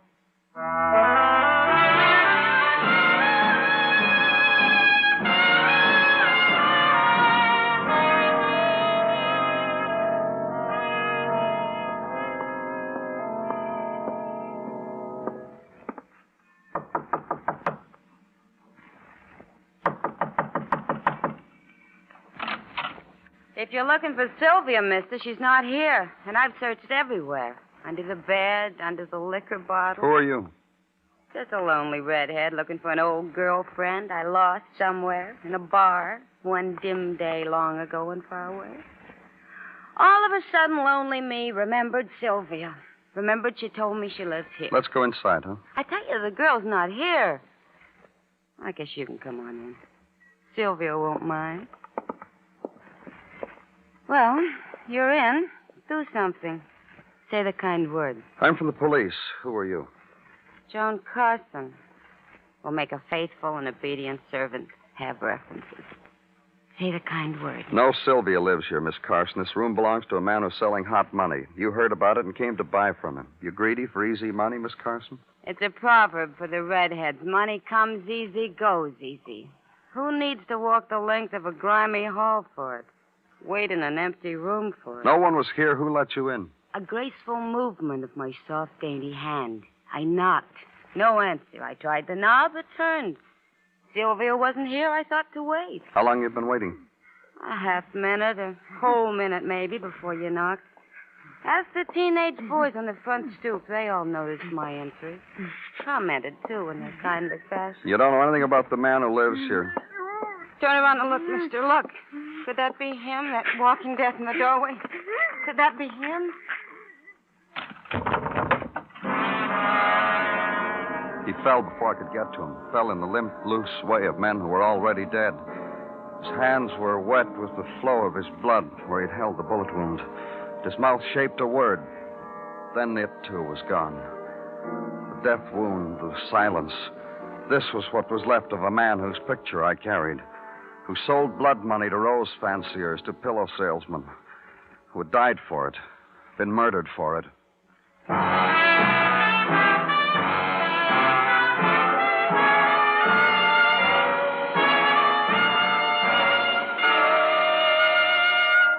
You are listening to Broadway's My Beat, written by Morton Fine and David Friedkin, and starring Larry Thor as Detective Danny Clover. Every day of the year, the Red Cross is helping humanity somewhere. Servicemen rely on it. Disaster victims owe their lives to its prompt help. Communities everywhere know its day-by-day services. All these countless ministries are financed by your contributions. Won't you answer the call to make this year's contribution larger than ever?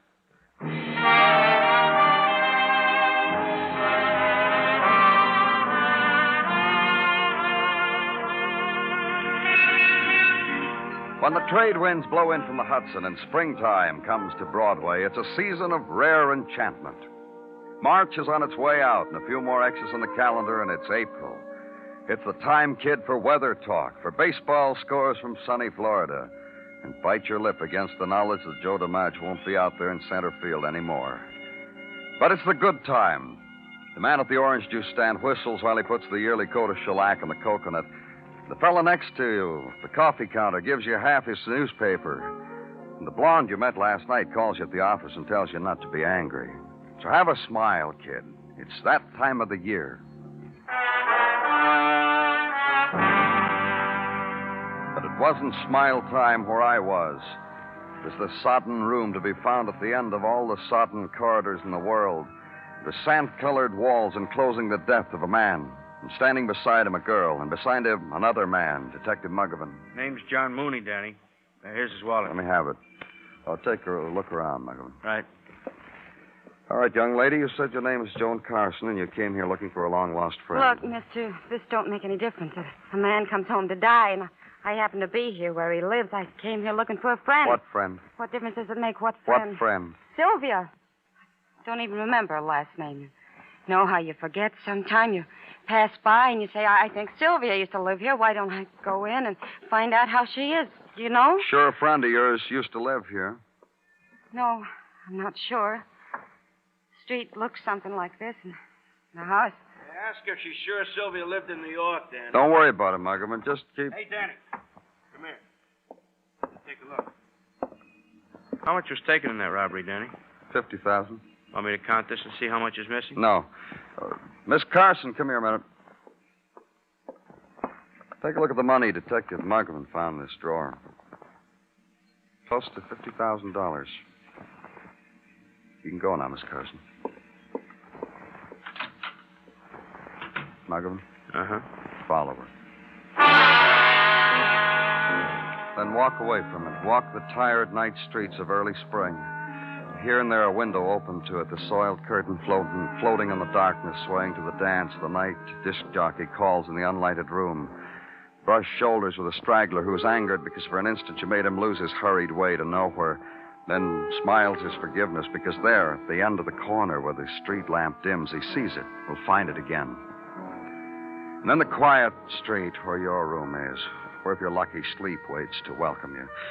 Only first you must rid yourself of the image of a murdered man who sold money engraved with death, of a girl with red hair who walked now or slept or laughed, and the shadow that mocked her was not her own. And sleep is diluted with these things. And finally, sleep runs out.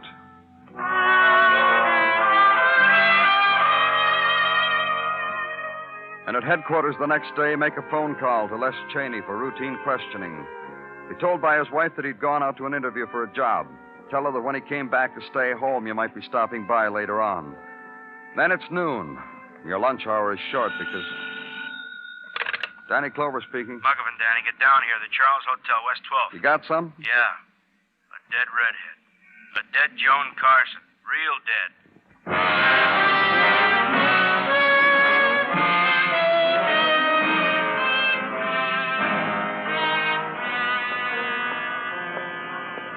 Let me through here. Let me through, please. I'm from the police. Hey, Danny? Medical examiner's taking What care happened, Muggavan? I thought I told you to follow her. I thought I Why do you think I'm here, Danny? Tell me what happened. I followed the girl home. That's where she went when she left that flea bag last night. She went to her apartment. Straight to her apartment? If she hadn't gone straight to her apartment, this wouldn't be the story I'm telling you, would it? Go on. Straight to her apartment. At 2 in the morning, I got Florio to relieve me. I went home, straight home. At 9 this morning, just as the girl was leaving her apartment, I relieved Florio. She went out to breakfast shop, made no phone calls, and came back here about an hour ago for lunch. She came down here to the ladies' lounge. I waited outside the door. About 10 minutes later, there was a scream. The attendant found the girl at a dressing table with a knife in her back. That's it.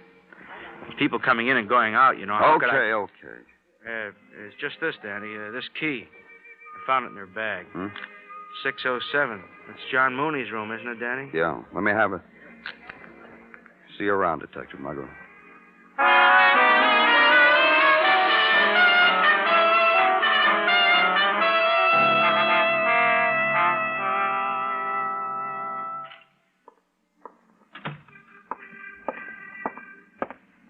I hope I have chosen the correct moment, Danny. What? What are you talking about, Gino? The moment of please disturb or the moment of please do not disturb. I took a flyer and chose the former. I hope I have not overstepped the bounds of a 12-year-old sergeancy. This is your better day, Gino? The lot of a sergeant, Danny, all propaganda to the contrary notwithstanding, the lot of said sergeant, after 12 years of faithful and obedient service, is not a merry one. 12 years is a long way to go to the delicatessen for sandwiches for the boys. 12 years is sticking the nose in the dusty files and records. You'll get your promotion, Gino. Ha! Promotion. Ha, ha. This same stale crumb I off-tossed to the patient strained to the breaking point, Mrs. Tartaglia. It is her comment I just quoted. Ha! Promotion. Ha, ha. It'll go through one of these days, Gino. I promise not to flip the lid while waiting. To work, huh, Danny? If you wish. My burden, my refuge. Anent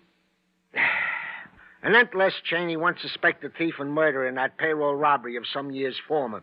He is still not come home. He is still at large, violating his parole, no doubt. You think he's mixed up in this, Gino? It matters to anyone what a 12-year-old sergeant thinks? Let's proceed, shall we? Whatever you want, Gino. And then John Mooney, deceased by murder, that he was a pickpocket whose name was inscribed as such in our archives practically from the moment of the laying of the cornerstone. The key to his room was in Joan Carson's purse where Muggavan found it. What? Oh, just tell me what you got on Joan Carson. I was coming to her, Danny. Sorry. It's one of the wounds that leave no apparent scars. How you higher-ups never expect I said I me... was sorry, Gino. Accepted. And then Joan Carson, alleged murder of Mooney, a girl also with a record of possession of narcotics. What? In the month of October, the year 1943, picked up in her apartment, together with one Les Cheney by the narcotics boys. Sentence. Served a year on the island. With Les Cheney, the same Cheney? The very same. I am dismissed, Lieutenant. Oh, Gino. I hope I have been of some service. Good day, Lieutenant. And good hunting.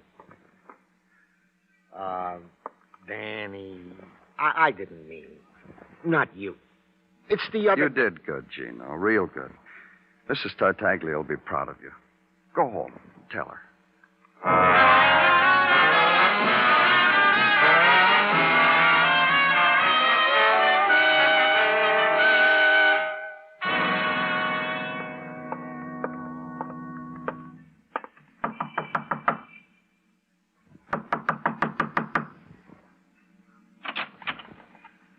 Oh, you're Danny Clover, aren't you? That's right. Les Cheney? Uh-huh.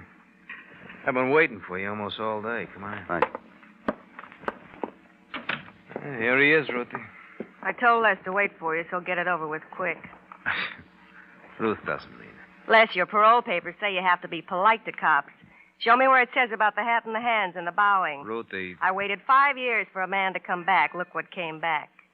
What's the matter with you, Les? You know who he is? One of the brave boys who planted an envelope of narcotics on you. Ruthie, they didn't do that. I told you they didn't do it. I violated the law and I was caught. You had to memorize that speech, Les? You always had a poor memory. What made it stick? Brass knuckles?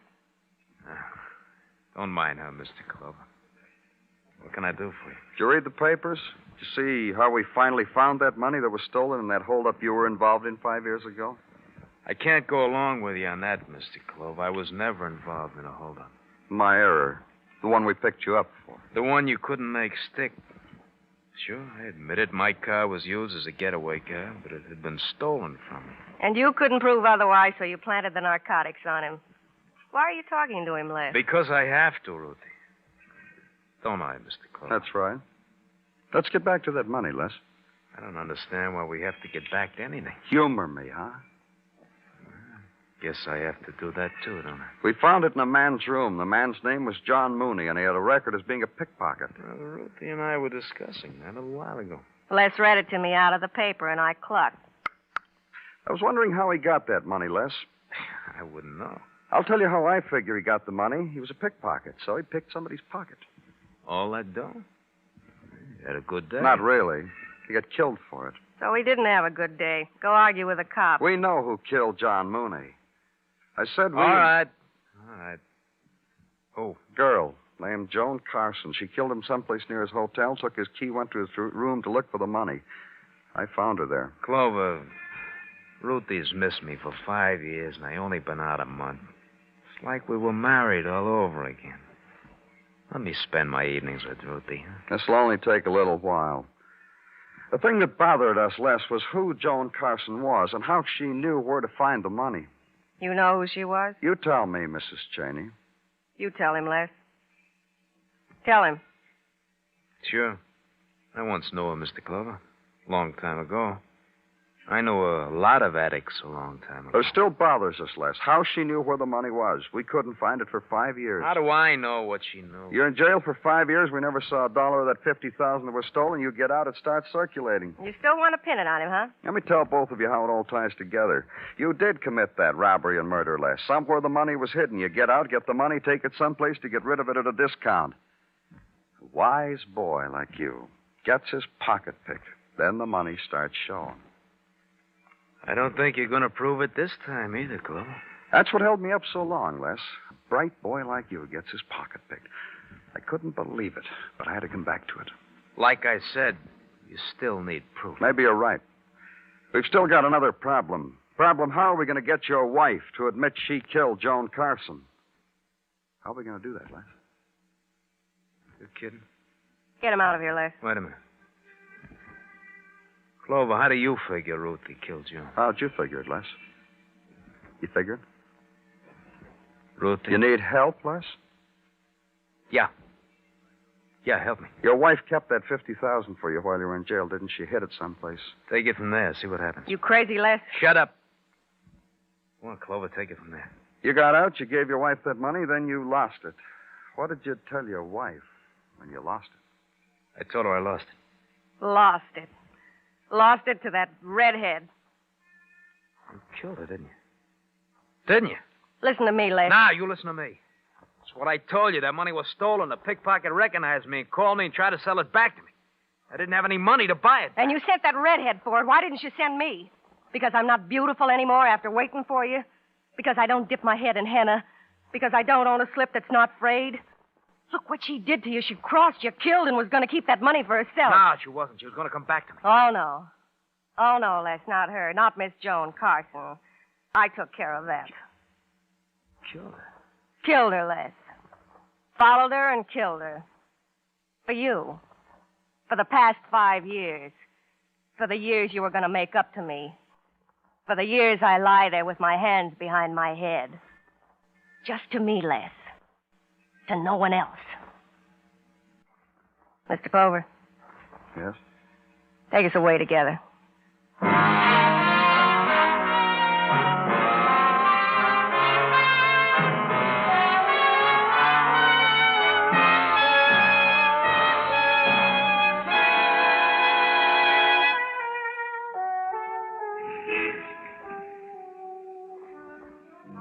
Twilight lies against Broadway like gray, speckled gauze, ripples off into another world. It's the street of the hurry-up steps, the fast questions, glances, the seekers after the special smile. And you walk it because once Broadway touched you, you can't rub it off. It's Broadway, the gaudiest, the most violent, the lonesomest mile in the world. Broadway, my beat.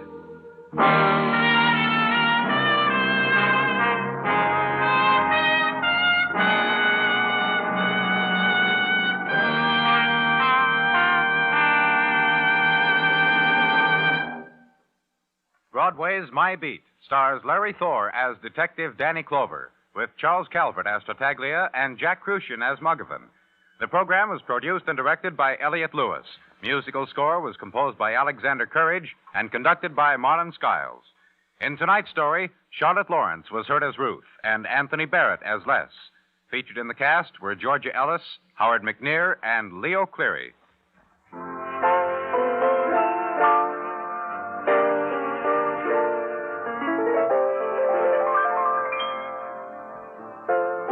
So's your old man. Yes, so's your old man and most everyone else in his generation, an Amos and Andy fan. And the beauty of their comedy is that it's just as funny, just as fabulous, just as fresh as when Amos and Andy first stole America's heart 23 years ago. Tomorrow night, on most of these same CBS radio stations, listen and laugh with Amos and Andy.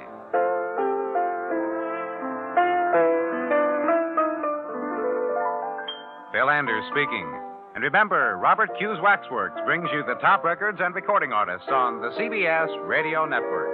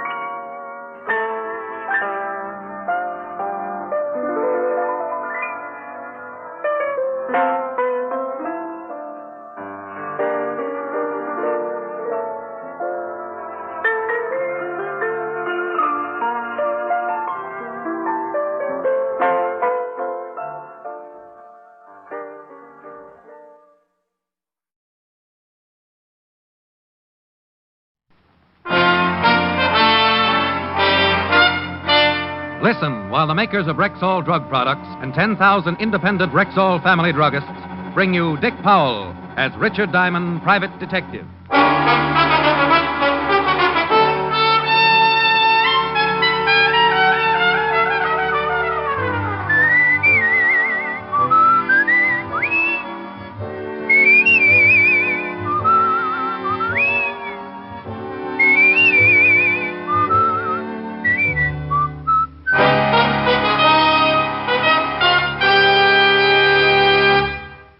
Good evening. This is your Rexall family druggist, welcoming you for the 10,000 independent druggists who have made the word Rexall part of our own store names. We've done that because we believe in the 2,000 or more drug products made by the Rexall Drug Company and confidently recommend them to our customers. A good example is Plenamins, Rexall's famous multivitamin capsules. Handy, economical Plenamins give you more than your daily minimum requirement of every vitamin for which such requirements have been established, plus valuable liver concentrate and iron. Ask for Plenamins at Rexall drugstores everywhere. And remember, you can depend on any drug product that bears the name Rexall. Good health to all from Rexall. Now, your Rexall family druggist brings you a half hour with Richard Diamond, private detective, starring Dick Powell.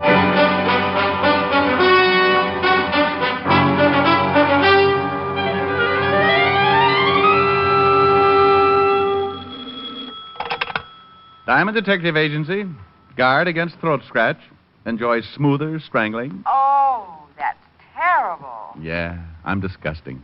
No, Only when you're too busy to stop by and see me. Well, I was just going to call you, Helen, baby. Oh, I'll bet. Cross my heart. Hope to lose my skate key. You mean New York's gift to the detective world was really thinking about rural me? Rural you is a mighty interesting subject for rural me to think about. Well, why don't you stop being so spiritual and give your thoughts the benefit of some action? And just what exactly do you suggest? Spin the bottle? Post office? A romantic ride through Central Park in a hansom? Yes. How'd you like to go to the theater tomorrow night? Inside, or are we going to stand out in front and get a between-acts descriptions from the usher? I only made you do that once, and from all reports, it was a pretty bad play. What's the one we're seeing? Very bad, but I was given 2 tickets. I refuse to sit in the back of the balcony again. I keep getting the bends. Oh, 4th row center. Must be a bad choice. I got a couple of friends working at it. Going to close in 2 days. Mr. Diamond? Hold it, Helen. People are running in. My name is Diana Campbell. Client? Well, Rick? It was hard to say. That's a wonderful thought. I'll see you tonight. I'll bet it's an attractive girl. You win, hands down. Bye. Now, Miss Campbell, what can I do for you? Mr. Diamond, you've got to help me. Something terrible has happened. I don't know if I'm doing the right thing by coming here, but I had to do something. I'm sorry, Miss Campbell. Now, if you'll put the symptoms in alphabetical order. You must promise not to go to the police after I've told you. Oh, one of those. It's for her sake, not mine. Whose sake? Promise me first. I promise to say goodbye if I'm not interested. Mr. Diamond, my aunt is Mrs. Martha Campbell. You've probably heard of her. Martha Campbell? Oh, isn't she the old gal who sells all that silver to Fort Knox? Yes, that's right. Martha Campbell is my aunt. Well, goody for you. She's been kidnapped. Why didn't you go to the police? Oh, no, we can't do that. They threatened to kill her. I received the ransom note early this morning. They want $50,000 left at a location in Central Park tonight. Why'd you come see me? My fiancée, Ira Stewart, has offered to deliver the ransom. Oh, I see. You're afraid that Ira might try to get his name in the papers and wind up under obituaries. Is that it? Yes, I'm afraid. He has a gun permit, and, well, I've never seen a man get as furious as Ira did when this happened. I want you to go with him and see that he comes back safely. Yeah. But tell me, why is this Ira so concerned over Aunt Martha's welfare? Well, you don't understand. Ira loves Aunt Martha as much as I do. And now that he's practically part of the family, will you go with Ira and see that he does nothing foolish? No, the truth is, the whole thing is a little foolish. Miss Campbell, if you told all this to the police, they'd reserve a few cells in Sing Sing, and the rest would be routine. I'm not interested in the money or catching the kidnappers, Mr. Diamond. Can't you understand? I just want Ira and my aunt safe and alive. I'm sort of shy around people who aren't interested in money. In fact, when she dropped 5 new $100 bills on my desk, I positively blushed. She briefed me. I was to be at her aunt's home by midnight, ready to squire Ira Stewart around Central Park. Then she explained exactly where the payoff was to be made. Of course, I had to promise all over again not to tell the police. I promised.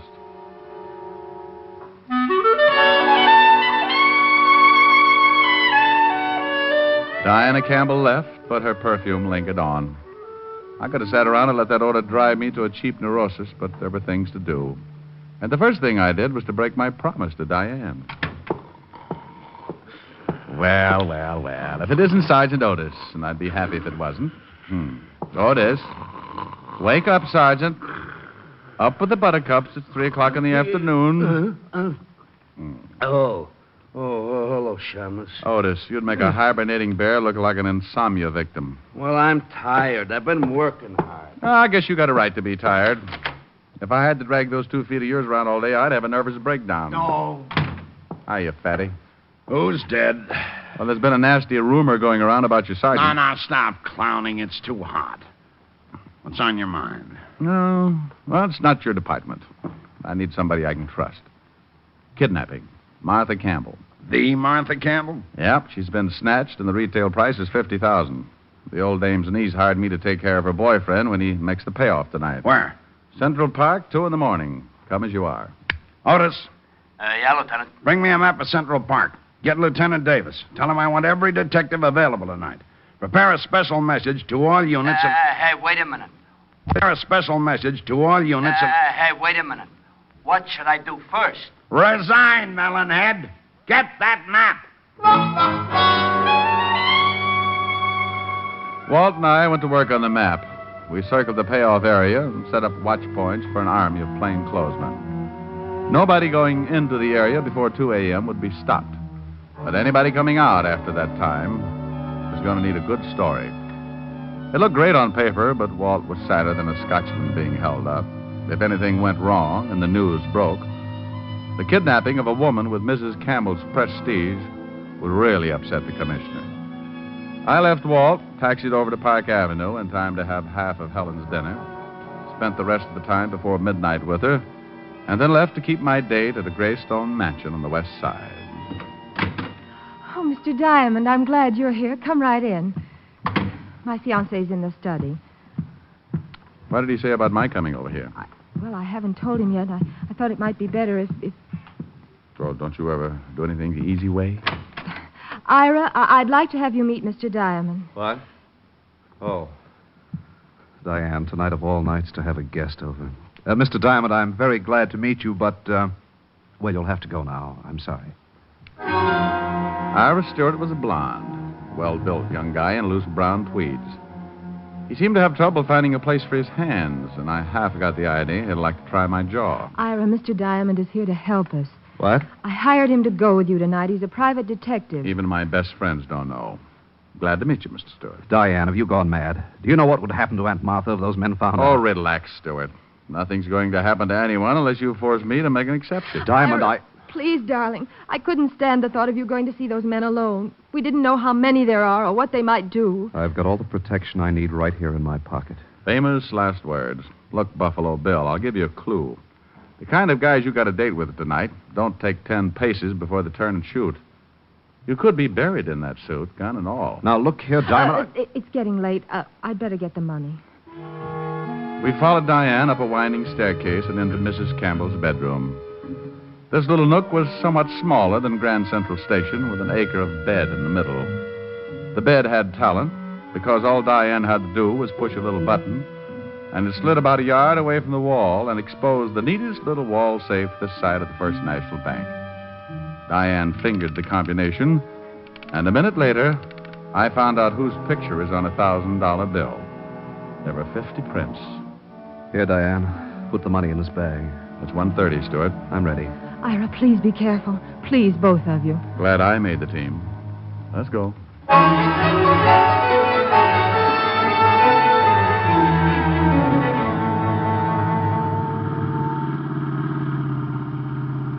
Central Park by moonlight. Bad night to be stag. Well, we're almost there. I'll have to park here. Must be among that clump of trees up ahead. Now, keep close, Stewart. And don't get any ideas about shooting anybody. It might turn out to be me, and I'd squeal on you. We both went into a crouch and edged forward. There was a small clearing between the trees, which the moon had turned into a silver pancake. I might have enjoyed it, except that Stewart was as nervous as an old maid looking at a calendar. Did you hear anything? Oh, sounds like a revolution in the insect world. You stay here. I'll go through this hedge and have a look. Maybe I'd better come with you. No. You stay here. Diamond! Ooh!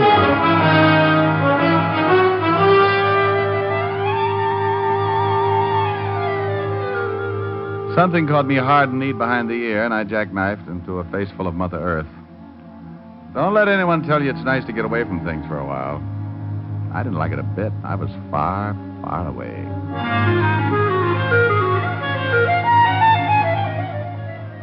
I don't know how long my beauty nap lasted, but the first thing I felt was an elevator starting around my heels and roaring up. When it burst through the top of my head, I awoke. For the next few minutes, I felt like my head was a ball and the rest of me was a drunken seal trying to keep it balanced. Then I saw Stewart, stretched out the way I had been. The copycat. He was bleeding from what was going to be a nasty scar on his forehead. A hunk of pipe was lying nearby. I went to work on him. All right, Stewart. Rise and shine. Rise and shine. Oh, come on. You're just not used to it. I make it a point to have my head cracked at least once a week. What happened? Last one out talks first, and that's you. Yeah. Now I remember. There were two of them. One started for you, and I yelled. Check. Then I heard one of them say, "Get him, Bob." And then you were shaking me. Diamond, the bag, the money's gone. So it was. It was time to give Walt part of my headache. Stewart and I stumbled back to the car.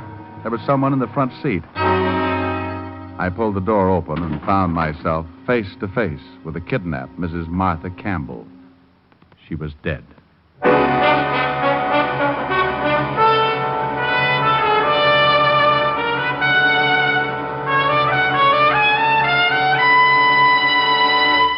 Before we continue with the adventures of Richard Diamond, private detective, here's your Rexall family druggist. There are two important facts I'd like you listeners to remember about Rexall aspirin. First, each Rexall aspirin tablet contains 5 full grains of pure aspirin. And second, there's no faster-acting aspirin made. But what exactly do you mean by fast-acting? Well, ma'am, aspirin itself is too fine to hold together in tablet form. So it has to be bound with an ingredient that will quickly disintegrate. That is, break up the tablet. So the aspirin itself will immediately be free to do its job. You mean the aspirin doesn't do any good until it's free from the tablet? Right. And that's why Rexall scientists developed a binder so low in moisture content, it begins to break up the very second it touches water. Now that means that when swallowed with water, the aspirin in a Rexall tablet is free to go to work for you, even before it reaches your stomach. Well, that's fast enough for me. And it's fast enough for 10,000 family druggists. Quality like that is what we're talking about when we tell you you can depend on any drug product that bears the name Rexall. And now back to tonight's adventure with Richard Diamond, private detective, starring Dick Powell. Finding Mrs. Campbell dead in the front seat was the ugly end of another beautiful day. I hadn't known the little gray-haired woman personally, but from her reputation, I had the hunch that some of this town's best charity groups would be in mourning come tomorrow. And just in case I wasn't feeling bad enough, Stewart was right in there to help me. I never should have let you come. It's your fault she's dead. You did it. You did it. Thank you, Sherlock Holmes. Now shut up. You were going to protect me. You were going to... I slapped 5 fingers of artificial sunburn into his face and shut him up. Then I checked Mrs. Campbell's corpse. She'd been murdered at least 24 hours before. I lifted her featherweight body and stretched her out in the back seat. Ira was still rubbing his cheek when I pushed him into the car.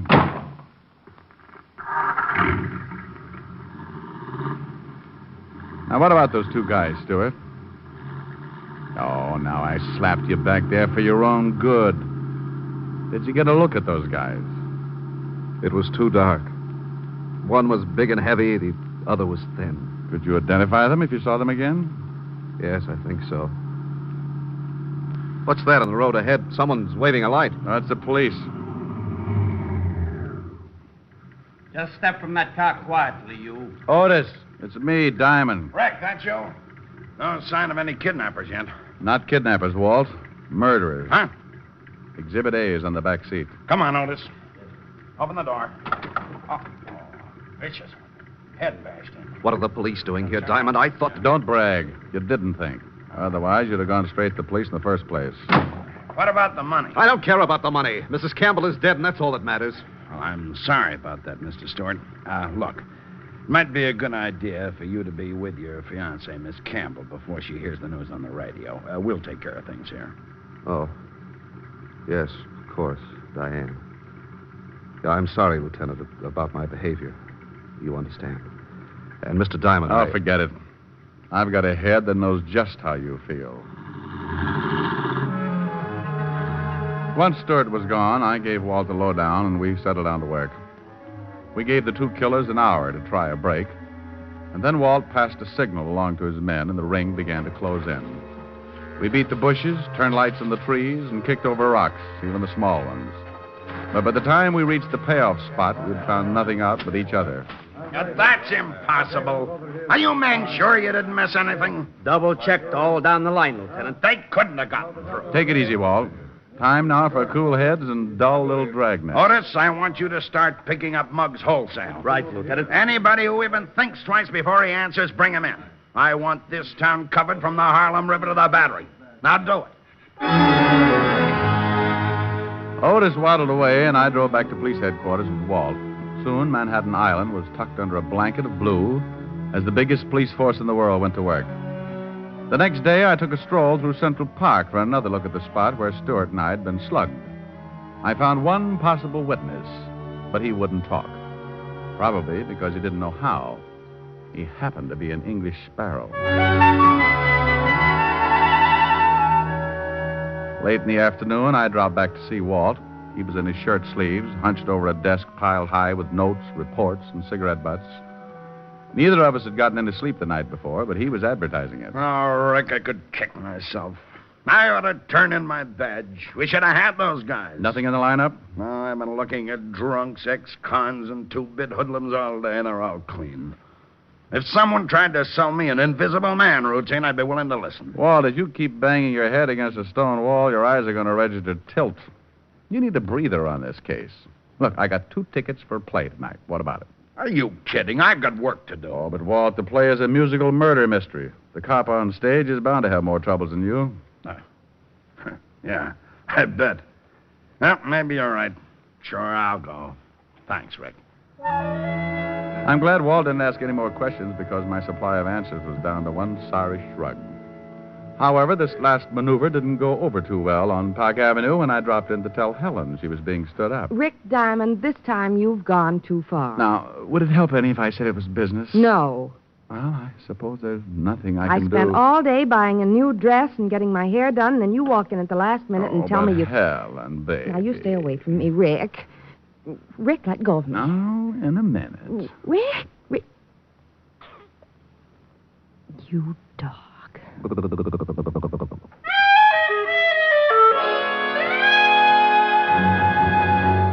Walt was ready when I dropped in at the precinct and we took off for the theater.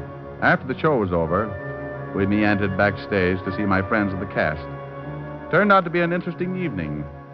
The next morning, I called up Ira Stewart from Levinson's office.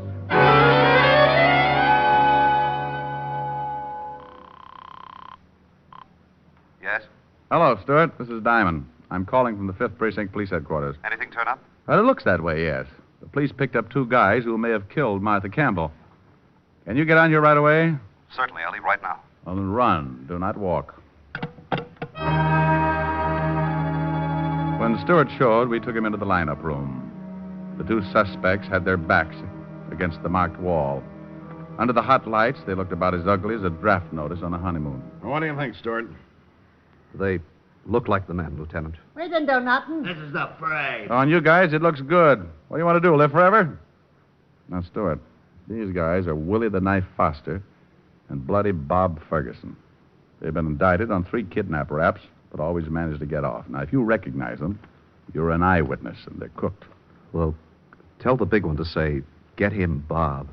Say it, Bob. What for? For the sake of your dear old mother in Alcatraz. Never mind what for. Say it. Get him, Bob. Now the other. You heard him, Ferguson. Get him, Bob. That's the man, Lieutenant. I'm sure of it. Let me get my hands on him. I'll kill him. Now, Stewart, calm down. State of New York will take care of them. This is a lousy frame. You can't pin this on us. He was babysitting that night. Okay, lock him up, Otis. Right. Book him on suspicion of murder. Stewart, come into my office. I want to get your statement. After getting his statement, Walt told Stewart the case was closed. We congratulated each other and shook hands all around. Then Stewart walked out. We gave him enough time to get into his car and start away. A moment later, Walt and I jumped into an unmarked police car and played Follow the Leader.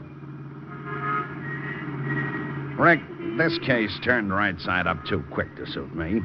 What made you tag Stewart and plant your actor friends in the lineup? Walt, the trouble with you is that you're too modest.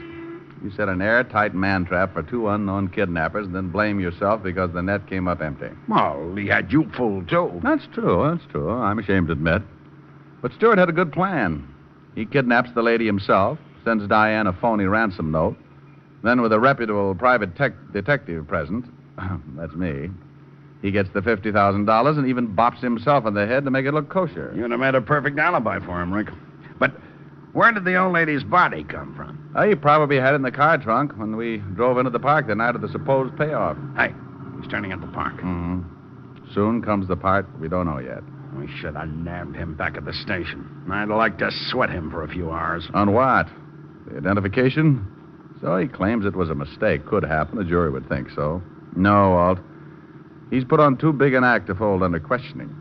He's been acting ever since he made Diane believe he loved her, just to gain Martha Campbell's confidence. He's parking up ahead. Yeah. Now let him answer the $50,000 question. And where did he hide it?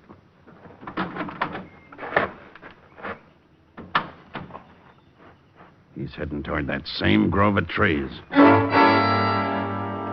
We took off at a fast trot until we reached a hedge not too far from where we expected to find Stewart. We saw him all right. He was standing around right under the same tree he'd led me to a couple of nights back. A family of picnickers were close by, so he was acting like a guy out for some air. We ducked behind the hedge to watch, though I had to hold Walt back a few times. Finally, Stewart tipped his hand. He reached up past the nest of my sparrow friend into a hollow of the tree. It wasn't eggs he was after. The stuff he pulled out had that fascinating color known as currency green. That's enough for me, Rick. Okay, Stewart. Duck, Walt. Are you hurt, Walt? Yeah. One of his shots creased my shin. Hurts like blazes, though. Let's get that guy. He's running for the zoo. I'll get him, Walt. Put a tourniquet around your neck and sit tight. Oh, watch out for the crowd, Rick.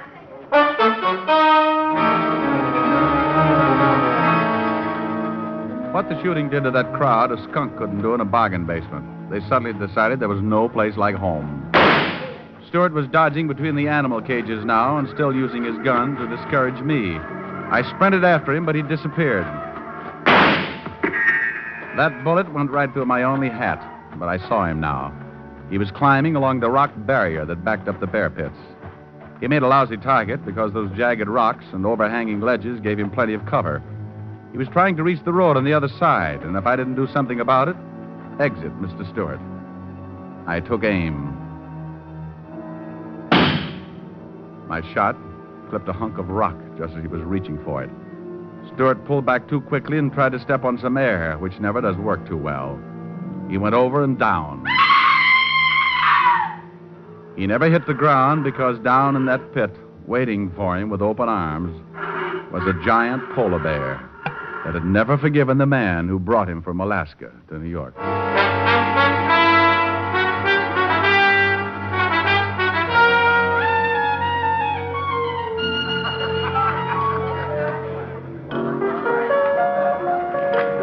Rick, I'm glad you and Helen could make it to the cast party. Thanks, Bob. Thanks also for the great acting job you and Willie pulled off at police headquarters. Anytime, Rick. Glad to help out. Yeah, that's a nice tune. Is that a song for the show? Nah, just fooling around. After a show flops, there's nothing like a little get-together to bolster one's spirits. Well, I certainly like the taste of your bolster. Thanks, I'll mix myself another later. Rick, what are you doing by the piano as if I didn't know? You don't want to look bad in front of all this talent, do you? Oh, honey, not a chance. Just happens that Bob's playing around in my key. Well, let's do it. Well, let's do it then. Count every star in a midnight sky. Count every rose, every firefly. For that's how many times I miss you. Heaven knows I miss you. Count every leaf on a willow tree. Count every wave on a stormy sea. Count every star, and darling, when you do, you know the times I have cried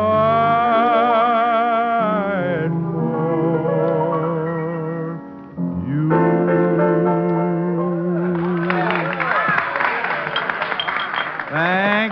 Thank you. I'm sorry, but due to previous commitments, I'm only available for stage, screen, radio, television, and parade. Rick, you are becoming a ham. Me becoming a ham? Oh, my dear, really?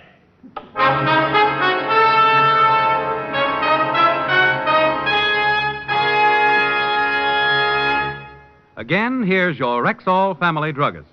If you suffer from acid indigestion, remember that Bismarex often neutralizes excess acidity in less than 1 minute. But more than that, Bismarex gives relief that's continuous and prolonged. Its scientifically balanced ingredients work in sequence, easing gastric distress and leaving a soothing, protective covering on irritated stomach membranes. Ask your Rexall druggist for Bismarex. He'll tell you can depend on any drug product that bears the name Rexall. Good health to all from Rexall.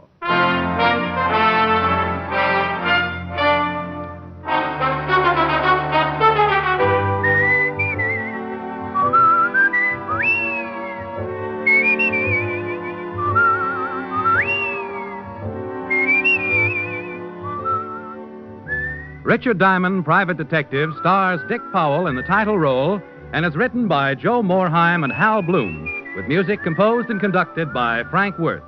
Featured in tonight's cast were Virginia Gregg, Ted DeCorsia, Wilms Herbert, Mary Shipp, Dick Ryan, and Hy Averback.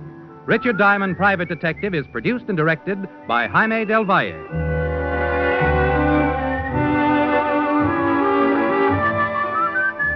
This is Bill Foreman inviting you to be with us next Wednesday at this time when we will again bring you Dick Powell as Richard Diamond, Private Detective. Incidentally, Dick's turned writer this week. Pick up a copy of the August issue of Radio Mirror from your dealer tomorrow. Read The Adoption Racket by Dick Powell.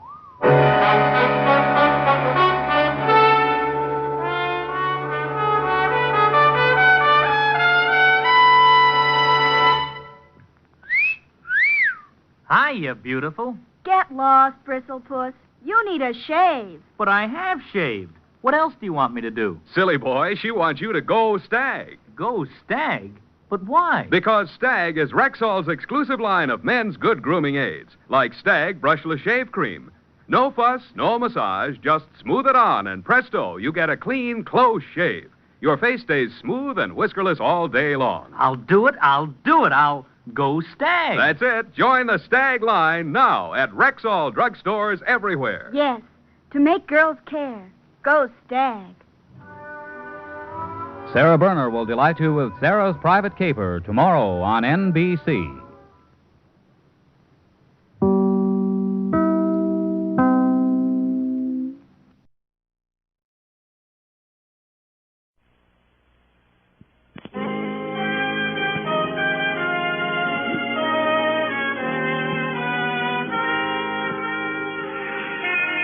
Broadway's My Beat, from Times Square to Columbus Circle, the gaudiest, the most violent, the lonesomest mile in the world.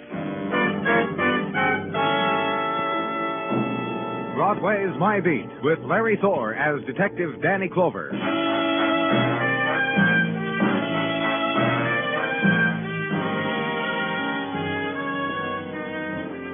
The nighttime of early spring hugs close to Broadway, whispers. There, in the shadow pools, the promises, the dreams you've dreamed, shut off from the rest of the world with speckled light. And there, beyond the floating laughter, all the silence you've searched for and the longed-for sigh. And there, walking the easy wall of night breeze, the girl of silk and warming cheek. The girl, the promise, and the light. Here on Broadway. And it never lets you go.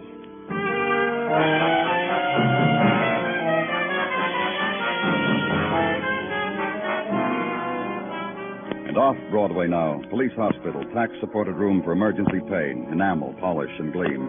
And Dr. Sinsky. Hold still for a minute, will you? Stop moving around so much. The man, wounded man, unhappy. Just take it easy, Doc, will you? Just a nick, the knife. A nick with 8 stitches? That makes it a slice. Which is medical talk for what happened to your arm from here to here. All right, you can talk to him for a minute, Danny. I want to check your address, Mr. Stewart. What for? 1212 8th Street, is that right? Yeah. You guys have been real... Doctor. You'd better sit back down, Mr. Stewart. You've lost too much blood. You'll stay here at the hospital tonight. No. You'll stay, Mr. Stewart. I'll take care of him, Dan. Just one more thing.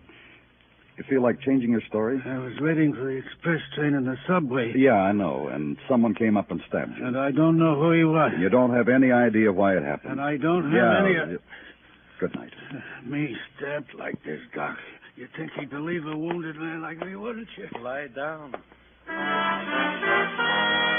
And leave. Leave the protestings of a wounded man against official concern for his life. Walk out of a cone of sallow light that held a secret violence, and through hospital corridor.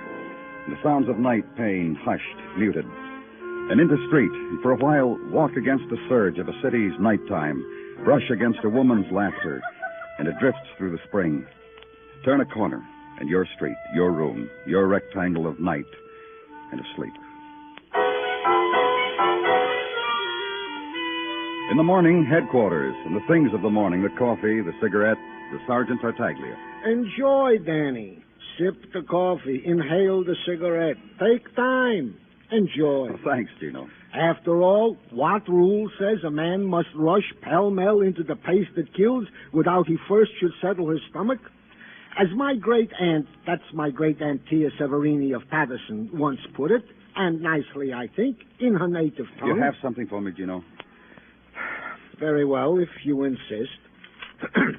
A report on that chap of the knifing in the subway last night, that Mr. John Stewart. What about him? A malcontent, an ungrateful. And there are such folks. What are you talking about? To make a display of himself during the night to his fellow patients in emergency hospital. To scream, to moan, to throw accessories in the face of the night intern. Till finally the young doctor can take it no more, gives Mr. Stewart his release. Let him go? Pain reliever pills and gauze Mr. Stewart said he could buy in any drugstore. A crime he did not commit, so he left. And as for the bed... as for his bed... His word to the city was... Just see who it is, huh, Gino? Very well. Yes, what? What is it you wish, madam? They said I was to see a Lieutenant Clover. They said if it had anything to do with John Stewart, I was to talk I'm to Danny Clover. Please come in. Oh, that'll be all, Sergeant. Here, take this chair. Thank you. It's just that I've come for John and whatever things I must do. Mr. Stewart's a friend of yours? My brother-in-law. I'm Leona Stewart. This morning I read of the terrible thing that happened to John, and I just want to take him home. Care for him. Protect him. Protect him? John has enemies, people who want to kill him, and in my home I'll be with him and let no one harm him. What people want to kill him, Mrs. Stewart? Well, I really don't know what people. John just says there's someone who'll kill him, but he won't tell me who. He says it will sadden me more, and I shouldn't be saddened anymore. May I please go to him, take him home? I'll give him the best of care. He's gone. What? He was hurt. Where would he go? I don't know. He got out of the hospital last night. He didn't want what we were doing for him. Oh, that's John. That's John, all right. He can't stand to have people fuss over him, but he needs it. Do you know where I could find him, Mrs. Stewart? Mrs. Stewart? Oh, at work. John would go to work, I think, just to prove something to the world after his terrible ordeal. That's John, too. Where does he work? A place of buttons and ribbons and novelties for women, for children. A wholesale place. Globe on West 12th. John's always sneaking little things to give me, to make me laugh. Please find him. I don't want him dead, whatever anyone else wants. We'll do everything we can, Mrs. Stewart. Thank you. That's kind. Goodbye, Mr. Clover. Watch her get up and leave. Tall woman and angular. Small black straw hat with linen flowers, faded. Gray dress designed for modesty. And women against whom 50 years had conspired. Slow walk to door. The adjustments, straw hat, linen flowers, and dress. Be neat. The world's out there. And neatness is all you have left to show. And sit with it for a while and consider. Man, John Stewart, slashed in a subway by unknown assailant. And he has enemies, a woman had just said, who want to kill him. What enemies, she doesn't know. Suppose this question to yourself. A man, an ordinary man, seemingly, dealer in ribbons and compacts and shoe trees. What had he done that demanded revenge, if anything? So find out. Go to his place of business, Globe Notions and Novelties. Storefront painted with a planet that had a face which smiled and was tied round with a belt with an initial buckle. Go in. The man who stood at the back of the merchandise tables and smiled at you was not Mr. Stewart. My name's Robert How are you? Fine. I'm looking for John Stewart, Mr. Roberts. Captain John stepped out a few days ago, hasn't been back. Is something I can do for you? I'm from the police. Something I can do for you? It seems like Mr. Stewart got into a little... I asked you a question. Mr. Stewart is your partner, is that right? Since 7 years, that answers... Is Mr. Stewart in the habit of stepping out a few days at a time? No. How come it happened this time? I don't know. John said I'll be seeing you. I take his word for it. And this sort of thing's never happened before. When did I say that? You said You asked whether it was a habit. Once before, and this time doesn't make it a habit. Now, does it? Does it? The last time. The last time was a month ago, when his brother died. He took off to care for the funeral arrangements, to grieve, to give solace to his brother's widow. His brother's widow, Leona Stewart? That's right, his sister-in-law, Leona. How did John Stewart's brother die? Took sick. Never got well. Mr. Roberts, do you know anybody who would want to do away with your partner? Do away with him? To kill him. Question I can't answer. You? Huh? I never got that jealous of his matchbox collection or his seashells. Anything else you want to know? No. That's a good answer. Goodbye.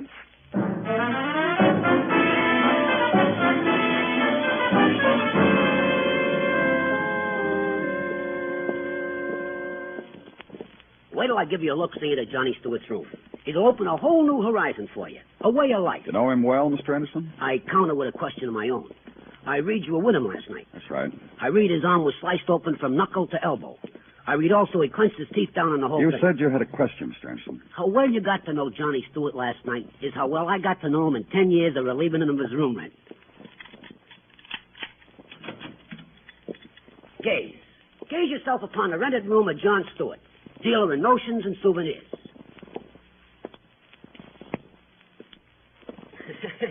Messy, ain't it? Uh-huh.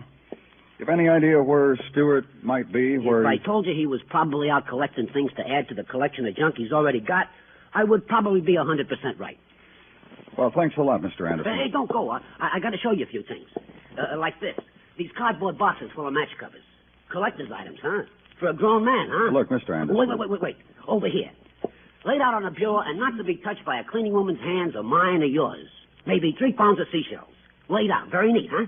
You get a big kick out of John Stewart's life, don't you, Mr. Anderson? What's more, I don't often get the chance to share it with anyone. Wait. You ain't seen. You know what's in here? Rocks. Rocks like kids throw at each other. Like things crawl under. And in this box, broken glass. I peeked yesterday when he wasn't here. A collector of broken pieces of glass. A man. And here, this sack in the corner. Guess what's in? Dirt. A sack of dirt. For flowers? For what? Dirty trailed all over my steps. Dirty stashes You through, Mr. Anderson? Yeah. Oh, with one exception. You find Stewart, suggest he lives someplace else. Or die someplace else. Either one.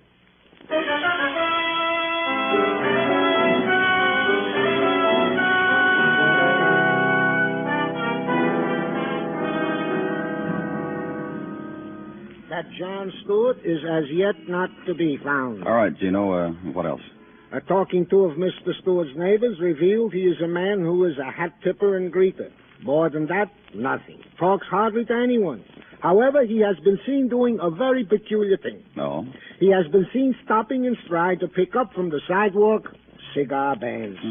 It is my surmise Danny, found your man, Danny. John Stewart? Yippo. John Stewart. Where is he? Queensbridge. Huh? Being photographed.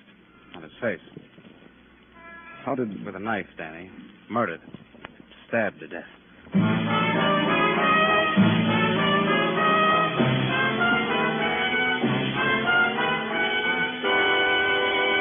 You are listening to Broadway Is My Beat, written by Morton Fine and David Friedkin, and starring Larry Thor as Detective Danny Clover.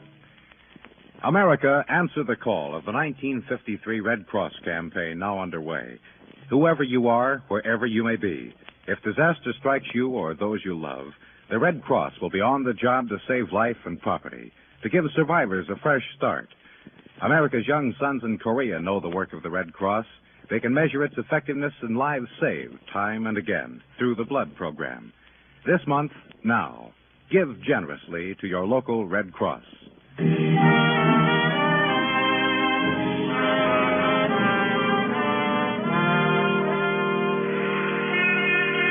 In the soft night of March, Broadway's heart beats fast, and the walk is slow.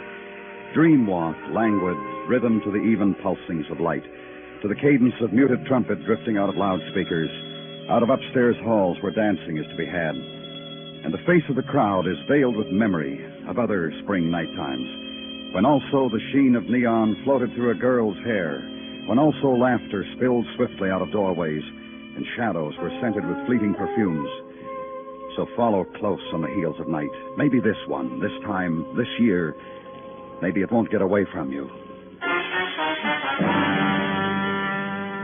In a room of a house, suburban home in Queens, a window open to the warmth of March night and a woman looking out at it, reacting to it. Mrs. Stewart. Oh, I'm sorry. I remembered something. Something very long ago when I was a girl. Something I thought I'd never remember. You were saying something to me, Mr. Clover, and I'm sorry. About John Stewart, about your brother-in-law. He's dead. The things you told me about him in my office yesterday. I know. Vague, useless, unimportant things. The way my life is. The way my house is. Everything now. You said he knew someone wanted to kill him. And I said I didn't know who, because he never told me. On the Queensboro Bridge. He must have been coming here. To me. You saw him often? He came here often? After my husband's death, almost every day. To putter in the garden, to do little fixing jobs about the house, the screens for summer, paint for summer, try to end my grief by summer. For my husband's death, Kenneth's death, his own brother's death. Mrs. Stewart. No one cared about my husband's dying, Mr. Clover, or how I felt about it, except my brother. My husband was a drunkard. Lived and died a drunkard. Oh. A neighbor found him in a gutter and didn't help him home. Just came to my door and told me about it and went away. When I got there, Kenneth had been lying there in coldness and wetness and drunkenness. I don't know how long. I brought him home, and I called our doctor, and he couldn't save him. But he performed an act of penance. What do you mean? He came to the funeral. He was the only outsider there. Then he was a close friend? I suppose so. Kenneth and I had known him almost all our married life. Dr. Sherwood, Henry Sherwood. He has an office on Ruxton Avenue. Mm-hmm. He signed Kenneth's death certificate. He came to the funeral. I suppose you call him a close friend? Except for John Stewart? Except for John, who is dead. Who was taken from me, as my husband was. As everything in my life has been. It was through this window, and I remembered something a little while ago. What was it? What was it? Woman, and a day's dying, with sorrow and infinite tears that washed backward with a bitter chemistry. Woman who forgot how to cry so that other people could see, whose stricken eyes didn't match the rest of her face. Leave her.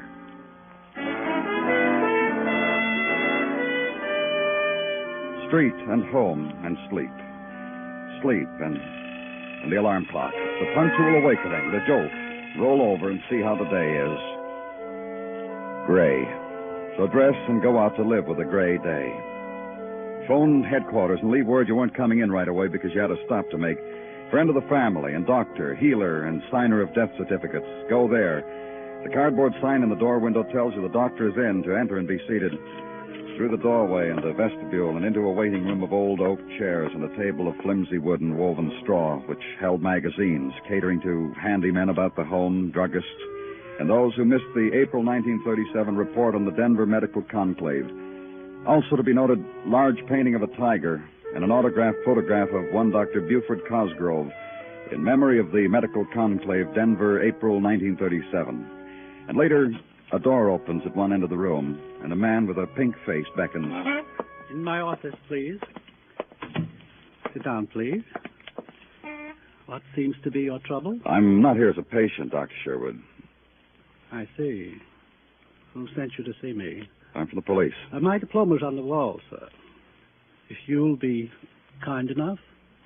Thank you. I always ask to see the badge. Always, huh? The police drop in here often? What do you want? Information about a man named Kenneth Stewart, a patient of yours. Who died? Information about him. Gladly. An alcoholic.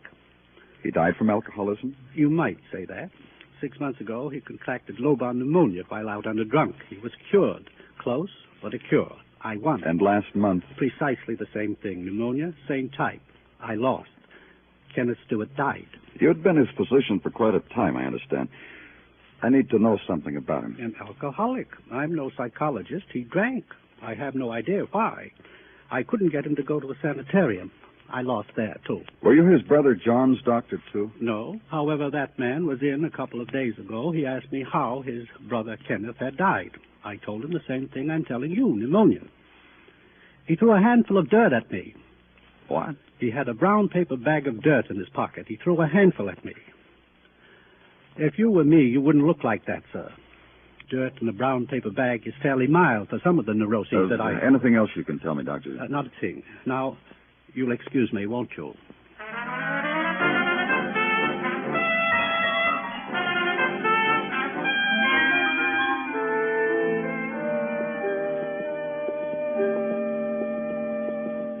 A regular little runway we're beating at Johnny Stewart's door, huh? He never had this much traffic in all the years. Man, girl, a dog. You'll just unlock the door for me, Anderson. I'll do more than that for you. I'll stick around because it's my rooming house, and I got an itch to know what goes on in my house. See? It hasn't changed. Hasn't been touched. I could have sold tickets, but I got a respect for the dead. Hey, Don't let it eat you, Anderson. Well, you got a yen for a brown paper sack of dirt. It don't bother me hardly at all. You going to take it out of here? Uh-huh. Yeah, it makes it more sanitary that way. Anything else you want? This box with the broken glass. I'll close my eyes. Won't let out a peep. You got a pocket for the seashells? They'll hardly take up any space at all. Yeah, you looking for somebody, mister?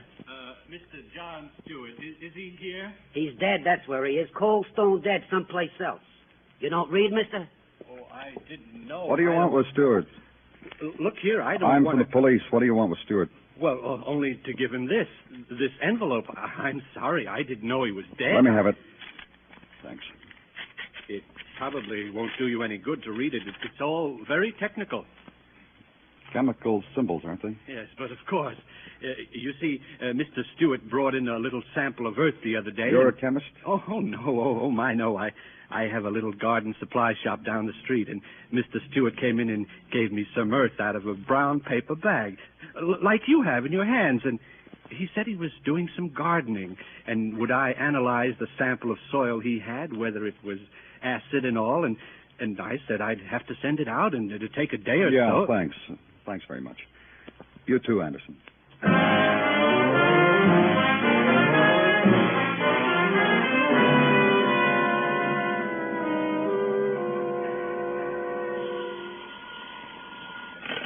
Danny Clover speaking. Dennison, Danny. Yeah? I'm down here in technical. Do you want the quantitative on these samples? Huh? Do you want to know how much of what are in the samples or just what are in them? Just what are in them? Well, here's what you want to know, then. Dirt scrapings from the bits of broken glass you sent down here have the identical chemical composition on that report. You mean the gardener's report? Yeah, that's right. Also, that the broken glass is the type used for whiskey bottles. You didn't want me to try to piece together the fragments of glass, did you? No. Anything else? Yeah, get up here.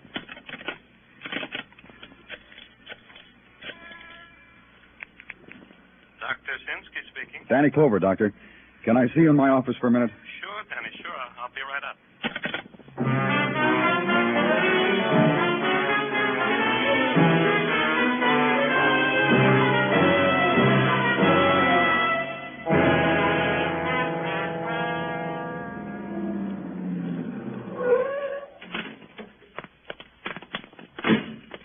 I still say it's tough to believe, Danny, that's all. Dr. Sinsky just told it to you, Dennison, and Dr. Sinsky just showed it to you in books. That's why he keeps those books in his office, to prove things to skeptics like you. Okay. Ring the bell.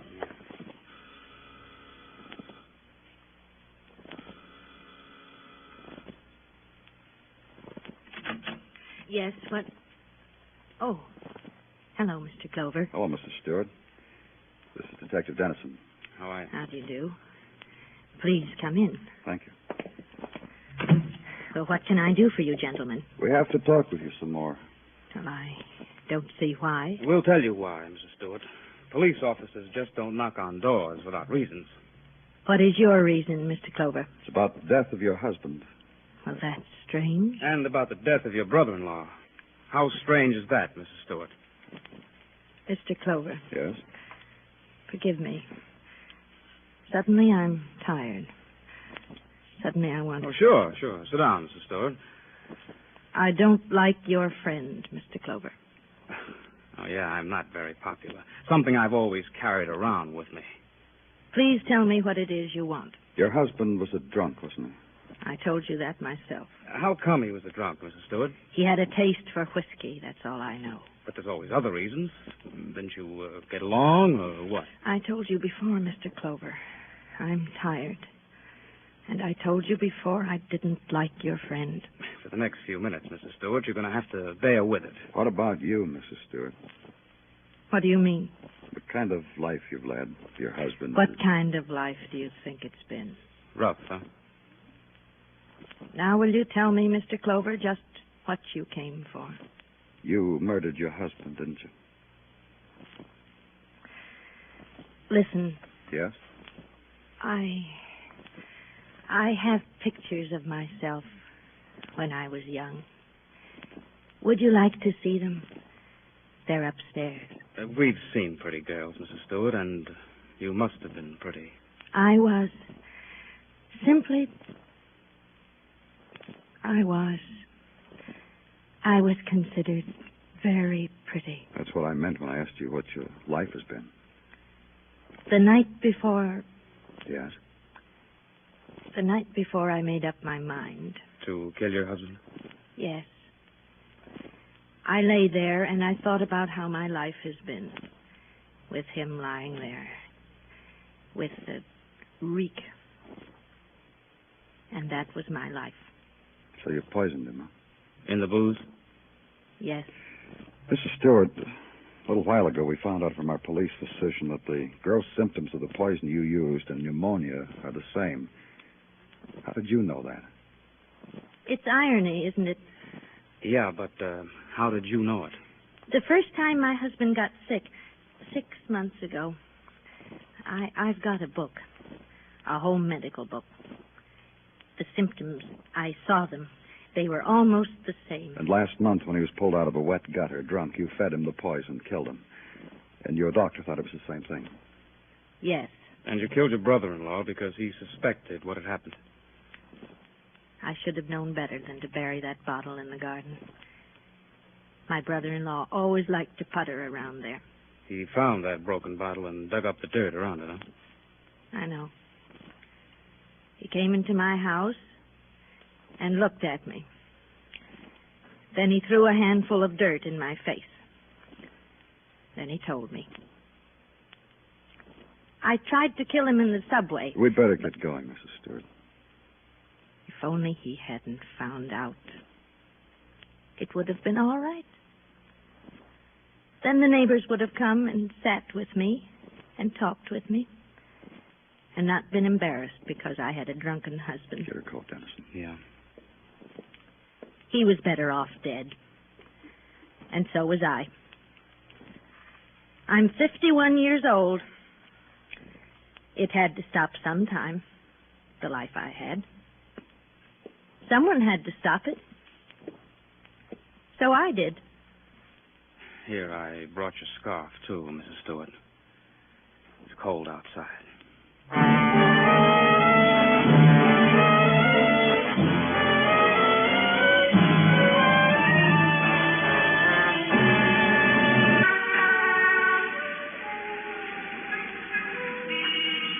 There's the special moon over Broadway tonight. It dips low, mixes with the laughter. It curves across the street and softens the shadows. And people look at it, point at it, wink at it, then run away from it into whatever darkness they've planned for the night. It's Broadway. The gaudiest, the most violent, the lonesomest mile in the world. Broadway My Beat.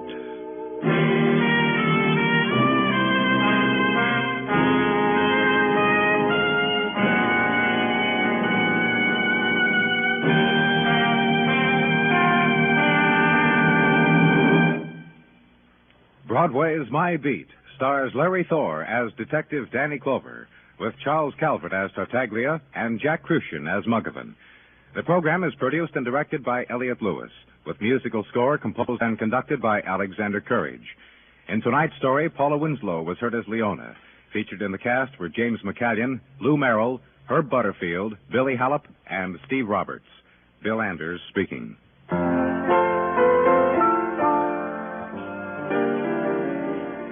Later tonight, as a matter of fact, it's coming up next on most of these same stations. Don't miss the Vaughn Monroe Show.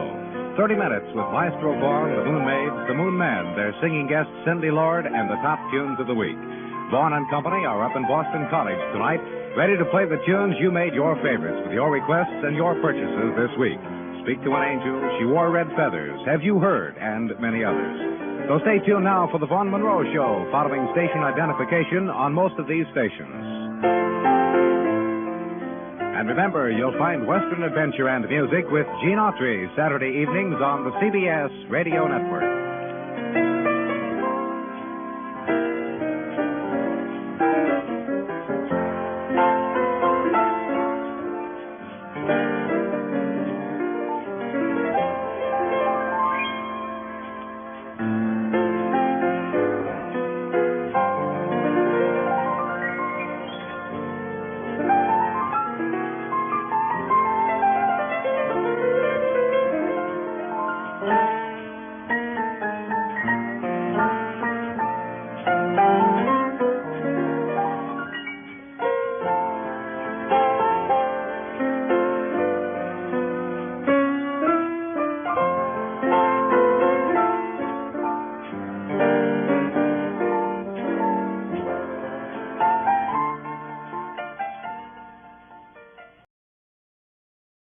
Wrigley's Spearmint Chewing Gum, the refreshing, delicious treat that gives you chewing enjoyment, presents for your listening enjoyment.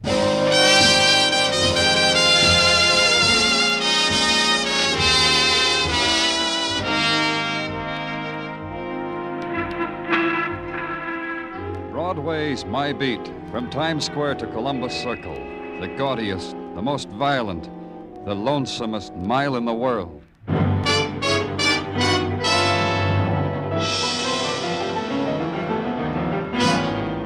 Broadway's My Beat, the thrilling drama of murder and mystery and the people who walk the Great White Way, with Larry Thor as Detective Danny Clover.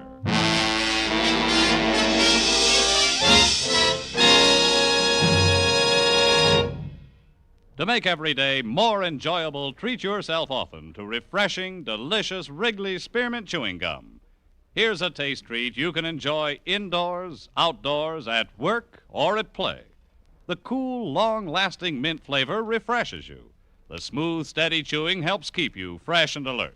Adds enjoyment to whatever you're doing. Wrigley's Spearmint Chewing Gum. Healthful, refreshing, delicious.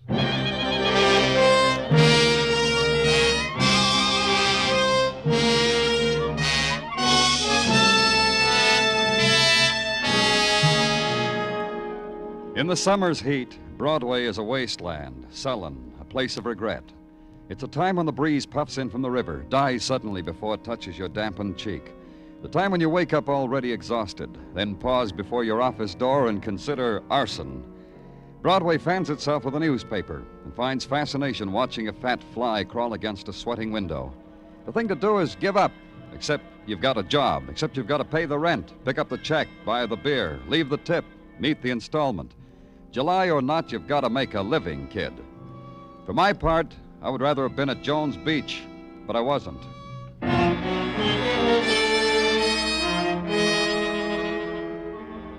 The apartment was expensive, but something had gone wrong. The upended furniture, the torn drapes, the slick paintings abstracted into crazy angles against the wall, the empty liquor bottles.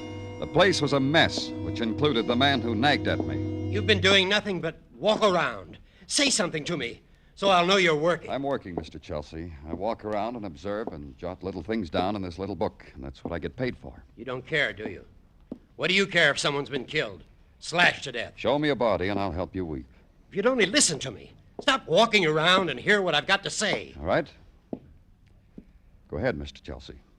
Something's happened to Celia. Celia Jordan, that's the name, isn't it? So I'll know. Why don't you pay attention? Look at those spots over there. Blood. I'd say they were blood. Drunks have a habit of getting themselves nicked. I can show you statistics. Something's happened to Celia. Mr. Chelsea, why are you here? What are you doing in this apartment? I asked you that 10 minutes ago, and you told me something's happened to Celia. What are you doing here? I had a date with her tonight. I have one with her almost every night. I see. Is this Miss Jordan's photograph? She's young, about 22, I'd say. But then I'm not very good on guessing ages. For instance, I'd say you were about 53. 51. You see what I mean? I'm not very good about ages. Something's happened. Don't do that again, Mr. Chelsea. Well, something has. And I know why, too. Now I'll listen to you. I've known Celia for 3 years. Met her at a banquet for my corporation stockholders. She was there because, well, if you must know, well, she was in a cake. You met her in a cake, Mr. Chelsea? Well, I pulled the ribbon that was attached to this big cake on the table, and Celia popped out. That sometimes happens. And it was just about this time that Cliff went away. Cliff? Cliff Moore. A boy that Celia used to know. He was in the Army, went overseas with the occupation forces 3 years ago. I see. And you took over. Cliff is back now. Celia told me. She said she saw Cliff on the street and he recognized her. But she didn't recognize him. Oh? Why? She found out Cliff was discharged for mental reasons. Something about he was hurt on maneuvers. Oh, I don't know. You're trying to say that this Cliff... That this Cliff has done harm to Celia. That's what I'm trying to say. What about those bloodstains? What do you think I'm saying? It could have been nothing, or it could have been what the man said, a violence, unknown, unshaped, born and nurtured in the December love of the man for a woman. And finally, the violence assuming its pattern and its texture, the room torn in anger, the room empty of the woman, the room stained with blood. And the policeman has to make sure. He calls the men from technical, and they come with their scales and their rules and the sharp little knives. And they scrape and measure and weigh. The blood is human blood. Does it equal death? And that's an equation a policeman has to solve. At the hotel where Cliff Moore lived, they told me he'd checked out. No, he hadn't left a forwarding address. And that meant an all-points bulletin on Cliff Moore and Celia Jordan. And in a few hours, a call from Detective Muggavan. A bartender on 3rd Avenue had recognized a picture of Celia Jordan. Would I care to come down and check? I cared. Hi, Danny. Hello, Muggavan. Which one recognized the picture? Charlie over there. Hey, Charlie. Another sud's coming up, Detective Morgan. No! No, Charlie. Just you. No more beer. What'll it be, Detective Morgan? This is Danny Clover, Charlie, the detective handling the case I was telling you about. Charlie. Well, I'm glad to know you, Danny. Muggavan tells me you recognize Celia Jordan's picture. Was she in here? Well, no, she was that. And not alone. With a man, and well, she might be. She's that pretty. When was that? Oh, yesterday, toward the cool of evening. In the twilight cocktail hour. They sat at that marble-top table with the romantic crack in its surface. What time did they leave? Oh, around 8, I'd say. They were hungry, went off to eat. How do you know? The girl was so pretty, I kept hovering around the table. That way, willy-nilly, I was forced to eavesdrop. Were you forced to hear where they went? Oh, I was indeed. To Matthew's, the steakhouse on 2nd Avenue it was.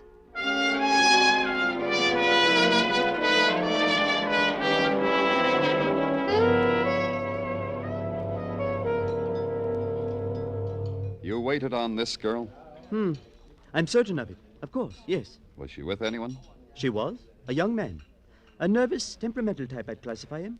The way he handled his eating tools. The way he addressed himself to his food. All symptoms of a How highly... long were they here? A modest time. They ate neither too quickly nor slowly. Rather rare in these times. How long? An hour and a half, an hour and 40 minutes. What does it matter, one way or another? They left here around 10 o'clock. Around 10 o'clock. Did you... Permit me to anticipate your question, friend. They left by cab. Yellow cab.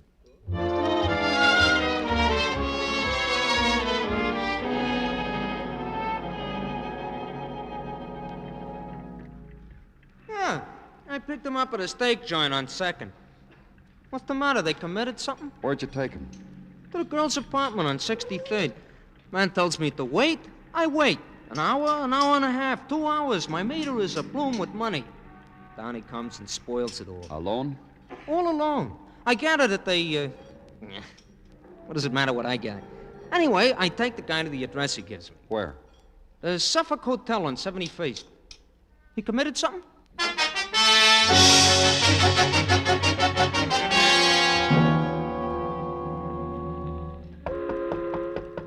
Yeah, come on in. Well, don't stand there. Come on in. You're Cliff Moore? I'll close the door and sit down, will you? We've been looking for you, Cliff. Now, that's mighty nice. The police. Oh, I know what. The census taker missed me. You know why we've been looking for you? Gosh. Huh? I don't know you well enough, so I said gosh. That's because my cigarette just rolled off the table. Step on it, huh? Thanks. You were looking for me. Why? Because of Celia Jordan. She's coming back to me on bended knee, and she's rousted the whole police department to find me. Good, sweet, four-square Celia. She's missing, Cliff. We found bloodstains in her apartment. That guy, that Paul Chelsea, beat her up? Oh, I'll bet she had fun. Cliff, we know you were with Celia last night. We know you took her home, spent some time in her apartment. Swell. What happened between you and her yesterday? Walked and talked and sipped a few and had a steak. You know, boy and girl, hand in hand. The things magazine ads are made of. What happened in her apartment? Oh, sad time. She had a smile all rehearsed to drag out for the occasion. You're a nice boy, Cliff, and we did have fun, but you're broke. The best you can expect is $50 a week if you're your type of successful. Anyway, Cliff, there's the thing. She didn't know how to say it, so she called it the thing. She said it in capital letters. About what? I got a medical discharge from the Army because I'm a nervous boy. Post-war Germany made me nervous. Also a live landmine during maneuvers. What else? I don't know. So you can't find Celia, huh? No, we can't. Now, when you find her, let me know if she needs any help. Sure.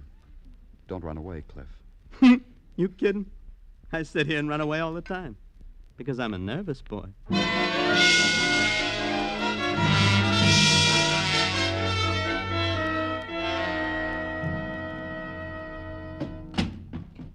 Look what I got on the tray, Danny. Nice surprise, huh? Huh? Come on, sit down, Danny, and I will cater to What you. in the name of... Iced tea, Danny. Look, boiled hot water, courtesy the lab boys with their Bunsen burners. Cubes of ice, courtesy the deft hand of Gino Tartaglia, purloining from a water cooler. Tea bags, courtesy Mrs. Tartaglia, who is friendly with the friendly Jewel tea man. Glasses, courtesy... Gino, what have I ever done? Well, you have been considerate and kind to me, Danny. So this is just a small token of the... Well, how do you want it? With or without lemon? With. The best way to fight the heat.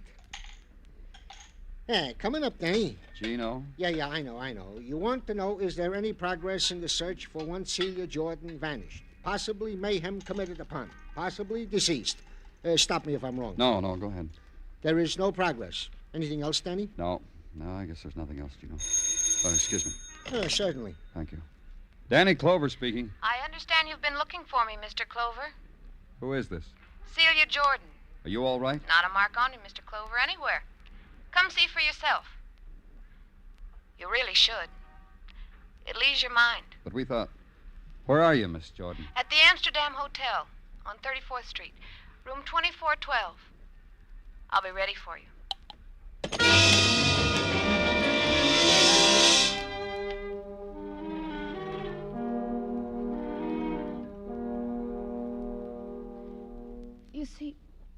You see, Mr. Clover, I'm perfectly all right. My arms, my legs, my throat. I wore this sunsuit especially for you, so you could see I was all right. All over, I'm all right. Miss Jordan. Except inside. Since I called you, it's funny. Inside, it doesn't feel so good. Inside, it hurts. Here, let me help you. Lie down here on this couch. Thanks. You know something, Mr. Clover? Don't talk. I'll go get a doctor. No. Oh, don't go. It really hurts. It hurts bad. Don't go. Help me. Even after death touched her, whispered to her eyes, pleaded with me. And the attitude of her body was a beggar's, contorted in pain, twisted in longing, grotesque with despair. And suddenly she could no longer reject it. And her body eased with the acceptance, was stilled because the poison inside her was stilled. Its shadow on her lips, in her eyes, the violence that had been marked for Celia Jordan was finally hers. Celia Jordan was dead.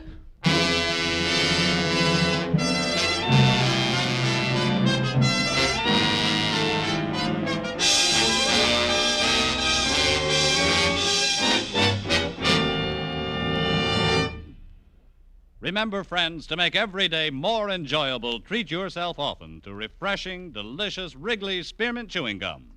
There's lots of cooling, real mint flavor in every stick. And chewing Wrigley Spearmint helps keep you feeling fresh and alert. You feel better, work better, get more fun out of doing things. So indoors, outdoors, wherever you go, keep some healthful, refreshing Wrigley Spearmint Chewing Gum handy. To make every day more enjoyable, treat yourself often to delicious Wrigley's Spearmint Chewing Gum.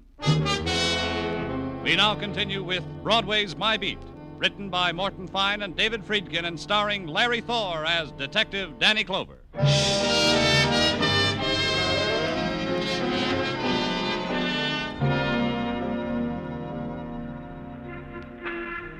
Summer begins its long dying, and Broadway reacts to the process about the same as anywhere else, with regret, with a smile and closed eyes.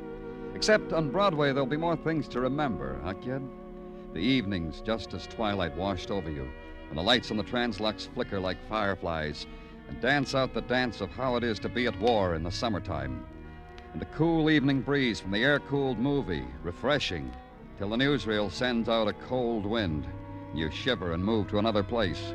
Because in summer, a man needs something he can hold on to, something to latch onto, like the murder of that girl there in that hotel, in the sunsuit, poisoned, murdered, saying the last word she ever said into the ears of a policeman. And the next morning at headquarters, the policeman sits in his office, remembering her words, but finding in them no trace of a murderer's name.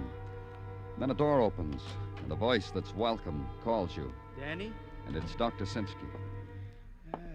Danny, this heat, this inferno, can take the heart out of a man. Well, sit over there by the window, Doctor. Yeah. Pretty girl might walk by and set a cool breeze in motion. Dreamer. Yeah, it's no good, huh, Doctor? You can't put it off, huh? No, Danny, that's why I'm here. Yeah. I wish it could be just a chat, but man wishes and death. The report on Celia Jordan. Poisoned? You were right, Danny. The girl was poisoned. What kind doesn't matter much. What matters is that there was enough to kill her. What pain must have been hers. How long? Poison that takes maybe 3 hours to act with 5 minutes of terrible pain at the end. Anything else, Doctor? He asked me to examine her for a cut or a wound. Well? There was nothing, Danny. Her skin was not even scratched. Not even the shadow of a bruise. This is important? Yeah, because it might give me her murderer. Excuse me, Doctor.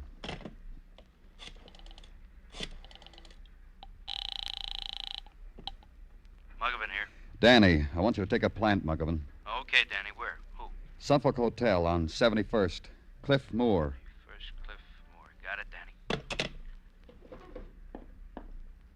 Danny. This Cliff Moore, he murdered the girl? Maybe, but I don't think so. Oh? This is a day for riddles, huh, Danny? No, Doctor. This is a day where I get a choice. I get 2 suspects for the price of 1.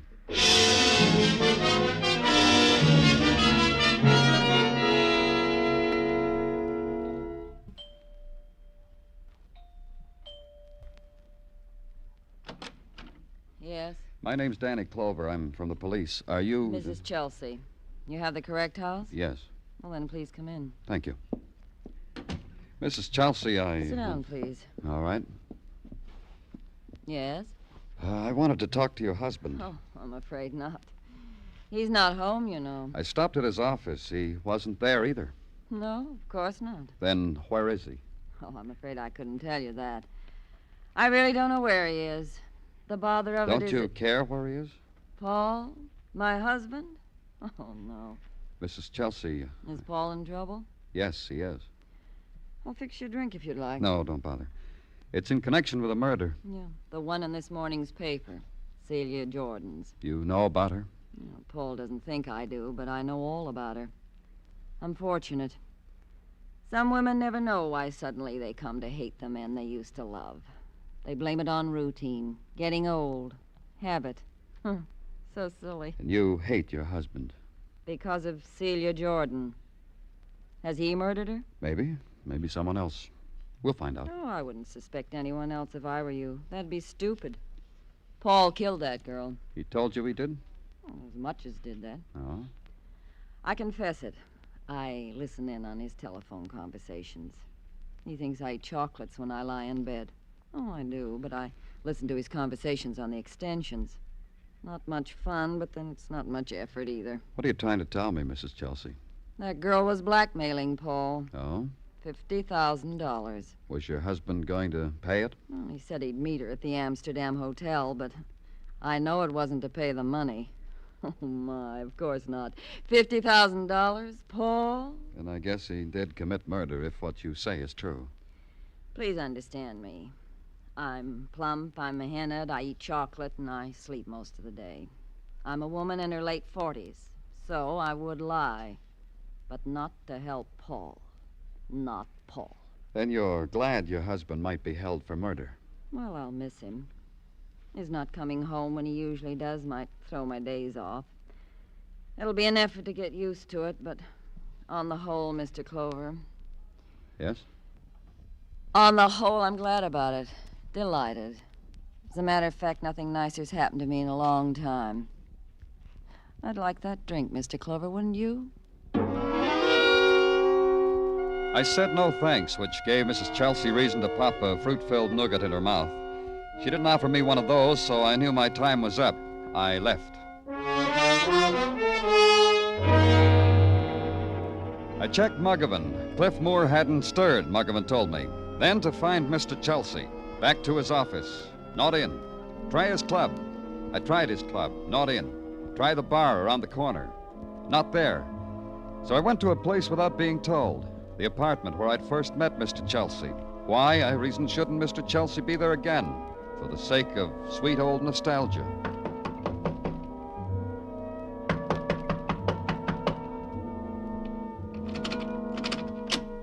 The door was open.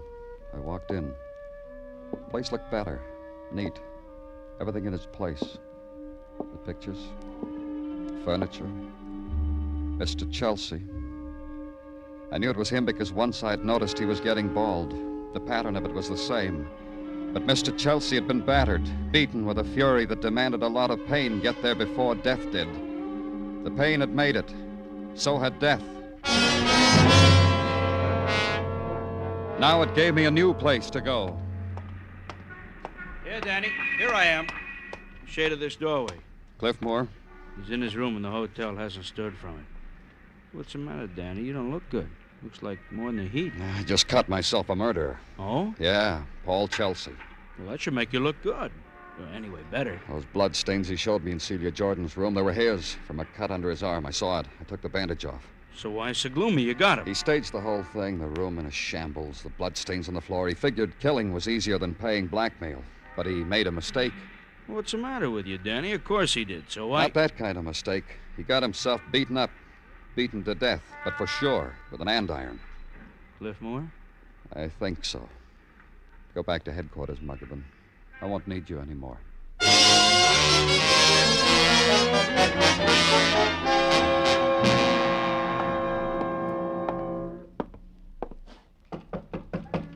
Come in.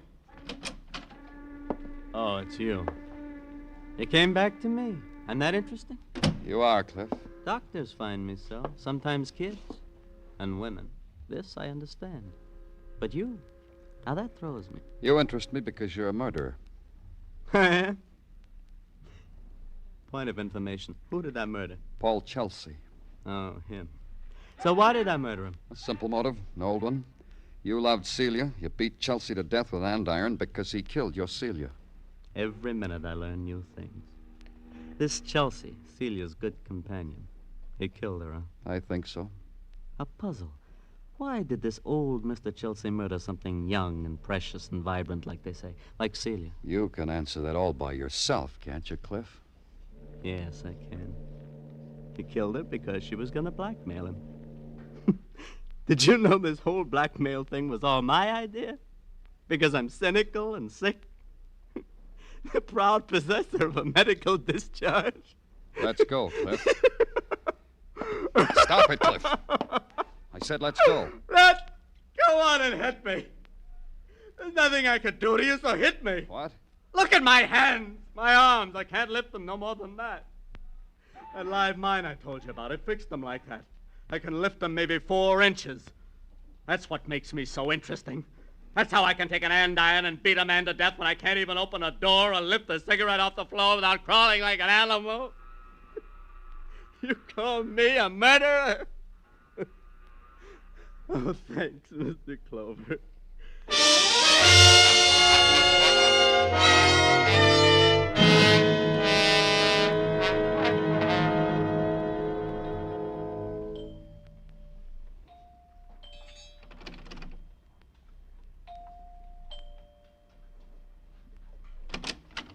Oh, my. And I was just dozing off, too. What now? May I come in, Mrs. Chelsea? Oh, and I was just dozing off, too. I have to talk to you. Oh, please come in.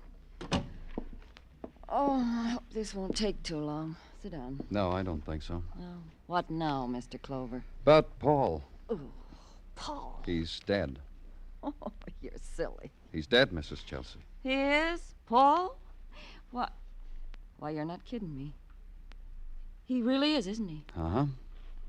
Well, you better leave me alone, Mr. Clover. The things I said about him, you won't believe me if I cry. No, I won't. Oh, I don't blame you. Please, please go away. Who killed him? You don't know? Who killed Paul? It was this way. Your husband murdered Celia Jordan. I told you that. Because she demanded blackmail. Because she threatened to tell you about what Paul had been doing. And I knew about it all the time. Errors. A comedy of errors. Tragedy. The blackmail was a scheme whipped up between Celia and her boyfriend, Cliff Moore. And this boy, this Cliff, he killed my husband. Why should Cliff do that? Why? Oh, my. You ask me that? A police? Yeah, that's what I asked you. Well, I think it's obvious, don't you? Paul kills his girl, Cliff shoots my husband. I didn't say your husband was shot. Oh. Your husband was beaten to death. Oh. Cliff beat him to death. You know, I've come to know your husband working on this case, peeking into small corners of his life. He was a man I can understand. I feel sorry for him. Tell me how, so I can feel sorry for him, too. I suppose I owe that to Paul. The man is 50. He knows it, realizes that the rest of his life has to be lived. Something he wanted all his life and missed. Something like that passes close to him. He clutches onto it. I don't understand you at all. Something like a beautiful girl, a sympathetic girl. Celia? You can't really blame him now, can you, Mrs. Chelsea? After all, He had his own home. He had me. What's wrong with me? Go ahead, tell me. I can take it. What's wrong? You couldn't hold your husband. Why? Why couldn't I hold him? Tell me why. Celia Jordan, young, beautiful, warm. Her mind was lithe, young. You filth, you like Paul. Was kind to Paul. Filth. Something he wanted all his life. Filth. Something he didn't have with you. That's why you killed him. Beat him and beat him and beat him until he was dead. He died too quickly. He wouldn't even give me that satisfaction. Filth! Let's go, Mrs. Chelsea.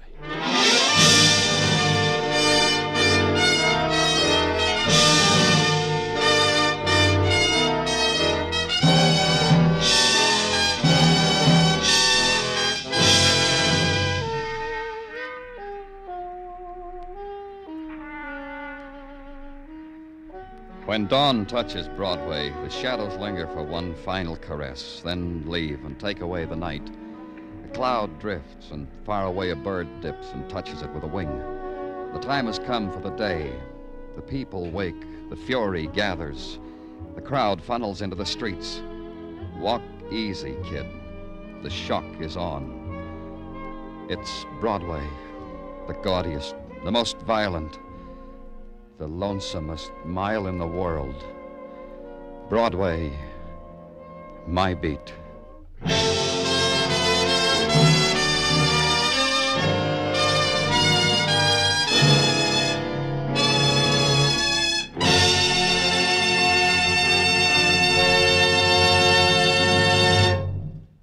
Remember, friends, to make every day more enjoyable, treat yourself often to refreshing, delicious Wrigley Spearmint Chewing Gum.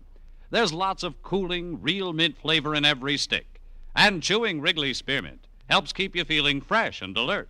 You feel better, work better, get more fun out of doing things. So indoors, outdoors, wherever you go, keep some healthful, refreshing Wrigley Spearmint Chewing Gum handy. To make every day more enjoyable, treat yourself often to delicious Wrigley Spearmint Chewing Gum. The makers of Wrigley Spearmint Chewing Gum hope you've enjoyed tonight's story and that you're enjoying Wrigley Spearmint Gum every day. We invite you to join us next week at this time when Detective Danny Clover returns again with Broadway's My Beat. Broadway's My Beat, brought to you by Wrigley Spearmint Gum, is produced and directed by Elliott Lewis with music composed and conducted by Alexander Courage. The program is written by Morton Fine and David Friedkin and stars Larry Thor as Detective Danny Clover with Charles Calvert as Tartaglia. Included in tonight's cast were Irene Tedrow, Joyce McCluskey, Jack Crucian, Earl Ross, Jack Edwards, and Tom Holland. Bob Stevenson speaking. This is CBS, the Columbia Broadcasting System.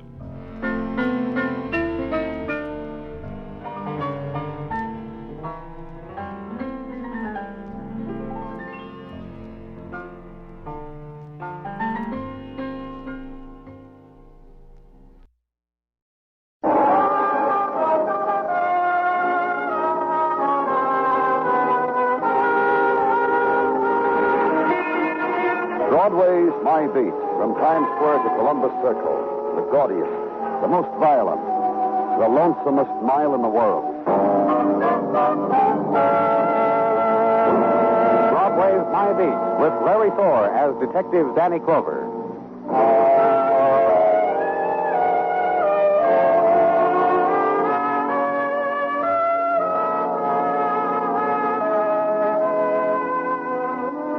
They squeeze the Christmas carols through sequined loudspeakers on Broadway to get all the happy out.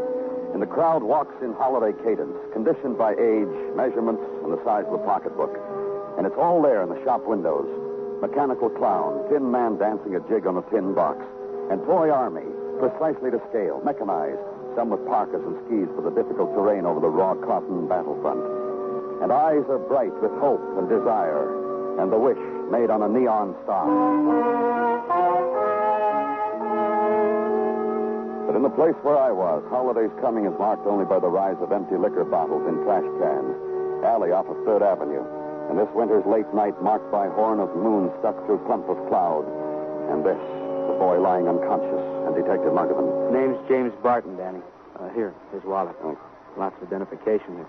Address lives on East 58, 1212. Hold your flash over here, Muggavan. 19 years old. Whoever did it to him was pretty systematic, Danny. Worked him over real good. Who reported it? Officer Fromm called it in walking his beat. Danny. Yeah? Christmas season, a kid 19, beaten in an alley. What's on your mind, Muggavan? Well, whoever did it wasn't a mugger. The kid's got maybe $60 in his wallet. He wasn't beaten for money. What happens if a kid this age gets dragged into a sewer like this and worked over? Nice-looking boy. Why is he? Yeah. Sure. Ambulance ought to be here in a second, Danny. Think the kid will live? Boy, it's cold. Scene, the winter-stilled city and chill splay of wavering reflected night lights. And the boy's part of it, beaten, flung against alley litter. Skyward, the fleet curve and fall of a December star. The sounds of night fury are muted now into soft keening and whirl of river wind. And not too distant, clack of a woman's heels on pavement. Slow walking. Then running. Then lost in a sudden cry of wind.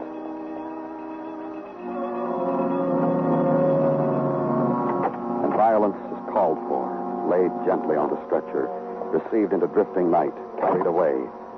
So leave there.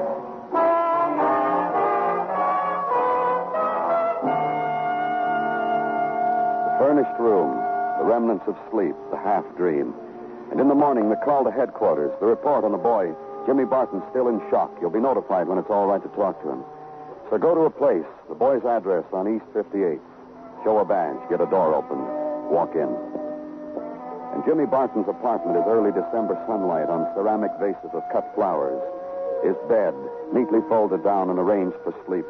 Is this, a basket of fruit, an open box of candy on nightstand, another unopened on shelf below, and in bureau drawers, knitted things, heavy woolen sweater complete with design of stag with antlers, woolen socks, argyle, arranged neatly as the pattern and color.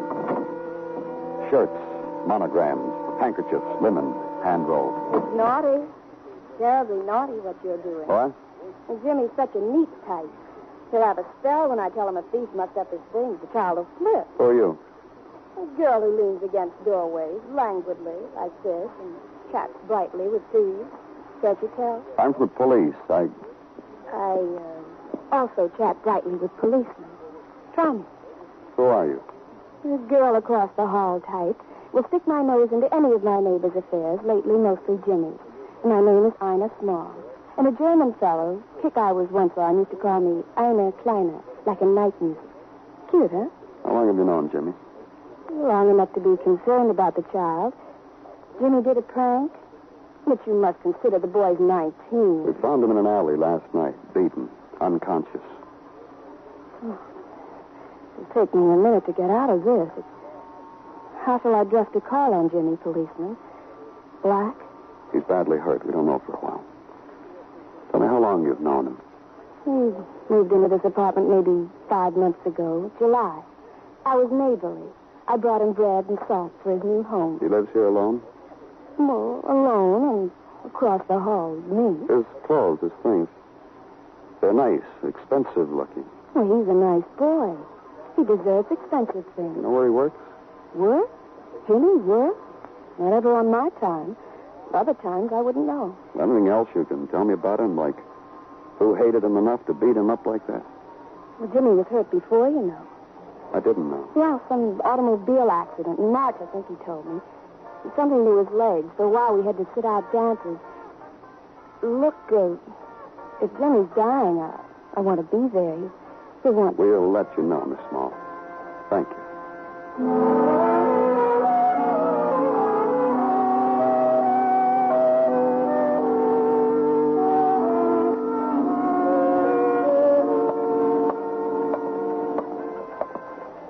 Nichols? Officer Nichols? There's a bench to rest your troubles on, lad, Obie. Oh, you, Danny, lad. If I'd have known it was the lieutenant himself. All right, Nichols. Beautiful. And you, Danny? Okay. There's Look, something you ought to know, Danny, lad. What? There was a debate here amongst the boys in record. Should we put lieutenants with their pay and all on our Christmas list? It was touch and go, I can tell you. Also, I took the affirmative side of the bitter controversy. Thanks. I thought it was something you'd want to remember. What else can I do for you, Danny Land? A report on an automobile accident last March. Involved a boy named James Barton. Barton, last March with an automobile. Anything you want, Lieutenant.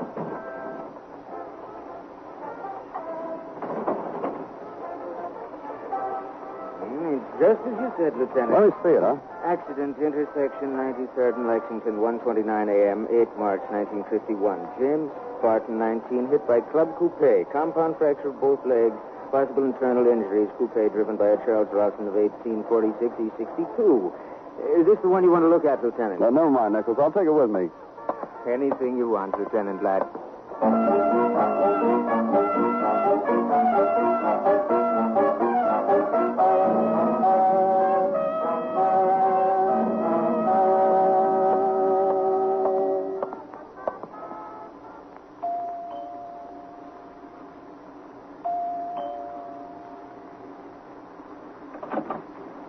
Hello?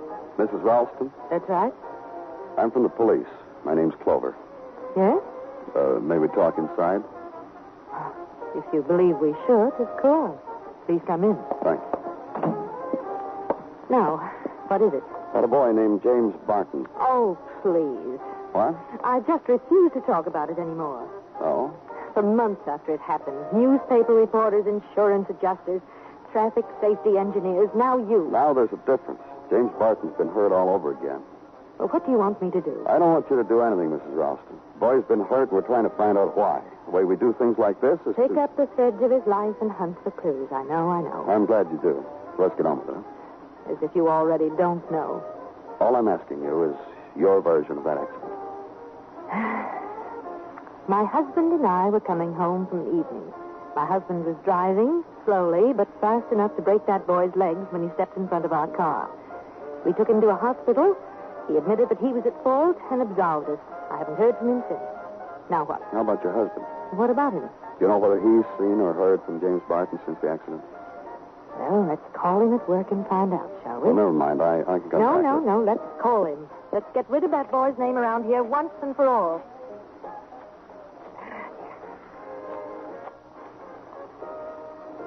Charles? No, I'm all right. Listen, Charles, there's a policeman here. About that boy, James Barton, again. Well, he's had another accident or something. Well, anyhow, the policeman wants to know whether you've seen or heard from that boy since. That's what I told him. Yeah. Well, goodbye, honey. See you tonight. What? All right. Well, does that answer your question, Mr. Clover? All right. Thanks a lot, Mrs. Ralston. Back to headquarters now, through the time when afternoon stands still for 2 hours. And when you get to where you're going, it's suddenly dark. And to the office with the details and paperwork and the cigarette on the edge of the desk. Coffee sent out for and drank. Reports to make, and the quiet policeman talk at day's end. Latest report from the hospital, Danny. James Barton might not die. Danny. Yeah? All that loot in that kid's room. You mean his clothes? Such expensive stuff, and as far as we can find out, the kid didn't have a job. That makes it loot. Thanks, Muggavan. Now I know him. You think maybe the kid's a thief, a young hoodoo? Danny? Here. Report just came in, communication. Thanks, Gino. Charles Ralston, Who? The man who was driving the car that ran into the Barton boy last March, Charles Ralston. What about him? Around the corner from his office in the alley. That's where he was just found, shot to death.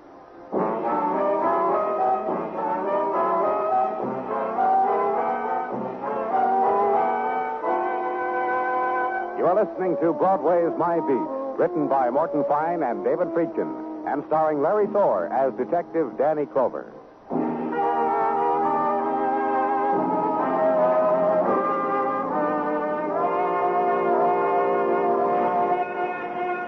On chill December winds, the year moves swiftly to the place of its dying, and Broadway arranges its emotions for the occasion.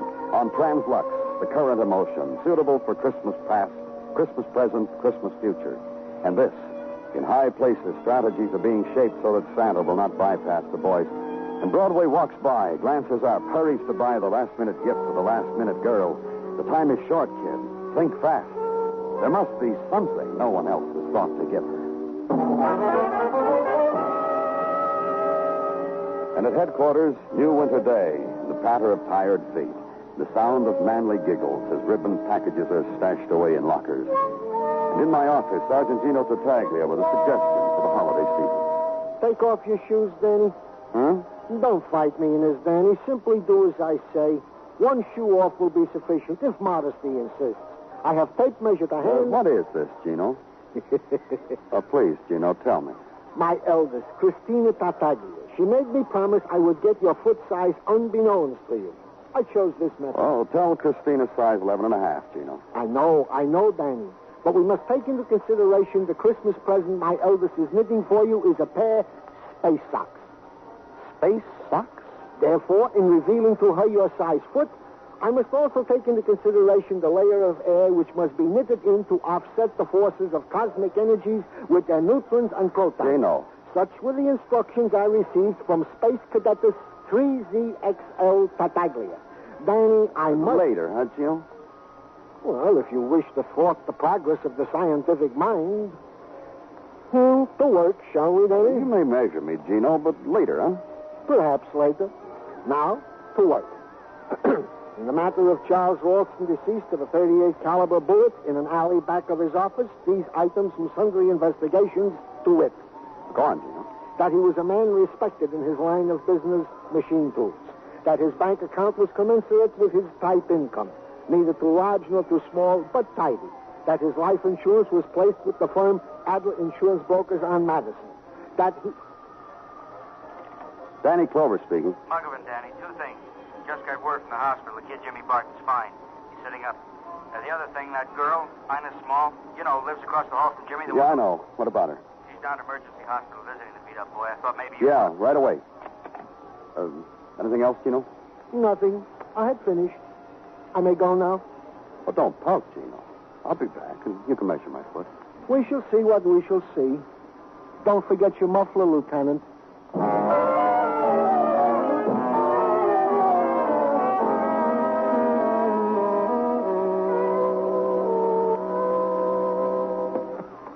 Just let me fluff this pillow a second. There we are. Now you just lie back, Jimmy. The boy looks boyish, doesn't he, Mr. Clover? How do you feel, Jimmy? Don't take your fingers away from my cheek, Ina. Real good. That's how I feel, Clover. Who beat you up? Now, don't you make him think of it. Pleasant thoughts is what my Jimmy needs. Yeah. Who beat you up? I better tell him, honey. Then he'll go away. I guess. I don't know who beat me up. I was attacked from behind. I never saw. Oh, poor Jimmy. Oh. It was awful. You remember a man named Charles Ralston, Jimmy? Sure. What about him? Once he hit me with a car. It was my fault. Wet night all over. I stumbled into his car. What are you building? Since the accident, have you seen him? No. Did you know Mr. Ralston was dead? Dead? Last night he was murdered. What about it, Jimmy? Ina. Yeah, baby. Peel me one of those oranges you brought. Sure, honey. Mr. Ralston murdered, huh? And you beaten up. And once the two of us had an accident together. Now look at us. That's what I mean, Jimmy. Another thing, what do you do for a living? He saw the pretty stuff in your room, baby. Don't worry about me, Clover. How long has it been since you've had a job? Since that car accident last March. Used to work in a filling station before that. Now I can't face it. Here, Jimmy. Thanks, baby. I really need an orange or something. This fellow's upsetting me terribly. The girl trails her hand gently through the boy's hair, bites her lip, muses over his problem, then comes up with a solution. The box of candy she had brought, opens it, makes a decision, bites into it, takes the orange out of his hands, feeds the candy to the boy. You're a blast, Don. Believe the happy convalescence.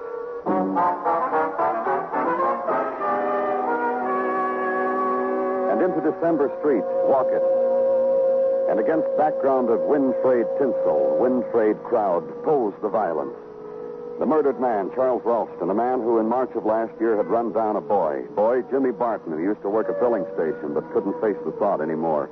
A 19-year-old boy with nice apartment, expensive things to wear, to touch. Boy found beaten and $60 in his pocket. Boy with girl, Ina. Boy without job. Run down 9 months ago by Charles Ralston. Beaten 2 nights ago. Assailant unknown. And enjoying every minute of it. So go now to a place to ask a question. Adler, insurance brokers in Madison. Mr. Adler is highly pleased to meet you, and won't you have a seat? His face will only take another minute. These shavers, electric and all, a boon, Mr. Clover, to the male civilization. I must relay to the Remington people my thoughts on the subject. Here, feel this. Come on over here and feel my Look, Mr. Adler, I didn't... Move. Move, I can tell you. When I get through with her, Mrs. Crummett will tell you the same thing I did. What? Adelaide Crummett, our newest widow. Husband tripped in the shower bath this morning, died on the way to the hospital. That's why I'm primping my face. I'm on my way right now to tell Adelaide. Poor Mrs. Crummett. Husband's insurance, all hers. It'll perk her up. Ah, there. Best face forward to newly rich widows, huh, Mr. Clover? You through now? Just like a baby. Yeah. What's your problem, Mr. Clover? Charles Ralston. Fine fellow. Murdered, I read. You want to check on his insurance, huh? See, I'm way ahead of you. All right, tell me. Well, my opinion is you should bark up another tree, Mr. Clover. All Ralston carried was $10,000. 20-year life. These days, 10 grand is hardly worth killing for, is it? But with taxes, court costs, etc., etc. His wife a beneficiary? Funny thing about that. Tell me. A year ago, she wasn't. 4 months ago, she wasn't. Now she is. Go on. The Ralstons had a boy, 18, Charles Jr. He was the beneficiary. A year ago, it happened to him in Korea. Right away, Mr. Ralston wanted to change the beneficiary to his wife. She wouldn't hear of it. She said keep it for her son. What? Mothers in my business do that sometimes. They don't believe their boys are really killed. They're just lost, not dead. 3 months ago, Mrs. Ralston came around to the War Department's way of thinking and the husband, so she let her husband make her beneficiary. Ralston carry accident insurance, liability? Oh, you mean about when he ran down the kid, James Barton? That's right. Yeah, he carried. But we didn't pay a red cent. Mrs. Ralston wanted us to pay, but I outlined to her how the boy swore up and down it was his fault, so she was just being foolish.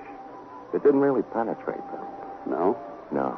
I hear she paid off all the boys' hospital bills, sent him books, California fruit, things like that. Look, Mr. Clover, if you knew how anxious the widow gets, how she hates to be kept with. Yeah, you told me. Have fun, Mr. Adler.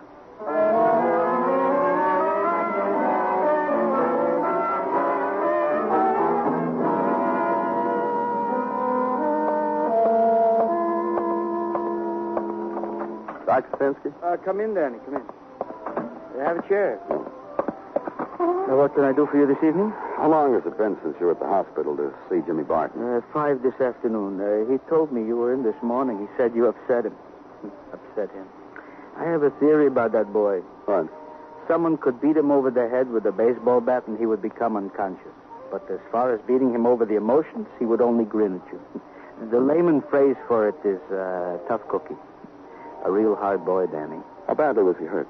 Contusion. Bruises. He'll be released tomorrow. Could it be done tonight? I think so. Well, think about it right now, Doctor, and tell me. All right, I'll release him. Good. Use your phone, Doctor? Help yourself.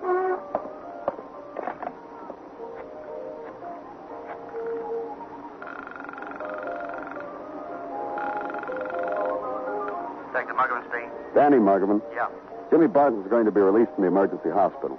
Tail him. Right. You'll be where? Waiting to hear from you in my office. Oh, sure, Danny, where it's warm. That's right. I'll turn up the heat and think about you, Muggerman. Thanks, Doctor.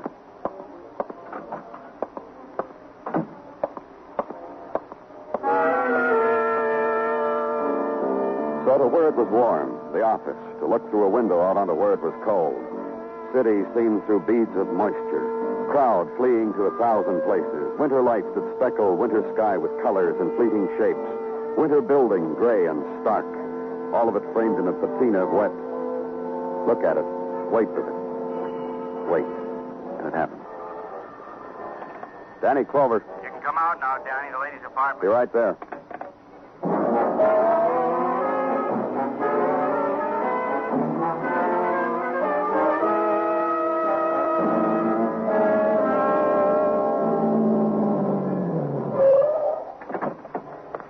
Over here, Danny.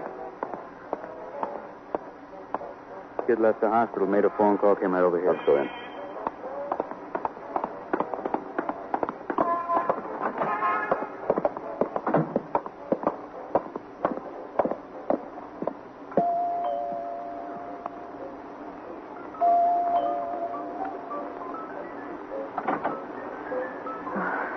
Hello. Hello, Mrs. Ralston. Mind if we come in? Yes, I do. Oh, that's too bad. We want to tell Jimmy how glad we are he's up and about your apartment. What are you talking about? You got another way of saying it, Danny? Just let's go inside, Mrs. Ralston. Who was it, Claire? Some men. They're here. Please. Hi, fellas. Make yourself at home. How you feel, Jimmy? Claire says I look awful. He does. Claire was going to make me a poultice. Isn't that what you call it, Claire? A poultice? Mr. Clover. Yeah? He's been through so much. Yeah, we were worried. Yeah. That's right, Jimmy. Worried why a 19-year-old boy gets beaten up, lands in a hospital. That's civilization for you, isn't it? What are you doing here, Jimmy? I'm going to tell you something. I really don't know. Honest. Jimmy. Honest, Claire. I got out of the hospital, and I figured it was what you'd like me to do. Call you, come over here. But I got to tell you, too, I don't know why. The presents, Jimmy? The monogrammed shirts, the knitted sweaters? Part of it, not all. Jimmy, I think you'd better go home. Why? Just go. Stick around, son. Why do you want me to go home, Claire? Boy. She doesn't want you to be hurt. I'm not going to be hurt. That's all over. You want to tell us who beat you up now? Keeps eating you guys, don't it? Not especially, Jimmy. We know. Well, huh? Listen, you two. It's got to end now, Mrs. Ralston. You can't protect him anymore. And it started ending when your husband beat him up. Claire. What? They figured it out themselves. I didn't tell them. That's what worried us, son. A kid gets beaten up by an older man, normal procedure is to come running. Why didn't you? It would have spoiled a good thing. What are you talking about? I'm old enough to be... His mother. Yes. Yes. His mother. Is that what it is, Claire? His mother. Substituted this boy for your son who was killed in Korea. What is it? You lied to us, Jimmy, when you said you hadn't seen the Ralstons after you walked into their car. Well, after all, well, I figured I owe this lady something. This lady? This lady? You got a blast giving me presents, taking care of me. Why shouldn't I do something you ask me? Like lie to cops, even when it had murder in it. I didn't kill anybody. She did. I still got presents. And that's all that counted? Sure. Don't you see what's happened, Jimmy? All I know is Claire gave me an allowance. That made her happy. But not her husband. He got sick of it. Beat you up, told you to stay away. Claire? What, Jimmy? Is that what you wanted? To be my mother? Yes. That's a fresh one. Jimmy, are you sorry for me? What happens to that insurance you're supposed to get now? Do you think you'll get it? Knocking over Mr. Ralston and me? I could assure you. I just thought I'd ask. Forget it.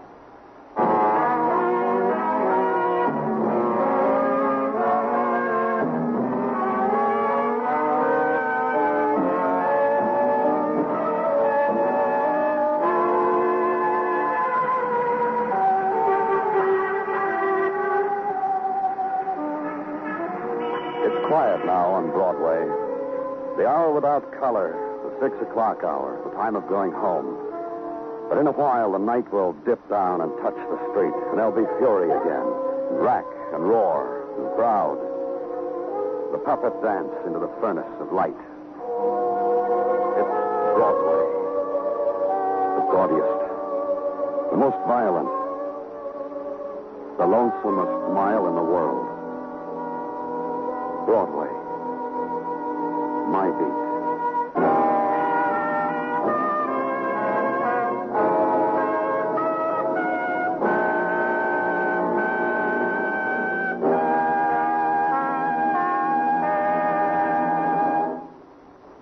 Broadway's My Beat stars Larry Thor as Detective Danny Clover, with Charles Calvert as Tartaglia and Jack Crucian as Muggavan.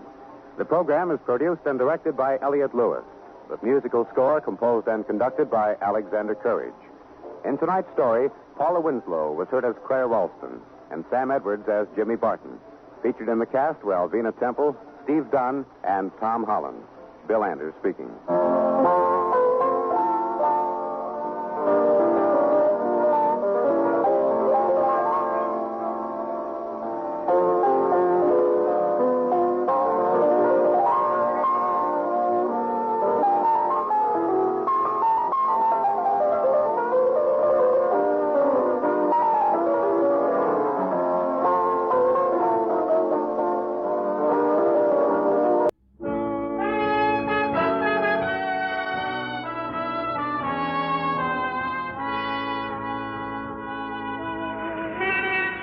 Broadway's My Beat, from Times Square to Columbus Circle, the gaudiest, the most violent, the lonesomest mile in the world. Broadway Is My Beat, with Larry Thor as Detective Danny Clover.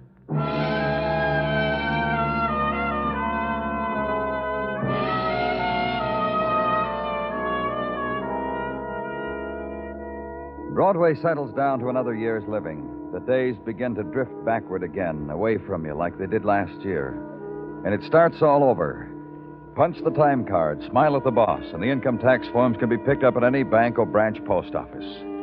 But there's still the dream, and it could happen on Broadway. It's the corner of the world where 1 million performers do their bit just for you. It's carnival, and a clown and a girl with yellow hair blowing kisses. The end of a ride that costs you a dime. Maybe you'll get your money's worth.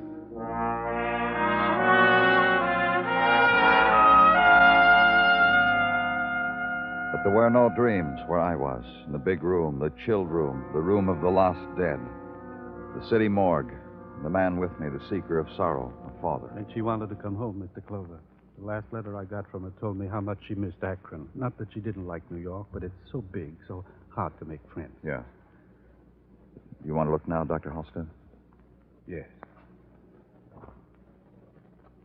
Doctor? How did she die? Here. Shot.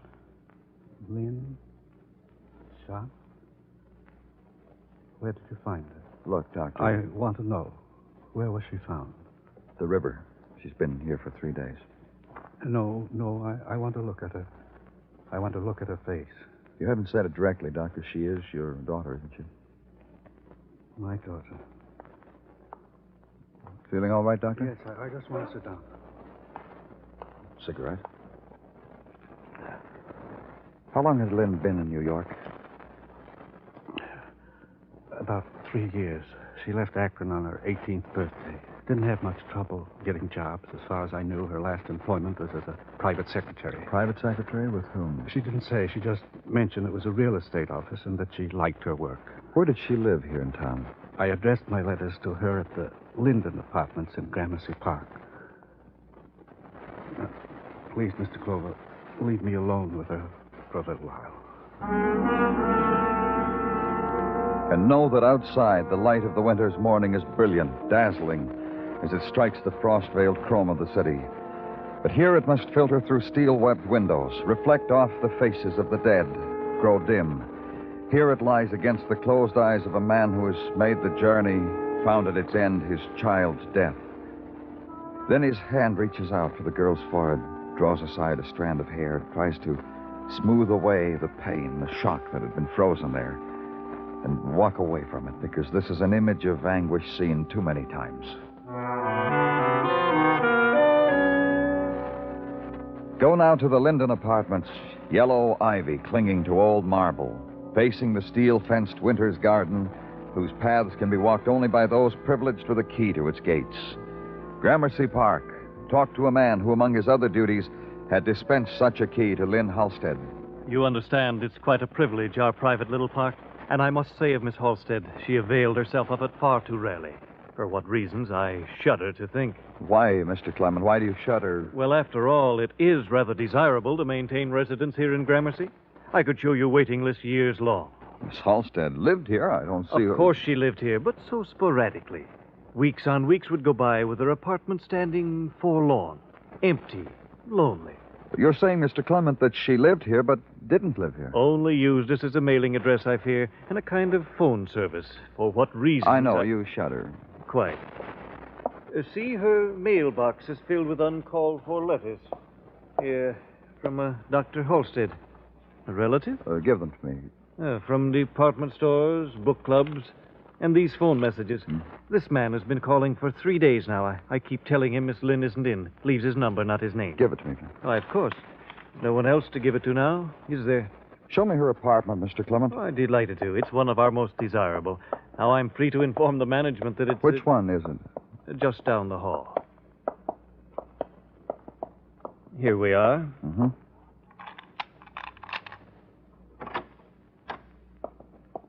Oh, what a mess. What a frightful mess. The disarray, the things left about. Why, these stains on our carpets. Bloodstains, Mr. Clement. That kind of stain? But that means she must have been here when she... Here in Gramercy Park when she... Where's the phone? Why, there, under that French doll. Oh. You gonna call that number I gave you, that man?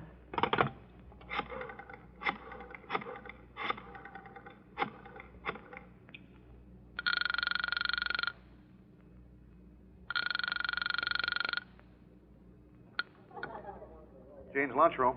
Who is this? The Jean Blake. Who's this? This is the police, Mr. Blake. Where are you? 48 and 3rd. White enamel coffee pot in the window. Stay there. I'll be here, kiddo.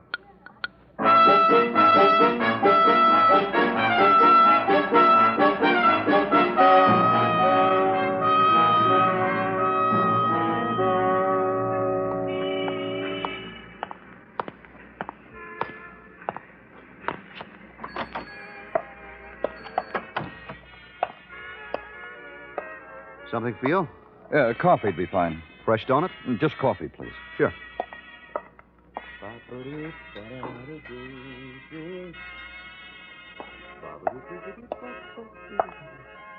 Coffee. You take cream? This is fine. Your name Jean Blake? That's right. Oh, you must be the phone call I had a little while ago. My name's Danny Clover. You're the policeman, huh? Uh-huh. You know a girl named Lynn Halstead? Sure I do. When was the last time you saw her? You tell me first, Danny. What's the trouble? She's dead, Jean. She's not dead. I've got a date with her tonight. When was the last time you saw her? 4 days ago. The last time you talked to her? Well, I haven't talked to her since the last time I saw her. She's dead. Cut it out, will you? This morning, her father identified her at the morgue. There's no doubt about it. I said cut it out, will you? So that's why That's why what?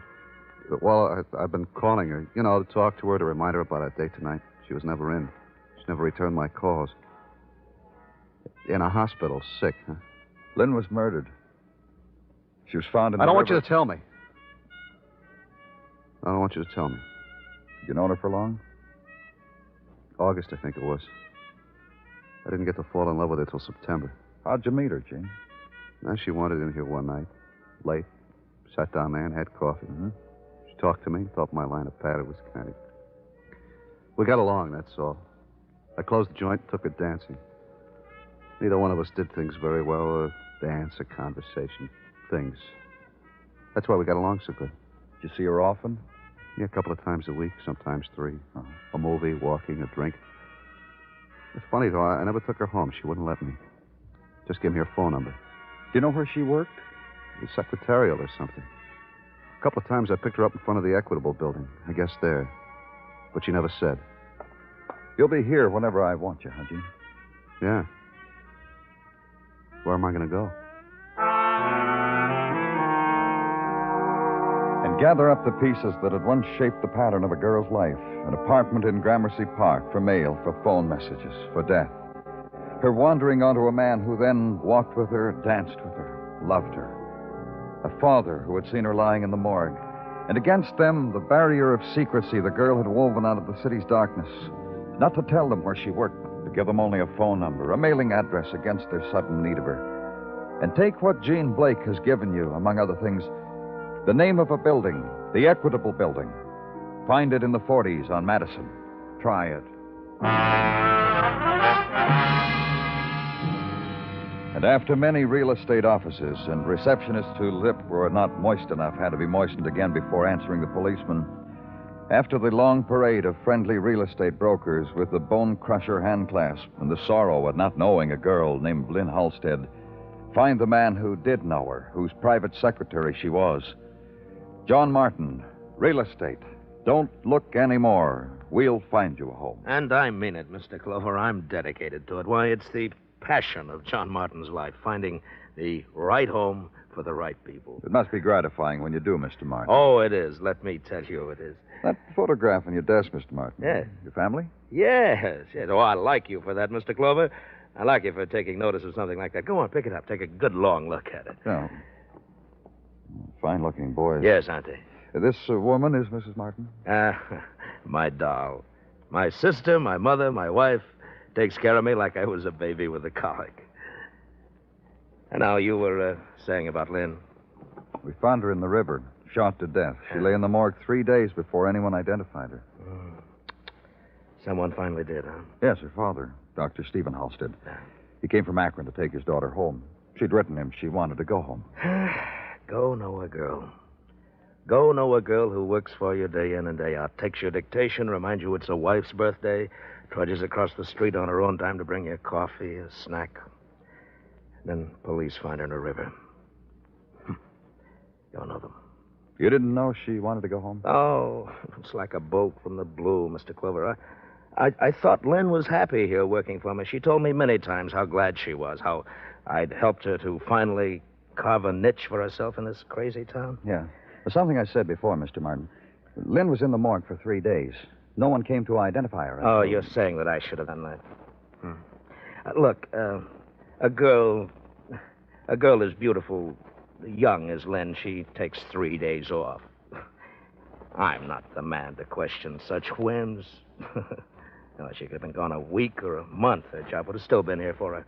Well, there are other private secretaries. No, you're kidding. None like Lynn. Why, she... Oh, excuse me, please. John Martin, Real Estate.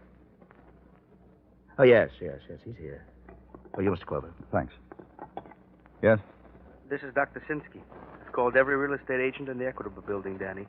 I'm in the emergency ward. Get down here. I'm busy. Sure you're busy. So am I. It'll all keep. Just get down here fast.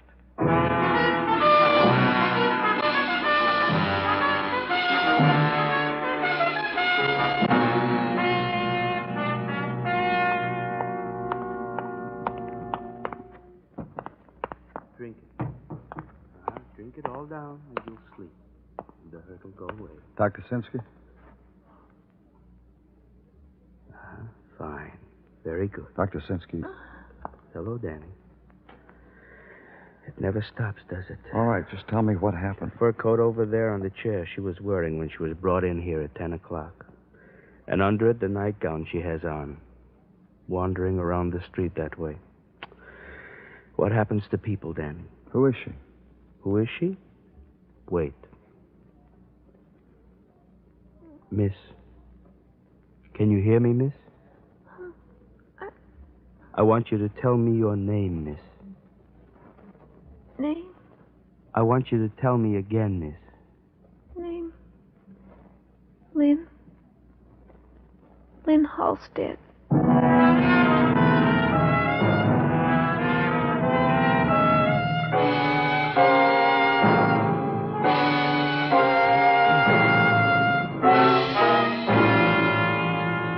You are listening to Broadway Is My Beat, written by Morton Fine and David Friedkin, and starring Larry Thor as Detective Danny Clover.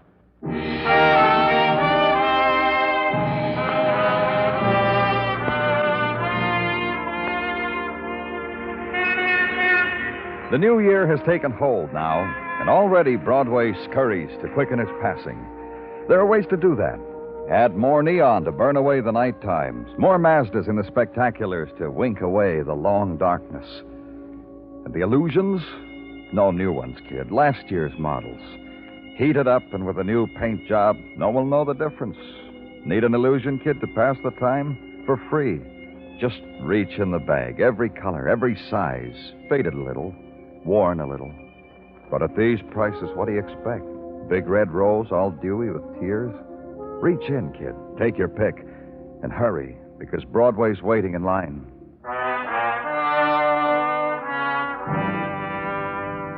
But the lost girl who had wandered a city, drifted on winter's wind, this was no illusion. Nor was her slow, still dying. I tell you this, Danny. This girl could have stayed alive, even with the bullet wound that is in her. You mean she wanted to die? No, I don't think so. I think what made her get out of whatever bed she was in, made her walk in the cold only in a nightgown and a coat, what made her do that was something else. Huh? A shock, maybe, a hurt, maybe, a memory. You're saying that if she'd stayed where she was, she wouldn't have to die. What else am I saying? The wound had been tended to. The bullet removed 3-4 days ago, professionally. The healing had already begun to take hold. It was not the work of a clumsy man, Dan. It was the work of a professional, a doctor. You're sure of that? Some things I know, Dan. I'm saying to you, this girl undid what was done for her. Huh. Can she be moved? Yeah, it won't matter. Put her in a room upstairs. All right. We've been going all around it, Danny. We haven't let ourselves dwell on what she told us. Well, that she was Lynn Halstead? That she was Lynn Halstead. I'll make a call. Dr. Halstead? The man who called another dead girl his daughter? That's right. Tell him to get here quickly, Danny, and... And what? Nothing. Just tell him to get here quickly. One more thing, Doctor. What? Don't talk to any reporters. I don't want this to get out. Danny, please, get this girl's father here quickly.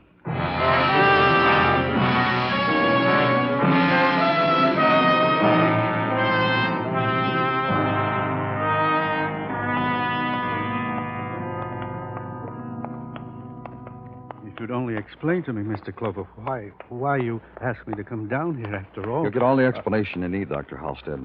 Very well. Is it? What? Never mind. This is the... Go ahead, Doctor. On the other side of the screen. Lynn. Hello, Lynn. It'll be all right now, Daddy. Of course it will. All right now. Yes, I won't go away again. I waited. It was so long. It was just a little while, Lynn, that's all. No more than an hour. It seemed... Don't talk, Lynn. Lynn. Miss Clover. Yes? My daughter is dead. Yes, I'm sorry. This is my daughter. This is Lynn. That other girl, the one in the morgue, who is she? I don't know. I'd never seen her before. Uh-huh. Well, it's over. I suppose you'll have to do something about me. Yeah, obstruction of justice, Doctor. There'll be something you'll be charged with. You want to talk with me now? Outside. All right. All right, Doctor. I got to New York 4 days ago. I came here to bring Lynn home. I found her apartment house, and I found Lynn. She'd been shot, Doctor. Did you shoot her? I found Lynn. She was dying when I got to her. I didn't shoot her, Mr. Clover. You can think so. I don't care. I really don't. If you want me to say I shot her and you want to charge me with that, it's all right. If you want me to, I'll say I did. Just tell me what happened, Dr. Halstead. She'd been shot. She was barely conscious. Tell you who shot her? No. She cried when she saw me, that's all. Mm-hmm. Then she went into shock. After that, she just babbled about her childhood, about her home, about the faraway years. And you, a doctor, you removed the bullet and treated her? Yes. I didn't know whether she was going to live. I just sat beside her and waited for her to say the person's name who shot her. There were phone calls and people knocking on the door. I never moved from her side, but she never spoke the person's name who shot her. Well, how'd she get away from you? When I came to the morgue this morning, Lynn was gone when I got back. I guess she wandered around looking for me or looking for something, I don't know. Why did you come to the morgue? Those phone calls, those people at the door, I suddenly realized that one of them might be my daughter's assailant. Go on. I'm a doctor. I've been in morgues before. There was a good chance there'd be an unidentified girl in your morgue. There was. I identified her as Lynn because I wanted to keep Lynn alive. You did all that, you could have gone to the police. I'm here now. And you'll do what you have to do.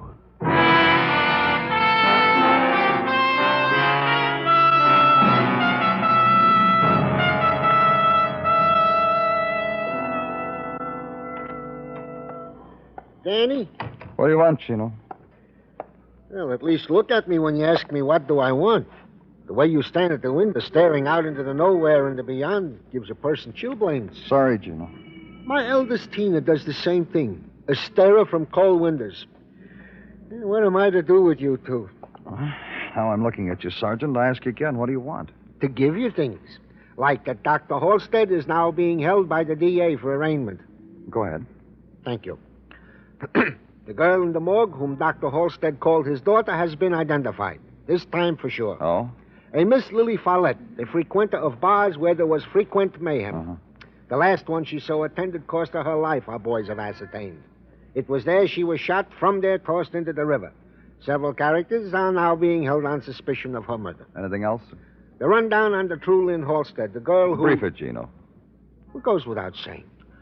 Miss Halstead left Akron, arrived in our city 3 years ago. This checks with her father's testimony. While here, attempted all the things bright out-of-town girls attempt. Drama school, modeling. What else?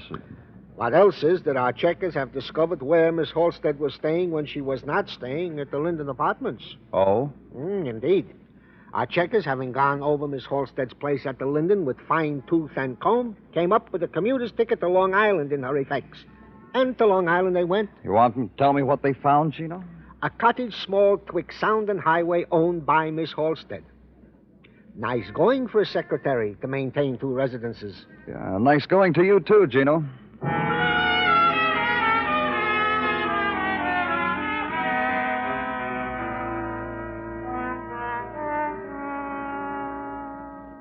You understand everything now, officer? I think so. I can go over it for you again if you want. I'll be okay. Uh-huh. Use this phone. I'll listen in on the extension. Go ahead. Try to act hurt, officer. I'll try, Lieutenant, but I've never been shot.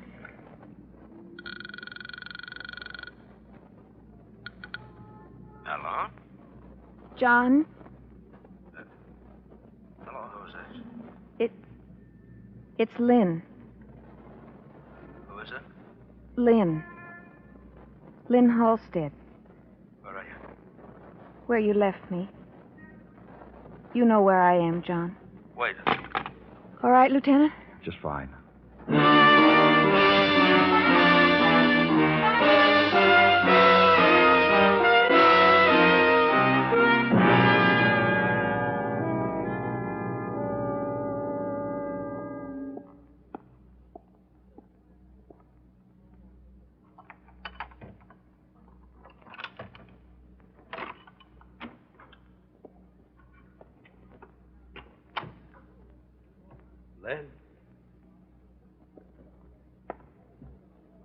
Lynn, Oh. Sit down, Mr. Martin. Where? I said sit down. That's right. Where's Lynn? Dead? I don't believe you. That's up to you. Look, once before you told me Lynn was dead. I just talked to Lynn less than an hour ago. That's funny. She's dead. Where is she? In there in her bedroom? You want to see her? Died after she called me, huh? You want to see her, Mr. Martin? No. No, I never could stand the sight of death. Well, I guess I'll be going, Mr. Clover. I guess the papers will tell me the where and when about the funeral, huh? Don't go, Mr. Martin. Why not? Lynn's not in her bedroom. She died hours ago. I don't get you. Oh? What are you doing? Playing crazy games? You get your kicks playing with a dead girl's name? She is here, she isn't here, she's dead, she isn't dead? Who called me, anyhow? A policewoman. A policewoman? Well, be proud. Funny, funny game you policemen play. Why'd you come here, Mr. Martin? I'm a sucker for phone calls. A girl calls and tells me she's alive. I get happy about it and I call a cab. That's not the reason. Well, read my mind for me. All right. You came here to finish what you started out to do, to kill Lynn Halstead. I gotta take this from you? No, you can just submit to arrest, come downtown, call a lawyer, and tell them you're being held for murder. We'll even let you call your family. Tell them the same thing. What's on your mind? You didn't know whether Lynn was dead or alive until just now, did you? You just knew the girl who was first identified as Lynn wasn't really her. You told me she was, and I believed you. Why shouldn't I believe you? You didn't believe me the first time I talked to you. You knew the girl dragged out of the river wasn't Lynn, because how could Lynn have gotten to the river? You must have gone out of your mind, Mr. Martin. Shoot a girl, and there's no news of the shooting. Just waiting. And a girl is identified as Lynn Halstead. You knew it wasn't Lynn Halstead at all. All you could do was wait. What are you mixing me up in this for, anyhow? I got a family. You had a family when Lynn Halstead walked into your office. She was a beautiful girl, wasn't she? I told you that. How much were you paying her as a secretary? Well, she was a good secretary. I paid her $75 a week. I guess she could have afforded her place here at the Lynn Apartments and that. She started at $50, but I raised her to $75. But how could she afford to buy that cottage in Long Island? Mr. Clover. I thought about that, Mr. Martin. I asked myself a question. If a real estate broker has a friend and he wants to keep the friendship quiet... All right. All right. All right, I gave her the house. But she gave it back to you, didn't she? Everything in it. Because she found a boy she fell in love with. Love? That's love? What she had with that soup slinger in that 10-seat restaurant? She told you to sell her. Do anything you wanted with her. She didn't want any strings attached to you anymore. So you killed her. That's love? What she had with that soup slinger? Cheap movies? Walking in the park? That's love? Listen, I've been through it when I was a young punk. You think that kind of stuff was for Lynn? So you killed her. I thought I did. I sweated through it. For 4 days I did. Let's go.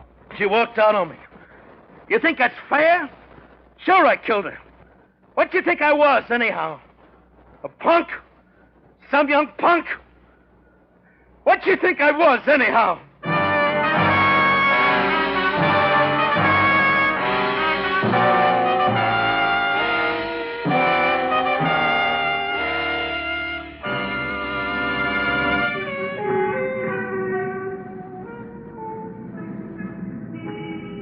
Broadway's quiet now.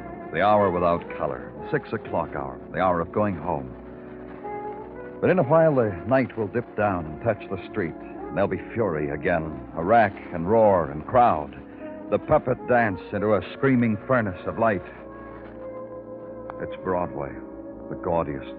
The most violent. The lonesomest mile in the world. Broadway. My beat.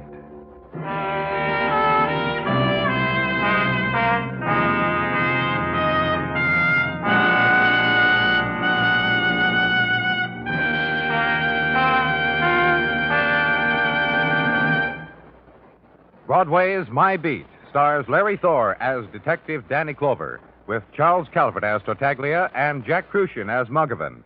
The program was produced and directed by Elliott Lewis, with musical score composed and conducted by Alexander Courage. In tonight's story, William Conrad was heard as John Martin and Herb Butterfield as Dr. Halstead. Featured in the cast were Hy Averback, Joyce McCluskey, and Bob Bruce.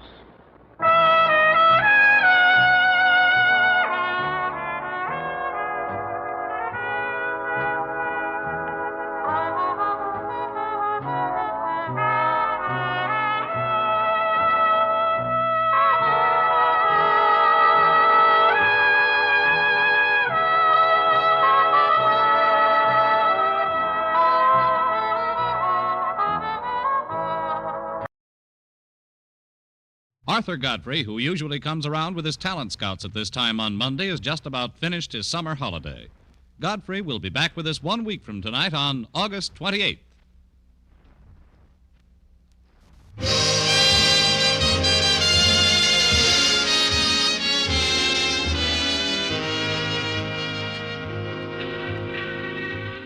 Broadway's My Beat, from Times Square to Columbus Circle, the gaudiest, the most violent, the lonesomest mile in the world.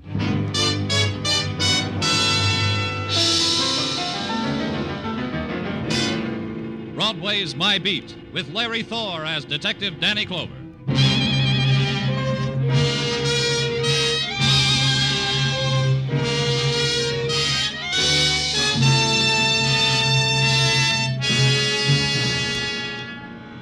Broadway. It's the place you drift to because the other promises you made to yourself never happened. You leave your life behind and stand on a street corner beating down the scream in your throat. It's the best of the 1,001 nights you dreamed of. The one place in the world where something happens to you outside of the movies. It always happens. Something starts it, the tap on the shoulder, the laughter that floats down to your end of the bar, the smile, the special delivery, the phone call. Your phone's ringing, Danny. Thanks, Gino. Danny Clover speaking. You gotta help. You gotta come here. You gotta come to my home. Who is this? Mrs. Corey. Please, my husband. What is it, Miss Corey? A suicide pact. He's trying to force me to kill myself. I don't want to die. He's gonna make me die. Hello. Who is this? What happened? Mr. Corey, I've just killed my wife. Now it's the time for my dying. Listen, don't be a fool. Hello. Tartaglia. Oh, wait a minute, Danny. What'd you say, operator? Oh? Uh-huh. Oh. Yeah. Paddy hung up too soon. Couldn't trace it, Danny. It began that way, with a desperate protest against private agonies. The protest that can't face the loneliness of death and must kill the loved ones so that the path into darkness will not be walked alone. The man Corey murdered his wife and then himself. And the glittering, blood-spangled shriek for attention, final identity, set into motion only an old, a familiar routine. The official collecting of the dead. But first we had to find them. Detective Muggavan brought in the phone book. We sat over it, turned to the C's, found there were 25 Coreys. We divided them, went our way. The treasure hunt for the dead. The first Corey was very much alive. She told me so. Nobody dead here, mister. Everybody much, much alive. Come on in and I'll prove it to you. You live here alone? Uh-huh. I'll take a look. Love it. Come on in. See? Alone. Just you and me. Touch me. I ain't dead.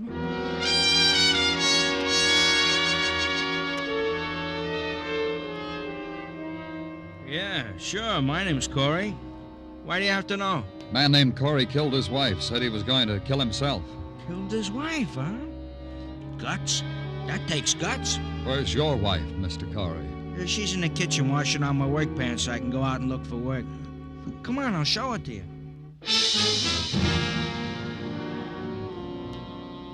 Look, mister, even if you're a policeman, it doesn't give you a right to ask me a thing like that. I love my wife. We never say a harsh word. Where is she? She's asleep. This late? She sleeps this late every morning. I was just preparing her breakfast. Call her. Look, mister, you don't know what you're asking. Call her. Fanny. Fanny, wake up for a minute. It's a policeman. He wants to know, did we have a suicide pact? Fanny. Fanny. Suicide pact? Tell him no, but thank him for the suggestion.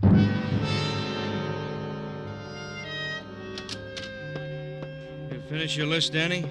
Yeah, Muggavan. Find him? No. You? No. Maybe it was a joke, huh, Danny? A practical joke? I don't think so. Did you finish your list? No, I got 2 more to go. I'll take them. The reason I didn't finish, Danny, I had to come back to headquarters to... I just got tired. Forget it. Give them to me. Yeah, here, Danny. 2 more.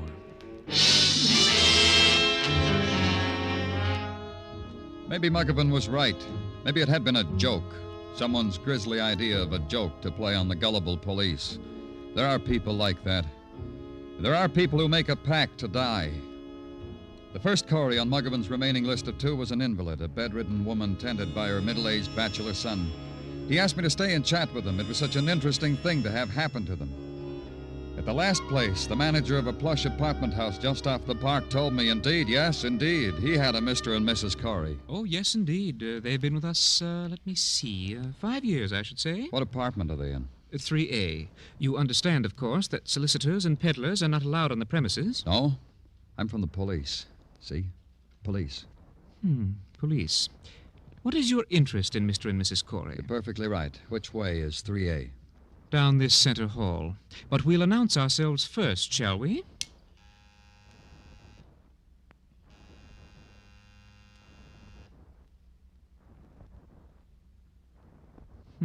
No answer. Well, they're either not at home or they've overslept. With Mr. and Mrs. Corey, I should say they're not at home. Let's go find out and bring the key. Oh, but that's... Bring the key. Oh, very well. Here it is. After me, please.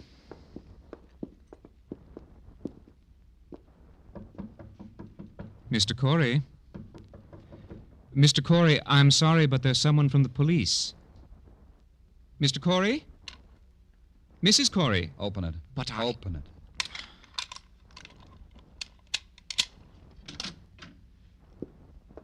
See? There's no one at home. They've gone out. Where's the bedroom? Through here, but I don't believe you have the right to intrude like this. As you can see, everything is in apple pie order. What are you looking for? Why do you pry so? They're dead, that's why. Oh. Oh. Well, in that case, you might be interested in something In what? A woman called me just a while ago. said she'd been trying to reach Mr. and Mrs. Corey all morning on their private phone. There was no answer, so she left the message with me. What message? Her name, her phone number. They interest you? Get them for me. Now. Get them. This time it was easier. The message was from one Zella Stanley with a phone number to match. As easy as investing a nickel in the nearest phone booth and telling Zella Stanley you were the police. Asking her if she had been calling the Coreys and would she be home, and I wanted to talk with her. Miss Stanley was in turn non-committal, puzzled, cooperative. Please come up, Mr. Clover. The address is 1520 West 46th, apartment 2A.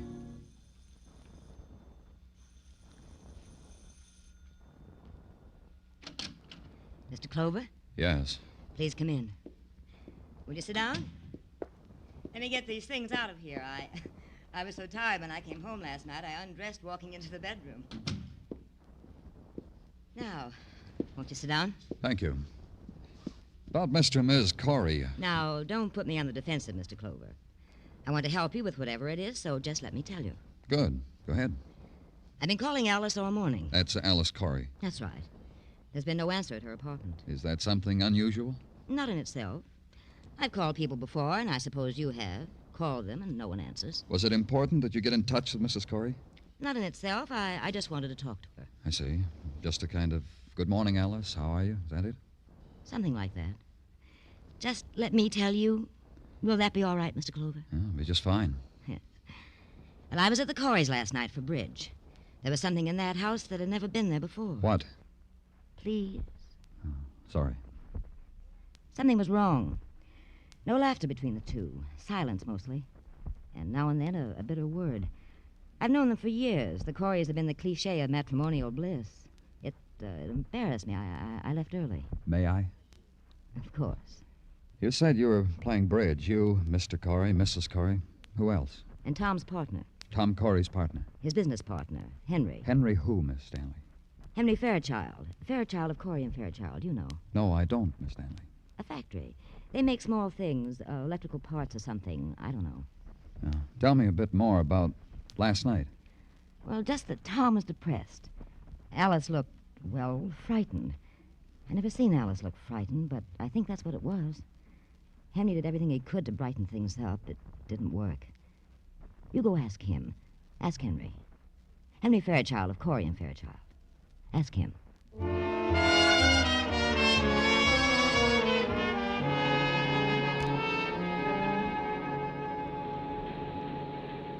My secretary tells me you're from the police. I can't tell you how delighted I am to see you. Delighted. Thank you, Mr. Fairchild. Come over here, Mr. Clover. Quick, come over. I want you to see something. I'll draw these drapes back so you can see something. Look down there. What do you think? Yeah, it's quite a little factory you have there. It's more than that, Mr. Clover. It's 10 years of our lives. 10 years of blood, sweat, tears. No other way to say it. 10 years of that. And he walks on it, squashes it like it was a cockroach we'd built. Oh? They're ruined, destroyed, milked dry. All that work sucked dry because he was greedy, hungry for more money. $50,000. Like that. Like he was taking it out of a piggy bank. Arrest him, Mr. Clover. Go arrest him. Who? My partner, Tom Corey. Arrest him for grand larceny. Arrest him for dipping his fingers into our till. Arrest him for being an ungrateful, greedy... Tom Corey did that? Yeah, here are the books. Look for yourself. But you wouldn't know about a thing like that. Your experts will, though. They'll see how month after month he stole 5,000 here, 3 here, 10 here, 2 here. Uh-huh. When'd you see Corey last? Last night. We were playing bridge. He was moody, rude to his wife, to Alice. I tried to cheer him up because I thought it was dyspepsia or something. This morning I find it was this. When you arrest him, Mr. Clover, tell him I'll make it a point to visit him in jail. It'll give me kicks to see him there every chance I get. Corey killed his wife this morning, then himself. What? He didn't have to do that. He could have come to me. I'd have helped him. Honest. We can't find them. They're not at the apartment. How about their place on Fire Island? Where? They have a house on Fire Island. You think we should try there, Mr. Clover?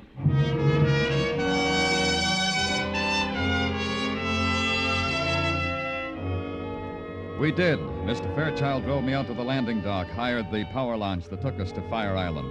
Then the short walk across the bone-white sands and a small cottage. The front of it was draped with a yellowed fishing net and life preservers whitewashed for the season. Starfish had been nailed over the door. The top of the door was glass porthole, and the door was open. First time this has ever happened. What? Leaving that door open like this. Come on. Now, where's the phone? In the other room, Mr. Clover. Uh-huh. Yeah. What? Oh. Dead. Shot through the heart. Poor Alice. She had nothing to do with it. Poor... What about her husband? What? Where is he if he shot himself? Where is he? That's what I said, Mr. Fairchild. Where is he? Wait a minute. Blood here on the floor. See it? Trailing toward the back door.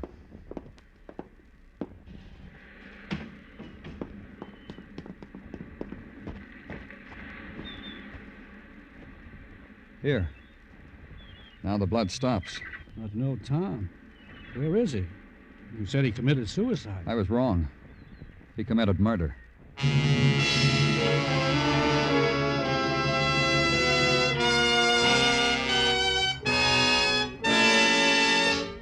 You were listening to Broadway's My Beat, written by Morton Fine and David Friedkin, and starring Larry Thor as Detective Danny Clover. Next week, along about this time, Arthur Godfrey and his talent scouts will be on hand again to delight and entertain you. You'll find that Godfrey's amateur but knowing scouting have dug up some wonderful new discoveries for you, and they'll be here Monday after Monday all season long.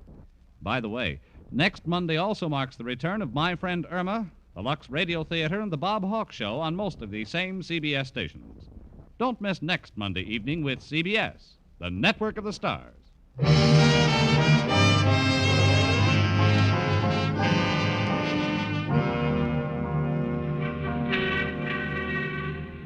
There's this about Broadway. It wants everything neat and in place. A word misspelled on a spectacular can stop traffic. A girl lamenting a run in her nylons, likewise, and for longer. The scream of the loudspeakers has to be adjusted just so. And the deep, anguished weeping in a darkened doorway, not too much. Even death and violence have to meet Broadway's standards. The death of Alice Corey by a bullet through the heart, that would measure up. This violence committed upon her by her husband, it would measure up too. Very poignant, very Class A.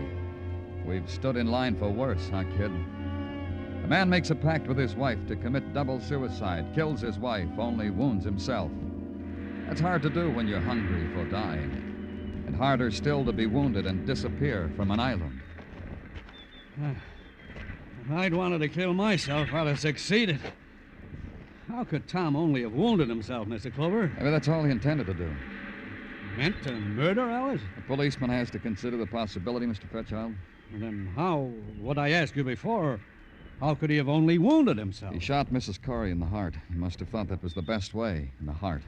When he shot himself, he must have flinched, a reflex against his own death. He flinched. He saw he wasn't dead. He liked it that way. It's been that way before. But you said he committed... Murder? That's right. When someone kills someone else like that, we call it murder. Is there anywhere else on the island he might be, Mr. Fairchild? No, we've covered all of it. Places I never knew existed. I don't mind telling you I'm tired, Mr. Clover. And he must have crossed over to the mainland. You know these people at the landing dock, Mr. Fairchild? Most of them. Call out and ask if anyone took Tom Corey across. All right. Did anyone here take Tom Corey across today? Did anyone take... No, Graham did, Mr. Fairchild. Where is he? Just the other side of the landing. See his boat? Let's go, Fairchild.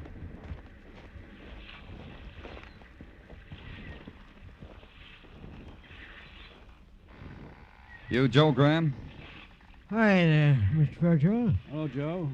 This is Mr. Clover, Joe. He's a detective. He wants I want to know if you took Tom Corey across today. You want to know, too, Mr. Fairchild? We do, Joe. Yeah, I took Tom across. When? You say something, Mr. Fairchild? When did you take him across, Joe? Early today, around noon, Mr. Fairchild. Did he say anything to you? Tell your friend I'm a very sociable man, Mr. Fairchild. People talk to me. I talk to people. People I care about. Mr. Clover asked that because Tom Corey is a murderer. He killed Mrs. Corey this morning. Guess that's why Tom wasn't very talkative. Had things on his mind, just kept biting his lip, just sat huddled there. Didn't think it proper to ask him why. Glad I didn't. Where'd you take him? Where I always took him, Mr. Fairchild, like I've taken you and him and Alice many times. So you could go back to your factory over there. Ask him if he'll take us back. Will you take us back, Joe? You and the detective? Yes. It'll cost you more for him. Hop aboard. I'll take you.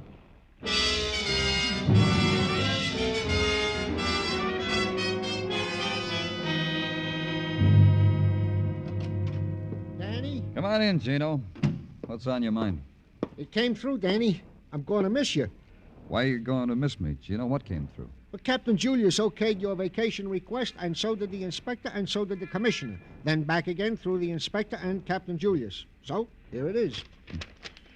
Where you going, Danny? I haven't made up my mind. I've been mulling over the travel folders, me and Mrs. Tartaglia, and we feel the place for you is Mexico. Mexico, huh? See, in Ensenada, in Mexico, in the Riviera Pacifico. Imagine you with a serape over your shoulder, huaraches on your feet, and a la cucaracha on your lips. See, Mexico, man amigo. Me amigo. And we are friends, aren't we? Gino. Lieutenant Clover? Yes. What is it? I'm Dr. Haskell. They told me to come right in. Of course. What is it, Doctor? They said you'd want to see me, that you were working on something that might have something to do with what I want to see you about. All right. What is it? About 20 minutes ago, a man forced his way into my office. I say forced himself because he had a gun. What did the man look like? Oh, about 40, strongly built. I wrote it all down here because I knew you'd want to know. Here. I knew you'd ask me. Uh-huh. About 20 minutes ago, he came to see you about a bullet wound, didn't he? Yes. How did you know? We're looking for this man. How badly is he hurt? He'll die. Unless a miracle. Then I'm only a doctor. I gave him plasma, extracted the bullet, shot into the heart. He wouldn't let me give him anesthetic. He's hurt. Unless he's found immediately, he'll die. You let him go? I told you he had a gun. Oh, I see. Where do you live, Doctor? Here's my card. Thank you. Is there anything else you want to tell me? No, I believe that's all. It just came in, Danny, over the teletype. What did? Item about a woman you talked to earlier, Zella Stanley. Off the dime, Muggerman. What about her? She was found in her apartment, shot to death.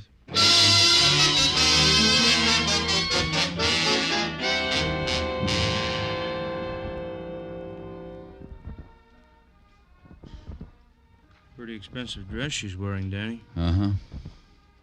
She must have been very pretty once. Zella. Knew a girl in high school, the name of Zella. Wait, she's lying. He must have shot her the minute she opened the door, huh? Yeah. Take the other room, Muggerman. I'll go through this one. Okay, Danny. Danny? Yeah? The radio? Radio phonograph combo. Also very expensive. The bed also, the furnishings. Wonder how she managed. Maybe she was rich, huh? Maybe.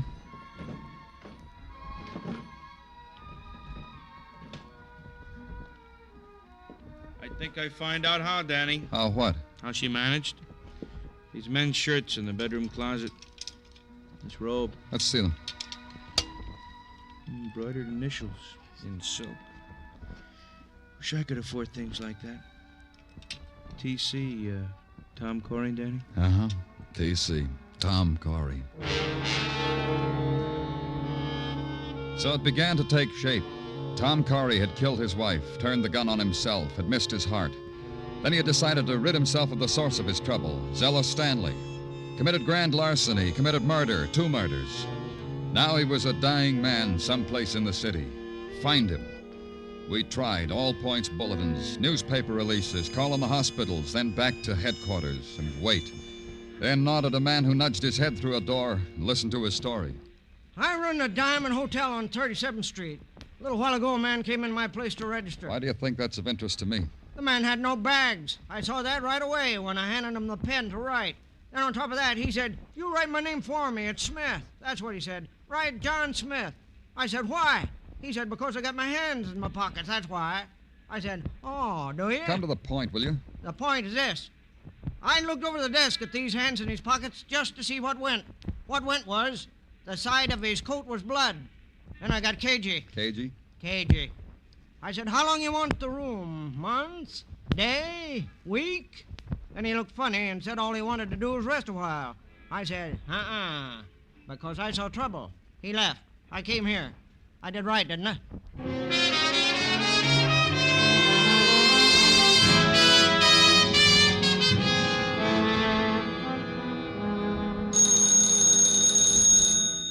Danny Clover speaking. There's a man in my house. Who is this? Mrs. Barry. I live on West 57th Street, 1209. I'm frightened. There's a man in... What man? He rang my bell and pointed a gun at me and walked into my house. Is he still there? Yes. He looked tired. He sat in the big chair in the parlor. He fell asleep. He's there now, sleeping. I'll be right there.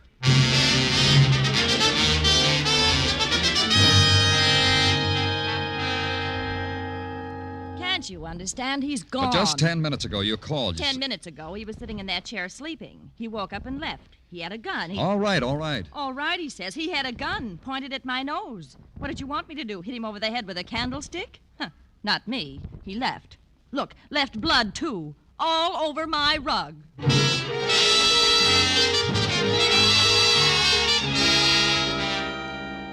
Back to headquarters again. Then a phone call from a pedestrian who'd just seen a man who fitted Tom Corey's description on West 62nd. The man was staggering, Mr. Clover. So Mr. Clover dispatched a squad car to the area. The man was nowhere in sight. Then Mr. Clover sat down and thought about it. Tom Corey left Fire Island by boat, found a doctor on 12th Street in the village. Put a thumbtack on the map. Tom Corey is trying to get a room at the Diamond Hotel on West 37th. Thumbtack. Tom Corey had murdered Zella Stanley, West 46th. Thumbtack. Tom Corey had been asleep in a parlor on West 57th. Thumbtack. Then a phone. Man, probably Tom Corey, was seen staggering on West 62nd. Thumbtack. Tom Corey was headed uptown. Tom Corey was crazed with pain. Then a recheck of my notebook. Tom Corey had a partner named Henry Fairchild. Henry Fairchild lived uptown. He lived on West 70th. Maybe I could get there before Tom Corey.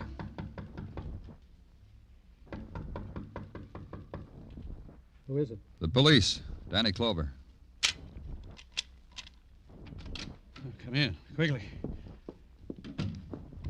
Oh, I'm glad it's you. You afraid of something, Mr. Fairchild? Am I? The door bolted, locked. What are you afraid of? I read it in the newspapers. Tom, he's still loose. You still haven't answered my question. What are you afraid of? Isn't it obvious? Tom has killed his wife, killed Zella. Now he's... Well, that's why you're here, Mr. Clover. You know Tom is on his way. Uh-huh. I figure he is. I'm just wondering why you figured it. You just said it's obvious. Tom is out of his mind. He killed Zella, didn't he?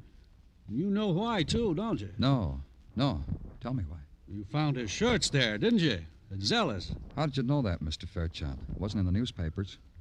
Why? No, it wasn't. It's simply that Tom told me all about it, about Tom and Zella, how expensive she was. That's why he stole all that money. I see.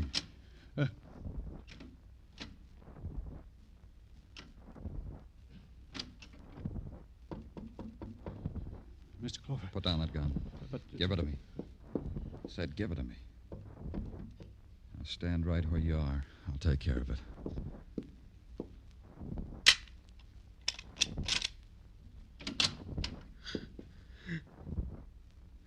Come in, Tom.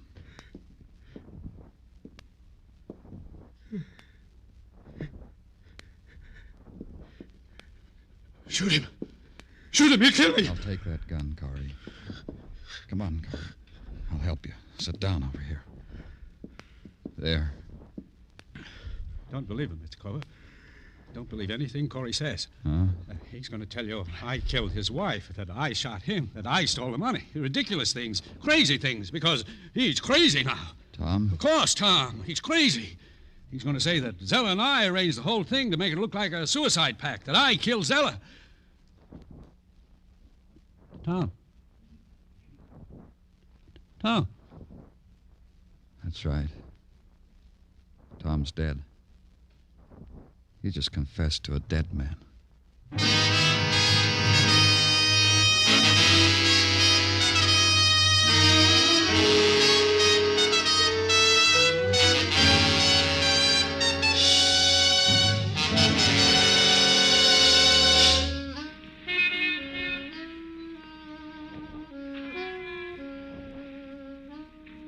Broadway stretches out in front of you, a livid scar slashed into the night.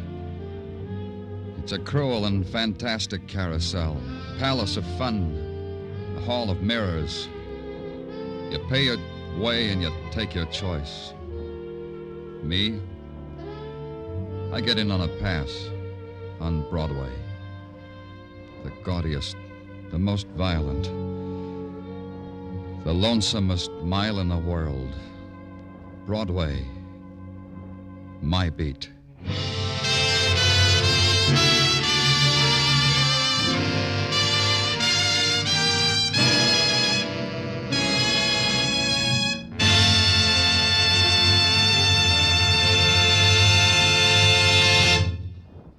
Broadway's My Beat stars Larry Thor as Detective Danny Clover with Charles Calvert as Tartaglia. The program was produced and directed by Elliott Lewis, with musical score composed and conducted by Alexander Courage. Included in tonight's cast were Herb Butterfield, Janet Logan, Ann Stone, Junius Matthews, Byron Kane, and Jack Crucian.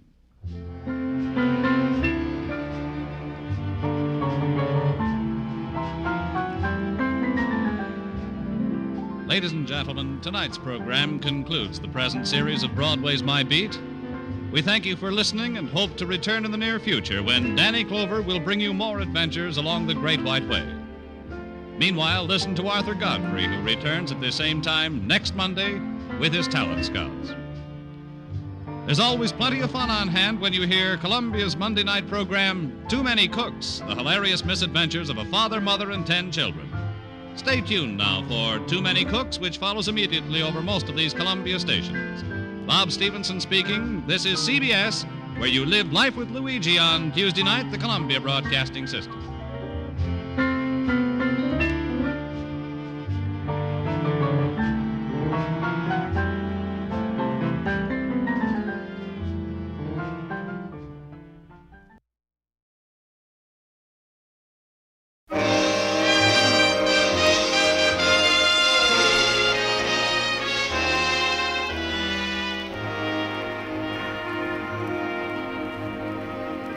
Broadway's My Beat, from Times Square to Columbus Circle, the gaudiest, the most violent, the lonesomest mile in the world.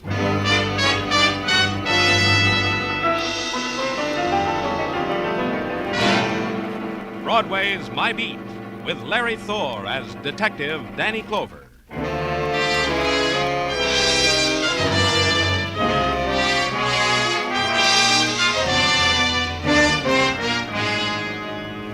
There's a time on Broadway when the fury dies. The revelers give up, and the street is an empty corner of a faraway world. It's 4 o'clock in the morning, the time of yesterday's newspaper drifting with the night wind, the time of the tired shadow and furtive sounds dimly heard. And you walk it because you're a policeman and your day's just over. You turn a corner because it's the way home. And some of the shadows melt into a man, and you're glad because it's a man you know. Hi, Danny. John. How are you? Fine. You? Good. You got your transfer, huh? Yep, and I like it. I guess I'll always be pounding a beat and shaking doors. But I like doing it better here. What's new, Danny? I don't know, John. The same, I guess. Hey. From down the street, probably just... Help me! Help me! Come on.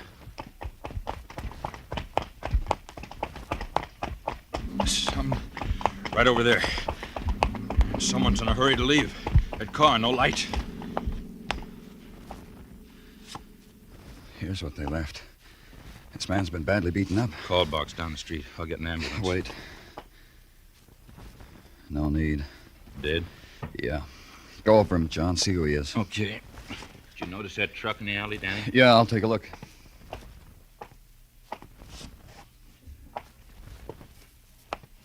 Find anything? No wallet.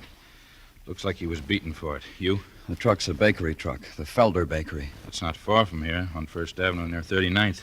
It's on the beat. Yeah, this man in white shirt and white pants could be a delivery uniform. Sure, they're open 24 hours a day. Call it in, John, then stick with it.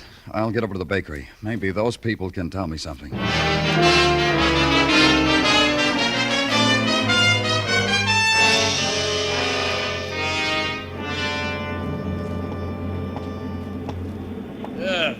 They told me a man wanted to see me. You the man? Yes, Mr. Felder? Louis Felder.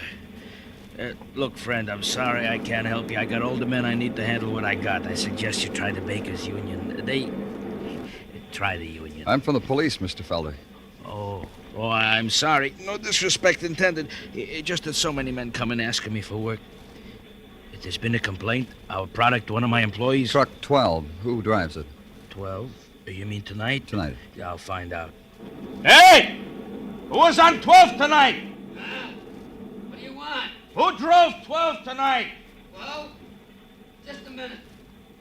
Morris had it tonight. Of course. Morris Bernstein. Good man. Certainly, Morris has... He's dead. He was killed. Morris? In an accident? His truck was torn apart. He was beaten to death. Oh, I've been afraid. Of what, Mr. Felder? Something like this would happen. One night they would beat a man until he died. Who?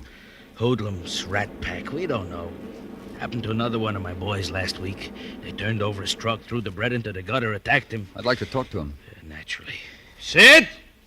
Sid Norman! Still here? Yes, okay. Want me, Mr. Felder? Yeah. A little bit late. I should be out in the route. This man is from the police, Sid. Morris was killed tonight. Beaten up? Why did you say that, Sid?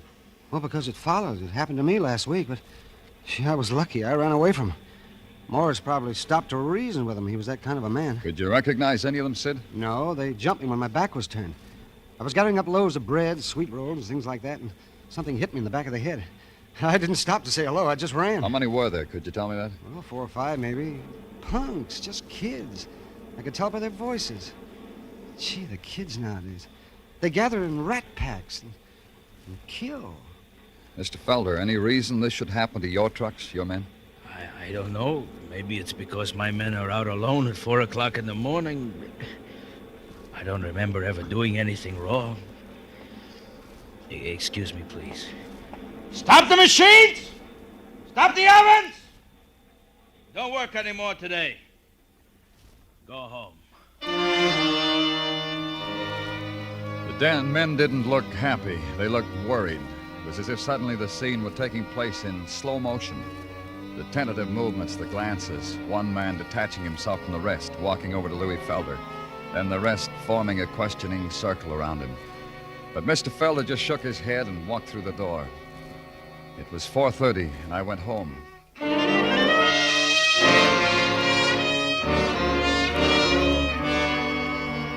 At 10 o'clock, I was back at headquarters. There was a man waiting for me in my office, just as I knew he would be. The fates had fashioned it that way. They'd grinned and put their heads together and conspired that Sergeant Tartaglia should always be waiting in my office when I closed the door behind me. Here we are, Danny. We are indeed.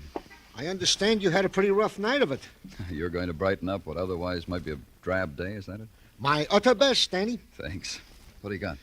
This baseball cap found some 50 feet from the scene of the beating up, in the gutter. It might or might not have something to do with what happened. The last is my own comment upon matters. Let's see it. Yeah, Danny, here. If you will notice, on the inside there's a sweatband, and on the sweatband is printed in ink a name and address. Uh-huh. My middle boy, Rufio Tartaglia, did the same to his 3 propini. Gabe Kirby, it says. 1412 West 18th. That's pretty far from where Morris Bernstein was killed, Danny. So, like I said, this cap might or might not have something to do... Let me find out, huh, Tartaglia?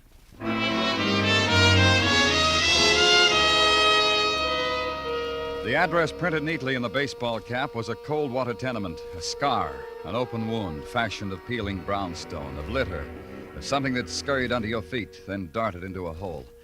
It watched you with bloodshot eyes as you walked up the stairs. Then at the landing, you heard it come out again. You knocked at a door, and a woman, haggard, resigned, told you her son Gabe was at school, the 16th Street Vocational School. And at the school, a man sighed, shrugged, walked away from you, came back with Gabe Kirby. He said you could use his office. He was used to it. Then he left you alone with Gabe. The principal pulled me away from something very interesting. The secret life of a drain pipe. Plumbing 2-way. Why did he do that? Sit down, Gabe. Oh, the courteous approach. I've been making a catalog how you guys approach us guys. Yours is a courtesy type. glad to add it to my collection. You've been in trouble before, Gabe. Lots of times, huh? I wouldn't say lots. I'm only 18 years old. My share, though. Yeah, I had my share. Yeah. This baseball cap belong to you? Hey, you're a blue ribbon retriever. I've been missing that cap for a month now. How about that? I never dreamed I'd see that cap again. Gabe. I'm sorry, pal. I can't offer you a reward, but I'll even it up for you someday when conditions are better. Gabe. I thank you from the bottom of me heart for bringing back me cap. It's a good luck charm. My batting average... Sit down, Gabe. I said sit down. Okay. The approach changes. Huh, Mr. Policeman? Where were you last night, Gabe? Somebody broke into a grocery store last night? Where were you? I slept on an iron cot all night. Not at home, Gabe. Your mother told me you went home last night. Oh, the old lady told you that. Thank her for me. Where were you? In a room over a garage. We call it a club room. I belong to a club, the Titans. Last night I slept there. We take turns sleeping there, we boys, to watch over a lot of things we wish we had. You were there all night? All night. From 8 o'clock on. You can check with Richie. Richie? Who's he? You don't know Richie? Mr. Richard Peel? An important man. He's the athletic director of the Titans. Volunteered for the job.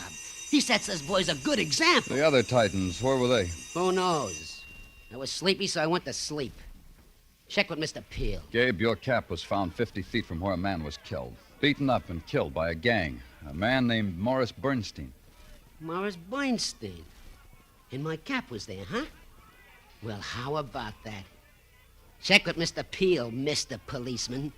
Over the Conway garage on 20th. And now I hear Plumbing 2A calling me. You'll excuse me?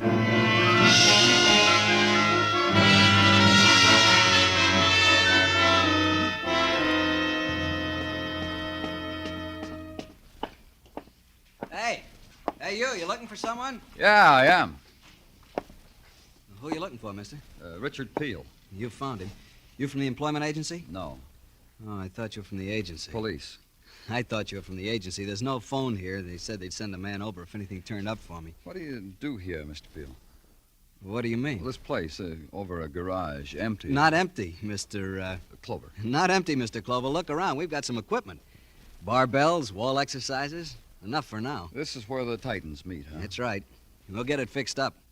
I still don't understand. What do you do here? I thought you'd know by now. The boys need a direction. I try to give them that. Get them off the street. Organize teams, you know. You like doing that? A man has an obligation to kids. Haven't you ever told yourself that, Mr. Clover? Especially about kids who come up here without roots, broken homes, drunken fathers, and working mothers, or worse. It's my obligation. Yeah. I suppose more people should feel the way you do. Somebody has to. What am I telling you for? You'd know. Ever read any statistics on juvenile delinquency? Uh-huh. Then you'd be the one to know. These kids need something. To let them know their heritage, rights, things like that. Give them direction. They don't find that on the street. There's a reason I came up here, Mr. Peel. I know. Not many adults come up here. They're just not interested. It's about Gabe Kirby. Well, something's bothering you, I can tell. Just what about Gabe? He said he was here last night, all night. I know why he said that. Because he was. Seems to me. I know just what you're going to say. And it seems to you a boy 18 years shouldn't stay out all night. All right, suppose Gabe went home. What'd be there for him?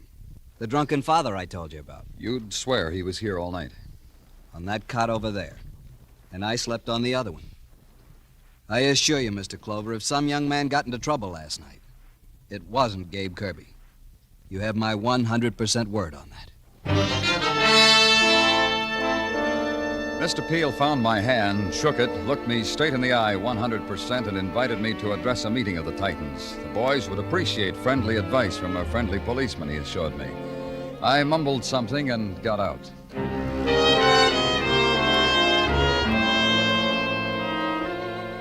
At headquarters, the routine of tracing down the murderers of Morris Bernstein gnawed at the day until there was nothing left but the nighttime. I gave it up and went home to sleep. That didn't work either, so I went back to headquarters.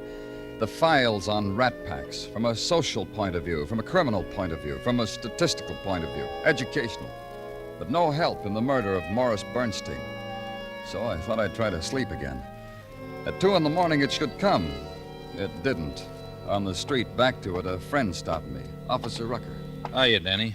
Long day, huh? Yeah. How's it been for you? Quiet, Danny. Not a peep. Nothing? Nobody? I've been keeping a close eye on every person, every car. They don't look right, I question them. So far, nothing. You'll keep on it, huh, John? You told me to do that. It won't change. Hey, good night, John. Get some sleep, Danny. It'll do you good. Danny, watch out! Stop! All right, Danny, you all right? Yeah. Just knocked me down. License? No license, Danny. Those blind... Didn't they see me? They saw you all right. You're lucky, Danny, because whoever it was, they tried to kill you.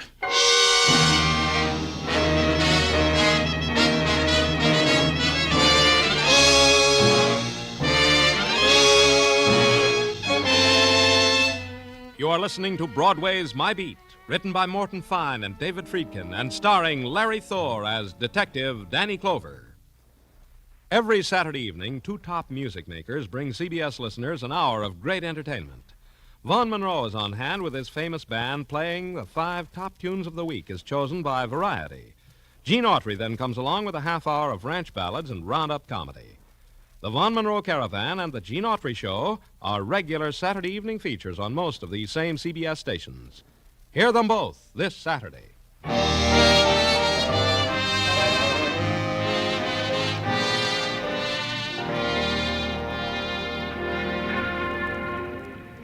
Night slips out of Broadway's fingers. Broadway is left alone, empty-handed and bewildered.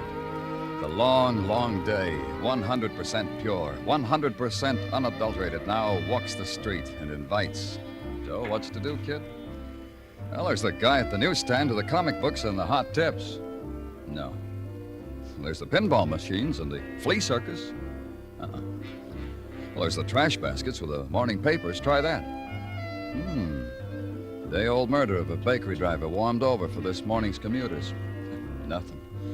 A policeman run down by an unidentified car. Better. And at police headquarters, you try to readjust the adhesive on your ribs when the door bursts open. Danny, what do you think you're doing? Leave the bandage alone. Don't get upset, Dr. Sinsky. I was just trying to ease it a little. Take your hands away from it. Here, let me look. It's all right, isn't it? Who did this job on you? Boys in the police emergency hospital. Oh, medical students, amateurs, college boys. That bad? As a matter of fact, it excites a certain envy in me, Danny. This is a very progressive way to apply a bandage to a cracked rib.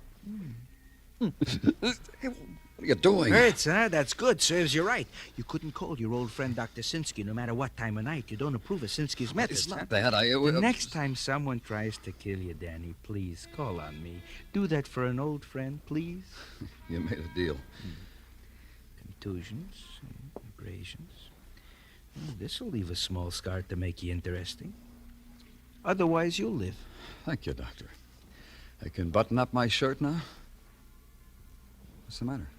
I called on you for another reason, too, Danny. Yeah? Here, let me help you with the buttoning. Yeah, Danny, we completed the examination of the body of Morris Bernstein. And? I won't bore you with medical terminology, but the man was beaten in such a way.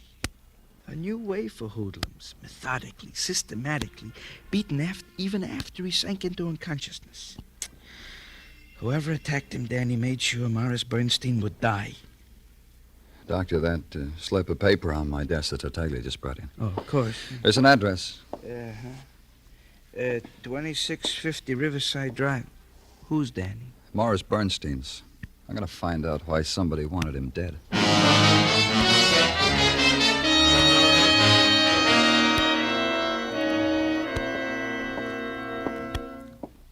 I beg your pardon, are you the... Whatever you want me to be, that's what I am.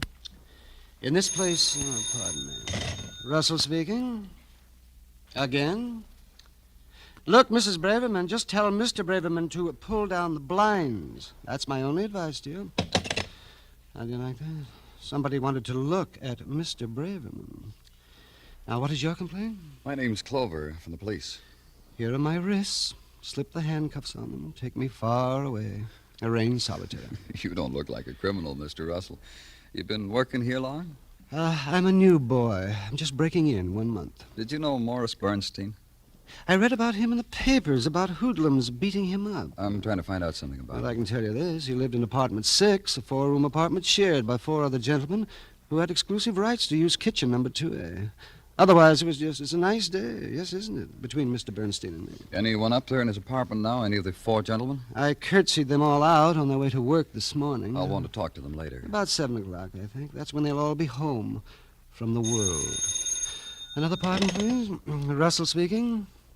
Yes, Mr. Scarn, the mail is in. How do I know whether you've got anything? I haven't put it up yet. Well, all right, then. We'll wait for Ralston. It's a rebel, Mr. Clover.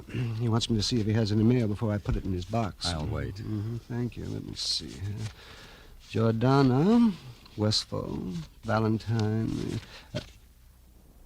Look, Mr. Clover. What? A letter for Morris Bernstein. Let me have it. Surely. I can tell you who it's from. The girl whose name and address is on the upper left-hand corner. I can see that. Yes, but this girl, she's Morris's girlfriend. They write letters to each other, even though they could phone. This has been going on since the girl moved away from him. Oh? When did that happen? Oh, just before I came to work here. Someone told me. Let me see. Maybe Morris. Mr. Scarn? Were you clicking? No mail, Mr. Scarn. There was no more mail for Mr. Scarn, and sorry. No more information about Morris Bernstein. Very sorry. Try the girl, Leah Golden, on the return address. Maybe she could help. Maybe Leah could. I tried it.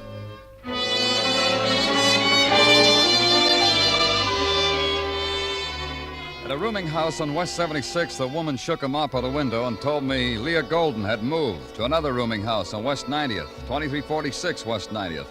It took 10 minutes. No Leah Golden. Moved to a furnished room in a flat on 116th Street. A kid told me Miss Golden was a nice lady. Gave him bubble gum, but was gone now. Moved. Don't ask nobody where, mister, because nobody knows. At headquarters, I put out an all-points bulletin on Leah Golden. Find her, I said. What does she look like, they asked me. I added it up for them. All the scraps of description I'd salvaged in darkened hallways on the screaming street. Find her, I said. And at 1 a.m... Danny, you're asleep? No, Dr. Sinsky. There's no time, Danny. They found Leah Golden. What? The call came to my office, routine. Then she's... No, Danny. Just hurt. How bad, I don't know. Where?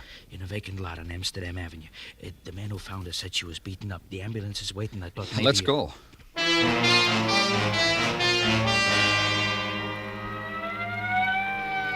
From somewhere out of the alleys, detaching themselves from the shadowed streets, from the unlit doorways, breaking away from the night whispering, they'd come. The seekers after someone else's pain. They stood in a circle, silent, hungry for the spectacle. Stood on tiptoe, strained for a look at the girl lying broken in a patch of weeds. The policeman held them back, and they murmured their seething protest.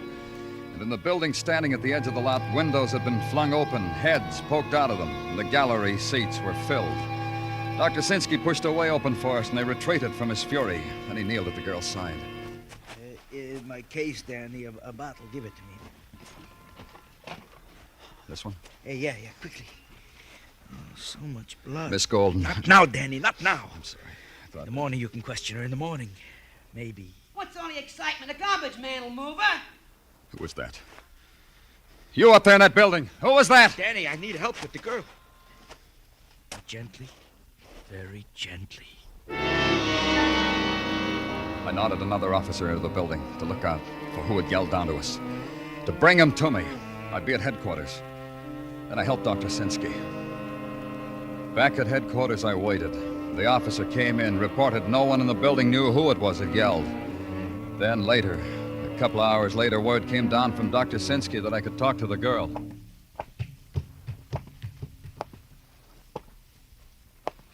Miss Golden? You are Mr. Clover. The nurse told me. Before you sit down... Yes? Will you crank up this bed so I can sit up so we can talk better? Sure. All right. Oh, pull it down. Oh, my back. I didn't realize. That's better. I can come back later, Miss Golden. No. All right. But if it's too much to talk now... Please. Who beat you up? I don't know. Boys, young men. I'd never seen them before. No faces you'd recognize? No faces, but the names they called me. I've heard them before. In Europe. There's something else. You want to know why I was running away? We need to know it. I was running away from a man. Morris Bernstein? No. Oh, no. Then who? I don't understand it. Wait. I lived at the same apartment house that Morris did. I know. That's why we were... I met him there, Morris. We went to the movies together and did things like walking and looking at each other's face. Something was happening between us. Something... Morris hated the word love. He said it wasn't enough. Then why were you running? A man worked there at the apartment house. What man? He wanted me to. He said that a nice girl like me shouldn't be spending all that money for rent. He said that. What man? Listen to me. One night he walked into my room. I tried to reason with him, but he wasn't hearing me, so I screamed. He ran away, out of the room. Didn't you tell someone about it? Morris had him discharged. He went to the owner of the building and had him discharged. The man's name, Miss Golden? I don't know. What, The name they called him by, that's all. Richie. They called him that. And after that I ran, but he followed me. Wherever I ran, he followed. You'll be all right, Miss Golden. I'll try to make it that way.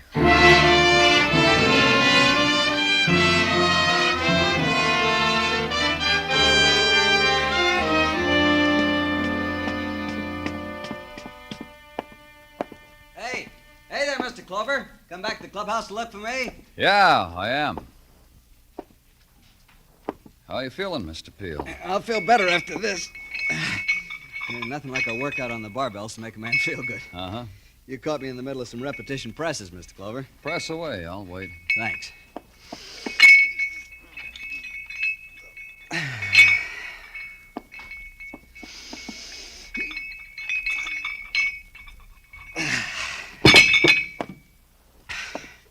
Now?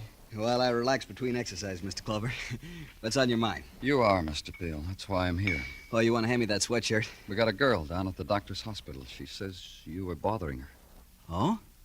What's her name? Leah Golden. She only knew you as Richie. The Titans, your club, calls you that, too. Yeah, I know Leah Golden. She got hurt, huh? On account of you, Richie. Oh, come now. I'll tell you about it. You were after her while you were superintendent in her apartment. She got you fired, didn't she? I quit that job. The people there... Well, you know. Leah told Morris Bernstein about you walking in on her one day, so Morris saw to it you got fired. People like that think they run the world, don't they? People like you, Richie.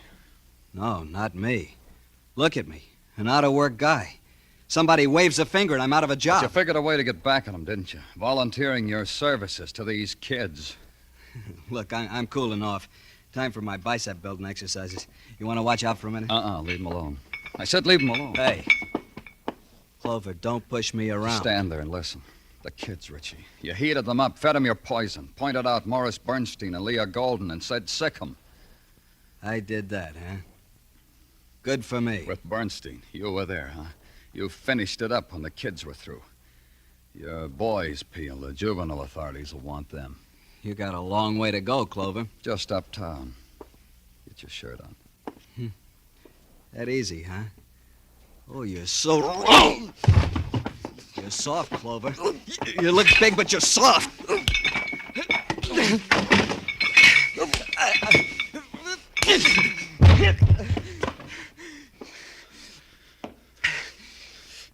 Like I said, Peel. Uptown.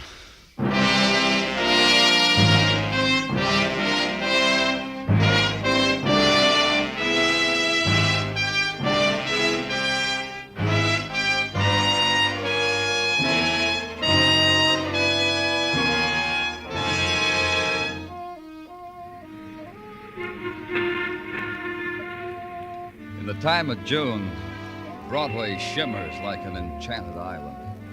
Night falls, and the wave of neon floods the streets, showers it with its light and color, and a million sounds. And it ebbs. The pavements strike glints where dreams were caught in the mud. It's Broadway, the gaudiest, the most violent, the lonesomest mile in the world. Broadway, my beat.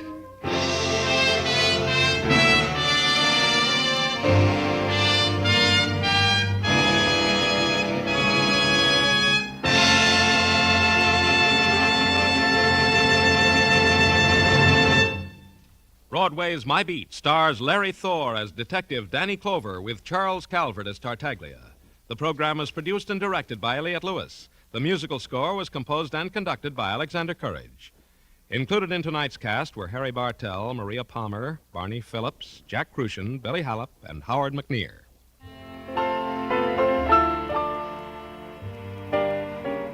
Jack Benny, Amos and Andy, Charlie and Edgar. They're off on summer vacation, but Sunday night on CBS still offers one of radio's top bargains in entertainment. Red Skelton, Lucille Ball, and Corliss Archer are still here with their unbeatable brands of comedy, plus the bright new comedy star, Steve Allen. There's superb music with Dick Hames and Joe Stafford on The Contented Hour, with Guy Lombardo and his sweetest music this side of heaven, with Percy Faith, his orchestra, and his guest stars. Horace Hyde is on hand with the original Youth Opportunity Program, and Hit the Jackpot can hit home to you with fine prizes if you get a call and can solve the secret saying. They're all here this Sunday on most of these same CBS stations, so be listening, won't you? Joe Walter speaking. This is CBS, where the Goldbergs are every Saturday night, the Columbia Broadcasting System.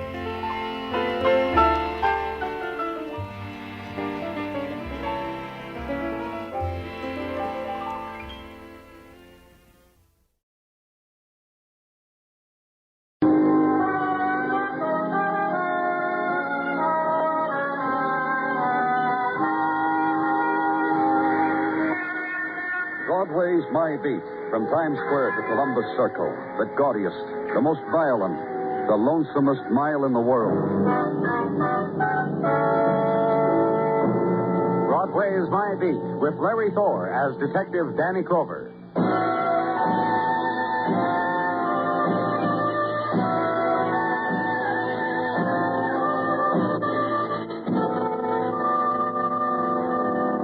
When it's April and the twilight sighs briefly, Broadway assumes the starting position, and chalk line marking the beginning of the race is composed of Death of Day, Edge of Night, the 1,000-kilowatt dash, and for the victor, secret whisperings to be set adrift on evening wind, the light pool spilled from street lamp where wait the undreamed dreams, shedding the wrappings of day, slipping already into the lace of neon and night.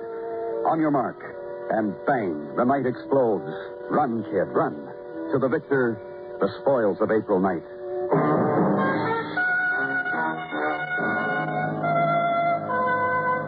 And at headquarters, night watch. Small trickle of minor violences to be interrogated, recorded. Conversation concerning other April nightfalls with colleagues. Outgoing tide of night. And somewhere in it, the phone call. About my buddy. He's been shot. He's dying. Last Friend Club on West 41st, corner 9th Avenue. Who is this? Joe Rios, buddy to a dying buddy. You gonna do something about our condition? And go there. And the last Friend Club is this. Loft festooned with twistings of faded crepe paper. Hand-painted cardboard stating address of nearest Veterans Administration, of State Unemployment Office, of bar and grill with private booth with daily specials for ex-servicemen, and hung on piano wires over improvised stage, shield of an infantry company, and the man grinning up at it. In case one of the boys gets slipshod about a dues payment, he'll be back in the room, put a spotlight on the shield, remain very quiet. Boy remembers, boy pays. You said... Yeah, over there. Well, we got a partition for those who seek recreation. Ping-pong table and so forth. Whoever did it must have helped him onto the ping-pong table, laid that banner over him. It's okay, Harry. Somebody got here. Ambulance is coming, too. They'll move you somewhere. You understand me, Harry? No, huh? I'm sorry. Harry Gray. From 2 blocks down, 1312 West 39th. He was here to our dance earlier. Harry's a very good dancer, the Fred Astaire of the club. Aren't you, Harry? And you found him like... Yeah, just like that I found him. He's scrounging for something? There was a dance, you said. It's late. Everybody's gone. I'll give you the rate. I live here, I sleep here, last friend exec. $80 a month and that cot over there. You left the dance and came back? I left the dance, took a lady dancer home, came back. Look, my friend's dying. Harry's got a condition. Anybody going to do anything about it?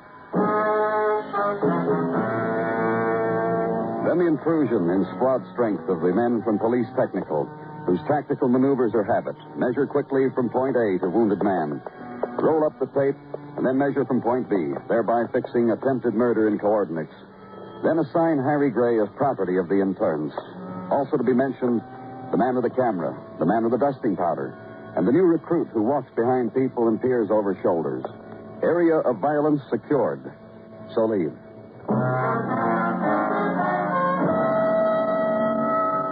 2-block squad car ride through night's first ebbing. Edge of the world time of empty street and window blinds and stars. Find an address and ring a bell. And wait and ring again. The man who answers the door is wearing a topcoat over nightshirt, who awakens suddenly when the street lamp makes glints on the police badge, who takes your arm and walks you down the corridor, and opens the room that belonged to Harry Gray, then walks away. And the wounded man's room is this: the kitchenette and furniture that comes to $60 a month, embellished with personal touches, a cup for dancing, a nicked dagger with a swastika at its handle, and legend printed beneath in pencil, German dagger, Garmischer, Germany. And this: group photograph of soldiers in clean uniforms resting on each other's shoulders and smiling. And suddenly this, a man in the doorway. You just have to be the police. You are. Who are you? Mark Anderson. Live there across the hall. What's going on? Harry Gray, a friend of yours? You need bail or something? What's the matter? Trouble. You know what? I've been to high school and everything. A quick fella, very brainy with a brain. I see a cop where a cop never was before, and right away I know trouble. You don't have to tell me trouble. Just the type of... Harry's been shot. Dead? No. How bad? A good chance, either way. Listen, I'm his good friend. We had a war together in Europe. I want to do some... Look, I want to help. What can I do? Who would want to shoot him? I don't know. We were at a dance tonight. The boys, I was there, Della, Harry. Della? My wife. Harry and his girl, everybody. Who was the girl with Harry? Nicky something. I don't know. Funny name, foreign. Look, my wife will know. She'll know where Nicky lives, too. My wife's sleeping, but... Come on, let's go wake Della. And crossed the hall into dark, silent room. And another door opened, and the whispered breathing of a sleeping woman. And the man changes his mind, asks you to wait here. Goes in, closes the door. Della, honey. In a while comes back. Nicky Kosuri, he says, 2914 West 18th. And Della's too tired, too sleepy for them to go see Harry Gray now. We'll go first thing in the morning. She said, I promise, baby. Now, if there's nothing else, so leave. City at 3 o'clock in the morning time. City running out of sleep.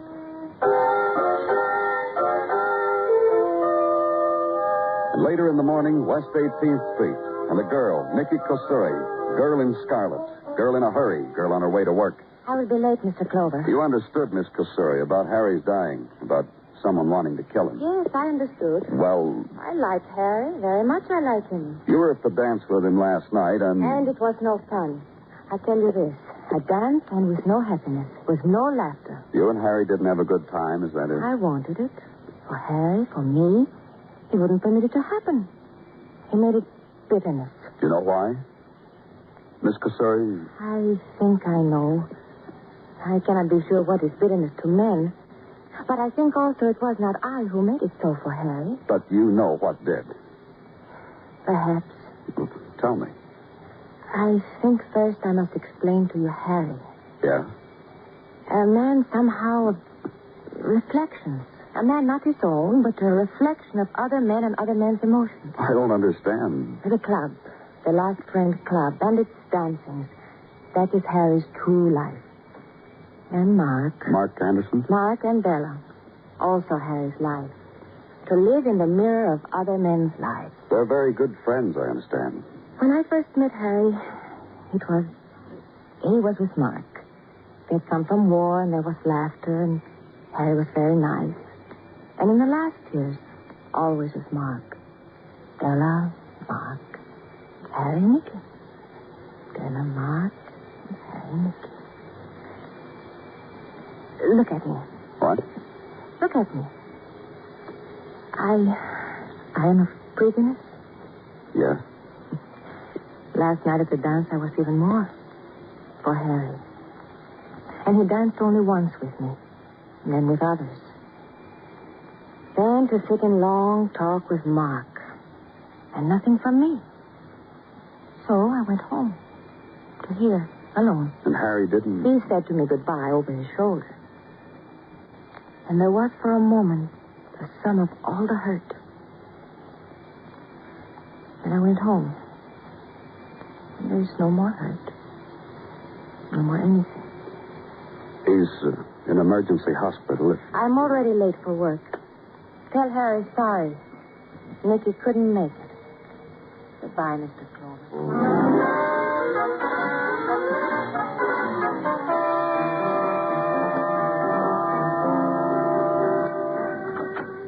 Danny? Oh, come on in, Dennison. You got something? Yeah, I just had a small talk on the phone with Dr. Sinsky. He called from the emergency hospital. And? And you weren't here, so I took the call. Well, thank you very much for your kindness, Dennison. It's very thoughtful. Now, would you mind telling me what Dr. Sinsky had to say? Oh, not at all. He said Harry Gray was going to die. Yeah? Then he said a real strange thing about Harry Gray. Like what? Harry Gray is a man kind of scarred up, like he once was in the way of shrapnel. Small scars, mostly, you know. You've seen them. Well? Up around his neck, the doctor says, there's a piece of shrapnel still in him. Small piece. Might have caused Harry some pain from time to time. What's that got to do? I don't know. Dr. Sinsky just told me to tell you, that's all. So I told you. Oh. Lieutenant Clover's office, Dennison's speaking. Yeah. Yeah, sure. Oh? Mm-hmm. Sure. I'll tell him. Thanks. Mind if I ask you a question, Dennison? Go ahead.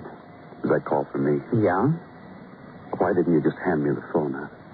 Look, Danny. What's the matter? Don't you think I can take a message? Dennison. What was the message? From emergency hospital. Harry Gray hasn't got a lot of time left. Also his neighbors, a guy named Mark Anderson and wife are by the bedside. Thank you, Dennison. Anytime. Sweeney, Dennison. Lieutenant Clover's on his way downstairs. I have a squad car waiting for the lieutenant. Will you please? Thank you, Sweeney.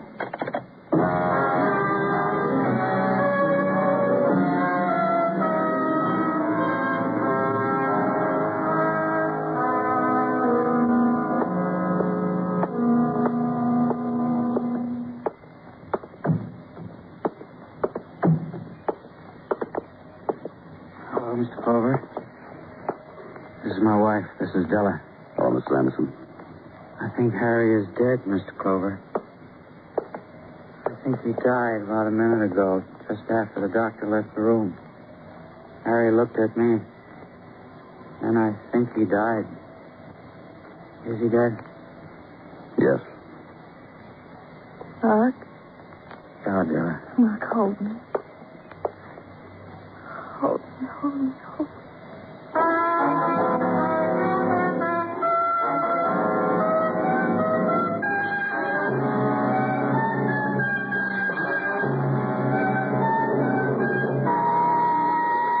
You are listening to Broadway Is My Beat, written by Morton Fine and David Friedkin, and starring Larry Thor as Detective Danny Clover. Now, supposing you moved into this suburb...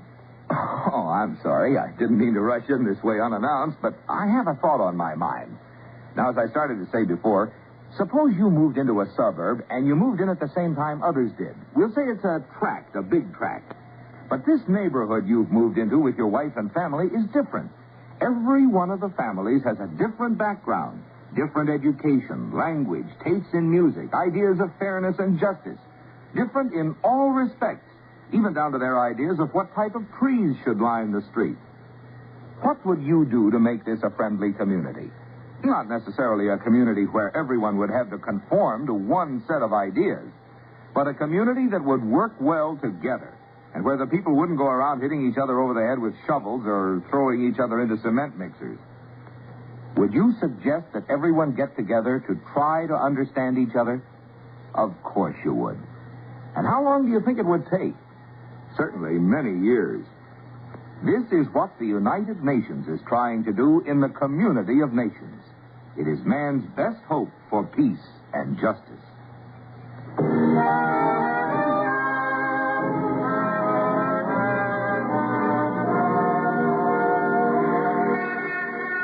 In April's early afternoon, Broadway is a street of dappled sunlight. Midday is behind now, and the small shocks are gathering. And in a while will start the long stream down into night. But now is a small time that stays, a lazy time, dedicated to clock watchers, chain smokers, and elbow-propped dreamers. It's the time for gazing out of the window, of trying the other side of the street, of rubbing your back against a lamppost and just standing there for a while and looking. But suddenly a swift cloud scuds in front of coming evening, and it's hurry-up time all over again. Back to work. Someone's watching.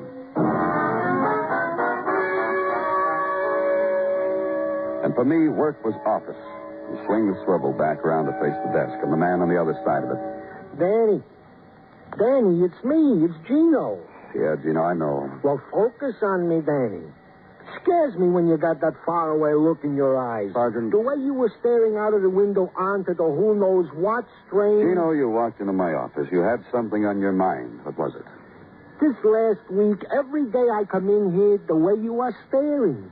As if you wished you were in another clime or something. Happiness is here, Danny, I assure you. Gino, please. Yes? You have something for me. Bits and pieces. If you'll be so kind. Last night's deceased Harry Gray was formally, according to questionings of friends, a citizen of Oklahoma. Go on. Who came to New York during World War II and enlisted in the Army. After the war, he did choose to stay in New York instead of returning to his native state. What else, Gino?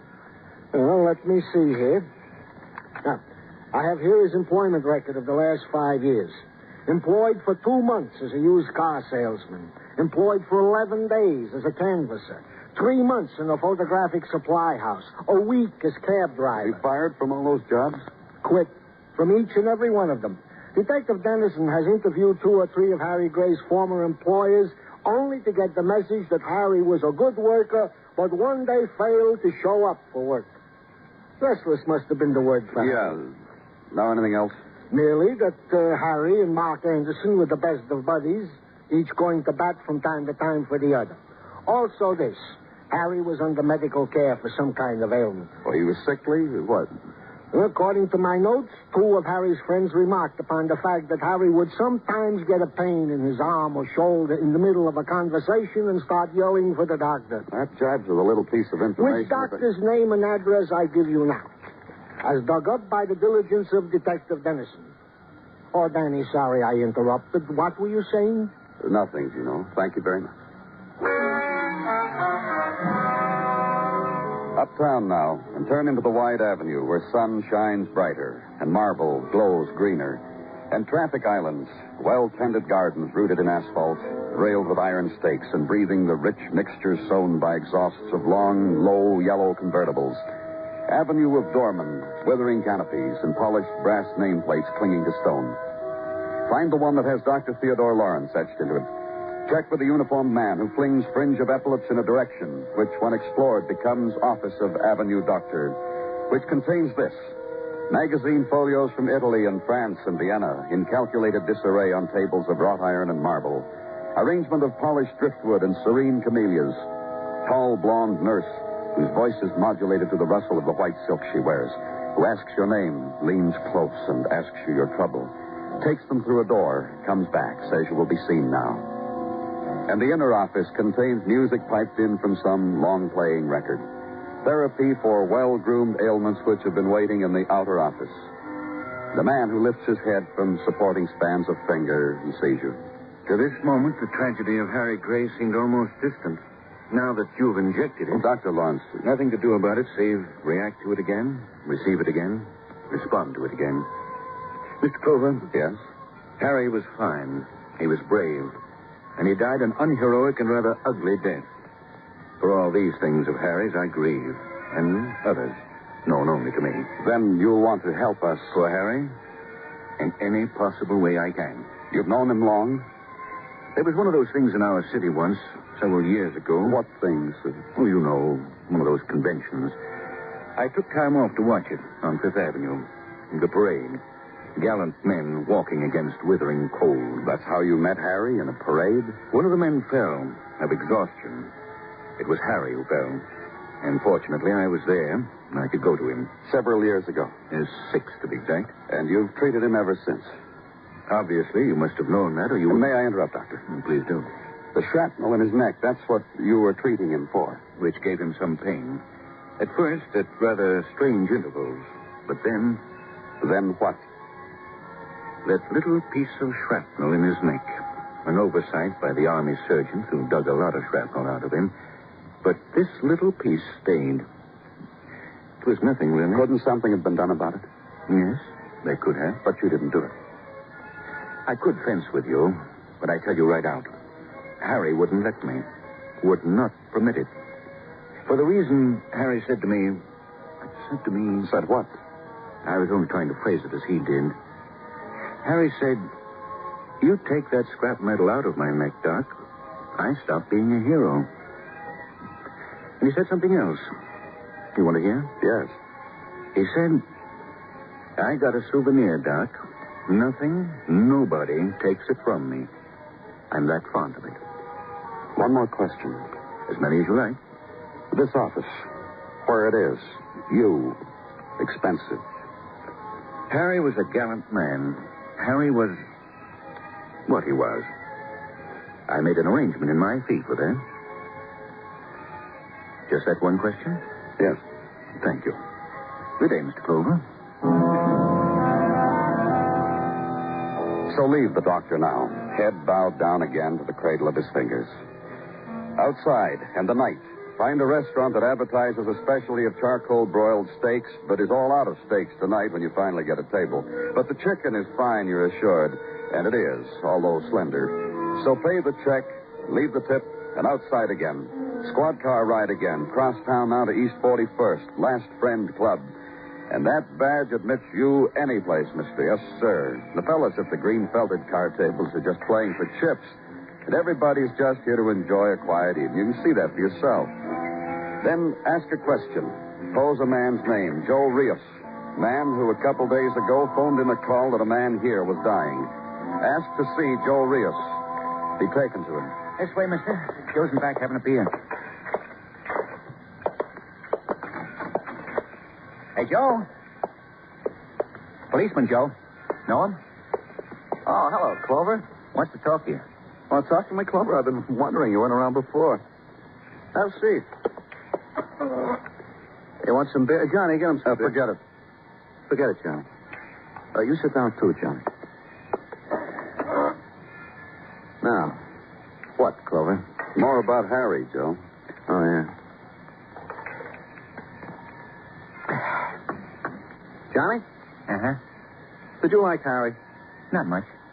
What a way to talk. He's dead, Johnny. I didn't like him very much. Why not? What do you think about that, Joe? Why didn't I like him? Well, Harry wasn't likable. Maybe that's why, huh? Yeah. Mr. Clover, Harry wasn't One of you boys kill him? You kill him, Johnny? No. You, Joe? Nah. Who did? Who would want to kill him, Joe? Harry was a hero, Clover. No one wants to kill heroes. What do you mean? Hero, H-E-R-O. Saved a buddy's life. Makes heroes. Right, Johnny? The best way to be one. East side of the Rhine, Clover. All of us. We just crossed. Ambush. Grenade got tossed. Harry got in the way of it. Between the grenade and Mark. Saved Mark's life. Yeah, Mark appreciates it. Wouldn't you say so, Johnny? Yeah, I'd say so. I'd say so, too. Faster than you, Johnny. Well, I was just thinking, that's all. Oh. Yeah. Thinking. How about that Atlantic City thing? Yeah, Atlantic City. Mike got married, Clover. Married fella. Took her down to Atlantic City for a honeymoon. 2 days later. What happened? Harry showed up. Stayed the rest of the week with him. Joe. Uh-huh. Harry couldn't hold a job. How did he live? Where'd he get his money from? Well, we just told him, didn't we, Johnny? Well, sure we did. We just told you, Clover. Hi, Clover.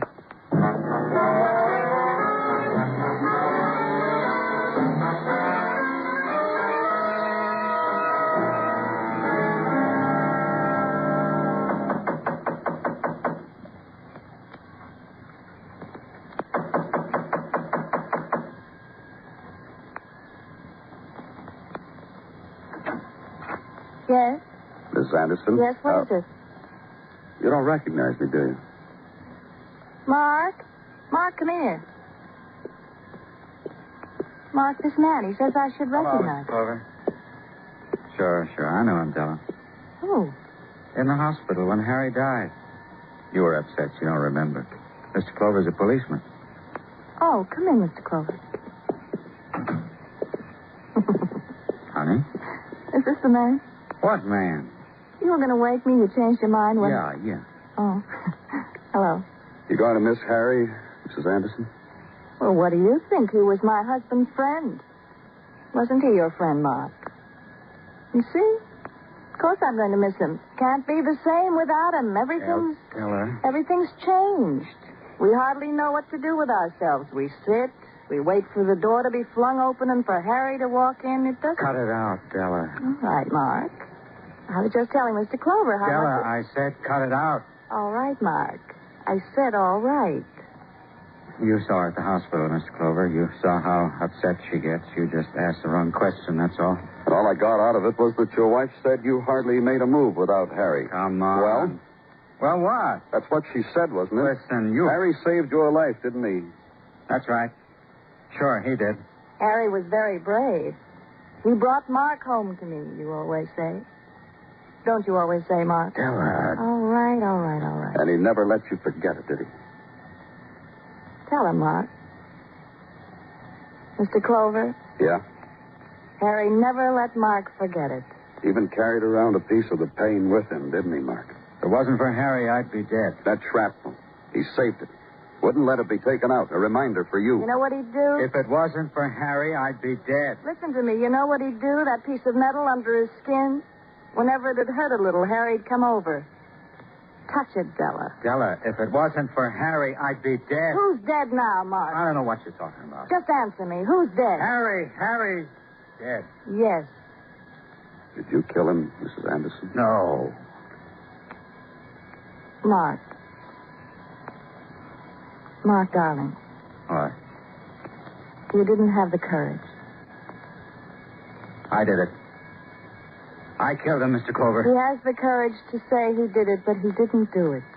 Tell me about it, Mrs. Anderson. Harry? Well, you know most of it. Mark owed him everything, paid him everything we had, room, food, clothes, everything he needed. Everything he needed, Mark, that we could give him. The other night, after the dance, I told him to wait, that I'd be back. He didn't want to. You know that, Mark? I don't know what... I had to plead with him. He met me. I shot him. Mark, I just gave you your life back. Don't thank me, baby. Let's go, Mr. Clover.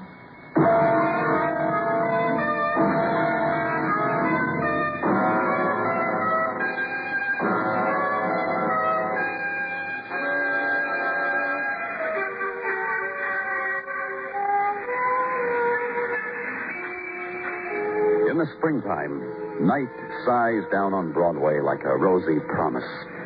And someone smiles and takes your hand, whispers. And then the lights are brighter, the noise louder, and your scream mixes well with the scream of night. It's Broadway. The gaudiest, the most violent, the lonesomest mile in the world. Broadway. My beat.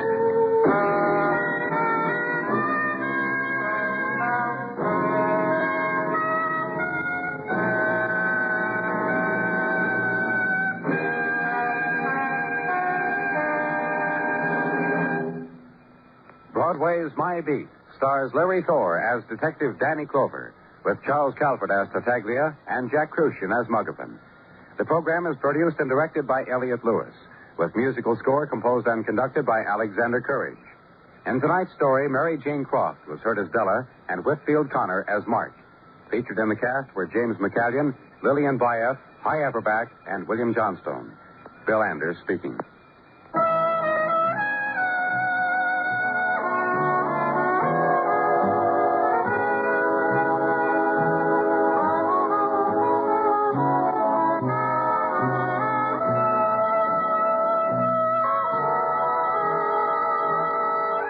Broadway Is My Beat has come to you through the worldwide facilities of the United States Armed Forces Radio and Television Service.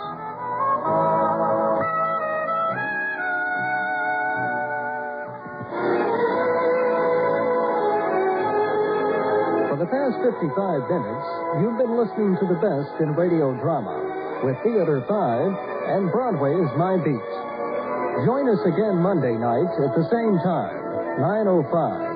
When FBN presents Dragnet and X-1.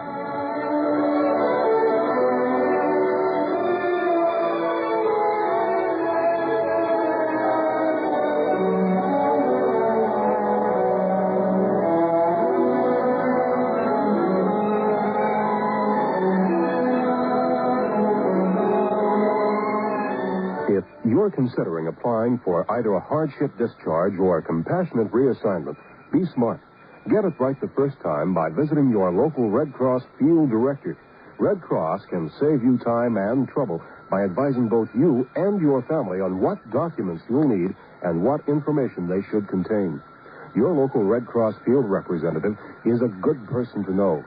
Serving American forces everywhere, the American National...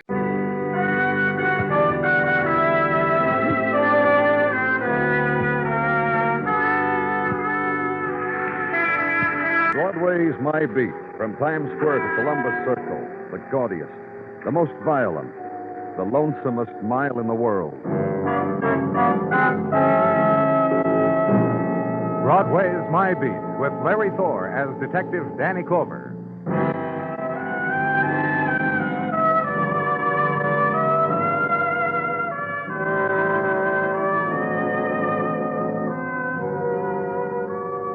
Late afternoon of March, and Broadway moves in tired languor. The time of waking spectaculars and slow staining of color in twisted neon tubes. And this, ebb of sunlight performing on the shoulders of a woman who drifts from one season into another. The time of the late afternoon break and interval before the comptometers summon you back to their paternal wizardry. 10 minutes allotted to lean your head against winter stone, lift your face to the slow coming of spring, and flick the cigarette after the passers-by. A piece of the day, and it was all yours. And at headquarters, the time for the recording of violences in quadruplicate. And clear the desk of odds and ends, the statements on grief, the stenographic reports on anguish, and sip the cold coffee in the wax container. Busy, Danny? Just clearing a few things off my desk. Yeah, maybe you better make room. Oh? Because I brought you something. I give up. What, Muggerman? I got it downstairs in the interrogation room. If you're tired of the lull, I'm filling it for you. All right, let's go. You going to tell me, Muggerman, or you going to wait till we get there, open the door, and yell, surprise, surprise? I've been questioning a man on the matter of a car theft. Car theft? Don't go big on me, Danny. It's got murder in it. What? The thief doesn't know we know it yet. You coming, Danny?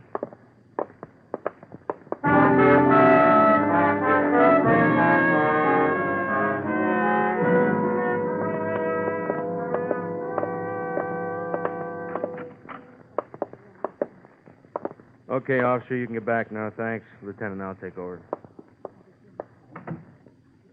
Well, this is our boy, Danny. What's your name? You kidding?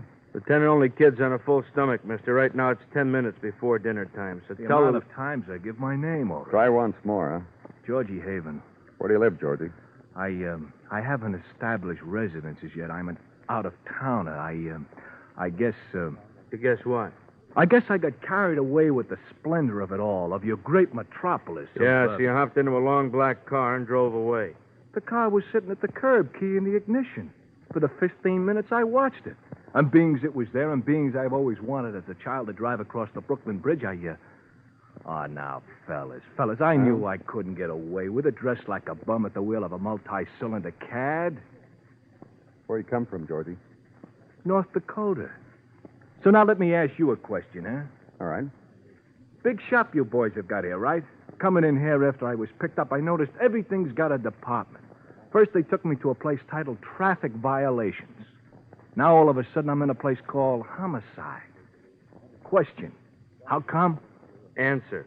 A dead woman in the trunk of the car. She was bludgeoned to death, slugged with a jack handle. Oh, you're not going to get away with it, that's What all. about it, Georgie? You heard what I said. You're not going to get away with it. You're lying through your teeth. There ain't no Come on, dead woman. Georgie. We'll show you. Come on. Yeah, this way, Georgie. What do you think I'm going to write him to North Dakota about this place, huh? You thought about Through that? here. How long were you driving the car before the officer caught you, Georgie? All morning. I thought you said that... Oh, it's a fib. I saw the car around dawn, drove around to get the feel of the traffic in the car before I... Uh-oh. Police photographers, Georgie, and technicians. Also... Yeah, I see. Oh, look, I didn't kill her. Listen. Uh-huh. I don't know what else to tell you. I didn't kill her. Get him out of here, Muggavan. Book him. Right. Come on, George. You planted it. You don't think you can get away with it just because I've blown here from out of town. You can't get away with it. Officer Gaines, Lieutenant, a few things here we can tell you about now. Mm-hmm. No identification on the woman. Expensively dressed. Handbag with the usual stuff. Lipstick, powder, you know. No driver's license. This, though. The letter we found in it. Thanks. Yeah. Joan. See me tonight or never again. I don't know how, but I'm sure of it. I have the strength to do it. I'll kill myself. Harry. Mailed the day before yesterday from the postmark. Yeah. You got anything else, officer? I opened the glove compartment. Registration card in it. Made out to an Ann Martin on Park. Here. That's it, Lieutenant.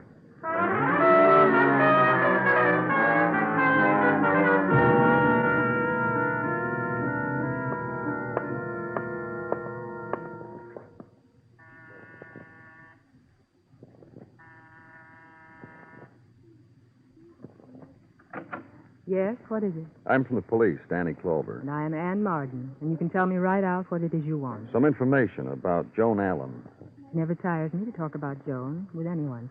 Anyone who'll stand still. Please come in. Thank you. I was just finishing a singularly lonely dinner. This has been a day without beaux and without old youths clamoring for me. Will you have coffee, Mr. Clover? Thanks. How nice. Black? Cream? Sugar? How, Mr. Clover? Black. Of course.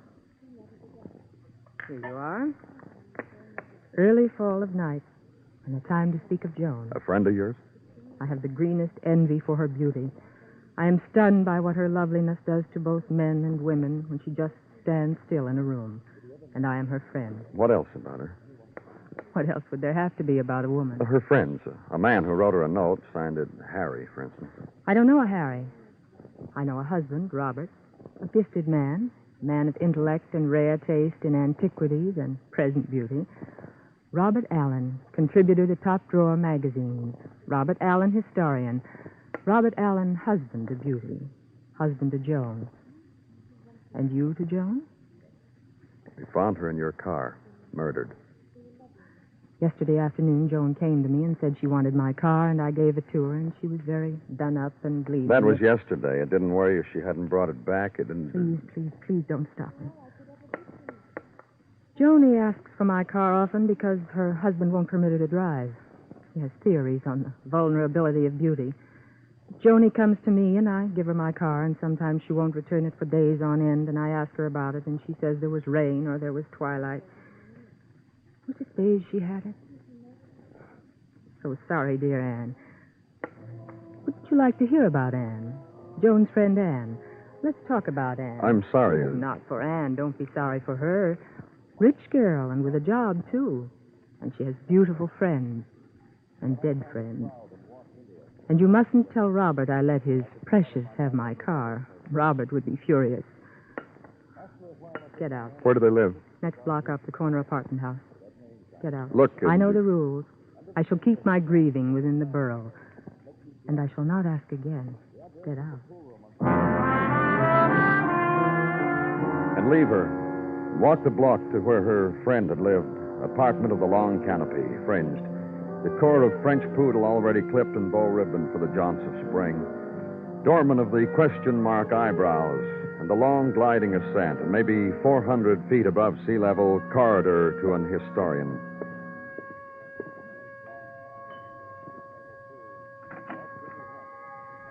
You wished something? And the release of music to spill into corridor, and over the man's shoulder, a room lighted with images. A Roman head in aged marble and sightless eyes on ebony pedestal. A Greek torso, winged and in flight. A Chinese goddess in porcelain, and across the serenity of her outstretched hands, a bough in blossom. And focal point of all the classic beauty, a wall lined with portraits of a woman, impressions, suggestions, reflections of a woman. What can I do for you? Mr. Allen, Robert Allen? Yes, that's right. My name is Clover, police. Well, please come in. Thank you. I was enjoying some music and a drink, Mr. Clover. Would you care for some wine? Mr. Clover? Oh, sorry. Don't apologize. These portraits are my own indulgence and pride. They're of my wife. Beautiful. That's not precisely the word. This one now, we were in Spain on our honeymoon and saw the mantilla. Personally, I believe the touch a trifle coy. What do you think? Well, No? Exotic? Perhaps. Joan has a chameleon-like quality. Where she is, what the circumstance is, Joan mirrors it somehow.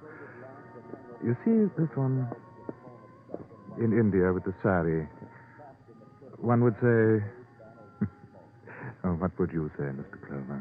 One of the loveliest portraits I've ever seen. Mm-hmm. Nor does it do my wife justice. There's a thing about her. If she were here, you'd see it, I'm sure. The elusive, aloof. Sometimes I confess it's being married to 1,000 women. Do you know where she is, Mr. Allen? I know. No, I don't. Isn't that unusual? In character. Joan goes off at times, communes with whatever she communes with. When I'm too much with her or her surroundings. I'm lucky. She always comes back. Mr. Allen. Yes. Mr. Allen, she's dead. No. Surely you wouldn't be joking. And no, I don't know where she is. Help me. Help me. Help me. Help me.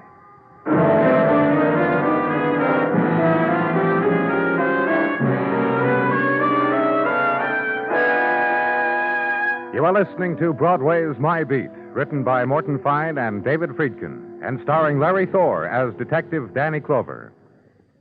Tomorrow evening on CBS Radio, Lionel Barrymore's Hall of Fame Theater turns the spotlight on another little-known hero of American history, with a dramatization of the important events in that person's life. For still more outstanding Sunday night drama, don't miss your Theater of Stars with Vincent Price appearing in The Impresario, a drama of tangled emotions set against a colorful ballet background. Remember, too, Sunday nights on most of these same stations, CBS Radio's dramatic escape dramas.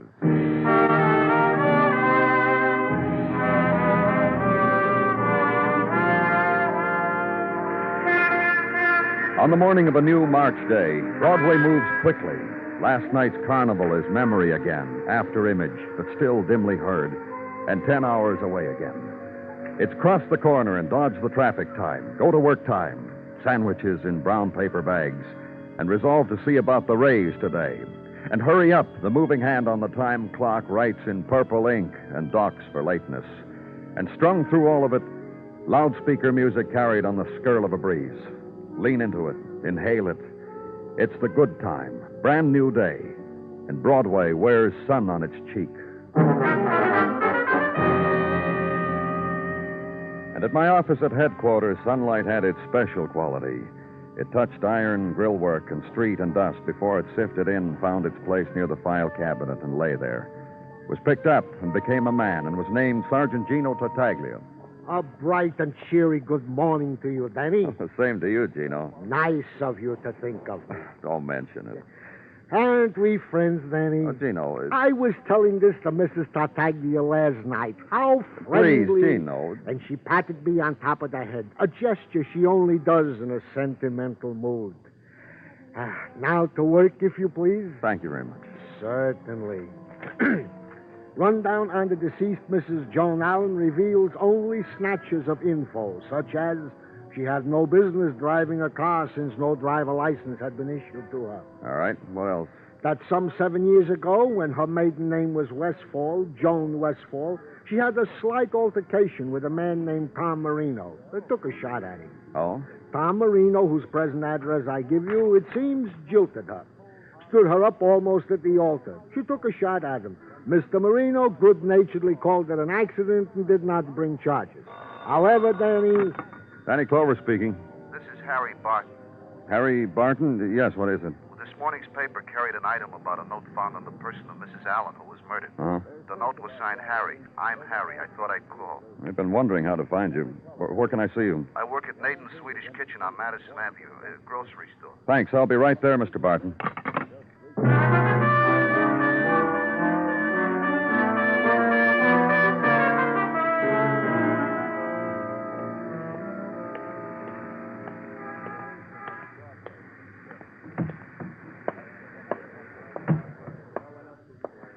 You the fella up from a very recent phone conversation? Mm-hmm. You, Barton.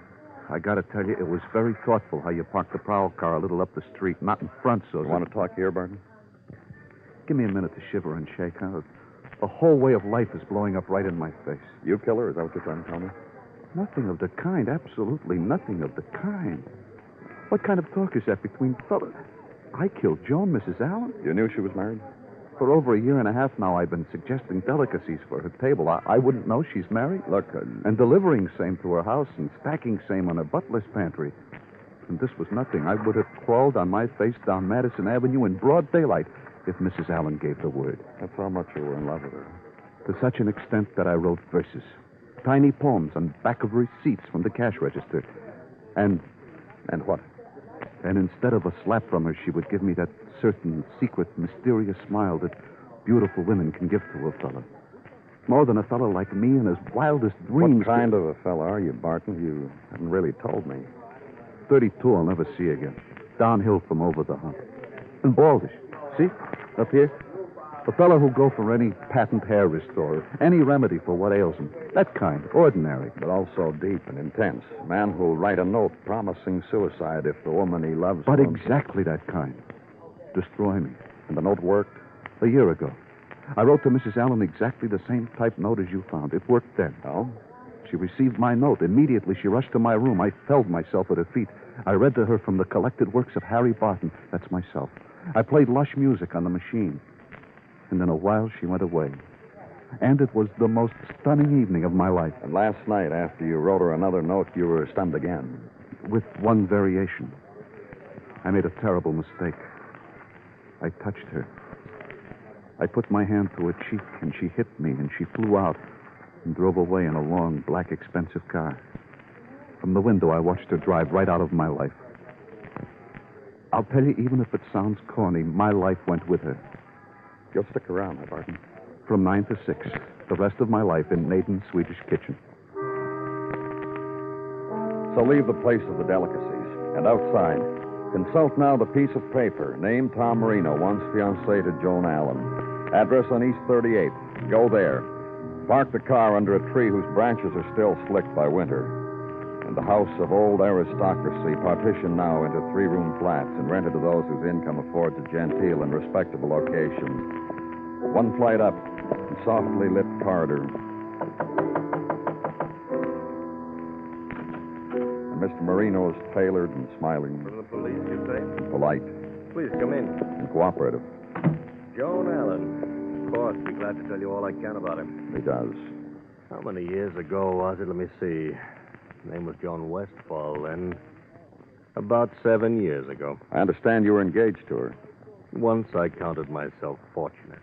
She was very lovely, you know. A young man in love, and when it's returned, always fortunate.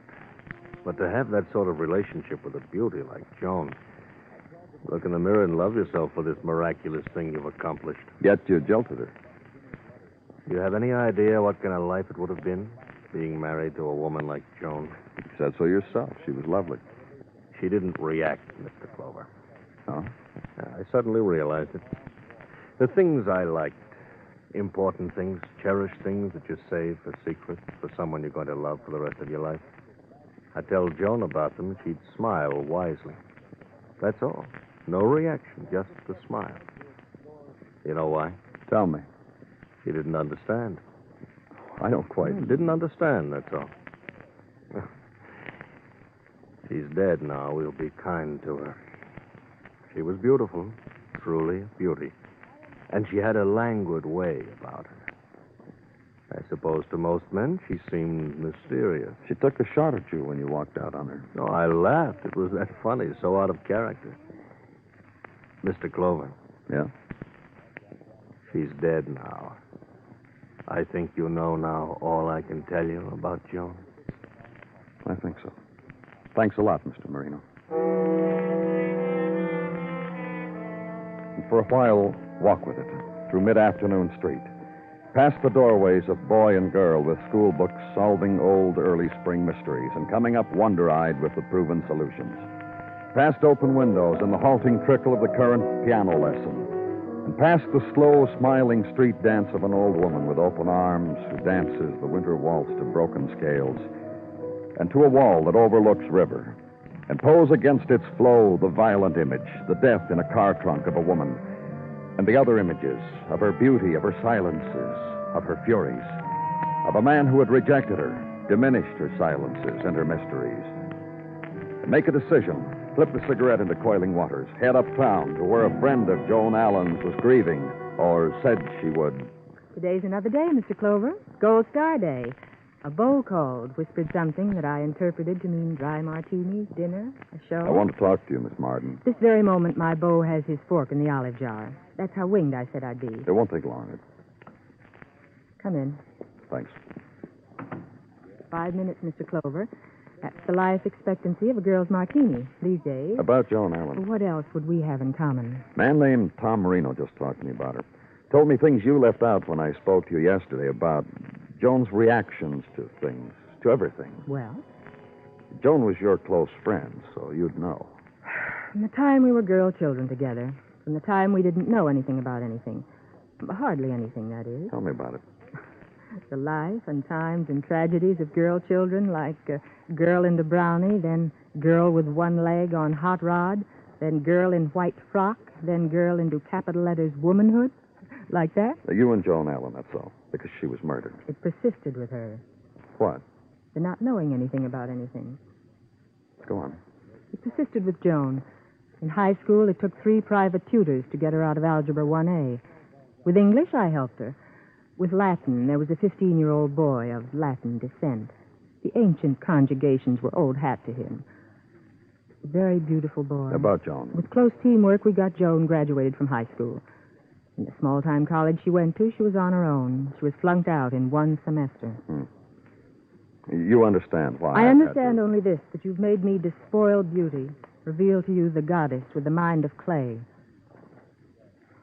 My martini will be getting warm, Mr. Clover. Adios, Mr. Clover.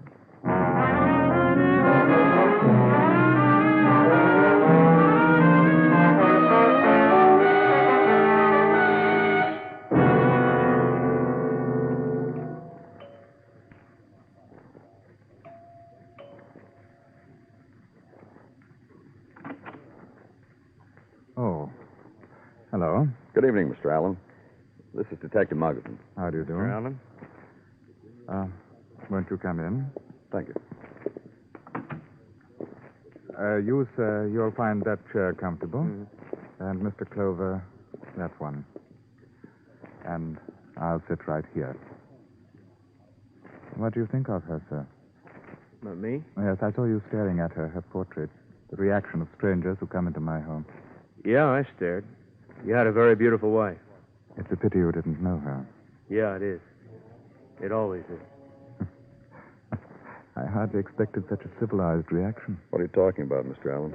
Well, here we are, 3 men chatting in a most urbane manner about a beautiful vessel most foully destroyed. You mean your wife hit over the head with a jackhammer? Exactly that. Now, let's see. What is going to be your approach? Let's try it this way. We've found out a great deal about your wife. Oh, really? Please tell me. Hey, Danny, you told me Mr. Allen was all broken up when he found out about his wife. Another lesson in civilization I give you, sir. Permit yourself animal anguish, but only momentarily. so that life can go on. I'll remember that. This is the point we have reached. You gentlemen have found out a good deal about my wife. Tell me, name names, places, things of a person's existence. My wife's. Tom Marino. Oh, yes. I heard about him. But much later, a year or so ago, he introduced himself to me after a lecture I had given, an analysis of something. I believe it was of the Near Eastern situation. He introduced himself to me. How did you two boys get along? We went to a place and got drunk for almost identical reasons. Mr. Marino insisted on picking up the tab. Now let's try Ann Marden.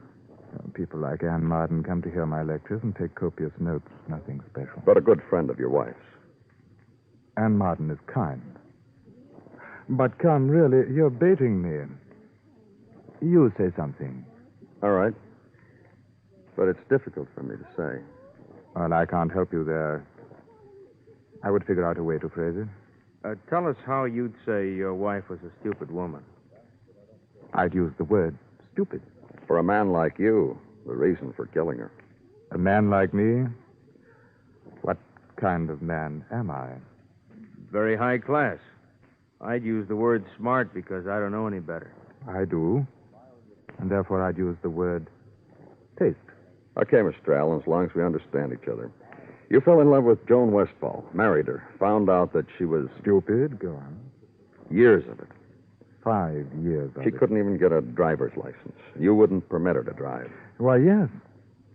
You're thorough. Little things like that. Everything bewildered her, with us the pose. This quality about your wife, this vagueness, the smile of hers, wise, mysterious. Oh, that portrait just above you, that's the best for that. Surely. That's it. The pose. She didn't talk because she had nothing to say. Ever. What happened the night before last, Mr. Allen? Oh? Not so thorough after all.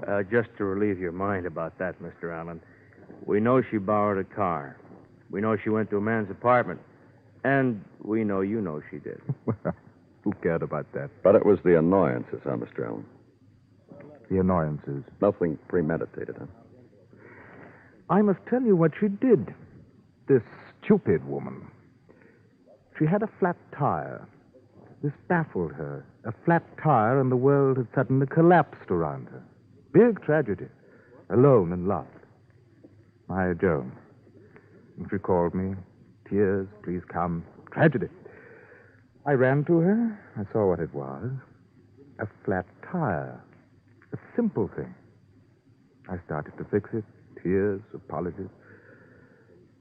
Finally, when I had changed tires, I did the uncivilized thing. Slugged her with a jackhandle. Yes. The flat tire. The total of all the annoyances. And put her in the trunk. Why? Why? It occurred to me that this was procedure in such cases. Classic procedure. I'm the man for that. Now, shall we go?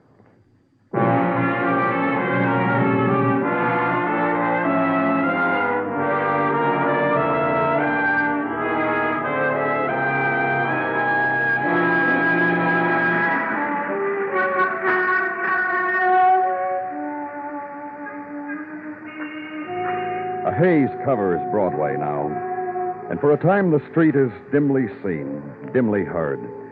And for this instant, Broadway is stunned. But suddenly the spectaculars explode, the lights plume upward, and the hawkers gather. It's night, and it started all over again. It's Broadway, the gaudiest, the most violent, the lonesomest mile in the world.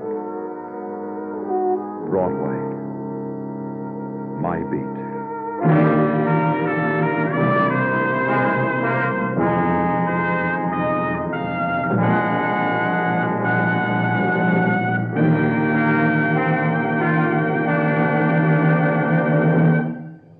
Broadway Is My Beat stars Larry Thor as Detective Danny Clover, with Charles Calvert as Tartaglia and Jack Crucian as Muggavan.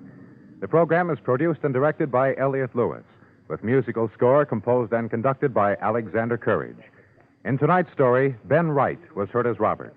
Featured in the cast were Mary Shipp, Peter Leeds, Hy Everback, and Larry Dobkin. Bill Anders speaking.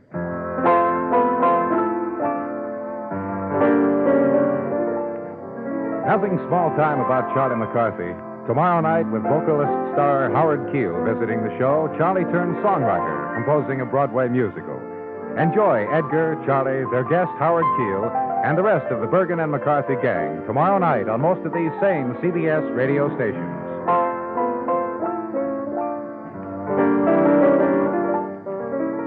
And remember, Eve Arden as Our Miss Brooks teaches you how to laugh Sundays on the CBS Radio Network.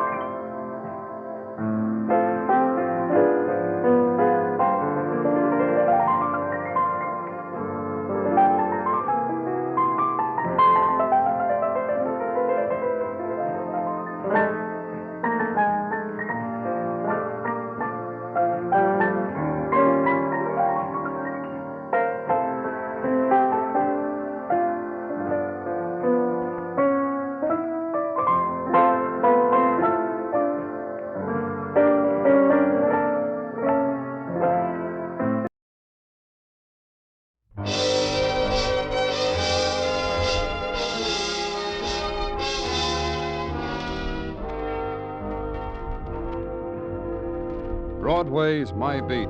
From Times Square to Columbus Circle, the gaudiest, the most violent, the lonesomest mile in the world.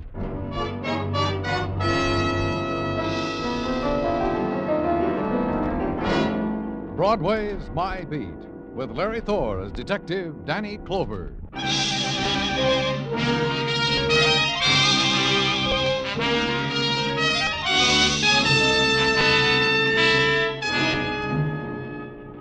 It's the journey to the end of all the other streets in the world, this Broadway. You turn a corner and you're there. You walk slowly, you lean your heart against it. Then something explodes in your face and you run, and you're one of the crowd. You shop for the kicks, the bargains, and the heartbreak. And inevitably you find it, one or the other, like I did. On the street of the tired apartment houses, a street leased on the premise that both parents should work so they can come home, smile bravely at each other, beat their children, then snore.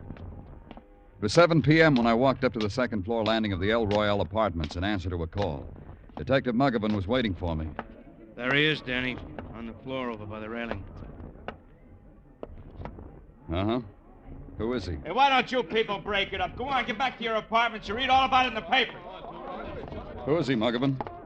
Name's Harold Clark. Lives apartment 2C. Married, no children. Dead from 238 slugs in his chest. That's who he is. Who killed him?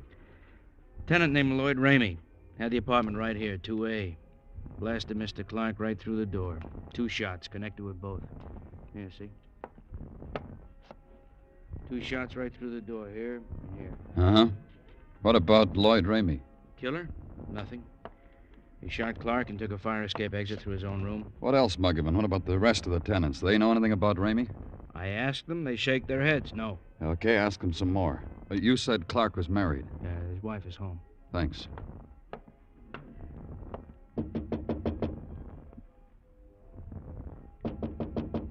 Mrs. Clark.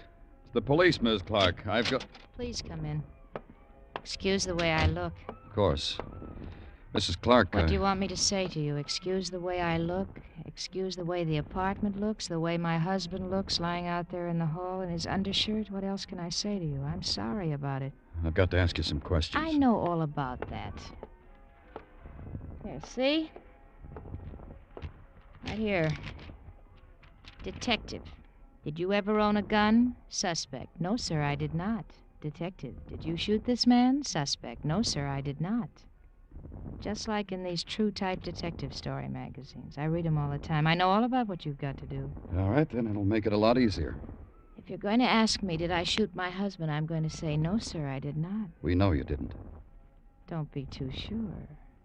I was in Lloyd Ramey's apartment when it happened. Oh? Tell me about it. I went across the hall to borrow some tea bags from Mr. Ramey because my husband likes tea. I must have stayed more than 10 seconds because my husband got panicky and came after me. He knocked on the door. Mr. Ramey didn't even answer. He pulled out a gun and shot. How well did you know Ramey? For tea bags. With my husband, tea bags means I'm not being true blue. Your husband was wrong, wasn't he? My husband is dead. I guess that's pretty wrong. He knocked on the door and yelled to open it or he'd break it down, and now he's dead. Because he liked tea. Dr. Sinsky, the technical boys are here, Danny. Oh, good. I'm through here. Tell them to go to work. Okay. Now, look, you people, why don't you break it up? Why don't you go home to your own apartment?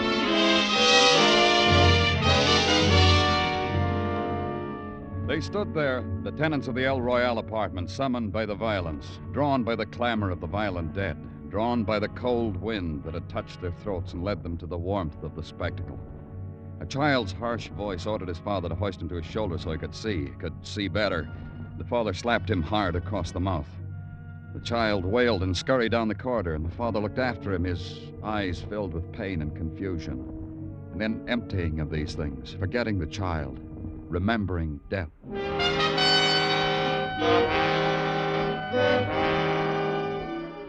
Muggavan had got one thing out of the tenants, the fact that Lloyd Ramey, the murderer, was known to a certain party, the party being the Wilkins Rental Agency on West 58th Street. The forms you had to fill out to get an apartment from them, your life was on a piece of paper in a wooden file box. Go ask Mr. Wilkins about Lloyd Ramey. He'll have it in the box. Mr. Wilkins did.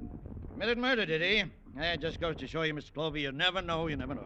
You found it? I found it. It's right here to hand. Man tries his best, Mr. Clover. Tries to find a select clientele for his clients. Tries to judge a man by his clothes, his shifting eyes, the woman hanging on his arm. Good wrist, bad wrist.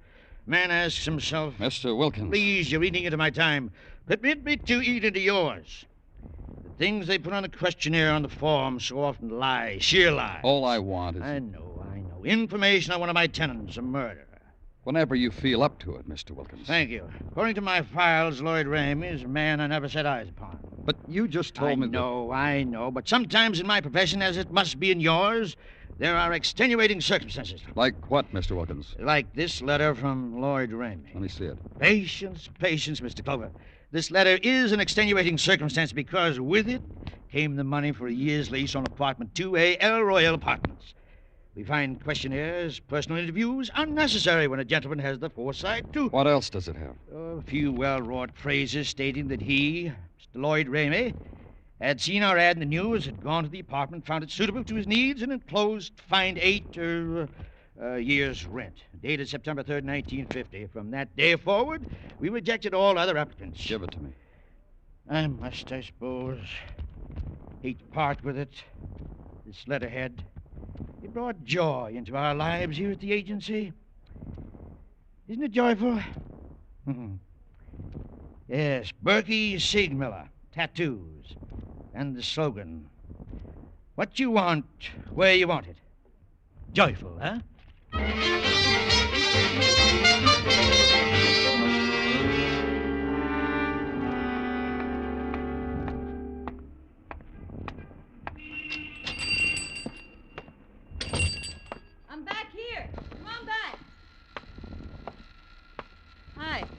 Take a chair. I'll be right with you as soon as I finish with this sailor. Now, hold still, sailor boy. My name's Danny Clover. Hiya, Danny. You can look at the patterns on the wall. We're having a special this week on Mother. You know, M is for the, O is for I'm from the police. I can give you a special on that, too. P is for the, O is for the...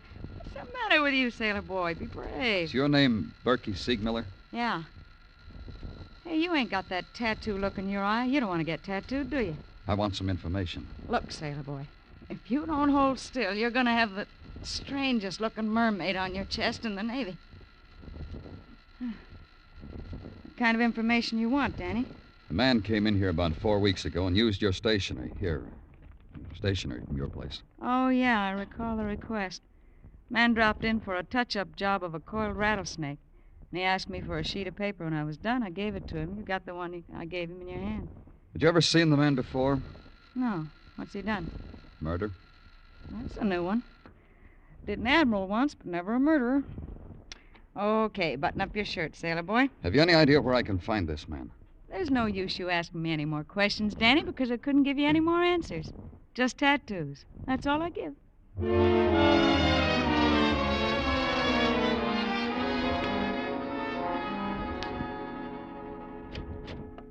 Danny?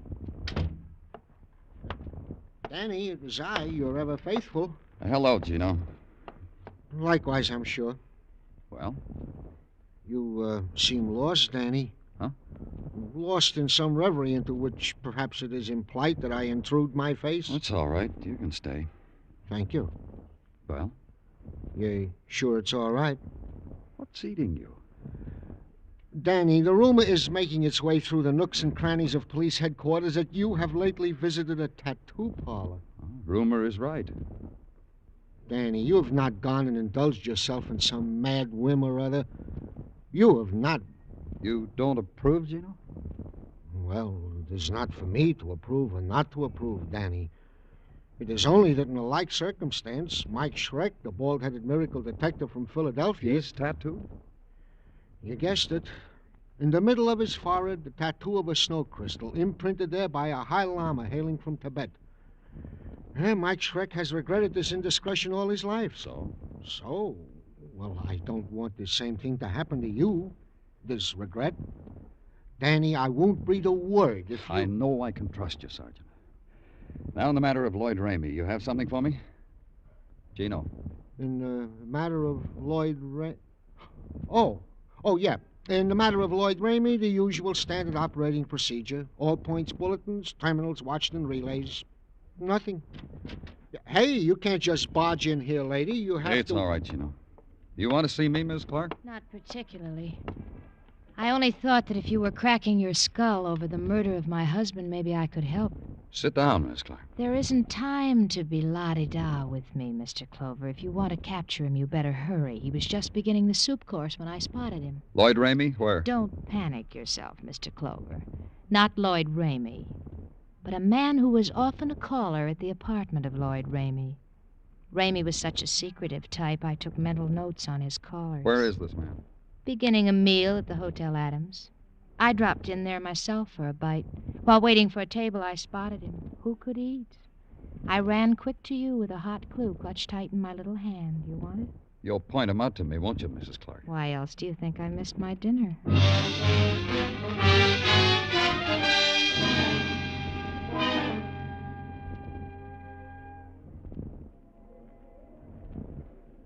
There he is, Mr. Clover. Which one? There, near the back of the room. Man sitting at the small table against the wall. You wait here.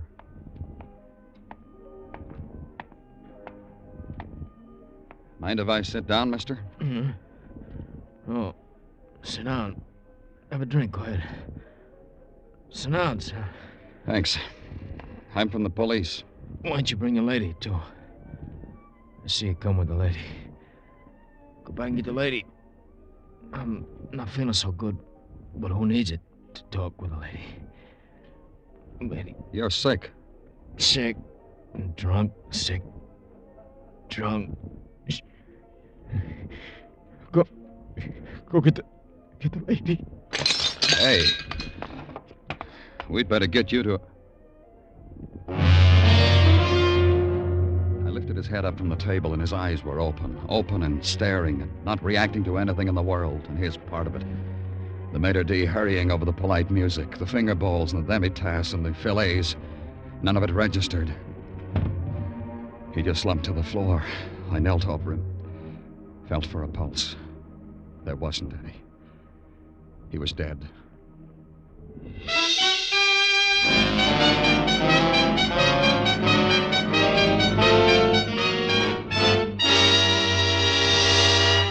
You are listening to Broadway's My Beat, written by Morton Fine and David Friedkin and starring Larry Thor as Detective Danny Clover. This Sunday, Frank Sinatra joins Arthur Godfrey and the other fine entertainers and programs to be heard on CBS in the afternoons. His new show is called Meet Frank Sinatra, and you'll hear members of Frank's studio audience being interviewed by The Voice and telling him their favorite songs. At their request, Frank either will sing the song himself or play a famous record.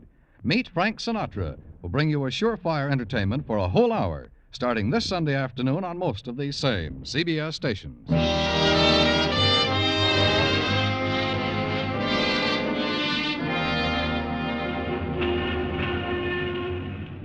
Broadway is generous in many ways. It offers you for free its own private set of values, for instance.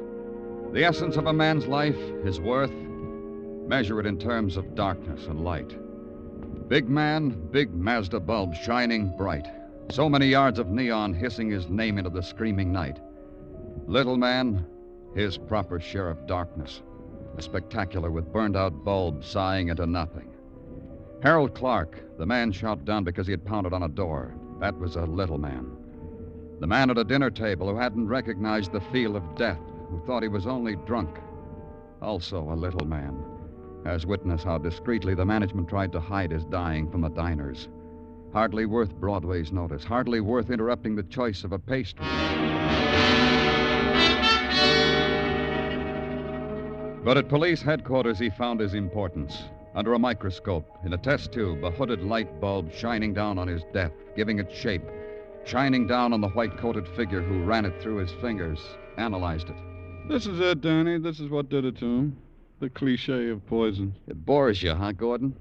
If you ask me, Danny, I'll tell you. Such an unoriginal poison, cheap, common. It can be boring. How was it administered? I've been waiting for you to ask me. Get off it, Gordon. Well, you surprised me, Danny. I should have thought it was normal routine that you ask questions at the hotel bar. It was slipped into his drink. I have proof positive. You didn't ask questions? If it makes you any happier, yeah, I did. The bartender couldn't remember him. Couldn't remember anybody. That's why he's worked this so long, he said, because he couldn't remember faces. Tough. That makes it tough on you, doesn't it, Danny? You think Lloyd Ramey did our fellow in? What else have you got, Gordon? It's all over there in that pile. Help yourself. You do it, Gordon. Because you're a lieutenant? Still? All right. I'll do it for you, Lieutenant. His clothes, tailored, his wallet, alligator, his driving license, wrapped in cellophane. It says he had brown eyes, was 5'11", age 36. It says he lived at 2354 East 47th, that his name was Henry Gaynor. You can stop me any time, Lieutenant. Nothing else? Nothing. Except this package of orange lifesavers. Have one, Danny. Come on, have one. I'll analyze them. They're harmless. Orangey. Goodbye, Gordon. Not at all. Lloyd Ramey, Lieutenant. How are you doing on that one? Oh, you're very welcome, Lieutenant.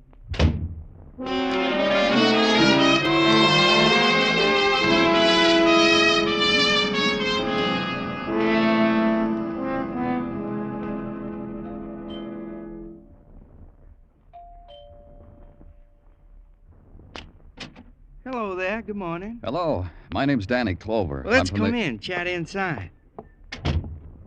There now. Isn't this better? Sit down. Try that chair over there, the flowered cretonne. Thanks. I started to say I was from the police. What? I don't understand. There's nothing to understand. Police, that's who I work for. But why do you want to see me? By the way, who are you? Tommy Lawrence. You live here with Henry Gaynor? I did live here with Henry Gaynor. He's dead. I read about it in the late editions.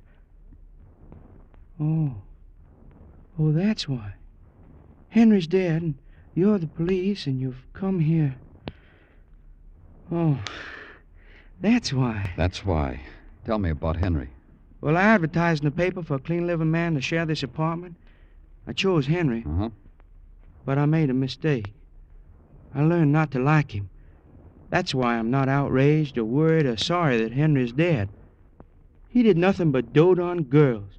He and his buddy. Buddy? Well, that chaser, Frank Muir. If you want his address, I don't know it. But his phone number's around. You think you can trace it? Frank Muir. I'd track him down where I were you. He's the cause of it all. Poor Henry. I detached him from his cretonne grief, made him look for Frank Muir's phone number. He found it on a pad next to the phone. He did that by lifting up a French doll, and there it all was. Surprise. I phoned Muir. He was at home. I told him to stay there. He said he had a date. I tinkled my badge into the receiver. He said he'd break the date. When I got there, he was still doing it. Come on in, Mr. Clover. Mix yourself up a happy at the bar. And this lady I'm talking to on the phone, she's bitter. She don't believe I got a rendezvous with a policeman. Yeah. Sure, honey. I swear it's only a cop. A cop? What kind of a cop? I know all about those females. For 20 minutes, you've been holding up the phone, honey. Here. Yeah, I'll prove it to you. Yeah. Say something to my lady. Prove to her you're only a man cop. Hang up. But, well, look, be a pal. Hang up. Between the two of you, she'll fracture me. I don't do this sort of thing to ladies normally. You understand, Mr. Clover? You had a friend, Henry Gaynor. You can say that again. Had is just a word. I read in the papers how a friend I once had is now gone. When'd you see him last? You think I killed him? When Henry and me had such snazzy times together on blind dates? On with your eyes open dates? When did you see him last? On the occasion when I turned over Mrs. Ellen Clark to him. What? You heard me. That was 3, maybe 4 Saturdays ago. I make it 4. Mrs. Clark was one of your lady friends, like... Don't get me wrong, Mr. Clover. Mrs. Clark was, how do you classify? A smile filled with hidden meanings. The touch of a knee under a checkered tablecloth. That was all Mrs. Clark was to me. That's why you handed her over to your buddy? Wrong again. You see that plaster cast up there on the mantelpiece? That's courtesy of irate husband, Mr. Clark. He found me once with his missus waiting to catch a bus. He clobbered me, broke my arm. Care to autograph it, Mr. Clover? All my friends have. No? Oh, you'll excuse me. It's undoubtedly...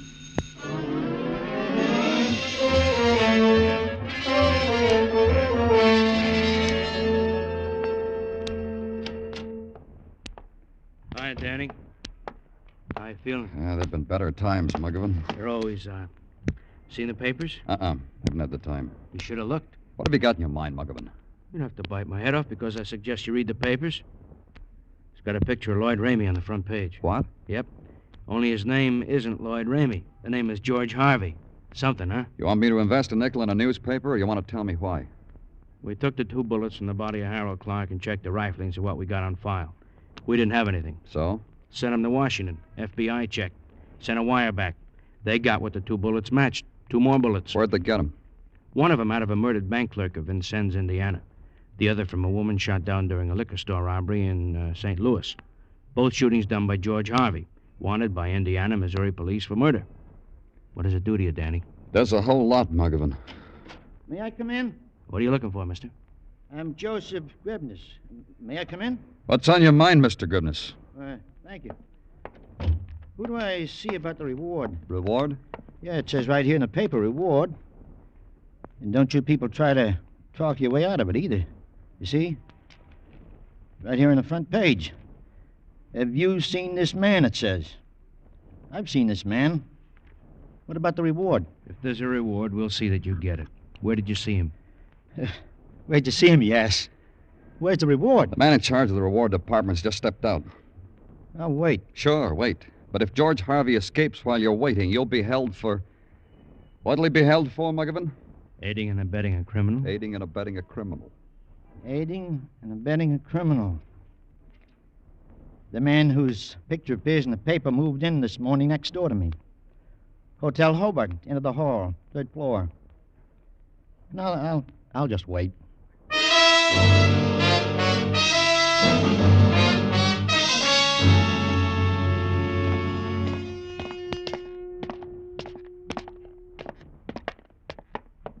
Down the end of the hall, the man said. That's what Mr. Driven has said, Danny. Here.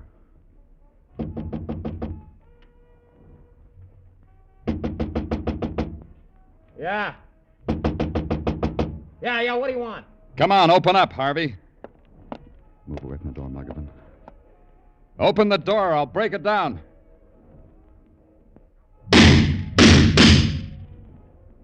You cops still there? Or are you dead? Shoot the lock off the door, Muggavan. I'll kick it open. Let's go. Harvey. No one's home. Come back later. Danny, in that hallway. Yeah.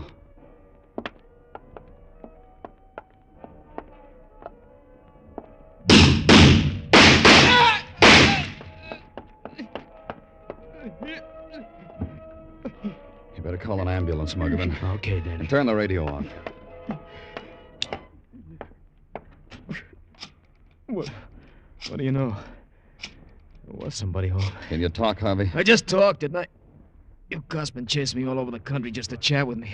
Advertised me in post offices, detective magazines, and the radio. Why did you kill Harold Clark? You pounded on my door. You saw what happened. I thought he was a cop. You'll open the door, I'll break it down. Cops talk like that. Did you poison a man named Henry Gaynor? I'm losing blood, cop. Pity me. Did you poison a man named Henry Gaynor? Poison? Never in my life. Henry Gaynor? Never in my life. One more question, Harvey. Was Mrs. Clark in your apartment when you killed her husband? You kidding? That's one of the tough things about running all the time. You never have time for a dame. She wasn't in my apartment. You're sure? I'm confessing a murder, mister. But don't try to book me for a dame in my apartment. Because Mrs. Clark wasn't there.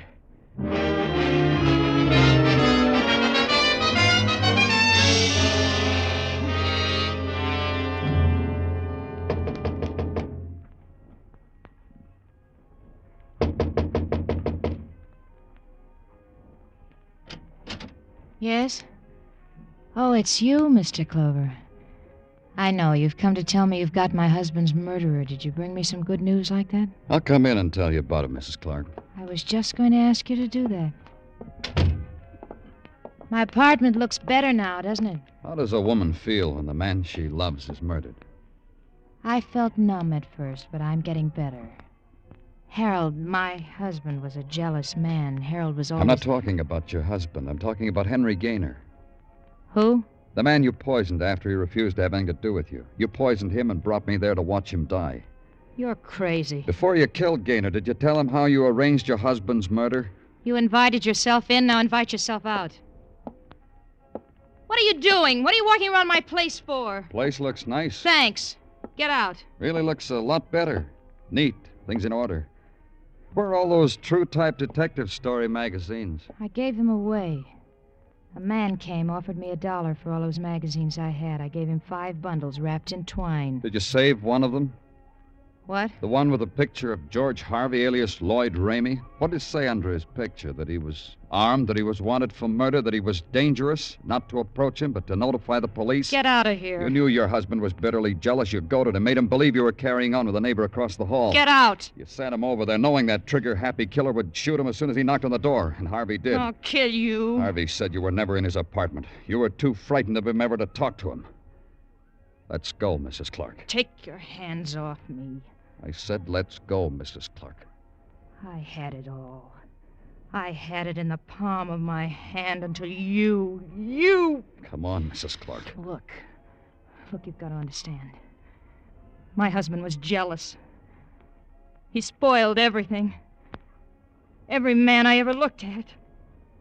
You don't know how it was. He ruined everything. He spoiled everything.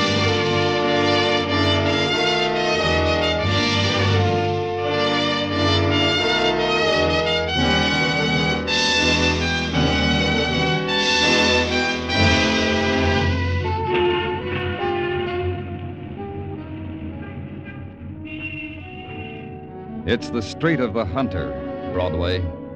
The smile that's dropped at the tip of a hat. And the lights are flung from windows, out of doorways. You walk a pavement speckled with 1,000 colors. But between the lights, that's where the darkness is. It's Broadway, the gaudiest, the most violent, the lonesomest mile in the world. Broadway, my beat.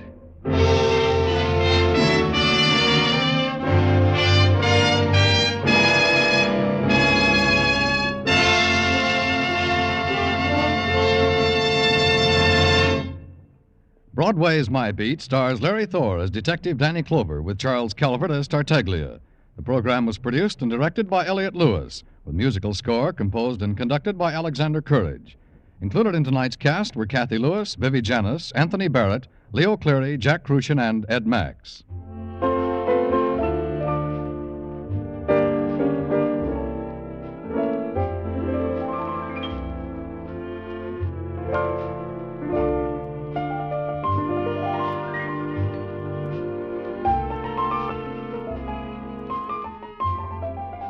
Jack Smith, Dinah Shore, Margaret Whiting, Bob Crosby, the Andrews sisters, Lowell Thomas, Beulah, Ed Murrow. Anywhere else, they'd make up an all-star list for a week. But at CBS, the Stars address, you can hear them every evening, Monday through Friday. Yes, every weekday evening, most of these same CBS stations bring you these top-ranking stars in their specialties: music, comedy, top reporting. Be listening for Jack Smith, Dinah Shore, and Margaret Whiting, for Bob Crosby and the Andrews sisters, for Beulah, and for those great radio reporters, Lowell Thomas and Edward R. Murrow. Dan Coverly speaking. This is CBS, where yours truly, Johnny Dollar, brings adventure Saturday nights on the Columbia Broadcasting System.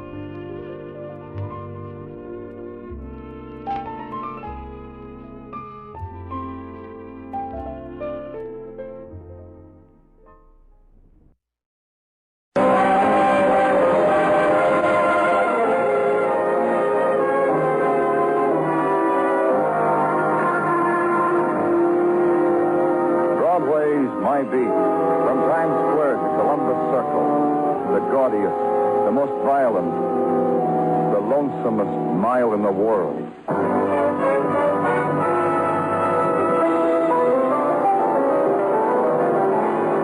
Broadway's My Beat, with Larry Thor as Detective Danny Clover.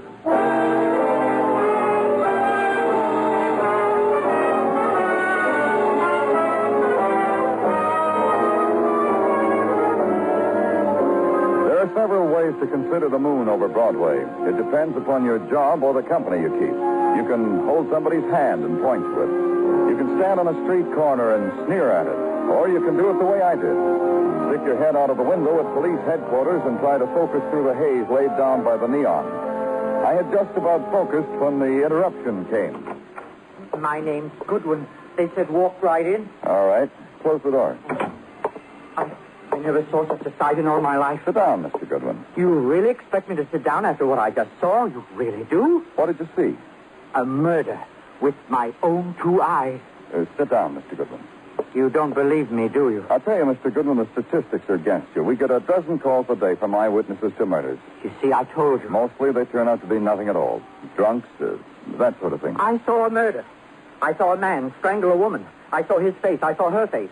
He was furious. She was dying. I saw it. Now, don't tell me to sit down either. Tell me about it.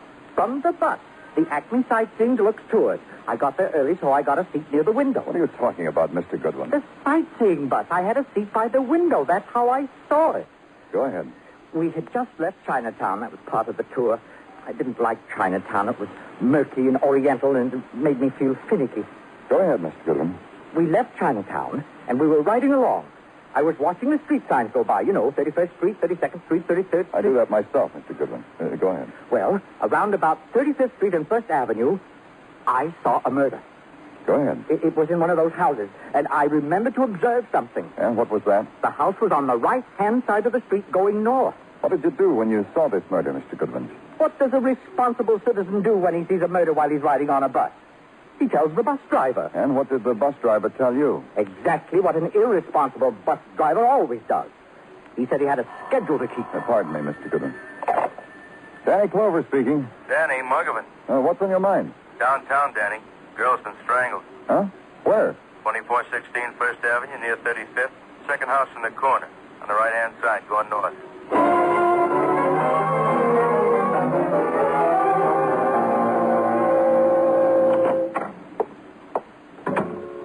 Danny? Yeah? Where are you? Back here, Danny, in the bedroom. Oh, hi, Danny. In here. That overstuffed chair facing the window. I see it. Yeah.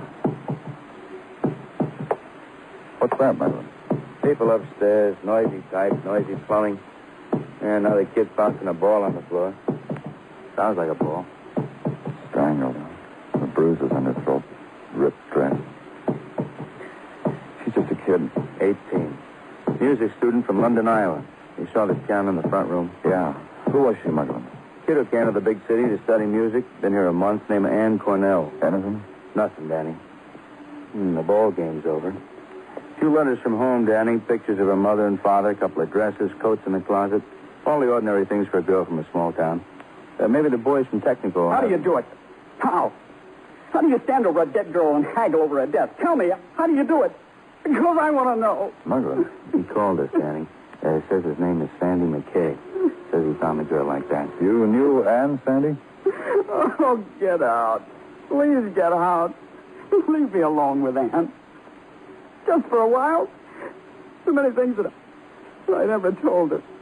Oh, just for a while, please. How old are you, Sandy? Oh, get out. 20, 19? Help us, Sandy. We want to find Ann's murderer. You'll help us do that, won't you, Sandy? What does it matter? She's dead. Ann's dead. You knew her back home in Iowa? No. Where? Where did you meet Ann? Through friends? Someone? It was at school. I was walking down a hall, and I saw her in one of the classrooms.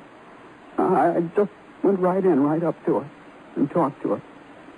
Everybody laughed. What school, Sandy? The Suspense School of Music. She was studying piano there. My family wants me to be a musician. I hate it. But it was all right. Because all of a sudden there was Ann in a room. You found her here like this. Tell me about that, Sandy. We had a date. When I knocked, she didn't answer. And then I called, and still she didn't answer. And then the door just opened. I guess it was a draft someplace. It just opened. So I came in and... Oh, Ann! Hey, don't touch her. Leave him alone, Muggerman. Leave him alone.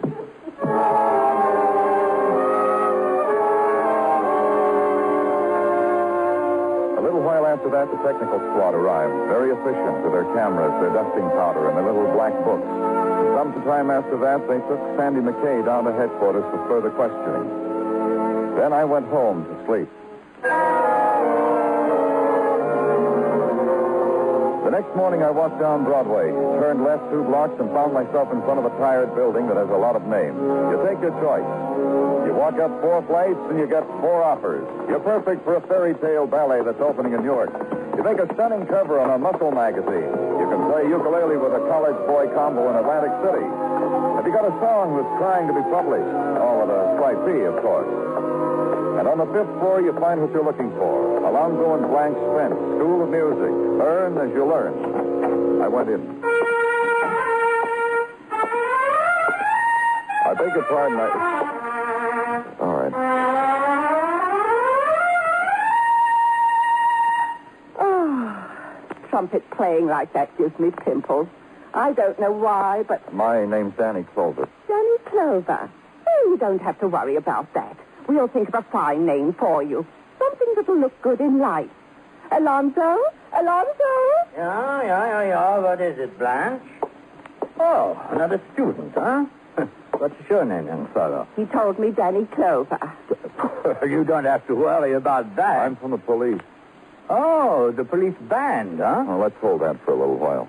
I want to talk to you about one of your pupils. Brass or string? Ann Cornell. Tell me about her. A very talented girl. Oh, she is a nothing. I don't care about her talent, Mr. Spence. I've come to tell you she's dead. I said she's dead. But how? Yesterday she was here. How? Murdered. Strangled. Oh, poor girl. Oh, I'm sorry what I said, truly. I'm sorry. You said she was here yesterday, Mrs. Spence. At what time? In the afternoon, as usual. Every day, Mr. Clover. She was a talented girl. Oh, she really was, Mr. Clover. Did you notice anything about her yesterday? But she was happy since that boy... Sandy McKay? Yes. Since he walked into her classroom one day and started to talk to her. Since then, so happy. It showed. Her face, music. Oh, who'd want to kill her? We're trying to find that out. We'll help, won't we, Alonzo? Oh, of course. Ann Cornell enrolled a month ago. Paid for her tuition in advance. She came from... London, Iowa. London, Iowa. Thank you, Blanche. She came regularly for her instructions. She met Sandy McKay. She seemed happy. Oh, what else? Well, that's all we know of her, Mr. Clover. Nothing more than that. Nothing at all.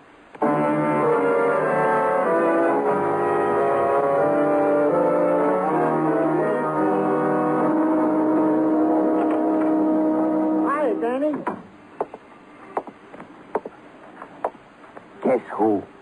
Huh? I said, guess who, Danny? A former child's play I play with the Tartaglia bloodhound Giuseppe. They always gets a laugh. Oh? When the Tartaglia bloodhound responds to my humor like that, I just gotta up his ration of strong heart. I don't know, Danny. That dog, he just wraps me around his third finger. Last night... whenever you finish laughing, Tartaglia. Uh-huh. Oh, I'm finished, Danny. The next item on the agenda, Danny, is... Danny, I apologize for being funny, so kill me. I may. Yeah. Well, the next item on the agenda, to wit, the police department of London, Iowa, have graciously completed our files on the deceased Anne Cornell. You'll tell me about it, huh, Tartaglia? Oh, it's a pleasure, Danny. Anne Cornell was indeed 18 years old. Did indeed come here to study the piano. Was from a respectable Iowa family, indeed. Never a mark against the girl. Loved and respected by all and sundry. Her death is a big tragedy in our hometown, Danny. Where isn't it? What else, Tartaglia? Reports and technical. They went over the girl's room with a fine-tooth comb, claw, and nail. Nothing. Nothing that didn't have a reason for being there. Fingerprints? Hers, the boy's, Sandy McKay. And the set identified as belonging to the landlady who has 10 fingers and an airtight alibi. Nothing. Well, I told you, Danny. In these departments, nothing. But in another department, something. Yeah, it could possibly be something. You'll share it with me, Tartaglia. Oh, Danny, why should I share? It belongs to you. While you were out, a phone call came in. I have the transcript here. I'll just tell it to me. It's from a Mrs. Doris Beeler. Friend of yours, Danny? Never heard the name before. What does she want? Oh, she sounded like a nice lady. She says if you will come to her apartment hotel, the Jackson, on West 87th, She'll what, Tartaglia? She will tell you about the murderer of Anne Cornell.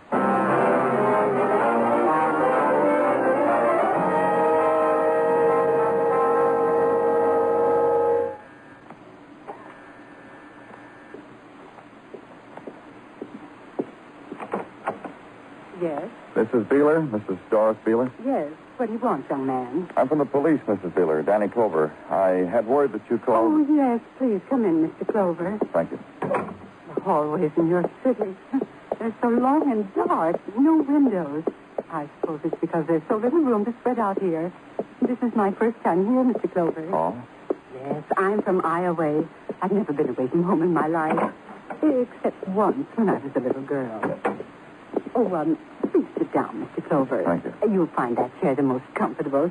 They're all so ratty, but... You're from Iowa, Mr. Beeler. From London, Iowa? Why, yes, from London, Iowa. Born and raised there, and married there to Mr. Beeler. I'm music teacher in London, Iowa. How did you know? They told me over the phone you could tell me about Anne Cornell's murderer. Oh, yes. I can, Mr. Clover, I can. Oh, it's just the doorbell. I'll go see who it is and send him away, Mr. Clover. I'll only be a minute.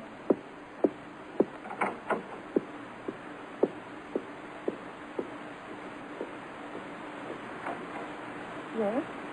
Oh. Mrs. Beeler! Mrs. Beeler! Mr. Beeler, what happened? I can't.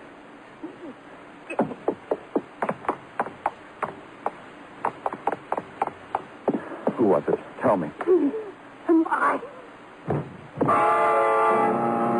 lay, her body pressed against the wall of the narrow, shadowed hallway.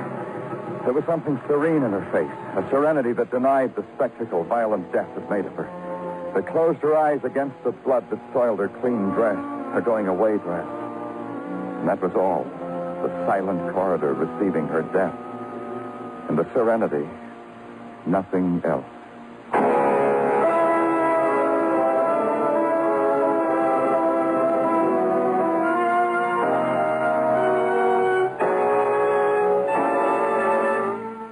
You are listening to Broadway's My Beat, written by Morton Fine and David Friedkin, and starring Larry Thor as Detective Danny Clover.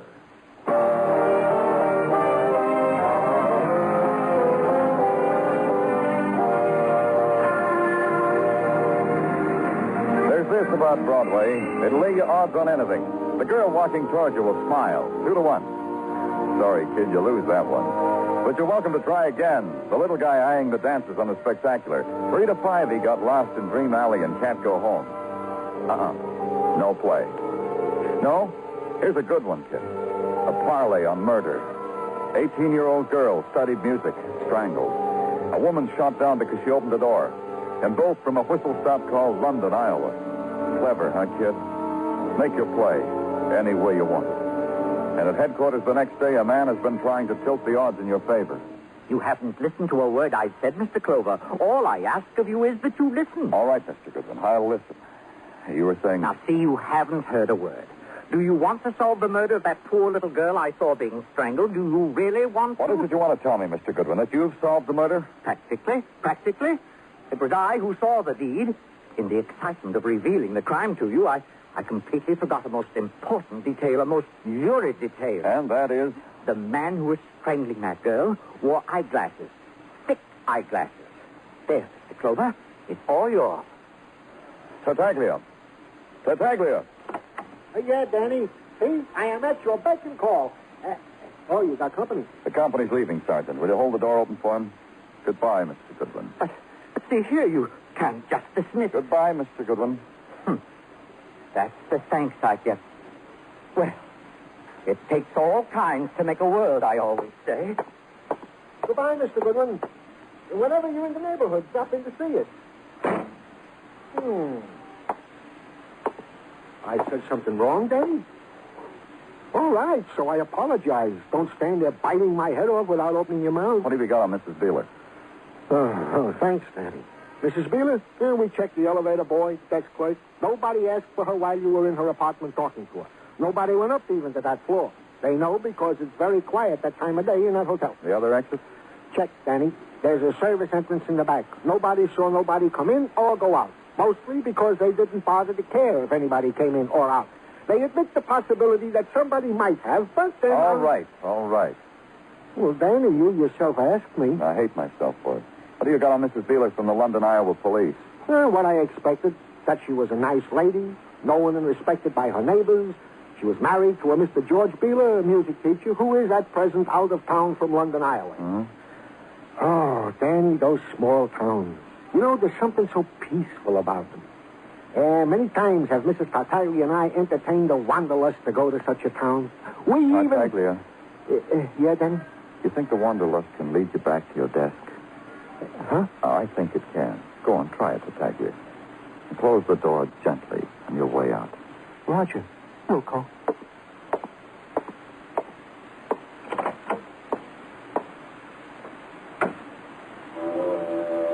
There was nothing to do after that except think about it. And the process didn't lend itself well to the old familiar scars and the gently falling dust of police headquarters. I went outside. I almost made it to the sidewalks of the civilians. The squad ruined it all. Pulled alongside of me and stopped. And the door opened and Officer Florio leaned toward me. Hey, Johnny. Yeah? What do you want? Come on, Johnny. Homicide, 34th Street, East Side, right in the subway.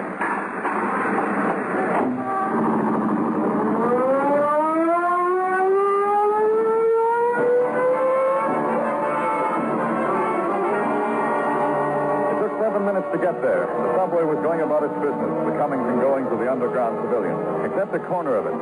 The corner defined around the green bench near the magazine stand. 3 policemen in uniform held back a crowd whose face looked like it had a veil drawn over it. And between the subway trains and the soft cluckings of the mob, a man in a brown ready-made suit shouldered his way. Hi, Danny. Here, come on. Hold my hand. I'll get you through this barrier of curious onlookers. What happened, Muggerman? Guy stretched out on the bench. It happened to him. Well, what did? He was pushed into the side of a moving subway train. Witnesses? Yeah, that lady with the bundles, the brown paper bag. Brief me, Muggerman. Well, according to her, she just put a dime in a turnstile. She sees this man here standing near the edge of the platform reading a newspaper. And all of a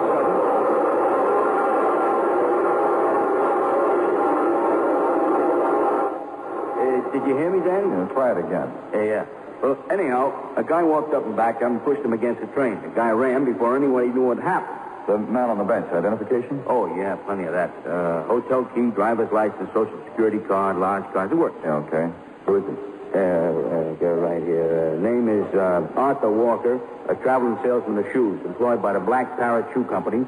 A letter in his pocket indicates he was here on a buying trip. Where'd he check in? Anything on that? Yeah. Victor's Hotel on 47th Street. I know the place, Danny. It's respectable. Did you find out where this Arthur Walker came from? I've been itching for you to ask me, Eddie. Arthur Walker came from London, Iowa.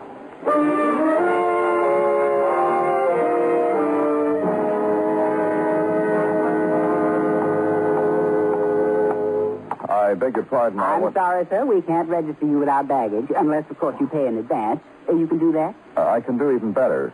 Look. Oh, a policeman? That's what the badge says, doesn't it? I'm quite nearsighted. You might be from the gas company. Yeah, I might. You're the guest here, Arthur Walker. Oh, he's one of our most desirable clients, Mr. Walker is. Whenever he makes a buying trip to New York, he comes to our hospital, the Vickers, in the Vickers chain. Had a guess, but we still have him. No, he's dead. Murdered. But that's shocking. Positively shocking. Poor Mr. Walker. He was always so generous.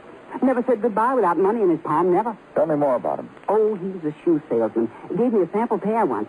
His demands were polite, modest. Only once did he call on me, the manager, personally. What did he call on you for? For a ridiculous tourist type of thing.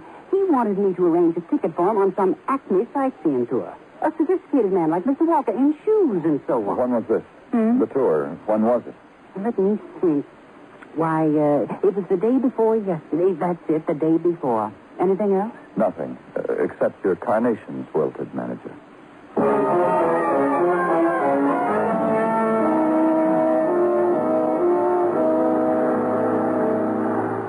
Hey, Danny, I'm enjoying myself. Yeah, I'm glad you are, Muggavan. This Acme bus tour up nooks and down the crannies of old Manhattan is a revelation to me. I'm enjoying it, but I don't get it. Two men we know of took this ride. One saw a murder. Another got pushed in front of a subway train. Maybe somewhere... All right, ladies and gentlemen, we see the edifice known as the Radio City Music Hall. The fact to remember about this place is that in the lobby there is a mechanical boy that once an hour sings the song of the Mexican Nightingale, the original Spanish language. Also in the lobby there are missing...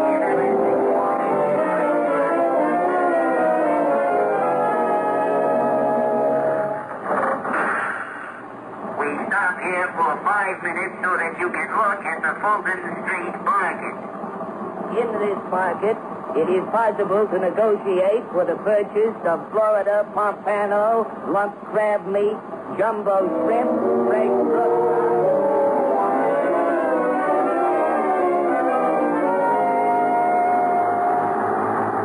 It's just a coincidence, Danny.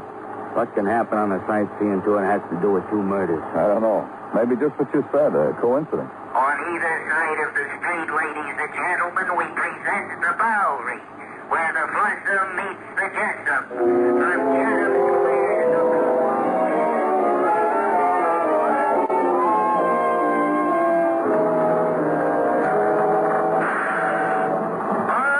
All out for dreamy Chinatown. We will have a 30-minute stopover here. We too, Danny? Sure. Now, I want all of us to sit together in our little party. Acme Tours, by special arrangement with the shopkeepers of Chinatown, has arranged a delightful side tour, during which you will be able to buy valuable and rare examples of Oriental art at wholesale prices. Please follow me. We too, Danny? Just you, Muggavan. Huh? Uh-huh.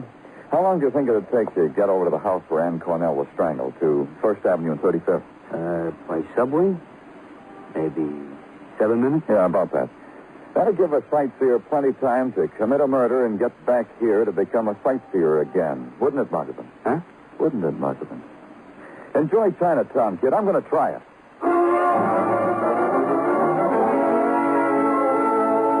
Muggavan was wrong. The trip took 8 minutes. But on the way up to Ann Cornell's room, there was a delay.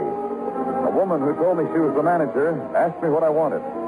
I said the room of Ann Cornell and showed her my badge to underline the point. She said Miss Cornell's room had been rented to a piano teacher because it had a piano in it. She said, listen. Then she said, see? I did.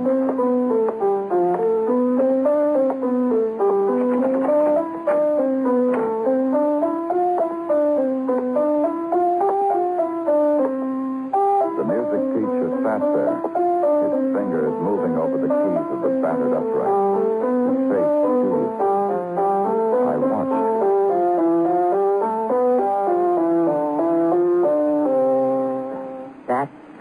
should be played, Anne. See? I'll play it again. See how easily I do it, Anne?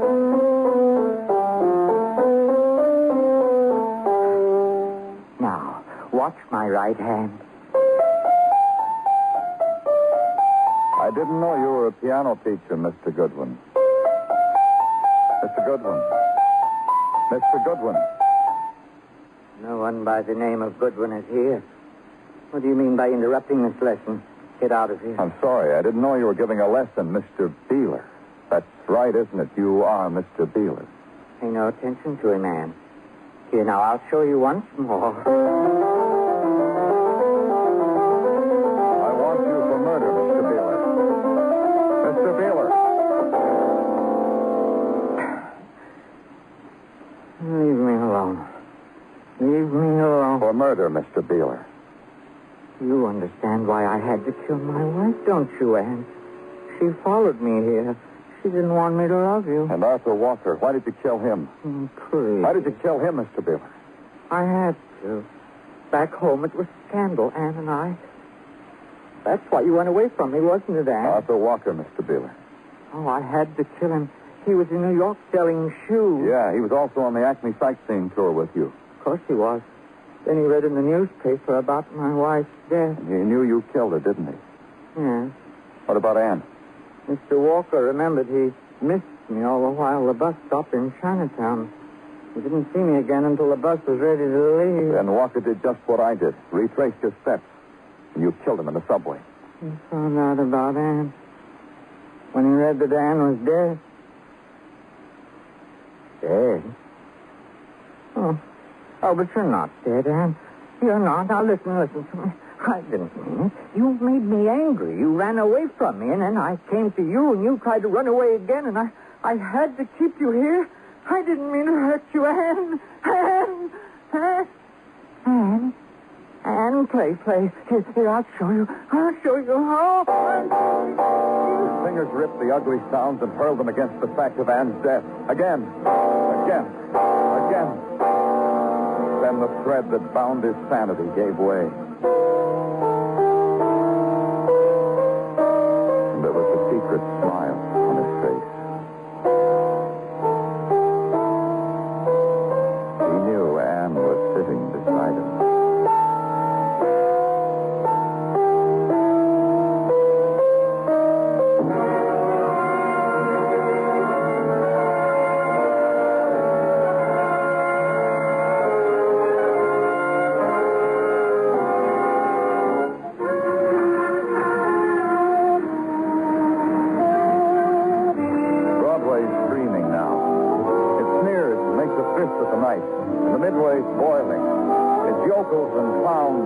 In-the-box with leaks from dark doorways.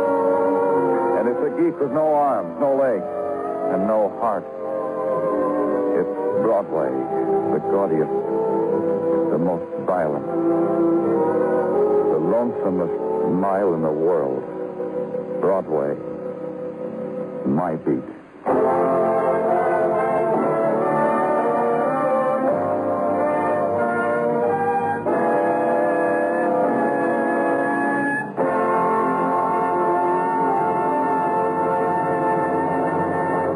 Broadway's My Beat stars Larry Thor as Detective Danny Clover with Charles Calvert as Tartaglia. The program was produced and directed by Elliott Lewis. The musical score was composed and conducted by Alexander Courage. Included in tonight's cast were Joseph Kearns, Norma Varden, Florence Ravenel, Jack Crucian, Sam Edwards, and Bert Holland.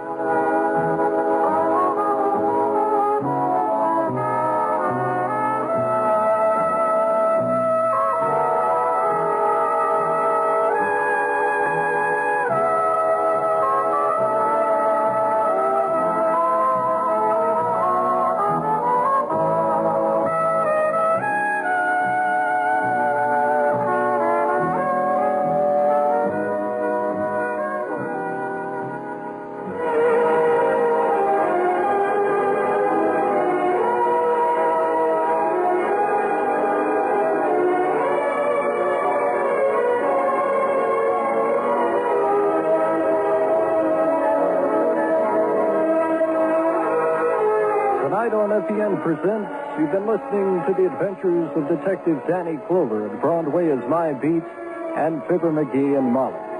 Join us again Monday night at 9:05 once again for FEN Presents. This is Air Force Sergeant Bart McCormick.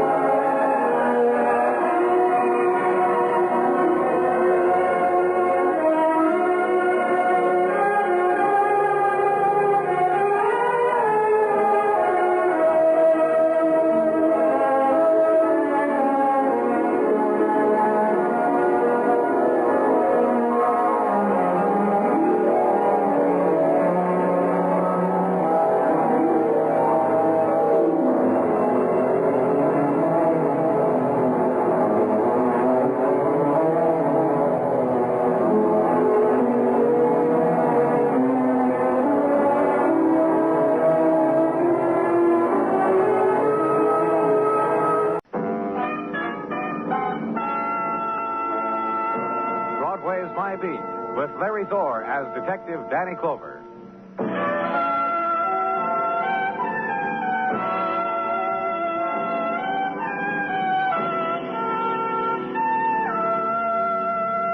The death of autumn passes not unobserved on Broadway. There's the tolling of bells by thin, shivering fellows in white wigs and baggy Santa Claus suits. And the hands of hawkers are not so nimble and fleet, numbed with winter darkness. And from trumpets, solemn removal of derby for the passing of autumn song, and modulate, quick scream into Rudolph the red-nosed reindeer. And remember, how were the days of the falling leaf? Taste their glow, watch them flicker, watch them die. Then go search somewhere else. Only 25 more shopping days. And north on Broadway and then east, where wealth is fringed by Winter River. The room is paneled wood gleaming in firelight, and carved desk and sheen of wine-red leather chair. And soft glow of firelight also on the face of a boy, dead of a bullet wound between the eyes. And the man over him, proud. Neat shot, wouldn't you say? Yes, it was, Mr. Parker. I'd say he never knew what hit him, wouldn't you say? Eddie, please. Please. We're listening, Cora. What is it you want to tell us? Nothing. Just nothing. Frightful thing, I suppose, for a woman. You see, Mr. Clover, my wife has never looked upon death. Not at least to my knowledge. Cora, dear, is this the very first Just run time... it down for me, Mr. Parker, exactly what happened, how it happened. Quite obvious, wouldn't you say? Just tell me. Well, quite obvious, I would say. The open safe, the money he tried to steal, now littering my library floor where I potted him. Eddie, stop it. Why should I, dear? The man asked me. He has to know exactly how it was. That sordid little thief could have killed me if I hadn't got there first. Would you just move away from him, Mr. Parker? Of course. How these things work out. We were off for a second little honeymoon. Cora and me. Reservations, the whole deal. Fun, sunshine, desert, the Rossmore in Palm Springs. Then word at the airport that our plane was grounded. Back here, and then... There's nothing on him. Loose change, pack of cigarettes, no gun, no identification. I was saying... We came back here and we sat for a while, talking, then to bed. Cora fell asleep. I read. There was a sound on the fire escape. I got my gun. I found him here in the library with the safe open. And it was simple. Between the eyes.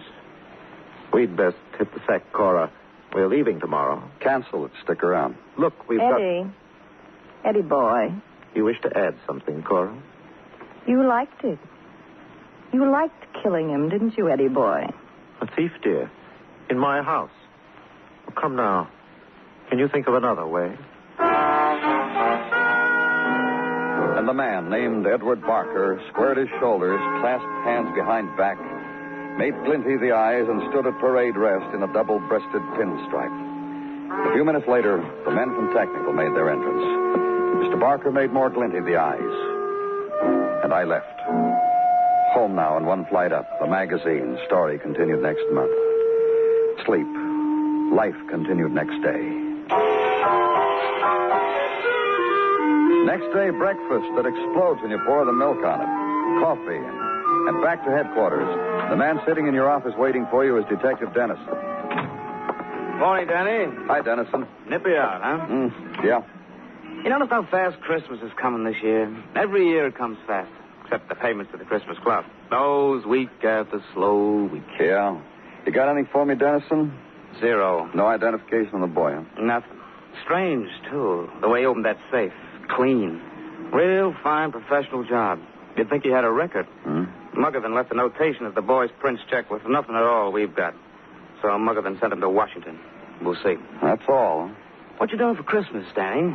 I hadn't thought of it. Hey, this sounds real oblong, but my girlfriend's got a girlfriend. Warm, sunny, southern type.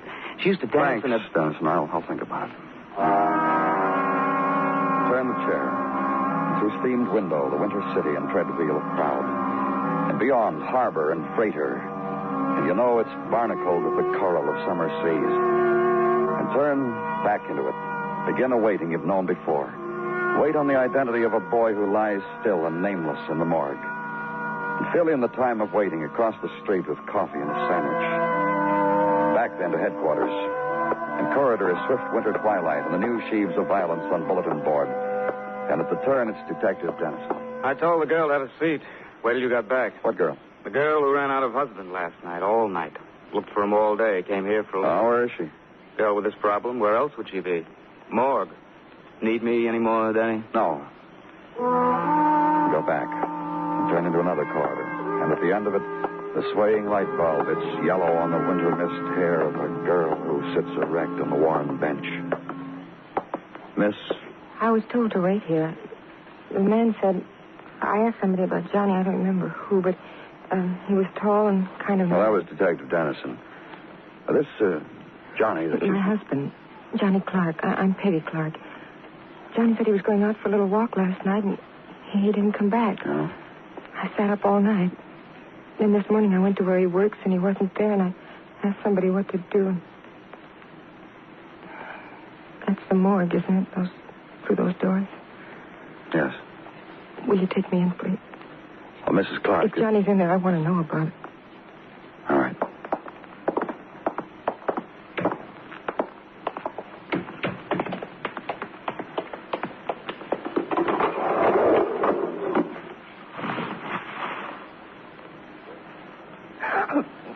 Johnny! Mrs. Clark, Please don't know. May I touch my husband?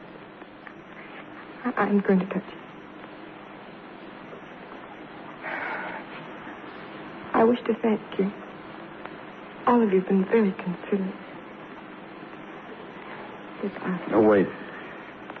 I could talk to you later, Mrs. Clark, at your home, wherever you... Talk? About Johnny. About why this happened to him. He was a good husband. He worked very hard. They told him at the warehouse they had their eye on him. He was killed while he was robbing a place on the East River. We live in a 2-room flat, and we were saving for a house in Queens or Pelham Bay. I have a girlfriend lives in Pelham. She has a kid. I guess I nagged Johnny about the house. Your husband never do a thing like that before. Steal, rob.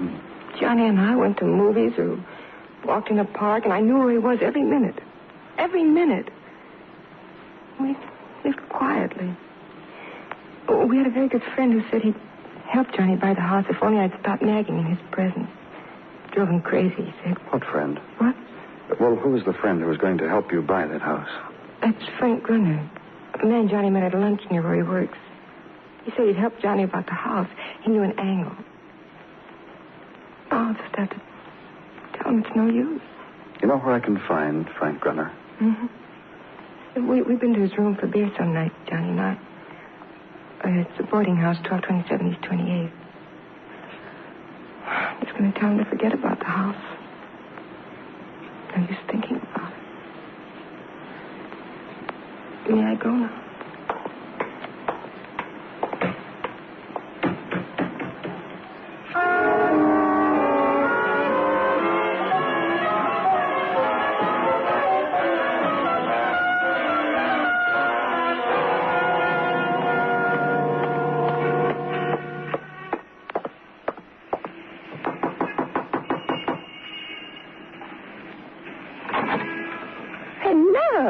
Hello.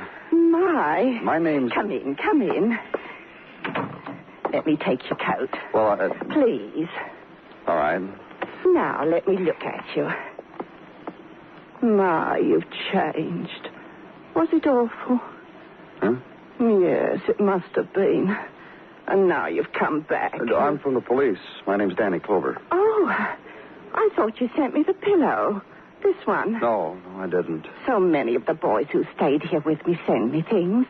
Soldiers, most of them. And, well, I thought you were the one that sent No, me. I want some information about... One of them sent me a sword. See? From Japan. A real Japanese used it to... information about Frank Grunner. I only wish he was here now.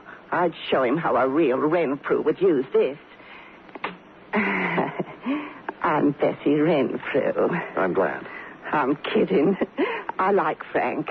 I wouldn't harm a hair. Let's talk about him, shall we? He's gone. You mean for the day? Gone. Then he's not coming back, is that it? Yesterday. Pinched my cheek. Gave me my favorite smile. Then got mean and said, Bessie, you run a flea bag boarding house, and I hope we'll never meet again. What a kidder. Where did Frank go? You'll never believe me. Yes, I will. Oh. I promise. Ruxton Plaza Hotel on Park Avenue. From Bessie Renfrew's to Park Avenue like that. See, I told you you'd never believe me. May I have my coat, Mrs. Renfrew? You poor boy. And having lived the place of brocaded pillows and samurai swords and the motherly Mrs. Renfrew, live it just a little longer. Disengage her toil-worn fingers from my overcoat sleeve and brush aside the gentle tides of gin-scented air and get out. And cross town now to Park Avenue and the Ruxton Plaza Hotel. The clerk recovers from the sight of a police badge, grasps the desk with both hands, and tells you that a Mr. Frank Grunner is a newly arrived guest. That he occupies room 1212, and please, will there be no trouble, please. Walk away from him. Ride the elevator with a young woman in conversation with a Pekingese, with her hand being held by a gray-haired gentleman who talks to no one at all. 12th floor and down the corridor lined with framed pastel splotches and carpeted silence. And room 1212. The radio behind it plays. No one answers the door. Try it. And inside, framed pastel, larger. Radio, jazz through white lacquer. Bed occupied. The man on it was dressed in a blue satin robe. And where his initials were, F.G., between them, a knife. Laying against one hand a book, a novel. In the other hand, a corner of bedspread in anguished fold. Man in hotel room. Murdered man.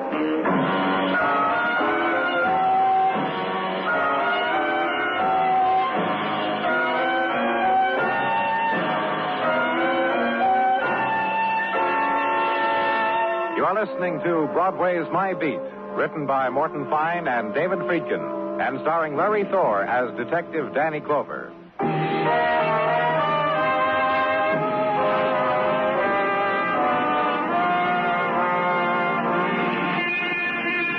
The light of a new November morning taps Broadway's shoulder, breaks the clinch that held it all night long. The beginning of it, the slow moments before going to work time. The gesture, splash water in your face and get ready for this round. Then from somewhere, the warning buzzer, the faraway shriek of a whistle. Get ready to fight it. Forget the bumps of yesterday.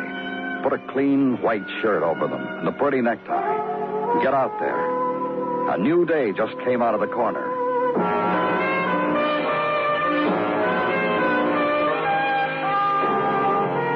And for me, the day began when the office lights shone on the plump head of Sergeant Gino Tartaglia. Good morning, Danny. Hi, Gino. Come on in. Oh, what have you got there? I brought them in today in case you haven't done it yet. Pick and choose. They're very nice, Gino. So, if you haven't bought your Christmas cards yet, I'm taking orders. My neighbor, Mrs. Renbaum, has a home hobby with a paintbrush and scissors. So I took a lot on consignment to bring to the office for all the boys to see. I'll look at them later, Gino, if you don't mind. Any special ideas you have, Mrs. Renbaum will be glad to make up, Danny. For instance, this one, ordered by Officer Wendell. Read it, Danny. To my wife.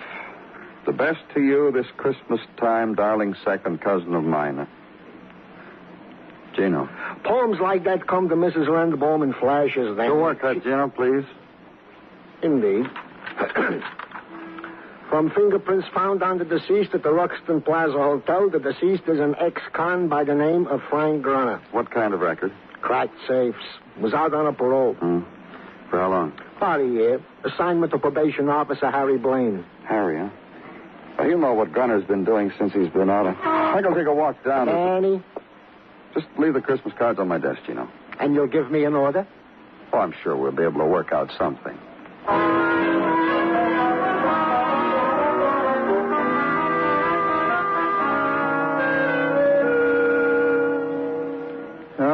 Man tries, Danny, does the best he knows how. Reads the books on how to be a good probation officer. Attends the lectures, and Blue, he blows up, smacks him in the face. You sorry about Frank Grunner? Yeah, if you wish to put it that way, I'm sorry. Ought to be accustomed to it by now. Best years of my life I spent being sorry. About Grunner, Harry.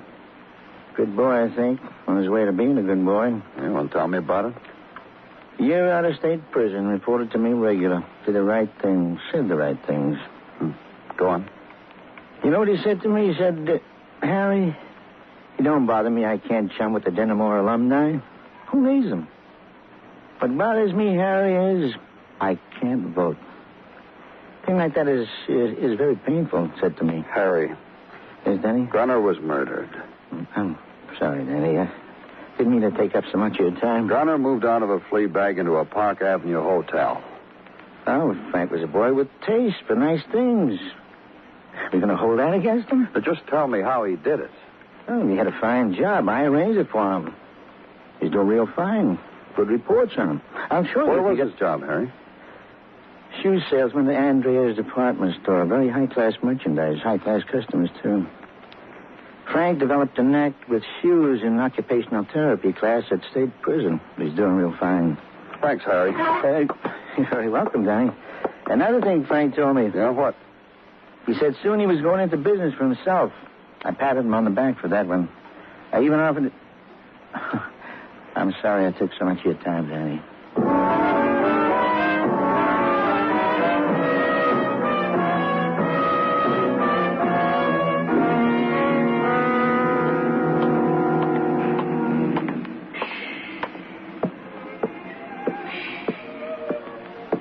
I beg your pardon. Of course. But we're for ladies, you know. Only. Police. Oh. Then Mrs. Cliff will have to wait, won't she? Off my perch. And here we are. Now we'll talk about Frank Grunner. Delighted. Mr. Van, take Mrs. Clipp, 4AAA, blue sandals, gold trim. You know the one. Show her the one she returned last week first. She'll never know. Now, to Frank Grunner, shall we? Let's indeed. Talk about your AAA. There was one for you. There was? As a salesman, I mean. Rough, but gentle. You know. Go on. How could he miss? Oh, just tell me about him. It's something a great shoe salesman is born with. Frank Grunner had it. Many of us try... That's not what I want to know. I want to know who his customers were. Yes. We'll start from there. His favorite one? All right. A toss-up. Now, look. Between Mrs. Barker and... Mrs. who? Mrs. Barker, Cora Barker. And Frank Grunner always waited on her? The long minutes they spent over there by the X-ray machine, she with her foot in it, he peering into the eyepiece. The giggles and the chuckles that went on there. Real friendly, huh? The amount of shoes he sold her was the talk of the city. Do you know whether he ever saw her on the outside? He was an ex-convict, you know. Yeah, I know. That's the only reason. For what? For meeting him after the store closed. For taking him home in her car. To make Frank feel that he was not unwanted. To make him know that she and we were all pulling for him. And we were. Yeah, that's the reason why she picked him up. Cora Barker is a married woman. Sir, our customers... No, of course. Well, you've been a big help, thanks. That's about all I want to know. Of course. Did Mr. Van fit you, Mrs. Cliff? I see he did. Walk out of it. Past the knee-high mirrors, past the reflections of misted silk, shod and unshod, and have the vague impression that the large toe in one of them had been crooked, was beckoning you. To pull up for an instant, look back, and see the toe now peeking out of the latest thing in Peruvian lizard. Comfortable there. Then the door that opens photoelectrically onto late November Avenue. Walk it. Against a stone facade pose two names, Frank Brunner, Mrs. Cora Barker, and another, Johnny Clark, first-time thief who was dead of a bullet between his eyes. Had become aware of another thing, the quickening pace of the crowd, the fleet curve of November into evening, and race it to headquarters. And in your office, find the lights already turned on against swift winter night. The man who'd done it, Detective Dennison. Give a touch of color in your cheeks, Danny. Nippy out there, huh? Yeah. You got anything, Dennison? Yeah, I made a routine check on the possessions of the late Frank Brunner. Found a thing. Oh, what? Passbook. Savings account, Corn Exchange Bank. Frankie boy was a very thrifty character. Salary, commissions, he had a good job. Not this good, Danny. Very few people have it this good. Look, I'll show you. 17th, deposit of 300 simoleons. 10th, just a week before that, deposit 2 C's plus 50. 3rd, which is just a week before the 10th, 4, 6, 7, and 29 cents. Goes on like that. There's something else I got for you, Danny. You're a ball of fire today, aren't you, Dennison? Today, yesterday, other days, there've been rumors. That Cora Barker, Danny. Yeah, what about her? I see how well Frank Brunner was doing. Struck me I should check how was Mrs. Cora Barker doing. You know what, chum? Just tell me, huh? Rich girl like Mrs. Barker. Not a savings account to her name. Nowhere in no bank. I figure the married lady's a spendthrift, Danny. You follow me? Mind I use your phone, Danny? Promise today, but give Just turn out the lights and you leave, huh, Dennison?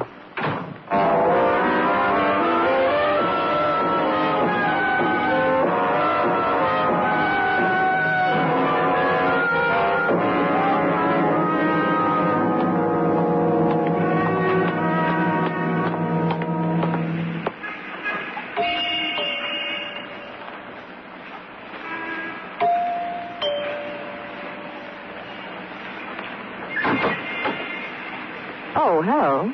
You remember me, Mrs. Barker? Yes, of course. You're the policeman who was here when my husband Eddie killed that burglar in the library. Please come in. Thanks. Well, I'd like to talk to you. Well, don't you think Eddie should be here? He's just in his room with his gun. Nice collection. I looked at them when I was here. He spends hours with them. My husband's hobby, guns. I'll call him. Later. Well, how do I entertain you, Mr. Clover? Talk. About what? What possibly could you About and a I murdered have? man. Oh, no, you're wrong. My husband explained it to me. That wasn't murder. That burglar was robbing our safe, and Eddie shot him. That's not murder. Murder's I'm talking about Frank Brunner. Who? The shoe salesman. I don't... At a lady's shoe shop named Andrea's. Oh. He was murdered. Didn't you read about it? Yes, I did. Want to call your husband now, Mrs. Barker? I told you he's cleaning his guns. He doesn't like to be disturbed. Get him. Very well. Eddie, that policeman here again. Which one? Clover. What does he want? He wants to see you. All right. He says you want to see me. What do you want to see me about? Why did you bring the gun along, Mr. Barker? I was cleaning it. In a few minutes, I'm going to go on cleaning it. Oh. Nice rifle. I like her. Now, what do you want? I want you in on a conversation I was having with your wife. What were you talking about, Cora? He said something about murder, and I explained to him what you explained to me about killing that burglar, and... Yeah, then we went on to talk about Frank Brunner. What have you got on your mind, Clover? The usual things for a policeman on homicide. Who murdered him? Eddie. What? He's found out I knew Frank Brunner, so he probably thinks I know something about... Listen, Clover, what harm is it for my wife to know a shoe salesman? She told me about it. An ex-con who needed a smile. And is that why you're here, to ask my wife about the smile? About the smile? About the lifts home? About Frank Brunner's bank book? What about it? How he was getting rich on a salesman's salary? You're saying what? Gets back to the boy you killed the other night. Just a kid who opened your safe real neat. A kid without a record. Just a wife and a dream and a need for some fast money. A kid. A shipping clerk at a wholesale house. Well, don't get sloppy about it, Clover. Just say it. Shipping clerk. Friend of Frank Brunner. Frank Brunner, friend of your wife. Frank Brunner, man with growing bank account because of your wife. Cora. Listen, Eddie, we talked about it. You said you'd forget it. I like going over it. I like watching what it does to you. Say it slow, Clover. There's not much more. Just slow. Eddie. Your wife ran out of money to give to Frank. She had no bank account of her own. So we'll go out of town. Go to Palm Springs. Her idea. She's a cutie, isn't she? Give Frank the combination to the safe so he could rob it, get more money. Only Frank wouldn't take any chances. Not Frank, with a record. He gave the big opportunity to the boy. Tough about that plane being grounded, wasn't it, Cora? Please, Eddie. And the way you begged me to take a train. Anything to stay away from our house. What about Gunner? Sure, I killed him, too. Him? My wife? Cora told me. I made her tell me. You don't think I'm stupid, do you? How did that boy know the combination of the safe? I didn't tell anyone. Cora must have. What do you want me to do now, Cora? Kill him? Kill you? What? You like guns so much. You like killing so much. Let's have the gun, Parker. Watch me, Cora. Kill him. You scared, Clover? Put it down. He's not scared, honey. He doesn't believe you. He doesn't know you like I do. Oh, what am I, honey? After you killed that boy, after the police left, kill Eddie. Do it again. A real cutie. Huh? You want a gun, Clover? Catch. How do you feel, Cora? You're crazy. No more. Lock us up, Clover. Put us away.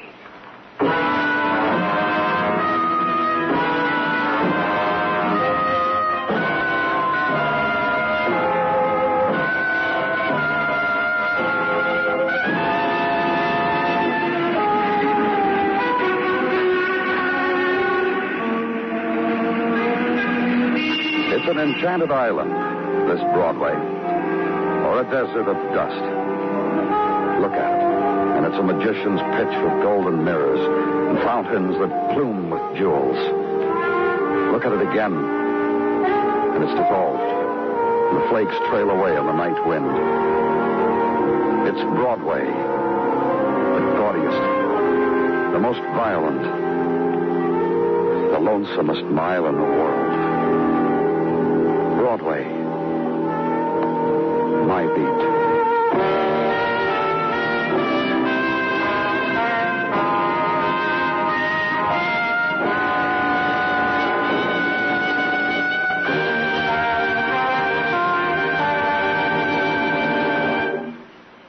Broadway Is My Beat stars Larry Thor as Detective Danny Clover, with Charles Calvert as Tartaglia and Jack Crucian as Muggavan. The program is produced and directed by Elliott Lewis, with music composed and conducted by Alexander Courage. In tonight's story, Mary Jane Croft was heard as Cora and Edgar Barrier as Eddie Barker. Featured in the cast were James McCallion, Lillian Bayef, Norma Varden, Leo Cleary, and Byron Kane. Bill Anders speaking.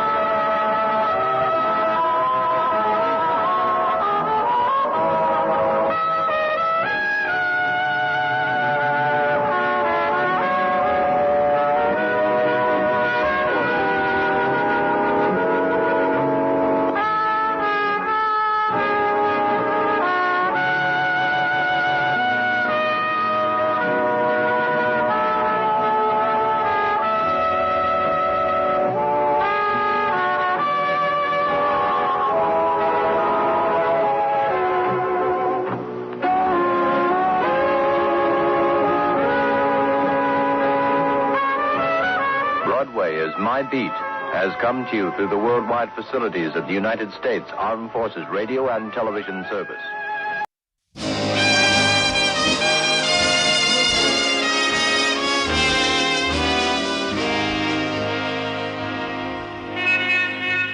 Broadway's My Beat, from Times Square to Columbus Circle, the gaudiest, the most violent, the lonesomest mile in the world.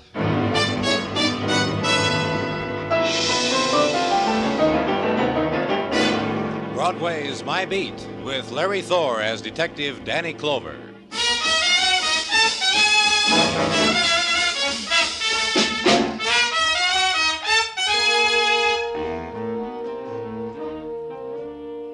In the time before dawn, Broadway is an island of silence torn from the blazing neon, the midnight sun of the spectaculars.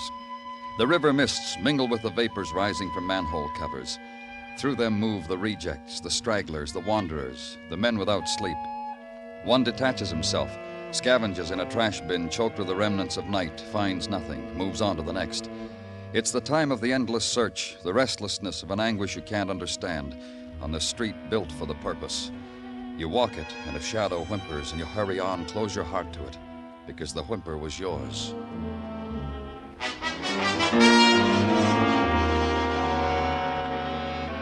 And finally, you must put aside whatever it was you were looking for, because on a side street a man waits for you to give you the nighttime's departing gift. The boy lying dead against the iron gate of the tenement's basement court. Pablo Molari, Danny, from uptown, west 109th Street. Carried one of those handwritten identification cards. Find anything else on him? Not much. $5 bill in his wallet. His saint's medallion he's wearing on a chain around his neck. That's about all. Now, you question the people in the... Yeah, Danny, every door. No one ever heard of the kid, had nothing to do with him, didn't want to talk about him. You know, most of them were trying to sleep, the heat, the kid squalling, you know. Yeah. Beaten. Jaw broken. This bruise on his throat. Must be the one that killed him. Here, come down here, Danny. Huh? What?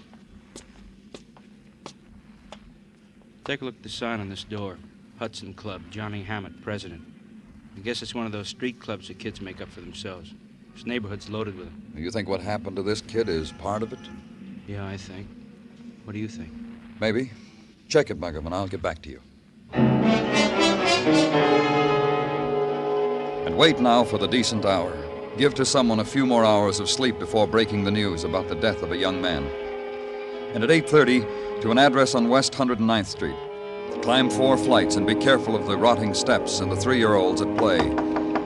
The door opens to your knock, and the woman who pinches her shawl close to her throat doesn't understand what you're saying, and calls a neighbor who understands, who explains to the woman, the mother of a murdered young man, explains what must be done. Accept the fact of death. Identify the body. Bury her son. Then walk away from all of it. You've started a new day. Call headquarters. Detective Muggerman gives you an address. Looked for and found and checked by the night shift. Johnny Hammett, president of the Hudson Club, a tenement on West 43rd near the docks. Johnny's glad for the company.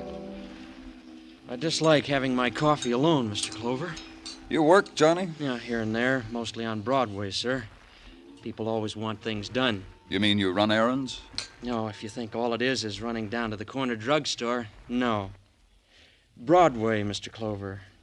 It's full of tourists. Anybody else live here with you? Yeah, my father. I think he still does. I hardly ever see him. How's the Hudson Club coming along? Oh, fine. Fine, thank you. What kind of club is it? Oh, a little bit of everything. Sports, dances, beach parties. The girls do most of the arranging. Girls? Isn't that funny?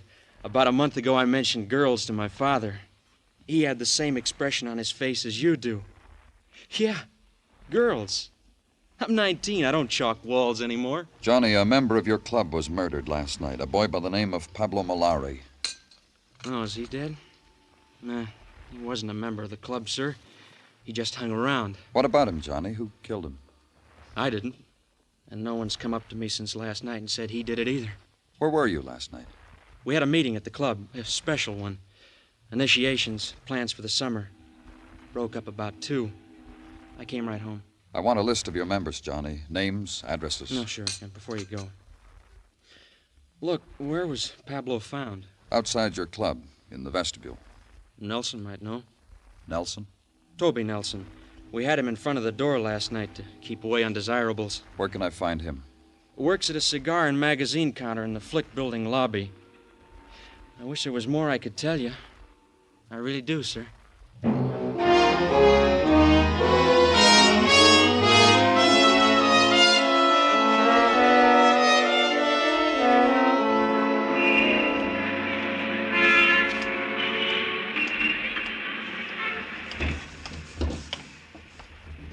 sis, don't forget your change.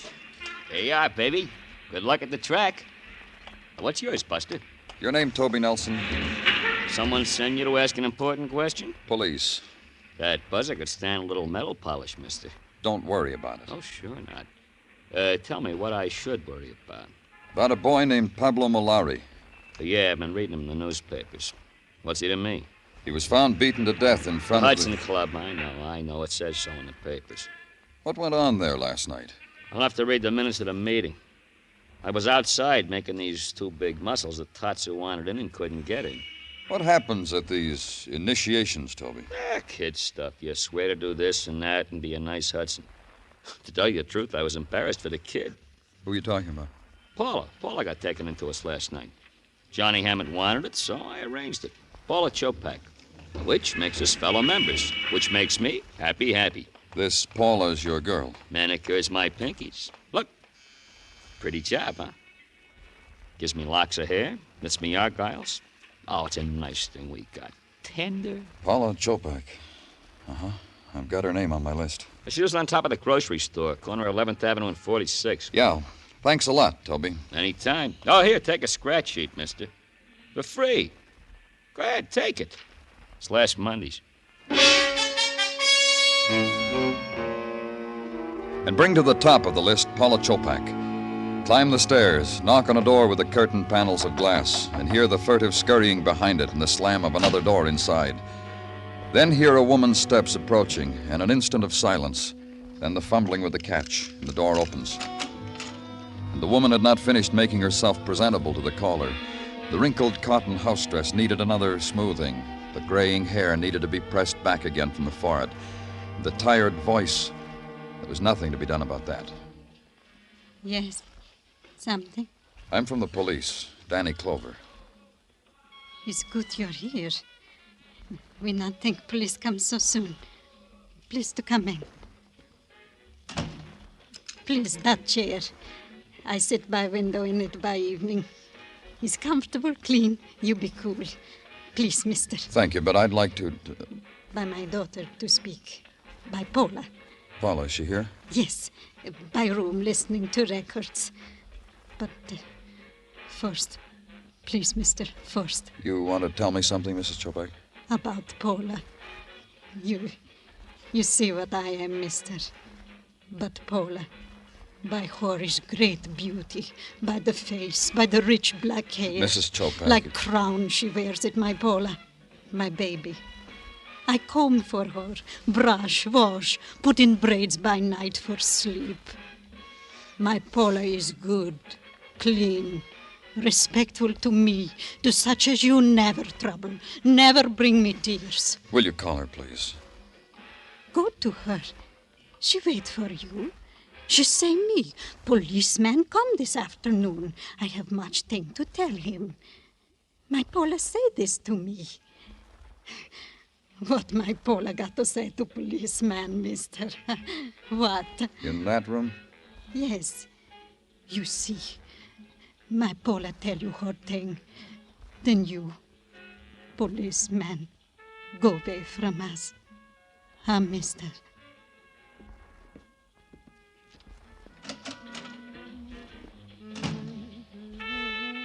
Paula, I'm from the police. I know. I heard. Your mother said you had something you want to tell me. Mom's wrong. I don't think so. Tell me, Paula. Mom can hardly speak English. Sometimes she doesn't understand the things I say to her. I've got nothing for you. Besides, I'm busy. Brushing your hair?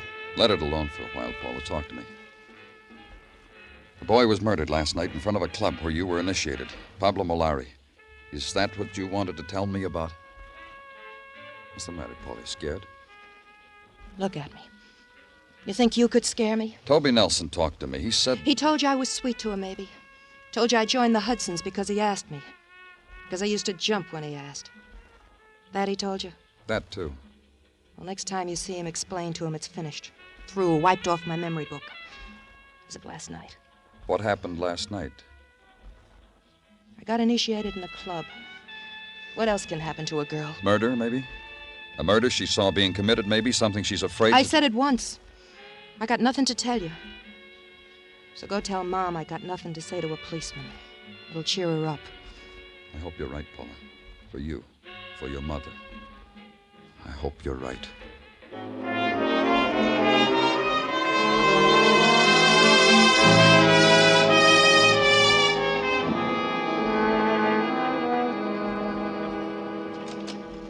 Danny, I give you the evening's greetings. Thanks a lot, Gino. You're here so late tonight. Why didn't you go home after you saw the Chopak girl? I had some work to do. Danny, would you mind very much if I regaled you with a tidbit that happened early this evening at the house of Tartaglia? Please do. Cousin Stanley from Gay Paris showed up after 10